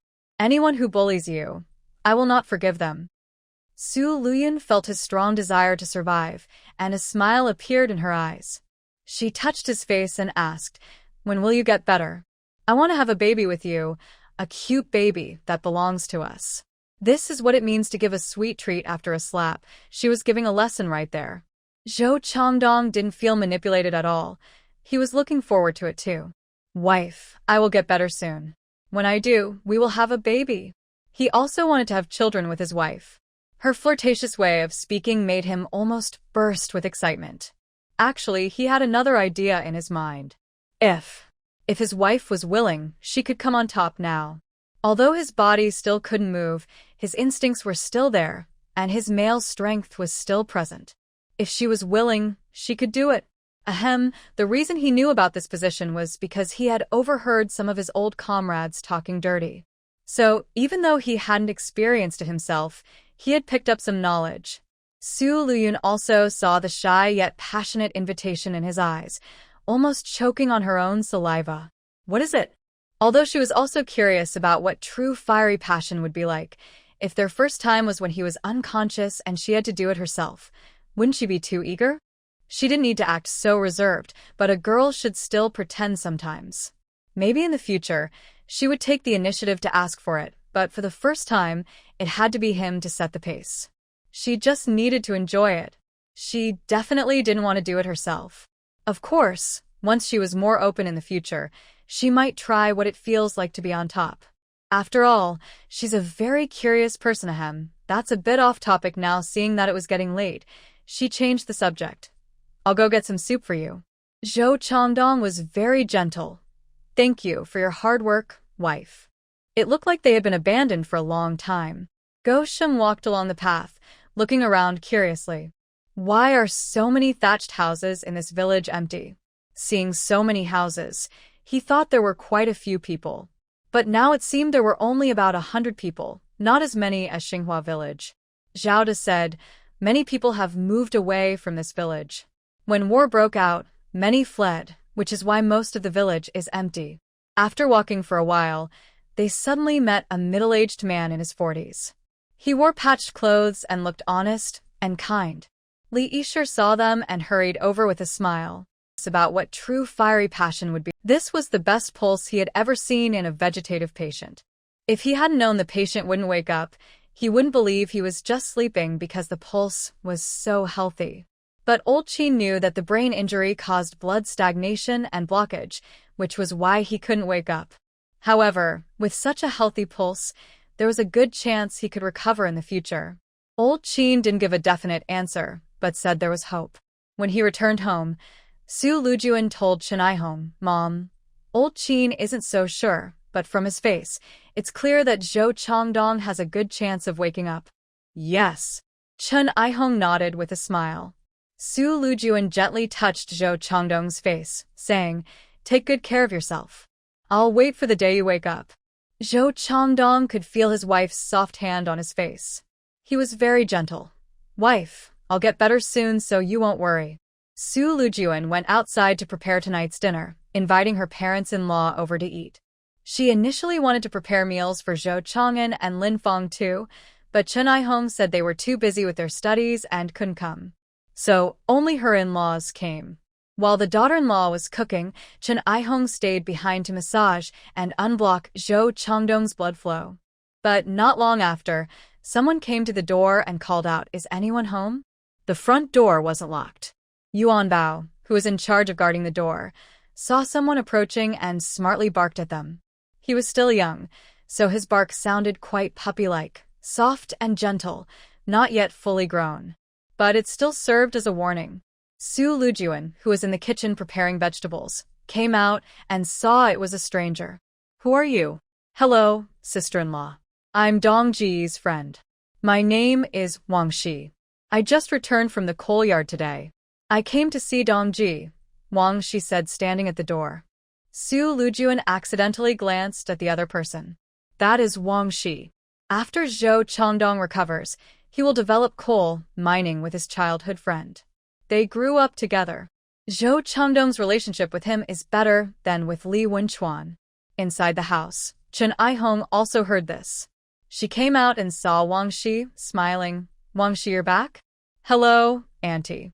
Today is Mid-Autumn Festival, right? I just rushed home to have dinner with my parents.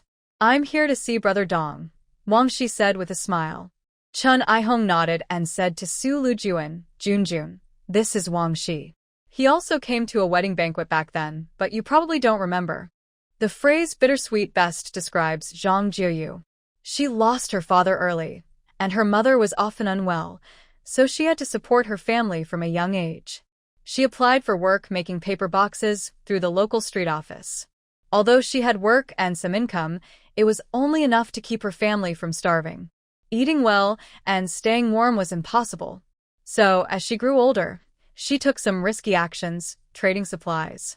She did this 2 or 3 times a month, and each time it helped thicken their rice porridge by about a third, and sometimes even earned extra money to buy medicine for her mother. At the door. Su Lüyun accidentally. Yes, I have, Chen Aihong nodded. Su Lüyun brought in a glass of water. Drink some water. Thank you, sister-in-law. Wang Shi quickly took it and also expressed thanks. No need to be so polite, Su Lüyun said. You're just in time. Tonight, my parents are coming over for dinner. Stay and eat with us. Thank you, sister-in-law, but no need. There's already rice at home. All right then. When Changdong gets better, I'll invite you over for dinner. Su Lüyun nodded. Wang Shi agreed. Su Lüyun went to prepare vegetables, while Wang Shi took out a red envelope and handed it to Chen Aihong, saying, Annie, this is a little gift from me for Brother Dong. He called it a small gift, but the envelope was quite full. The exact amount was unknown, but it was definitely not small. Chun I-hong naturally refused to accept it. You should take it back quickly. There's no need for you to give money. Changdong has his discharge money, and he can also go to collect 30 yuan a month for living expenses. That's enough for daily needs. Auntie, this is a small gift from me for Brother Dong. Back then, I was able to work at the coal yard because Brother Dong helped me find that opportunity, Wang Shi said seriously. Chun I-hong also knew about this matter. This is your brotherly bond, but you haven't married yet. Your house has just been repaired, and your mother, being old, is hoping you will marry soon and have children. You can keep this money for yourself. It's not just yours. It was also taken from Uncle Changdong's family and from your aunt and uncle. We haven't kept any of it. Wang Shi couldn't give the money directly in front of everyone, but before leaving, he threw down a red envelope and ran away. Auntie, please take it. He ran off so quickly that no one saw him. Lüyun came out and saw the scene, feeling both amused and helpless. Chun I-hong also picked up the red envelope, looked at it, and was slightly surprised. This kid is really generous. From the envelope, it was clear he had brought a lot of money, 5 stacks, each with 100 or 500 yuan. This was probably his savings over the years. Chun I-hong looked at her daughter-in-law with some hesitation because it was hard to accept this money from Wang Shi. Lüyun shook her head. Mom, just send it back to him. We can't take it. Chun I-hong sighed in relief and looked at her daughter-in-law with admiration. All right, I'll take it back to him. She went over to the old Wang family's house to give the money. She handed the red envelope to Wang Shi, who looked troubled. Auntie, why did you take it back? I specifically came to get it today. There's no need. Keep it for yourself to marry a wife, Chun I-hong said. After talking with Wang Shi's mother briefly, she turned to leave. Mom, can you help me take it to Annie? Wang Shi asked his mother. His mother shook her head. I-hong's temper is known. She won't accept it. Just keep it and save it. Later, come back often to see Changdong. Wang Shi looked very sad. Brother Dong is such a good person. How did he end up like this? His aunt sighed. She was also regretful. She had visited, but there was nothing she could do. But Changdong married a good wife. Even now, he's like this, and his wife won't leave him. His aunt praised. She looked at her son and said, in the future, if you marry, you should marry someone like her. Wang Shi felt no joy at all. Let's talk about it later. Our family doesn't owe anyone money now, and the house has been repaired. You're not young anymore, so you can't delay anymore. His aunt said. I don't want to talk about it now, Wang Shi replied. Lüyun saw her mother-in-law come back and smiled.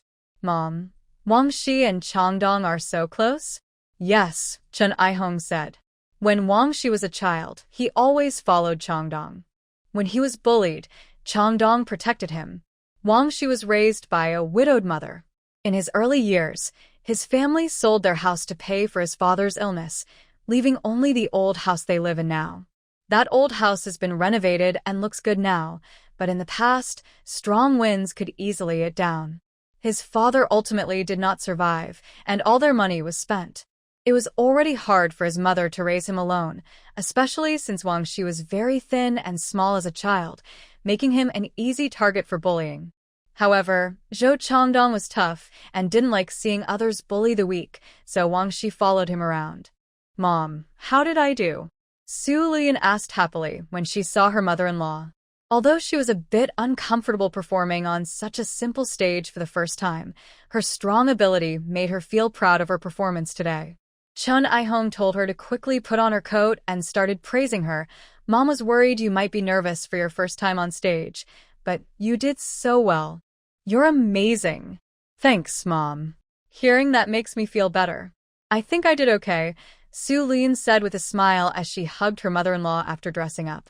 Not bad, very good. Chun I-hong said, with a teasing tone. Because of these connections, once things improved later, Changdong started making a fortune in the coal business. Wang Shi followed his older brother closely, sharing in the success. His career was smooth. However, While his career was doing well, Wang Shi's marriage was very poor, even miserable.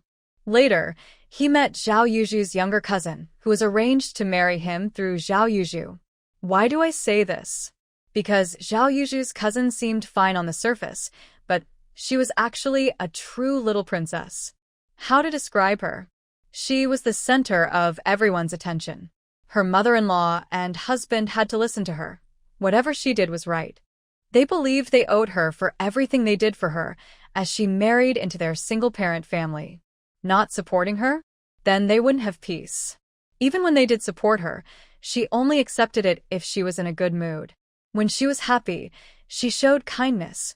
When she was upset, she insulted and spread rumors, even accusing her grandmother-in-law of having a secret lover. Zhou Changdong was entangled with her, and Wang Shi married such a wife. This truly is a pair of close brothers. So, with her cousin and that outstanding Zhao cousin-in-law as foils, Zhao Yuju really looks like a delicate white lotus swaying in the wind. Everyone is praising Li Wenchuan for his good luck, having married such a gentle, virtuous, and supportive wife. But as always, the main character is Su Lüyun herself. Not to mention anything else, just look at Wang Shi today, willing to reveal everything to Zhou Changdong out of sincerity. Su Lüyun can't just watch this honest man suffer so much. It's still early, so Su Lüyun isn't in a hurry to act. All the ingredients are prepared, and she begins to show her skills in the kitchen. However, due to limited conditions, she can't make large amounts of meat and fish. She stewed a fish, which turned out to be very flavorful, fragrant, and appealing. Besides the fish, there's also plain boiled shrimp. These are river shrimp, bought alive this morning, very fresh. The tiny river shrimp, about the size of a fingertip, looked delicious. She cooked just over a pound of them, made a small bowl of sauce, and then peeled and dipped them in the sauce to eat. The third dish is fragrant pan-fried boiled eggs. She boiled whole eggs, peeled and sliced them, then fried them in a pan. While making this third dish, Zhou Quanqing finished work and returned to the old house, parking his car and coming over. Su Lüyun heard the sensible Yuan Bao calling, peeked out of the kitchen and saw him. She smiled and said, "Dad, you're here. Just a moment, it'll be ready soon." Zhou Quanqing nodded. "Where's Mom?" "Mom is in the room giving Changdong a massage." Zhou Quanqing responded with a good, then came in and took over giving his son a massage. Chen Aihong also called Wang Shi over and mentioned giving him 500 yuan. "Don't accept it," Zhou Quanqing shook his head. Orphaned and widowed, Wang Shi's mother relied on making paper boxes and doing odd jobs to support him in earlier years. Their life only stabilized a few years ago when Wang Shi was introduced by the third brother to work at a coal yard. "It's not for him," Chen Aihong said. "I took it back and returned it to him."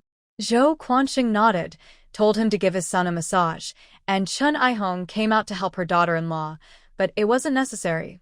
Everything was almost done. "What's this method?" She was fine with the stewed fish and boiled shrimp, but she was surprised to see the fragrant pan-fried eggs. It was the first time she saw eggs prepared this way. "Mom, try it and see how it tastes," Su Lüyun said with a smile, picking a piece with chopsticks. Chen Aihong gave her daughter-in-law a playful look, then politely tasted the dish and nodded, saying, "It smells good." Su Lüyun smiled as she explained the recipe while cooking the washed greens, adding a spoonful of pork fat and some pork cracklings. She glanced at the bottom of the pork fat. Most mothers-in-law would complain that this method uses too much oil, but Chen Aihong didn't say a word. She said, "Tomorrow, Mom will buy some fatty pork to make lard." "Can I go with you, Mom?" Su Lüyun asked, knowing her mother-in-law was planning to go to the black market. Chen Aihong nodded, "Sure, we'll go together tomorrow." After stir-frying the greens with pork cracklings, Su Lüyun brought the dishes into the room to eat with Zhou Changdong. They had braised fish, boiled shrimp, crispy fried eggs, greens with pork cracklings, a cold cucumber salad, and seaweed soup. The meal looked impressive and was very tasty. Chen Aihong couldn't help but say, "Yunyun, your cooking is almost as good as the chef at a state-owned restaurant." Zhou Quanqing nodded in agreement. His third daughter-in-law's cooking skills were truly excellent. Su Lüyun was naturally happy. "Eat more, Mom and Dad. Once Chongdong wakes up, he'll love your cooking so much. He likes to eat everything, Chun I-hong said with a smile. Lüyun asked, by the way, I still don't know what Chongdong's tastes are, or what he likes to eat. It's not about tastes. As long as it's delicious, he likes it. He's not picky and is easy to take care of, Chun I-hong explained. But he loves to chew pig's trotters. I used to make braised pig's trotters, and he was happiest then. Lüyun smiled immediately. That's easy. I can make braised pig's trotters. When he wakes up, I'll make some for him. Chun I-hong looked happily at Zhou Chongdong lying on the bed. Chongdong, can you hear me? You need to get better soon. Once you do, your wife will cook braised pig's trotters for you. Of course, Zhou Chongdong heard his wife's words. Wife, you're so kind. Meanwhile, his index finger moved slightly. Jiang Yumian was a bit surprised. She didn't expect there to be a policy allowing 2 years without paying taxes. She was momentarily stunned. Last year, due to war, many people lost their homes. The court had already collected less tax, and she thought that to make up for last year's losses, this year's taxes would increase. Unexpectedly, they were exempt from taxes for 2 years. The court must have made this decision with the help of many people. Although taxes in other towns increased by 10%, this was a good result for them. Towns still recovering from the war now had 2 years to repair and rest. He definitely will. She spoke, and tears started to fall. Chun I-hong was happy too. She quickly comforted her, saying, that's a good thing, Junjun. Don't cry. Mom, I'm just so happy. Lüyun wiped her tears. Chun I-hong and Zhou Quanqing understood and were also happy. They could really feel that the third person's health was improving quickly. The third person would definitely get better. Zhou Chongdong also felt his body was healing fast because he practiced controlling his body every day. Since he moved his index finger, the festive atmosphere was even better. The whole family was happy together. After dinner, they tidied up and went outside to enjoy the moon and eat mooncakes. Today was the 15th day of the 8th lunar month, and the moonlight was very bright tonight. Su Lüyun also made a wish to the moon, hoping for good luck and sudden wealth. Around 8:30 p.m., Chun I-hong and Zhou Quanqing went back to the old house. Seeing her in-laws return at this time, Healing didn't dare say anything, but when she lay down at night, she couldn't help but whisper to Zhou Chongping that Su Lüyun seemed to have bad intentions. In the 3 years since she married in, she had never seen her care so much about her in-laws. Now that her little brother, who was in a coma, had returned, she seemed like a different person. She didn't believe it wasn't because of the 3,000 yuan. Zhou Chongping remained calm because, no matter what the third family said, as long as the third person didn't wake up, their parents wouldn't give her the 3,000 yuan. Yuling also knew this, so she wasn't too worried. She whispered, by the way, have you heard what's being said outside? What is it? Zhou Chongping went to work and came home every day, so he didn't know much. Yuling's eyes sparkled with gossip. Ma's wife said she saw someone sneaking around the broken house, and the woman was married. Zhou Chongping was still rational. You know Ma's wife. You can't believe everything she says. Yuling said, but this time it's true. Others have also seen it secretly. In a short time, rumors outside had spread everywhere with many different versions. Someone even confirmed Ma's wife's story, saying they accidentally saw it too, and the scene was filled with a strong smell of passion. Zhou Chongping wasn't too shocked because such things were quite common. Not to mention, just last month, their factory had a similar incident. The workshop director was seen with a female worker, and the whole factory was buzzing with gossip. This month, the workshop director's wife and the husband of a female worker both heard about this incident and came to the factory to cause trouble. Yuling was very excited. Do you think, who could that woman be? Zhou Chongping frowned and said, I don't know who she is. Yuling whispered, could it be Su Lüyun? Zhou Chongping was startled and stared at her. Are you talking nonsense? Yuling snorted softly. Chongdong has been away from home for 3 years. She stayed at home all that time. If she couldn't hold on, that's normal, right? Shut up, you. Zhou Chongping quickly lowered his voice. Although the third family is wasteful, the Su family has good traditions. She wouldn't do such a thing. Why not? Who can be sure about these things? He Yuling hummed. Zhou Chongping said, she lives alone there, but she has offended many neighbors. If something like that happened, would they still forgive her? Chongdong was in the army before. If she dared to break her military marriage, that would be illegal. If such a thing really happened, the neighbors would have already named her publicly. He Yuling muttered softly. Maybe it was only discovered recently? People who just found out wouldn't hide it either. Have you ever seen anyone hide such a thing? Once it's found out, it's definitely told. He Yuling pouted, but she was just joking with herself. She actually hoped Su Lüyun would find a wild man, but she had already gossiping with her sister-in-law, asking if she knew which family he was from. She was good at asking questions, like whether men who go out to work rarely come back, and whether that's why she was cheating. That sister-in-law, not as clever as her, just told her she didn't know which family he was from. She said the man's at home, but he couldn't satisfy her, so she went out to cheat with the wild man. The wild man even asked whether he was more impressive or her husband's. There were many versions of the rumor, but the question of whether he was more impressive or her husband's always stayed the same. It seems that anyone who cheats likes to have a little contest with the other person's family, right? Based on that, it probably wasn't Su Lüyun, because Zhou Chongdong was never at home, and he never had intimacy with her back then, so how could it be? Go to sleep quickly, stop listening to all this nonsense. Zhou Chongping scolded. If mom finds out, she definitely won't let you go. He Yuling. Su Lüyun didn't know that He Yuling was so eager to gossip about her. She enjoyed the moon, sent her parents-in-law back, and then took a shower. Only after that did she return to her room to sleep with Zhou Chongdong.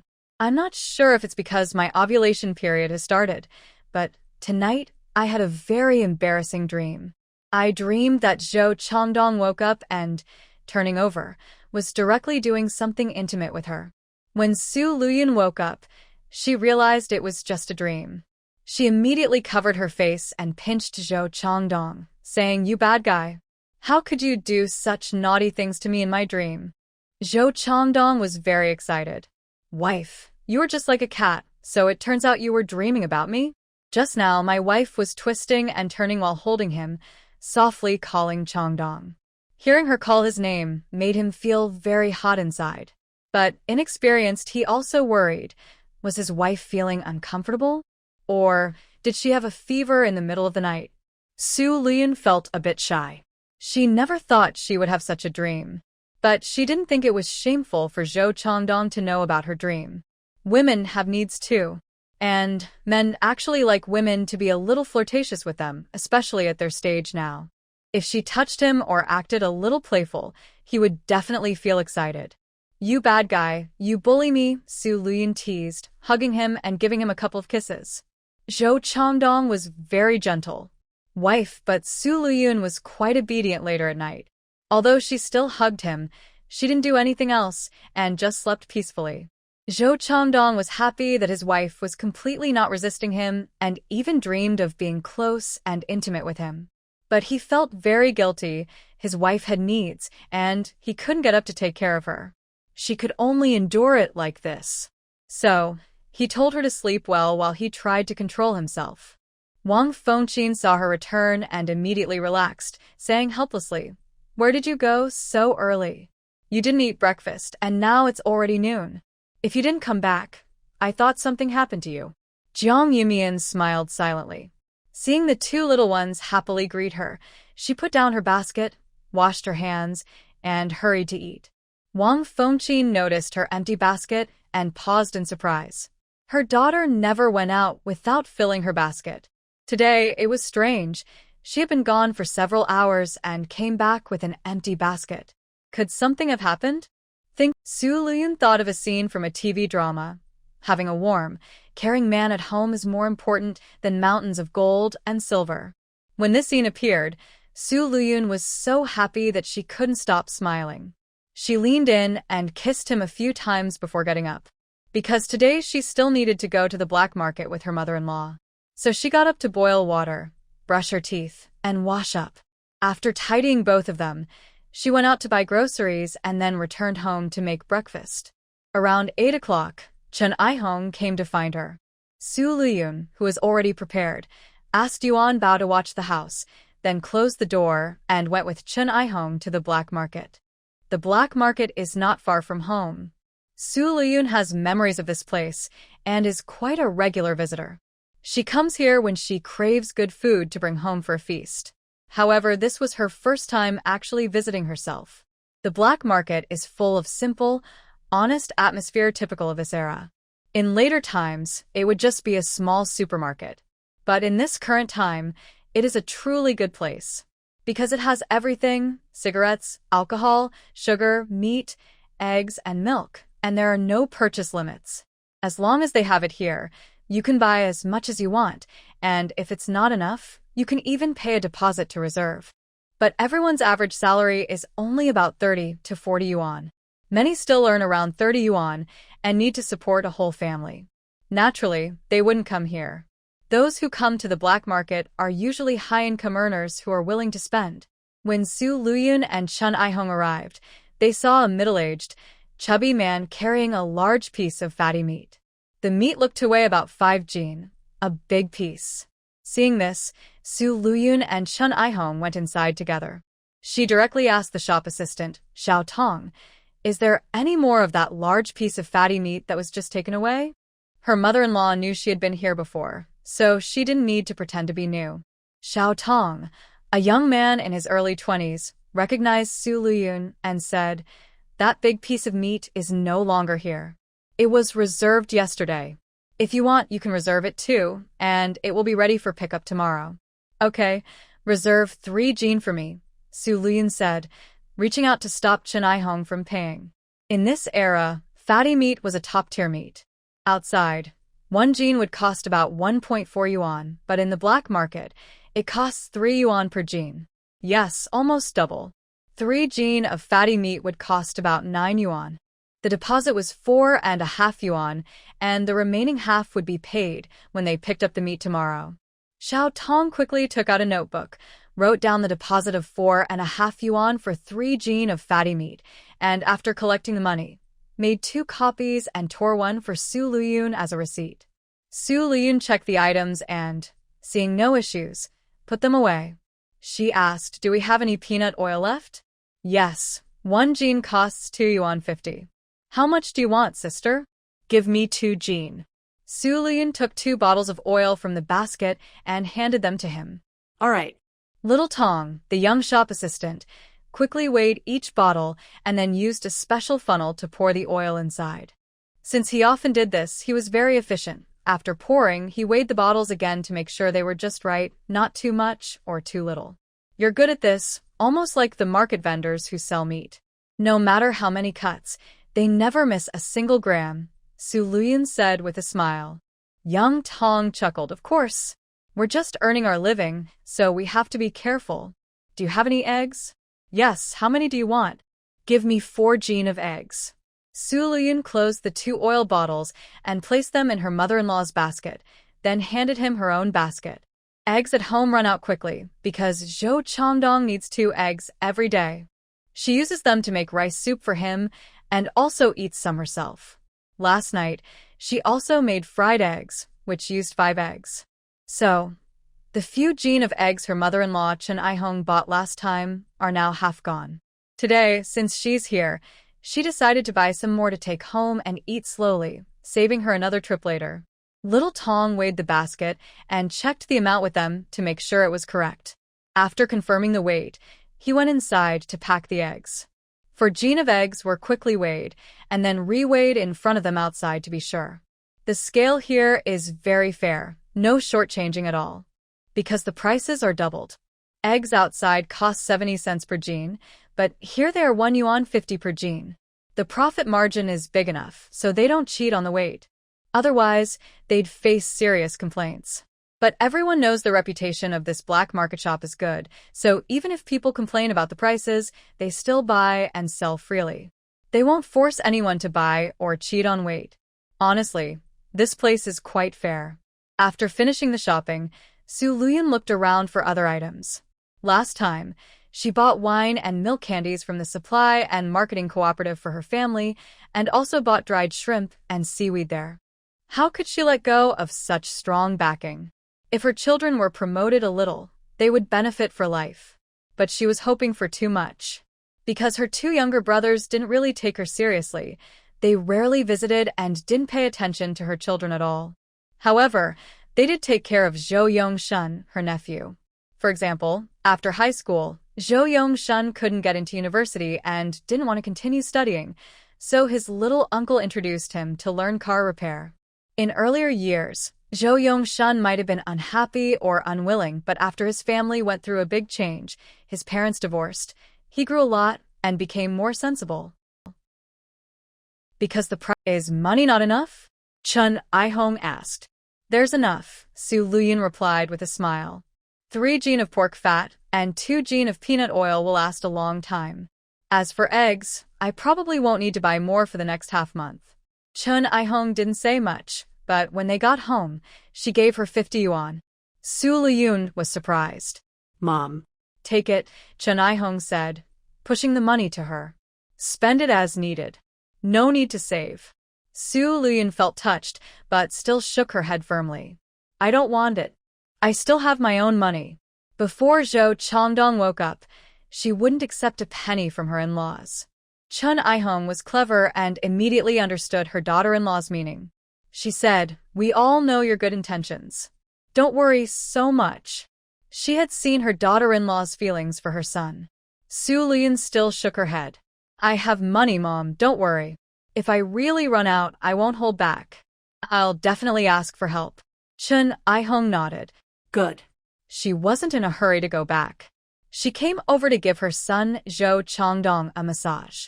Seeing the good weather today, Lüyun started to take apart and wash the quilts. She had 4 quilts, 2 6-gene ones and 2 4-gene ones, all part of her dowry from her family. Although their yard was big enough, she couldn't wash all of them at once. She washed 2 at a time. She laid the cotton filling in the yard to sun, beat the quilts with sticks, and when wringing them out, she called her mother-in-law to help, 1 on each side. When she hung the quilts on the line, her hands felt sore. She really missed having a washing machine. But those weren't cheap, and she couldn't buy one now. She would wait until Zhou Changdong woke up and asked him to do the laundry. In fact, in the future, Zhou Changdong would do most of the laundry, including scrubbing the wet sheets and special mats early in the morning. But for now, she could only do the work herself. Since the Mid-Autumn Festival had passed and the weather was getting cooler, Lüyun not only started washing quilts and bedding but also took out winter clothes and boots to clean. Not just hers, but also the winter clothes brought back by Zhou Changdong. Although there weren't many, they were all work to do. When Wang Guifan finally had time to bring the repaired clothes for her daughter and the renewed cotton coat for her son-in-law, Lüyun felt as if her arms no longer belonged to her. What's wrong? Why do you look like that? Wang Guifan saw her daughter with a sad and hopeless expression and thought something was wrong. I'm exhausted, Lüyun said, recounting everything she had done these days. So much work. Although her mother-in-law, Chun I-hong, still wanted to help, Lüyun didn't feel right about it. She preferred her mother-in-law to just help with massaging Zhou Changdong. She had been managing all these tasks herself and was really tired. After complaining to her mother, she sighed, it would be great if we had a washing machine. Wang Guifan wanted to comfort her, but when she heard that, she rolled her eyes. A washing machine for such small chores? There are only 2 of you. Lüyun didn't want to argue about this with her mother. Mom, is Changdong's cotton coat finished? She opened the package and saw her repaired clothes and Zhou Changdong's cotton coat. Wang Guifan said, Changdong is really something. The fabric has turned black, but he still wears it. If the fabric had just hardened, washing, drying, and resoftening it would make it look almost new. But she didn't expect that her son-in-law's coat was not only stiff, but also blackened all over. Wang Guifan replaced it with a new cotton coat, but she also sighed, thinking her son-in-law was very thrifty. Lüyun compared her own clothes, which were all well repaired, and then took her son-in-law's coat into the room to store. She couldn't help but complain, Changdong is like that. And those socks, Mom, you didn't see them, I just threw them away. They were really ugly. Not only socks but also underwear, all of it was discarded. Wang Guifin followed her into the room. She looked at her son-in-law, lying on the bed. She wanted to ask about him first, but when she heard her daughter's words, she glared at her. Changdong is the one living a proper life. Do you think everyone is as delicate as you? Lüyun smiled. If I'm so delicate, it's because you all spoiled me. You can't blame me. Wang Guifin. We spoiled you before, but now that you're married, you should be more sensible, Wang Guifin said earnestly. Living a good life isn't a one-day thing. We need to save where we can and not spend recklessly. Su Lüyun denied it immediately. I didn't do that. Wang Guifin snorted, forgetting what she had just said and pretending she hadn't spoken. After washing some bed sheets and blankets, I couldn't help but think about buying a washing machine. Su Lüyun said, wanting to buy a washing machine is to free your hands. Humans invented these appliances to make life easier. This is a sign of social progress. Mom, don't think I'm wasteful. Do you believe that one day, washing machines will be in every household? Wang Guifin replied. She was stunned. Was her daughter trying to brainwash her? You're just sitting around with nothing to do. How tiring can washing a couple of clothes be? Su Lüyun waved her hand. Who says I have nothing to do? I'm Buse. I'm even learning to act in plays for my mother-in-law. Maybe someday I'll become a theater actress. Wang Guifin was surprised. You can act in plays? Don't underestimate me. Acting in plays isn't hard. My mother-in-law says I have talent. So, you're losing weight to act in plays? Exactly, Lüyun smiled. If I really get to perform someday, Mom, remember to come support me. Wang Guifin didn't want to discuss this, but she was worried about her daughter's attitude toward life. Su Lüyun didn't need her to worry. I know you're doing this for me, but I like the way I live. I believe when Changdong wakes up, he won't mind either. Just stop worrying about me. Won't he mind? You spend money so freely. If Changdong wakes up, he'll scold you. Wang Guifin frowned, annoyed at her daughter's stubbornness. Su Lüyun was confused.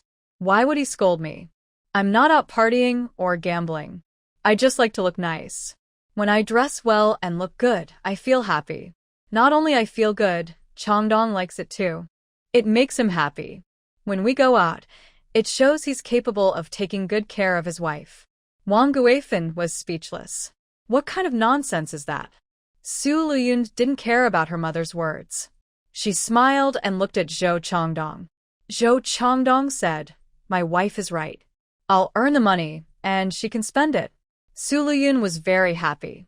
She leaned over and kissed Zhou Changdong's face twice. I believe Changdong agrees with me. Zhou Changdong shyly replied, Wife, Mom is still here. Wang Guifin thought, why does my daughter seem like a flirt now that she's grown up? Seeing her mother stunned, Su Lüyun just smiled and took a perfectly tailored dress to change into next door.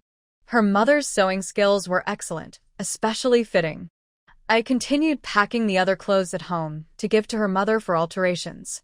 Thanks to my cousin, I bought clothes that match her taste so they can all be worn after some adjustments. Seeing so many clothes, Wang Guifin felt speechless. Perhaps it was all arranged by fate? She was careful with money, but kept encountering someone who was very extravagant. These are for winter, but actually they are a bit too loose. If I weren't short on money, I'd want to buy new ones. Su Lüyun looked at her winter clothes with a slight frown. She didn't need much for food, but had high standards for clothing.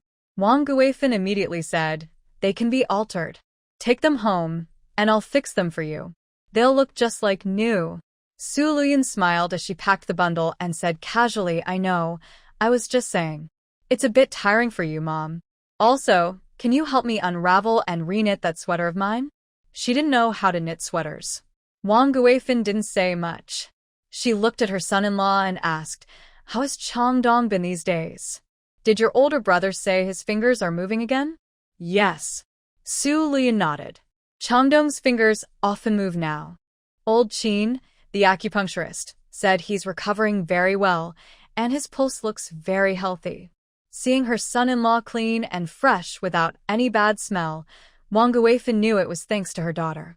Is caring for Changdong tiring? She also looked at her daughter. Su Lüyun immediately replied, "It's hard work, but I do it happily. Money can't buy my happiness. Since Changdong came back, I feel at ease. What's a little hardship compared to that?" Wang Guifan was speechless. Her daughter's words were as sweet as honey. "Mom, you don't know. Having a warm man at home is worth more than mountains of gold and silver." Su Lüyun repeated this classic line. Wang Guifan was speechless again. She felt like she was possessed by a cunning fox spirit. But she didn't realize that Su Lüyun wasn't talking about her mother. She was speaking about Zhou Changdong in bed. Zhou Changdong felt both happy and touched, feeling sweet inside. In his wife's heart, no amount of wealth could compare to him. Wang Guifan came over, mainly to see how her daughter and son-in-law were doing, but she also talked about Zhao Yuju's side. When she mentioned how Zhao's family handled the last incident, Wang Guifan's face was full of sarcasm. "Honestly, I've never seen anything like this. My daughter was beaten so badly she had a miscarriage and had to go to the hospital. Yet, no one stood up for her." When Wang Guixiang, the second sister, came to talk about it, she also expressed disdain for my daughter, saying she was naive. Even Wang Guifan was speechless. In the past, she would have stepped in, but now Wang Guifan simply ignores it. Not only does she ignore this matter herself, but she also told Su Lüyun not to interfere or rush in to defend her cousin like before. "Mom, don't worry, I have everything under control," Su Lüyun said calmly. Wang Guifan was reassured seeing her daughter so mature now. Since her mother rarely visits, she naturally stayed for lunch. Su Lüyun prepared egg and chive dumplings for her mother, and after eating, Wang Guifan left without staying longer. She didn't bother to visit Zhao Yuju, her niece, because she didn't want to pretend or put on a show. Wang Guifan isn't the type to do that. Su Lüyun is much better at handling these situations. She's the kind of person who, even with a knife in her hand, wants to strike it deadly to her enemies.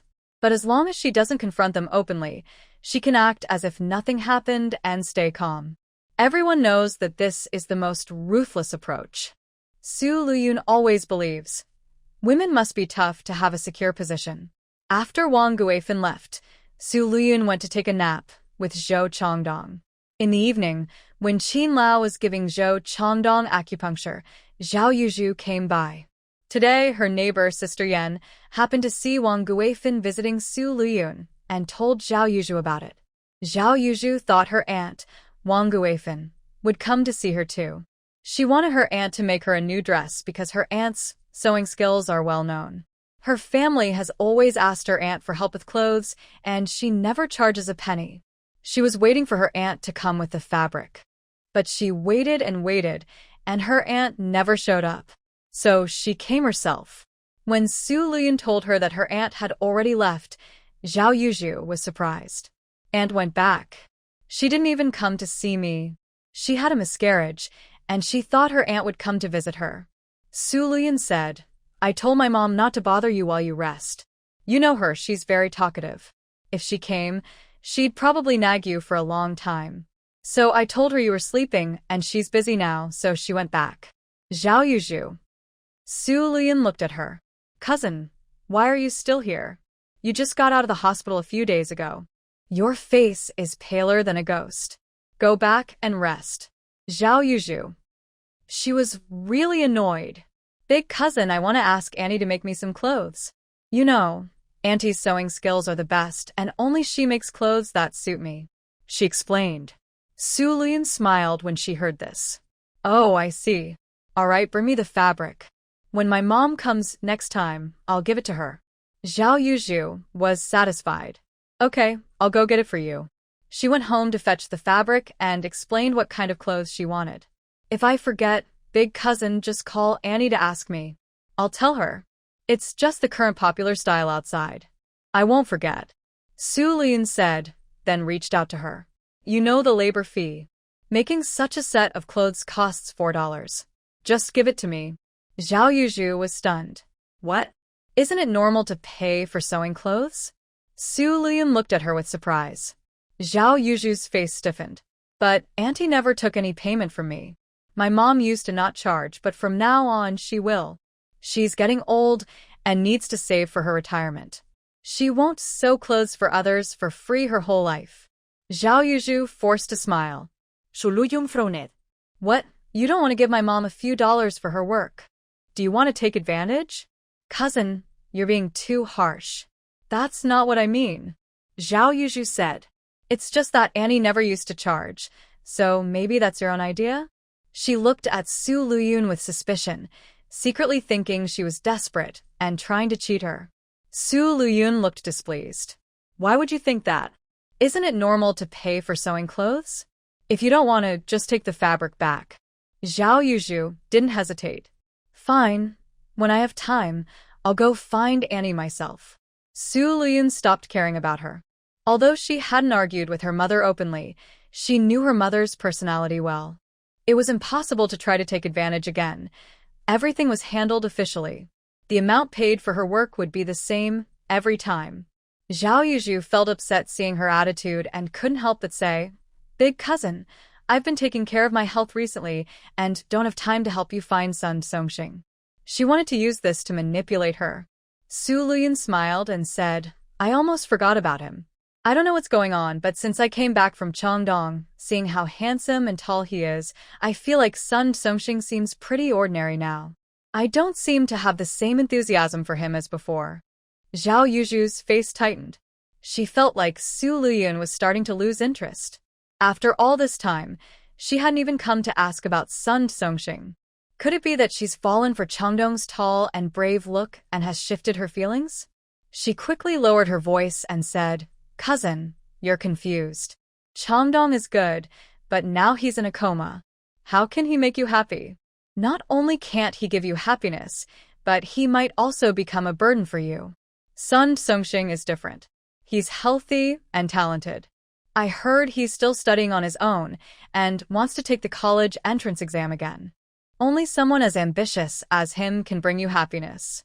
Su Lüyun sighed. I don't know why, but I really feel less and less interested. Cousin, I actually envy you. Wen Chuan is so good. Hearing this, Zhao Yuju's hair stood on end.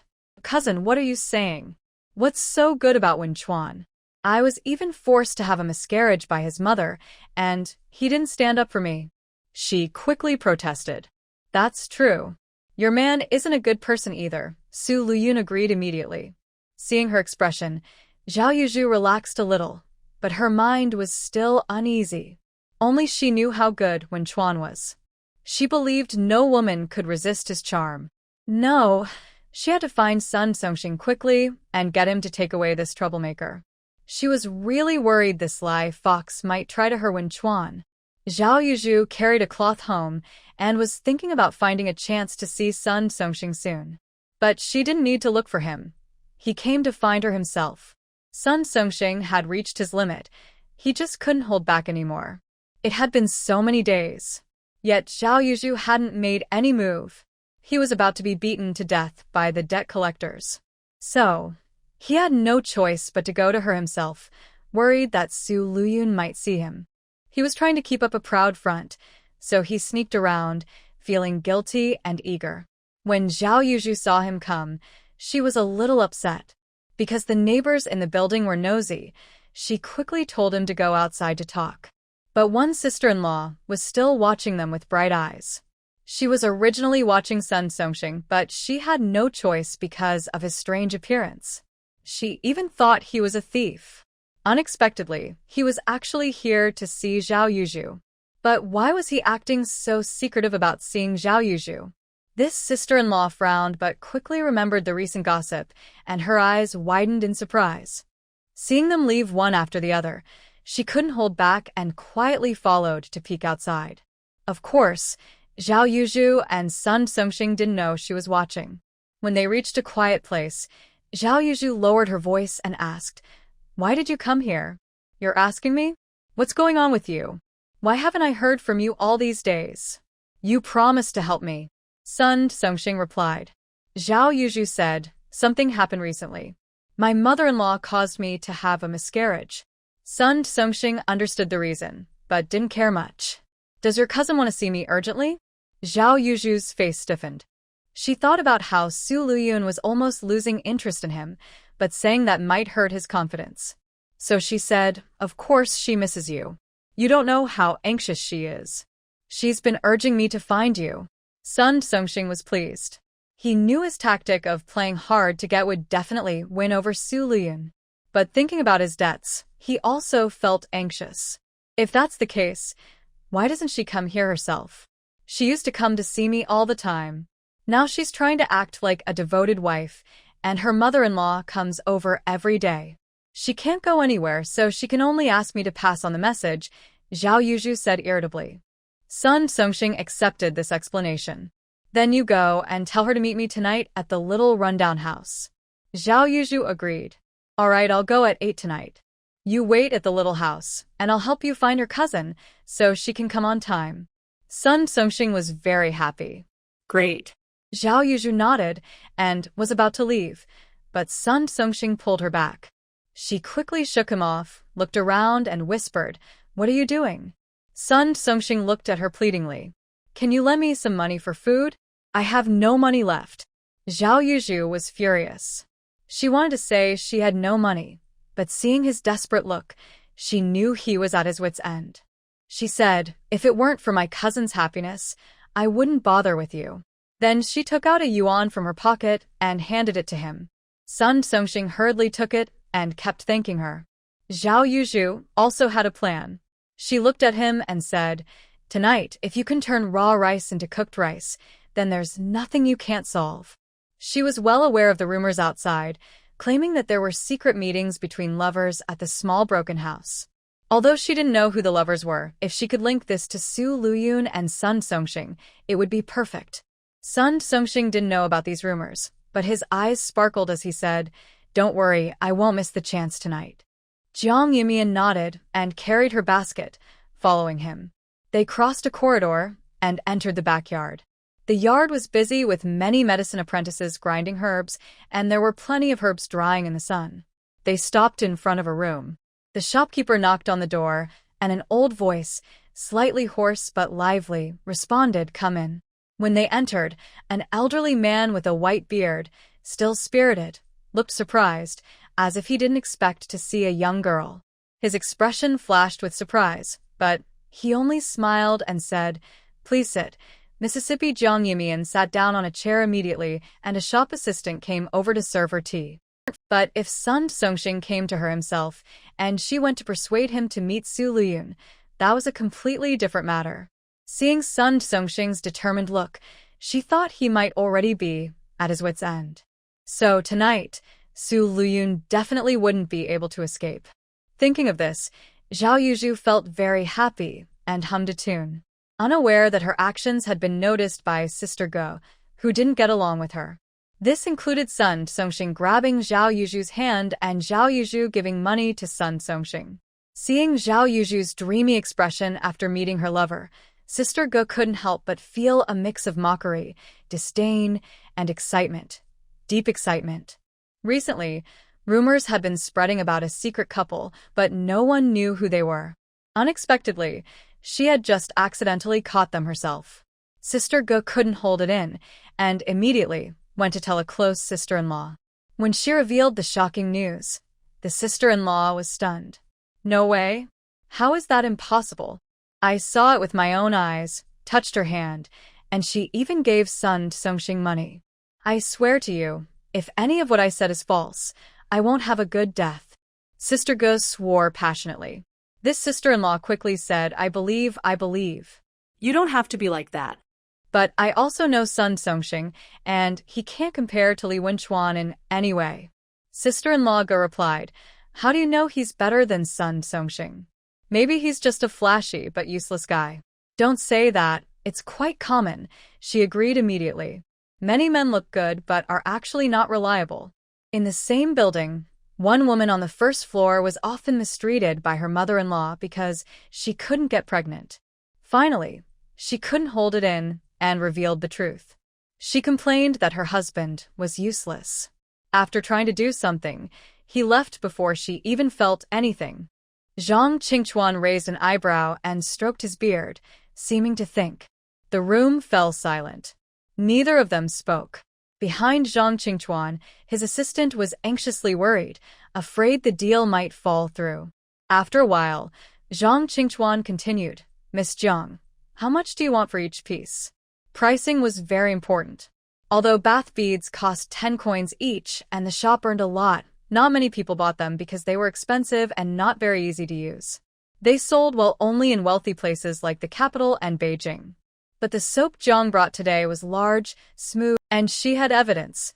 Don't forget what Aunt Ma said. That's something we could never suspect, no matter what. That statement was very convincing. Everyone doubted everyone else. Even Lüyun was on the suspicion list. But no one thought about Zhao Yuzhu, because Zhao Yuzhu had a very good reputation as a kind and honest wife. Especially after her mother-in-law beat her to the point of a miscarriage, everyone felt sorry for her. They said she was a simple and kind person and understood that she became a small business owner to earn money to support her family. Her reputation was excellent. That's why Aunt Ma refused to say who that woman was, even though I saw it with my own eyes. When I tell you, you don't believe me either, Gu's sister-in-law snorted. It's really hard to believe. Everyone said, starting to believe her quite a bit. Gu's sister-in-law said, just wait and see. I think she's already tasted some success. She won't give up easily. I'll keep an eye on her and set a trap to catch her cheating. Then she won't be able to pretend she's a good woman anymore, and we'll show everyone that we're just kind and honest, while she's the real villain. Talking about Zhao Yuzhu, Gu's sister-in-law gritted her teeth in anger because her husband always compared her to Zhao Yuzhu. Let her learn more from Zhao Yuzhu and stop always arguing with her mother. She should learn Zhao Yuzhu's virtues, being obedient and respectful, not fighting back or insulting others. She should also learn Zhao Yuzhu's good behavior, being calm and not gossiping like those other women. Sister-in-law Gu was surely angry inside, especially since she thought Zhao Yuzhu was pretending.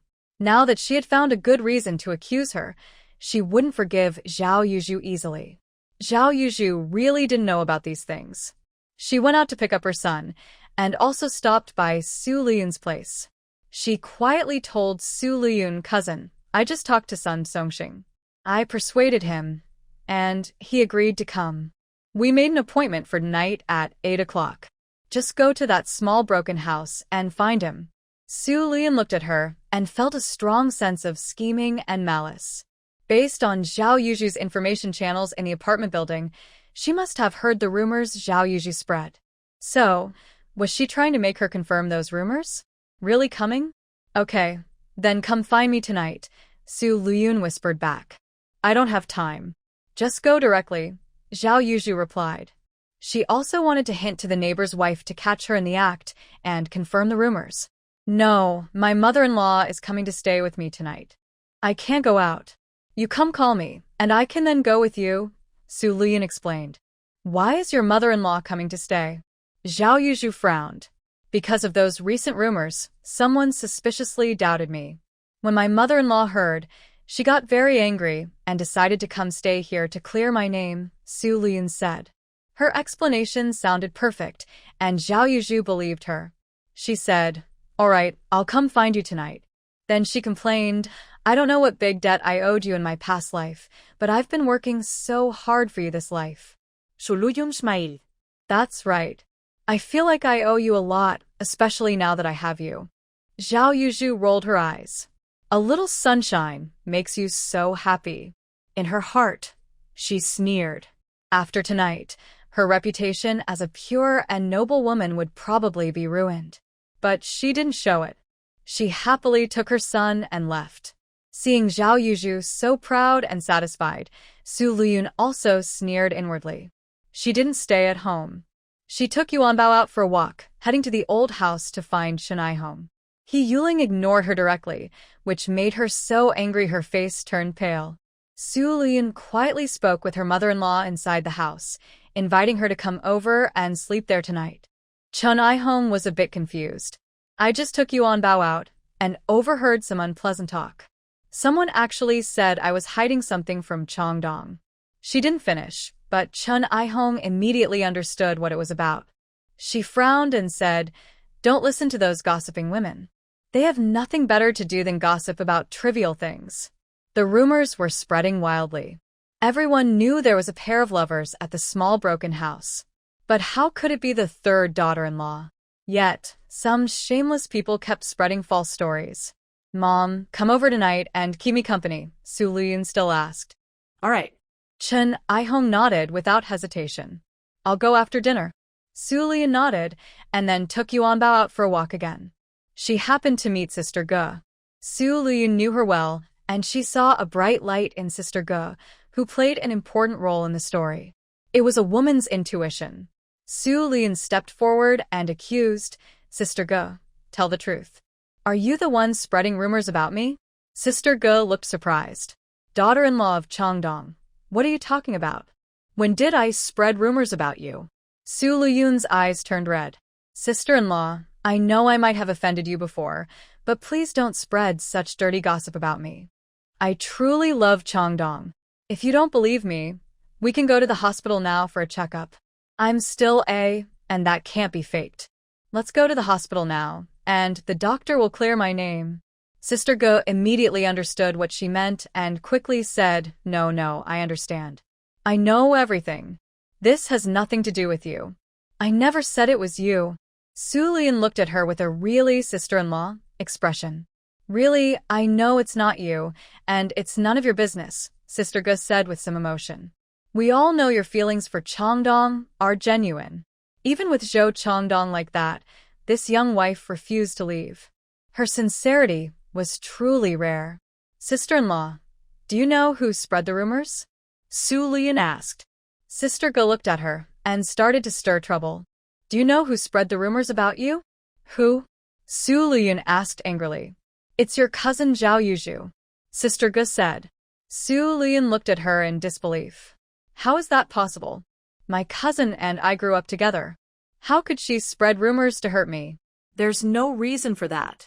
"People suspect you, so they won't suspect her. Isn't that a good reason?" Sister-in-law Ge hummed. She believed her reasoning was perfect. Zhao Yuzhu had completely cleared herself. "I won't let you hurt my husband." Jiang Yumian chuckled softly, looking at this pitiful and foolish person. Originally, she just wanted Jiang Yaoguang and the Song family's marriage to fall through. But ruining the other person's marriage didn't seem enough. She wanted to expose their true nature, make this person wake up, and crush the hopes of the second family one by one. Just like when Jiang Yaoguang and the soldiers found Jiang Qingyuan, she shattered his hope, and Jiang Qingyuan was captured by soldiers and sent to the battlefield to block the rebels with his body. Just like how the second family's people left the main house in the village to wait for death. This young wife she? "Lower your voice." Sister-in-law Ge looked around, then pulled her aside to speak quietly. "Don't doubt me. I saw her holding hands with Sun Songxing today, and she even gave him money." "Who is Sun Songxing?" Lüyun asked, pretending not to know. "You wouldn't know, that's normal. He went to the countryside earlier and just came back this year." Lüyun looked stunned, speechless for a moment, then quickly shook her head. "I don't believe my cousin could do such a thing. She and Wen Chuan are so close. I didn't see it myself, so I can't be sure. But I saw it with my own eyes. If I'm lying, may I be struck down by lightning." Sister-in-law Ge said. "Your cousin isn't a good person. You're so naive, stay away from her." Yes, Lüyun's impression was that she was a simple-minded sister who couldn't manage her life. If she wasn't naive, how could Zhou Changdong still be around? Thank you, sister-in-law. I'll go find Yuzhu. I need to ask her. If she really did it, I'll try to persuade her to turn back. She can't keep making mistakes." Lüyun said, heading to find Zhao Yuzhu. Sister-in-law Ge was anxious. "Don't go. If you do, she won't admit it. She might even turn the blame on you. Your reputation isn't as good as hers. If everyone suspects you, they won't suspect her." Sister-in-law Ge also regretted telling her. She wished she hadn't, as it might alert Zhao Yuzhu. She had already spread the word to a few close friends, but she told them to keep quiet because she wanted to catch Zhao Yuzhu in the act. Fortunately, Lüyun appeared silly and easy to persuade. When she heard this, she paused. Sister-in-law Ge took the opportunity to press on. I'll go help you talk. Don't go yourself. Just pretend you don't know. Don't get involved in this matter, or you'll end up in trouble. When mud gets into your pants, it's not just dirt, it's worse. She comforted and warned her at the same time. Okay, I'll listen to you, sister-in-law. You seem to have a good plan. Lüyun acted obedient. Sister-in-law Ge was satisfied, and then reminded her, remember what I said, don't mention this in front of your cousin. Just pretend you don't know anything. After giving instructions, sister-in-law Ge was satisfied and went back. Lüyun watched her back and smiled. She really didn't expect everything to go so smoothly. She had wanted to hint for someone to watch tonight, but now that sister-in-law Ge was watching Zhao Yuzhu, she didn't need to bother so much. Night fell as scheduled. Chun Aihong also came over to rest and comforted Lüyun, telling her not to listen to the gossip outside. Lüyun looked hurt and said, I know, but I just can't stand it. I didn't expect someone to throw such dirty water on me. When Changdong left, he didn't even have a house, and I'm still a pure girl. If it gets too bad, I'll go to the hospital for a checkup. Let the doctor prove I'm innocent. Zhang Dong also knew her wife was upset. Wife, don't listen to those rumors. Chun Aihong also advised her, Junyun, don't think like that or act on it. Whoever makes the accusations needs to provide evidence. Let them show proof. Without evidence, they're just spreading rumors. Hearing her mother-in-law's words, Lüyun couldn't help but praise Mom. Now I understand why you've raised Zhang Dong and them to be so outstanding. Her mother-in-law's way of thinking was truly ahead of her time. Even many mothers-in-law decades later wouldn't have such modern ideas. Her cousin's foolishness in trying to show off really made her family look good. She was grateful for her cousin's gift and planned to give her a big reward tonight. Time passed quickly. When Zhao Yuzhu came over, Chun Aihong opened the door. Auntie, I'm here to see my cousin, Zhao Yuzhu said with a smile when she saw Chun Aihong. I didn't expect her to really come. No wonder Lüyun came to find her herself. Lüyun came out, but she was in the middle of washing her hair. Seeing Zhao Yuzhu's surprised tone, she asked, Cousin, why are you looking for me at this time? Zhao Yuzhu paused, pretending to be surprised. Since it's already this late, Chun Aihong still thought the sisters wanted to talk about private matters, especially since Zhao Yuzhu had just had a miscarriage a few days ago. The two sisters married into the family together, so she believed they must have some grievances to share with their cousin. So she went inside to give her son a foot massage. Cousin, what are you doing? It's so late, and you're still washing your hair? Zhao Yuzhu whispered as she saw someone leave. I haven't washed my hair in several days. I need to wash it before I go see people. Do you want me to go looking messy? Lüyun rolled her eyes at her. Zhao Yuzhu secretly sneered inside. She felt she was becoming indifferent towards Sun Songxing, but she was so anxious, she couldn't be indifferent. She couldn't help but say, but when I told you earlier, you didn't wash. Now it's getting late. Lüyun saw someone hiding nearby, eavesdropping, and her eyes flickered. You're only thinking about your happiness and forgot. I just remembered, so I should wash now. You go ahead and tell him first, ask him to wait for me. Don't leave yet. I'll finish washing my hair and come right away. Zhao Yuzhu looked at her with disdain and said, Do I need to wait for you? No need. I'll tell my mother-in-law. I went to find you after I finish. Lüyun lowered her voice. Hurry up and go. If I don't go now, you can't leave either. Otherwise, Sun Songxing will definitely wait for me. He's probably still angry with me because of you. Zhao Yuzhu was a bit unwilling, but to completely reveal Lüyun's true character tonight, she said, All right, I'll go first and try to calm Sun Songxing down. You need to come quickly. I know. Please tell him to wait for me. Got it, really? Zhao Yuzhu rolled her eyes. I'd use such a big favor, and you still want to charge me for making a dress for Auntie? That's what my mom charges. I can't decide. Hurry up and go, don't dawdle. If you wait too long, he might run off. Lüyun said impatiently. Zhao Yuzhu was furious. Asking for help and being so confident, besides Lüyun, there was no one else. but she couldn't help but assist. After Zhao Yuzhu left, Sister Go, who was following her, immediately stepped out from the shadows to find Su Lüyun. Just as Su Lüyun was about to go back to wash her hair, she looked startled. "Sister-in-law, what are you doing? Why are you sneaking around? You scared me so much at night." Sister Go awkwardly smiled. "I'm just worried you'll find out. Your cousin just came to look for you. What were you two whispering about?"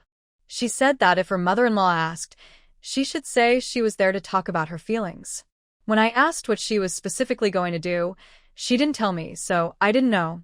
Su Lüyun spoke as if she didn't know anything. Sister-in-law Ge heard this and got very excited. She didn't expect Zhao Yuzhu to act so quickly. She thought that after her miscarriage, Zhao Yuzhu wouldn't come out to sneak around so soon. But tonight, when she was using the bedpan, she noticed Zhao Yuzhu quietly leaving the house. Without hesitation, she followed her, only to find out Zhao Yuzhu was looking for her cousin to help cover her. "Sister-in-law, I wonder if my cousin..." Su Lüyun suddenly looked surprised, eyes wide open. Sister-in-law Ge suppressed her excitement. No, don't think too much. Hurry and go wash your hair. It's cold. Don't catch a cold."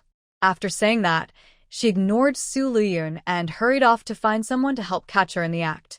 Su Lüyun knew very well who sister-in-law Ge was going to find, so as soon as she left, she quickly wrapped her hair with a towel and went to find Chennai home. The other two nodded secretly and tiptoed toward the garden. Under the moonlight, the fresh vegetables in the garden seemed to tempt them, especially the bright red tomatoes and the green cucumbers, making their mouths water. The tall man's eyes glowed with excitement. He swallowed hard and reached out his hand. But before he could grab a cucumber, a small creature suddenly darted out and lunged at him. Startled, he quickly pulled back his hand. Under the moonlight, he saw it was a fierce cat. He let out a sigh of relief and muttered quietly, "Little beast, get lost. Don't delay me stealing vegetables." When she was using the bedpan, she noticed Zhao Yuzhu. Sister-in-law Ge said if she lied even a little, she'd be struck by lightning. Tonight, I followed her and saw she was definitely planning to catch her in the act. Su Lüyun said. "This can't go on. Isn't she trying to force my cousin to the brink? Although what she did isn't right, Ming Xian is still so young." Chun I-hong asked, "What do you want to do?" "I need to go quickly to the abandoned house and check." "Mom, come with me. If she's there, I'll tell my cousin to leave immediately." Su Lüyun said. Yes, she wanted Zhao Yuzhu and Sun Songxing to run away, because they weren't actually having an affair and she couldn't drug them to make them pretend. To prove their affair, she had to go and stop them in time. She wanted to give everyone the illusion that they failed to sneak around. But her goal was also achieved. Because of this kind of situation, once someone is suspected, even without seeing it with their own eyes, it confirms what Sister Ge said. When yellow mud gets into your pants, even if it's not, it's still mud. Especially since Sister Ge was an eyewitness, she saw them pulling and tugging and also had financial dealings with them. So even if they weren't caught with their pants down, all of this was enough to pressure Zhao Yuzhu and Sun Songxing into silence. Chun I-hong was actually hesitant because it didn't involve her family. But she couldn't let her daughter-in-law face this alone, so she nodded in agreement. Su Lüyun timed her shout perfectly, just as Sister Ge and the others were about to catch the women. When Sister Ge gathered Ma Shen and other key people to catch them, Su Lüyun suddenly shouted, "Yuzhu, I need to talk to you." Zhao Yuzhu was startled. Why was she shouting so loudly at night? Was she afraid others wouldn't hear? Sun Songxing was also surprised, but he quickly became happy. However, to protect his status, he only told Zhao Yuzhu to call Su Lüyun and didn't come out himself. When Zhao Yuzhu saw that Su Lüyun had even brought Chun I-hong along, her face froze. What is going on? Why is she bringing her mother-in-law here? Before she could ask, Su Lüyun hurriedly said, "What are you standing there for? Hurry up and go. Sister Ge and the others are coming to catch them in the act." What? Zhao Yuzhu was stunned. She hadn't even had time to send a secret message. Sun Songxing, hiding inside, heard this and his face changed. He couldn't care less and hurried out. He wanted to tell Su Lüyun, "What are we afraid of? I'm single, and you're almost a widow. We're not afraid." But when he saw Chun I-hong, his face immediately changed, and he looked guilty. Aunt, "Auntie," he stammered. Chun I-hong saw him, and her face darkened. At that moment, Sister Ge and the others' voices came over, excited. "They're over there. Hurry, let's catch them in the act." Their voices sounded very excited. "Get out of here now," Chun I-hong yelled. Sun Songxing shivered and forgot everything else, running hurriedly. When Sister Ge and the others arrived, they just saw Sun Songxing running away, along with Su Lüyun holding her mother-in-law's hand, and Zhao Yuzhu looking stunned. Ma Shen immediately focused on Sun Songxing's back, her sharp eyes shining with excitement. "Is that the young man from the Sun family? I remember he just came back from the countryside not long ago. That's him. No mistake." The other two sisters-in-law are well known for being very talkative. One is called Sister Hua, and the other is Sister Song. Both of them have bright, shining eyes. But Sister Ge was so angry she was trembling. She pointed at Su Lüyun and scolded, "Longdong's wife, did you come here to tell on us? Tonight, she was here to catch a big fish. But she didn't catch anyone on the spot." Su Lüyun immediately acted guilty, like a shy young wife, and said, "Sister Ge, what are you talking about? I was just out for a walk with my mother-in-law." "You haven't even washed your hair yet and you're out for a walk." Sister Ge was so mad, she couldn't speak clearly. "Ai Hong, quickly tell everyone what's going on." Ma Xin turned to Chun Ai Hong. Chun Ai Hong said, "I don't know. Yunyan, let's go." "Okay." Su Lüyun nodded politely, holding her mother-in-law's arm as they walked away. She didn't forget to push Zhao Yuzhu and said, "Why are you standing there? Hurry back." "Wait." Zhao Yuzhu was caught off guard earlier, but now she quickly said, "Cousin, you need to explain to everyone. This has nothing to do with me. I was just trying to help you arrange a meeting with Sun Songxing." Without hesitation, she betrayed Su Lüyun. Tonight's situation was so easy to misunderstand. Everyone present was very talkative. If she didn't clarify, the person who met Sun Songxing secretly could very well turn out to be her. "What?" Su Lüyun's eyes widened in anger. She stared at her and said, "Are you trying to throw dirt on my name? Don't think that just because my reputation is worse than yours, you can falsely accuse me. My mother-in-law can testify for me." "Cousin, what are you saying?" Zhao Yuzhu said angrily. "It was you who was close to Sun Songxing." Just shut up." Chun Ai Hong also got angry. Old Lu watched the three efficiently chop down a tree and carefully tie a rope so the tree wouldn't fall on the vegetable garden. He was quite satisfied, and his previous dissatisfaction faded. Young people work quickly. That thick tree was cut down in just a few swings. He remembered how difficult it was to cut trees when building the house. It had exhausted him for days. Now, with these three, they could clear some land and plant wheat soon. Next year, they could dig channels and grow rice in the small wetland. Thinking about the rice paddies, he was so happy his beard almost curled up. Lu Deong was also very pleased with the three. She also wanted to explain to Aunt Ma and Sister Ge, "Listen to me. I really have nothing to do with Sun Songxing. He's my cousin. My cousin secretly got close to Sun Songxing. They arranged to meet tonight. I am being falsely accused." But Aunt Ma and the others didn't believe her weak excuse. Their faces showed clear sarcasm, as if saying, "Keep lying, go on." Especially Sister Ge, who mocked and ridiculed Su Lüyun. She told Aunt Ma and the others, "When I told Chongdong's wife about this today, I warned her not to get involved, or she'd be smeared with dirt. But she refused to listen and even came to report. Now she's been bitten back. She should know how serious it is." When Zhao Yuzhu heard Sister Ge, she almost fainted with anger. She was trying to set up Su Lüyun to ruin her reputation as a pure and noble woman, so everyone would see her true, wild nature. She also wanted to crush her relationship with Sun Songxing. But in the end, she ended up taking the blame for Su Lüyun. She absolutely refused to accept this. But what could she do?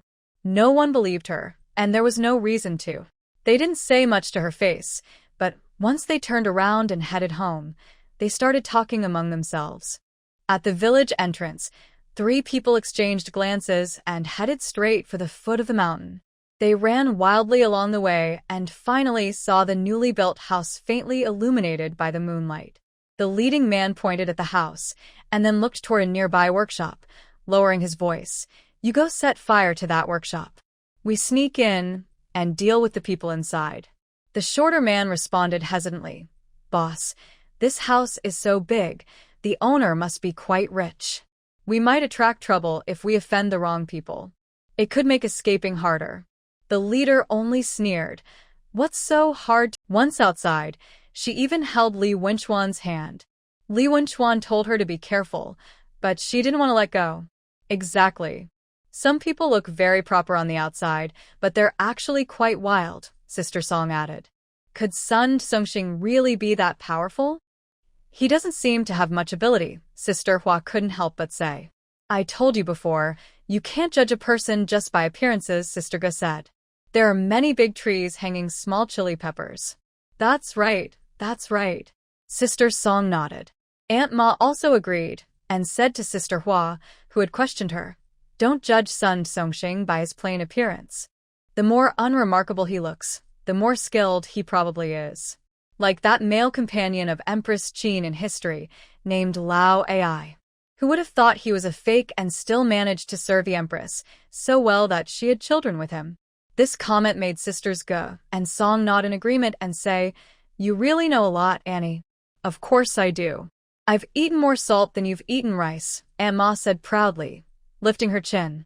Sister Hua was convinced and exclaimed, "I really didn't expect it to be her. She truly does big things quietly." So, tonight, what does Zhao Yuzhu plan to do to clear her name? Even if she jumped into the Yellow River, she couldn't explain everything clearly. Zhao Yuzhu knew this very well, so she was completely stunned. She didn't even know how she got back home. Li Wenchuan frowned when he saw her like this and asked, "What did you go do? You look like you've lost your soul." Zhao Yuzhu suddenly snapped out of her daze. Seeing Li Wenchuan, she burst into tears and said, "Wenchuan, my cousin is trying to ruin me." Without waiting for him to ask, she quickly told him everything about Su Lüyun and Sun Songxing. Then she mentioned what happened tonight. She knew she had to explain everything clearly to Li Wenchuan, or else, what could she do? Li Wenchuan's brows furrowed tightly after hearing this. Zhao Yuzhu cried and said, "When Zhou Changdong was just brought back, we went to see him. You overheard us talking about Sun Songxing in the room. You asked me, and to cover for my cousin, I said there was nothing. Do you remember?" Li Wenchuan remembered clearly and said irritably, "All right, stop crying. Don't scare the kids." Zhao Yuzhu looked at him and asked, "Do you believe me?" "I believe you," Li Wenchuan nodded. Of course he believed her. What kind of person is Sun Songxing? How could he not know? Zhao Yuzhu married such a good man, she wouldn't be blind enough to fancy him. What would she see in him? Whether it's his family or personal skills, he can't compare to Li Wenchuan. And earlier, when he visited Zhou Changdong, he indeed overheard their conversation. They said Su Lüyun was foolish enough to fancy Sun Songxing, and he actually believed it.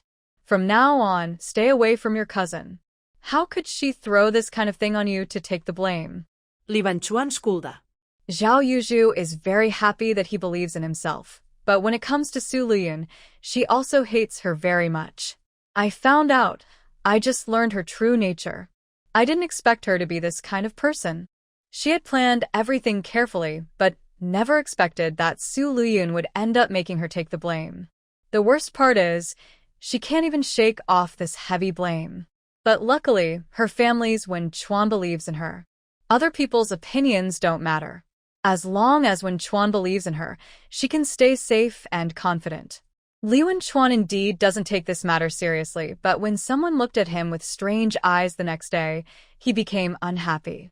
He explained directly, saying his wife wouldn't do such things, and that some people were deliberately spreading false accusations.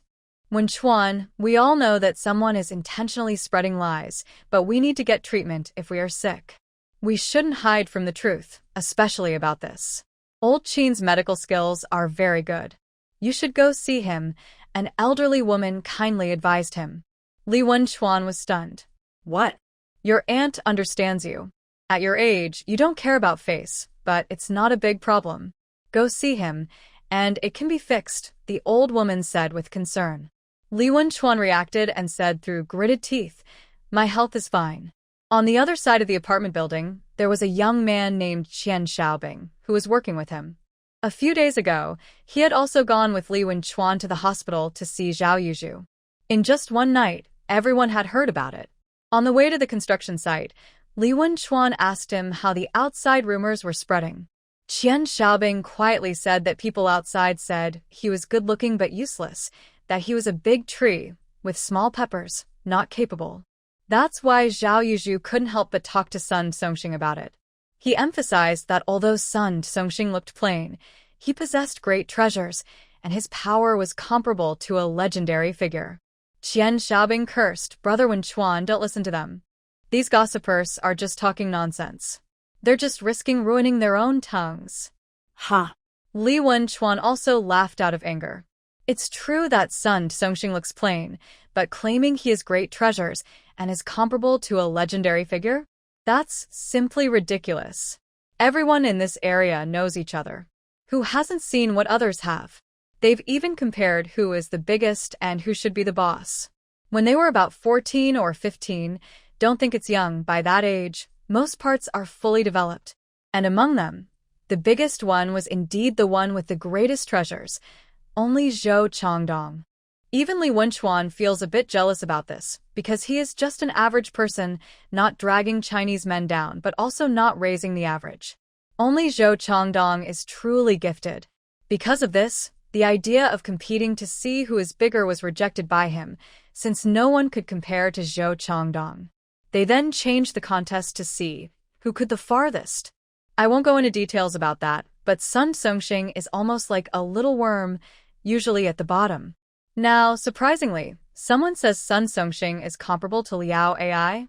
If they say Zhou Changdong is comparable to Liao AI, I have nothing to say. It's natural, and you can't envy that. But who is Sun Songxing anyway? That's just a joke. He sneered, dismissing these absurd rumors and deciding not to pay attention to them. He ignores these rumors, but his mother, Li Mu, is furious.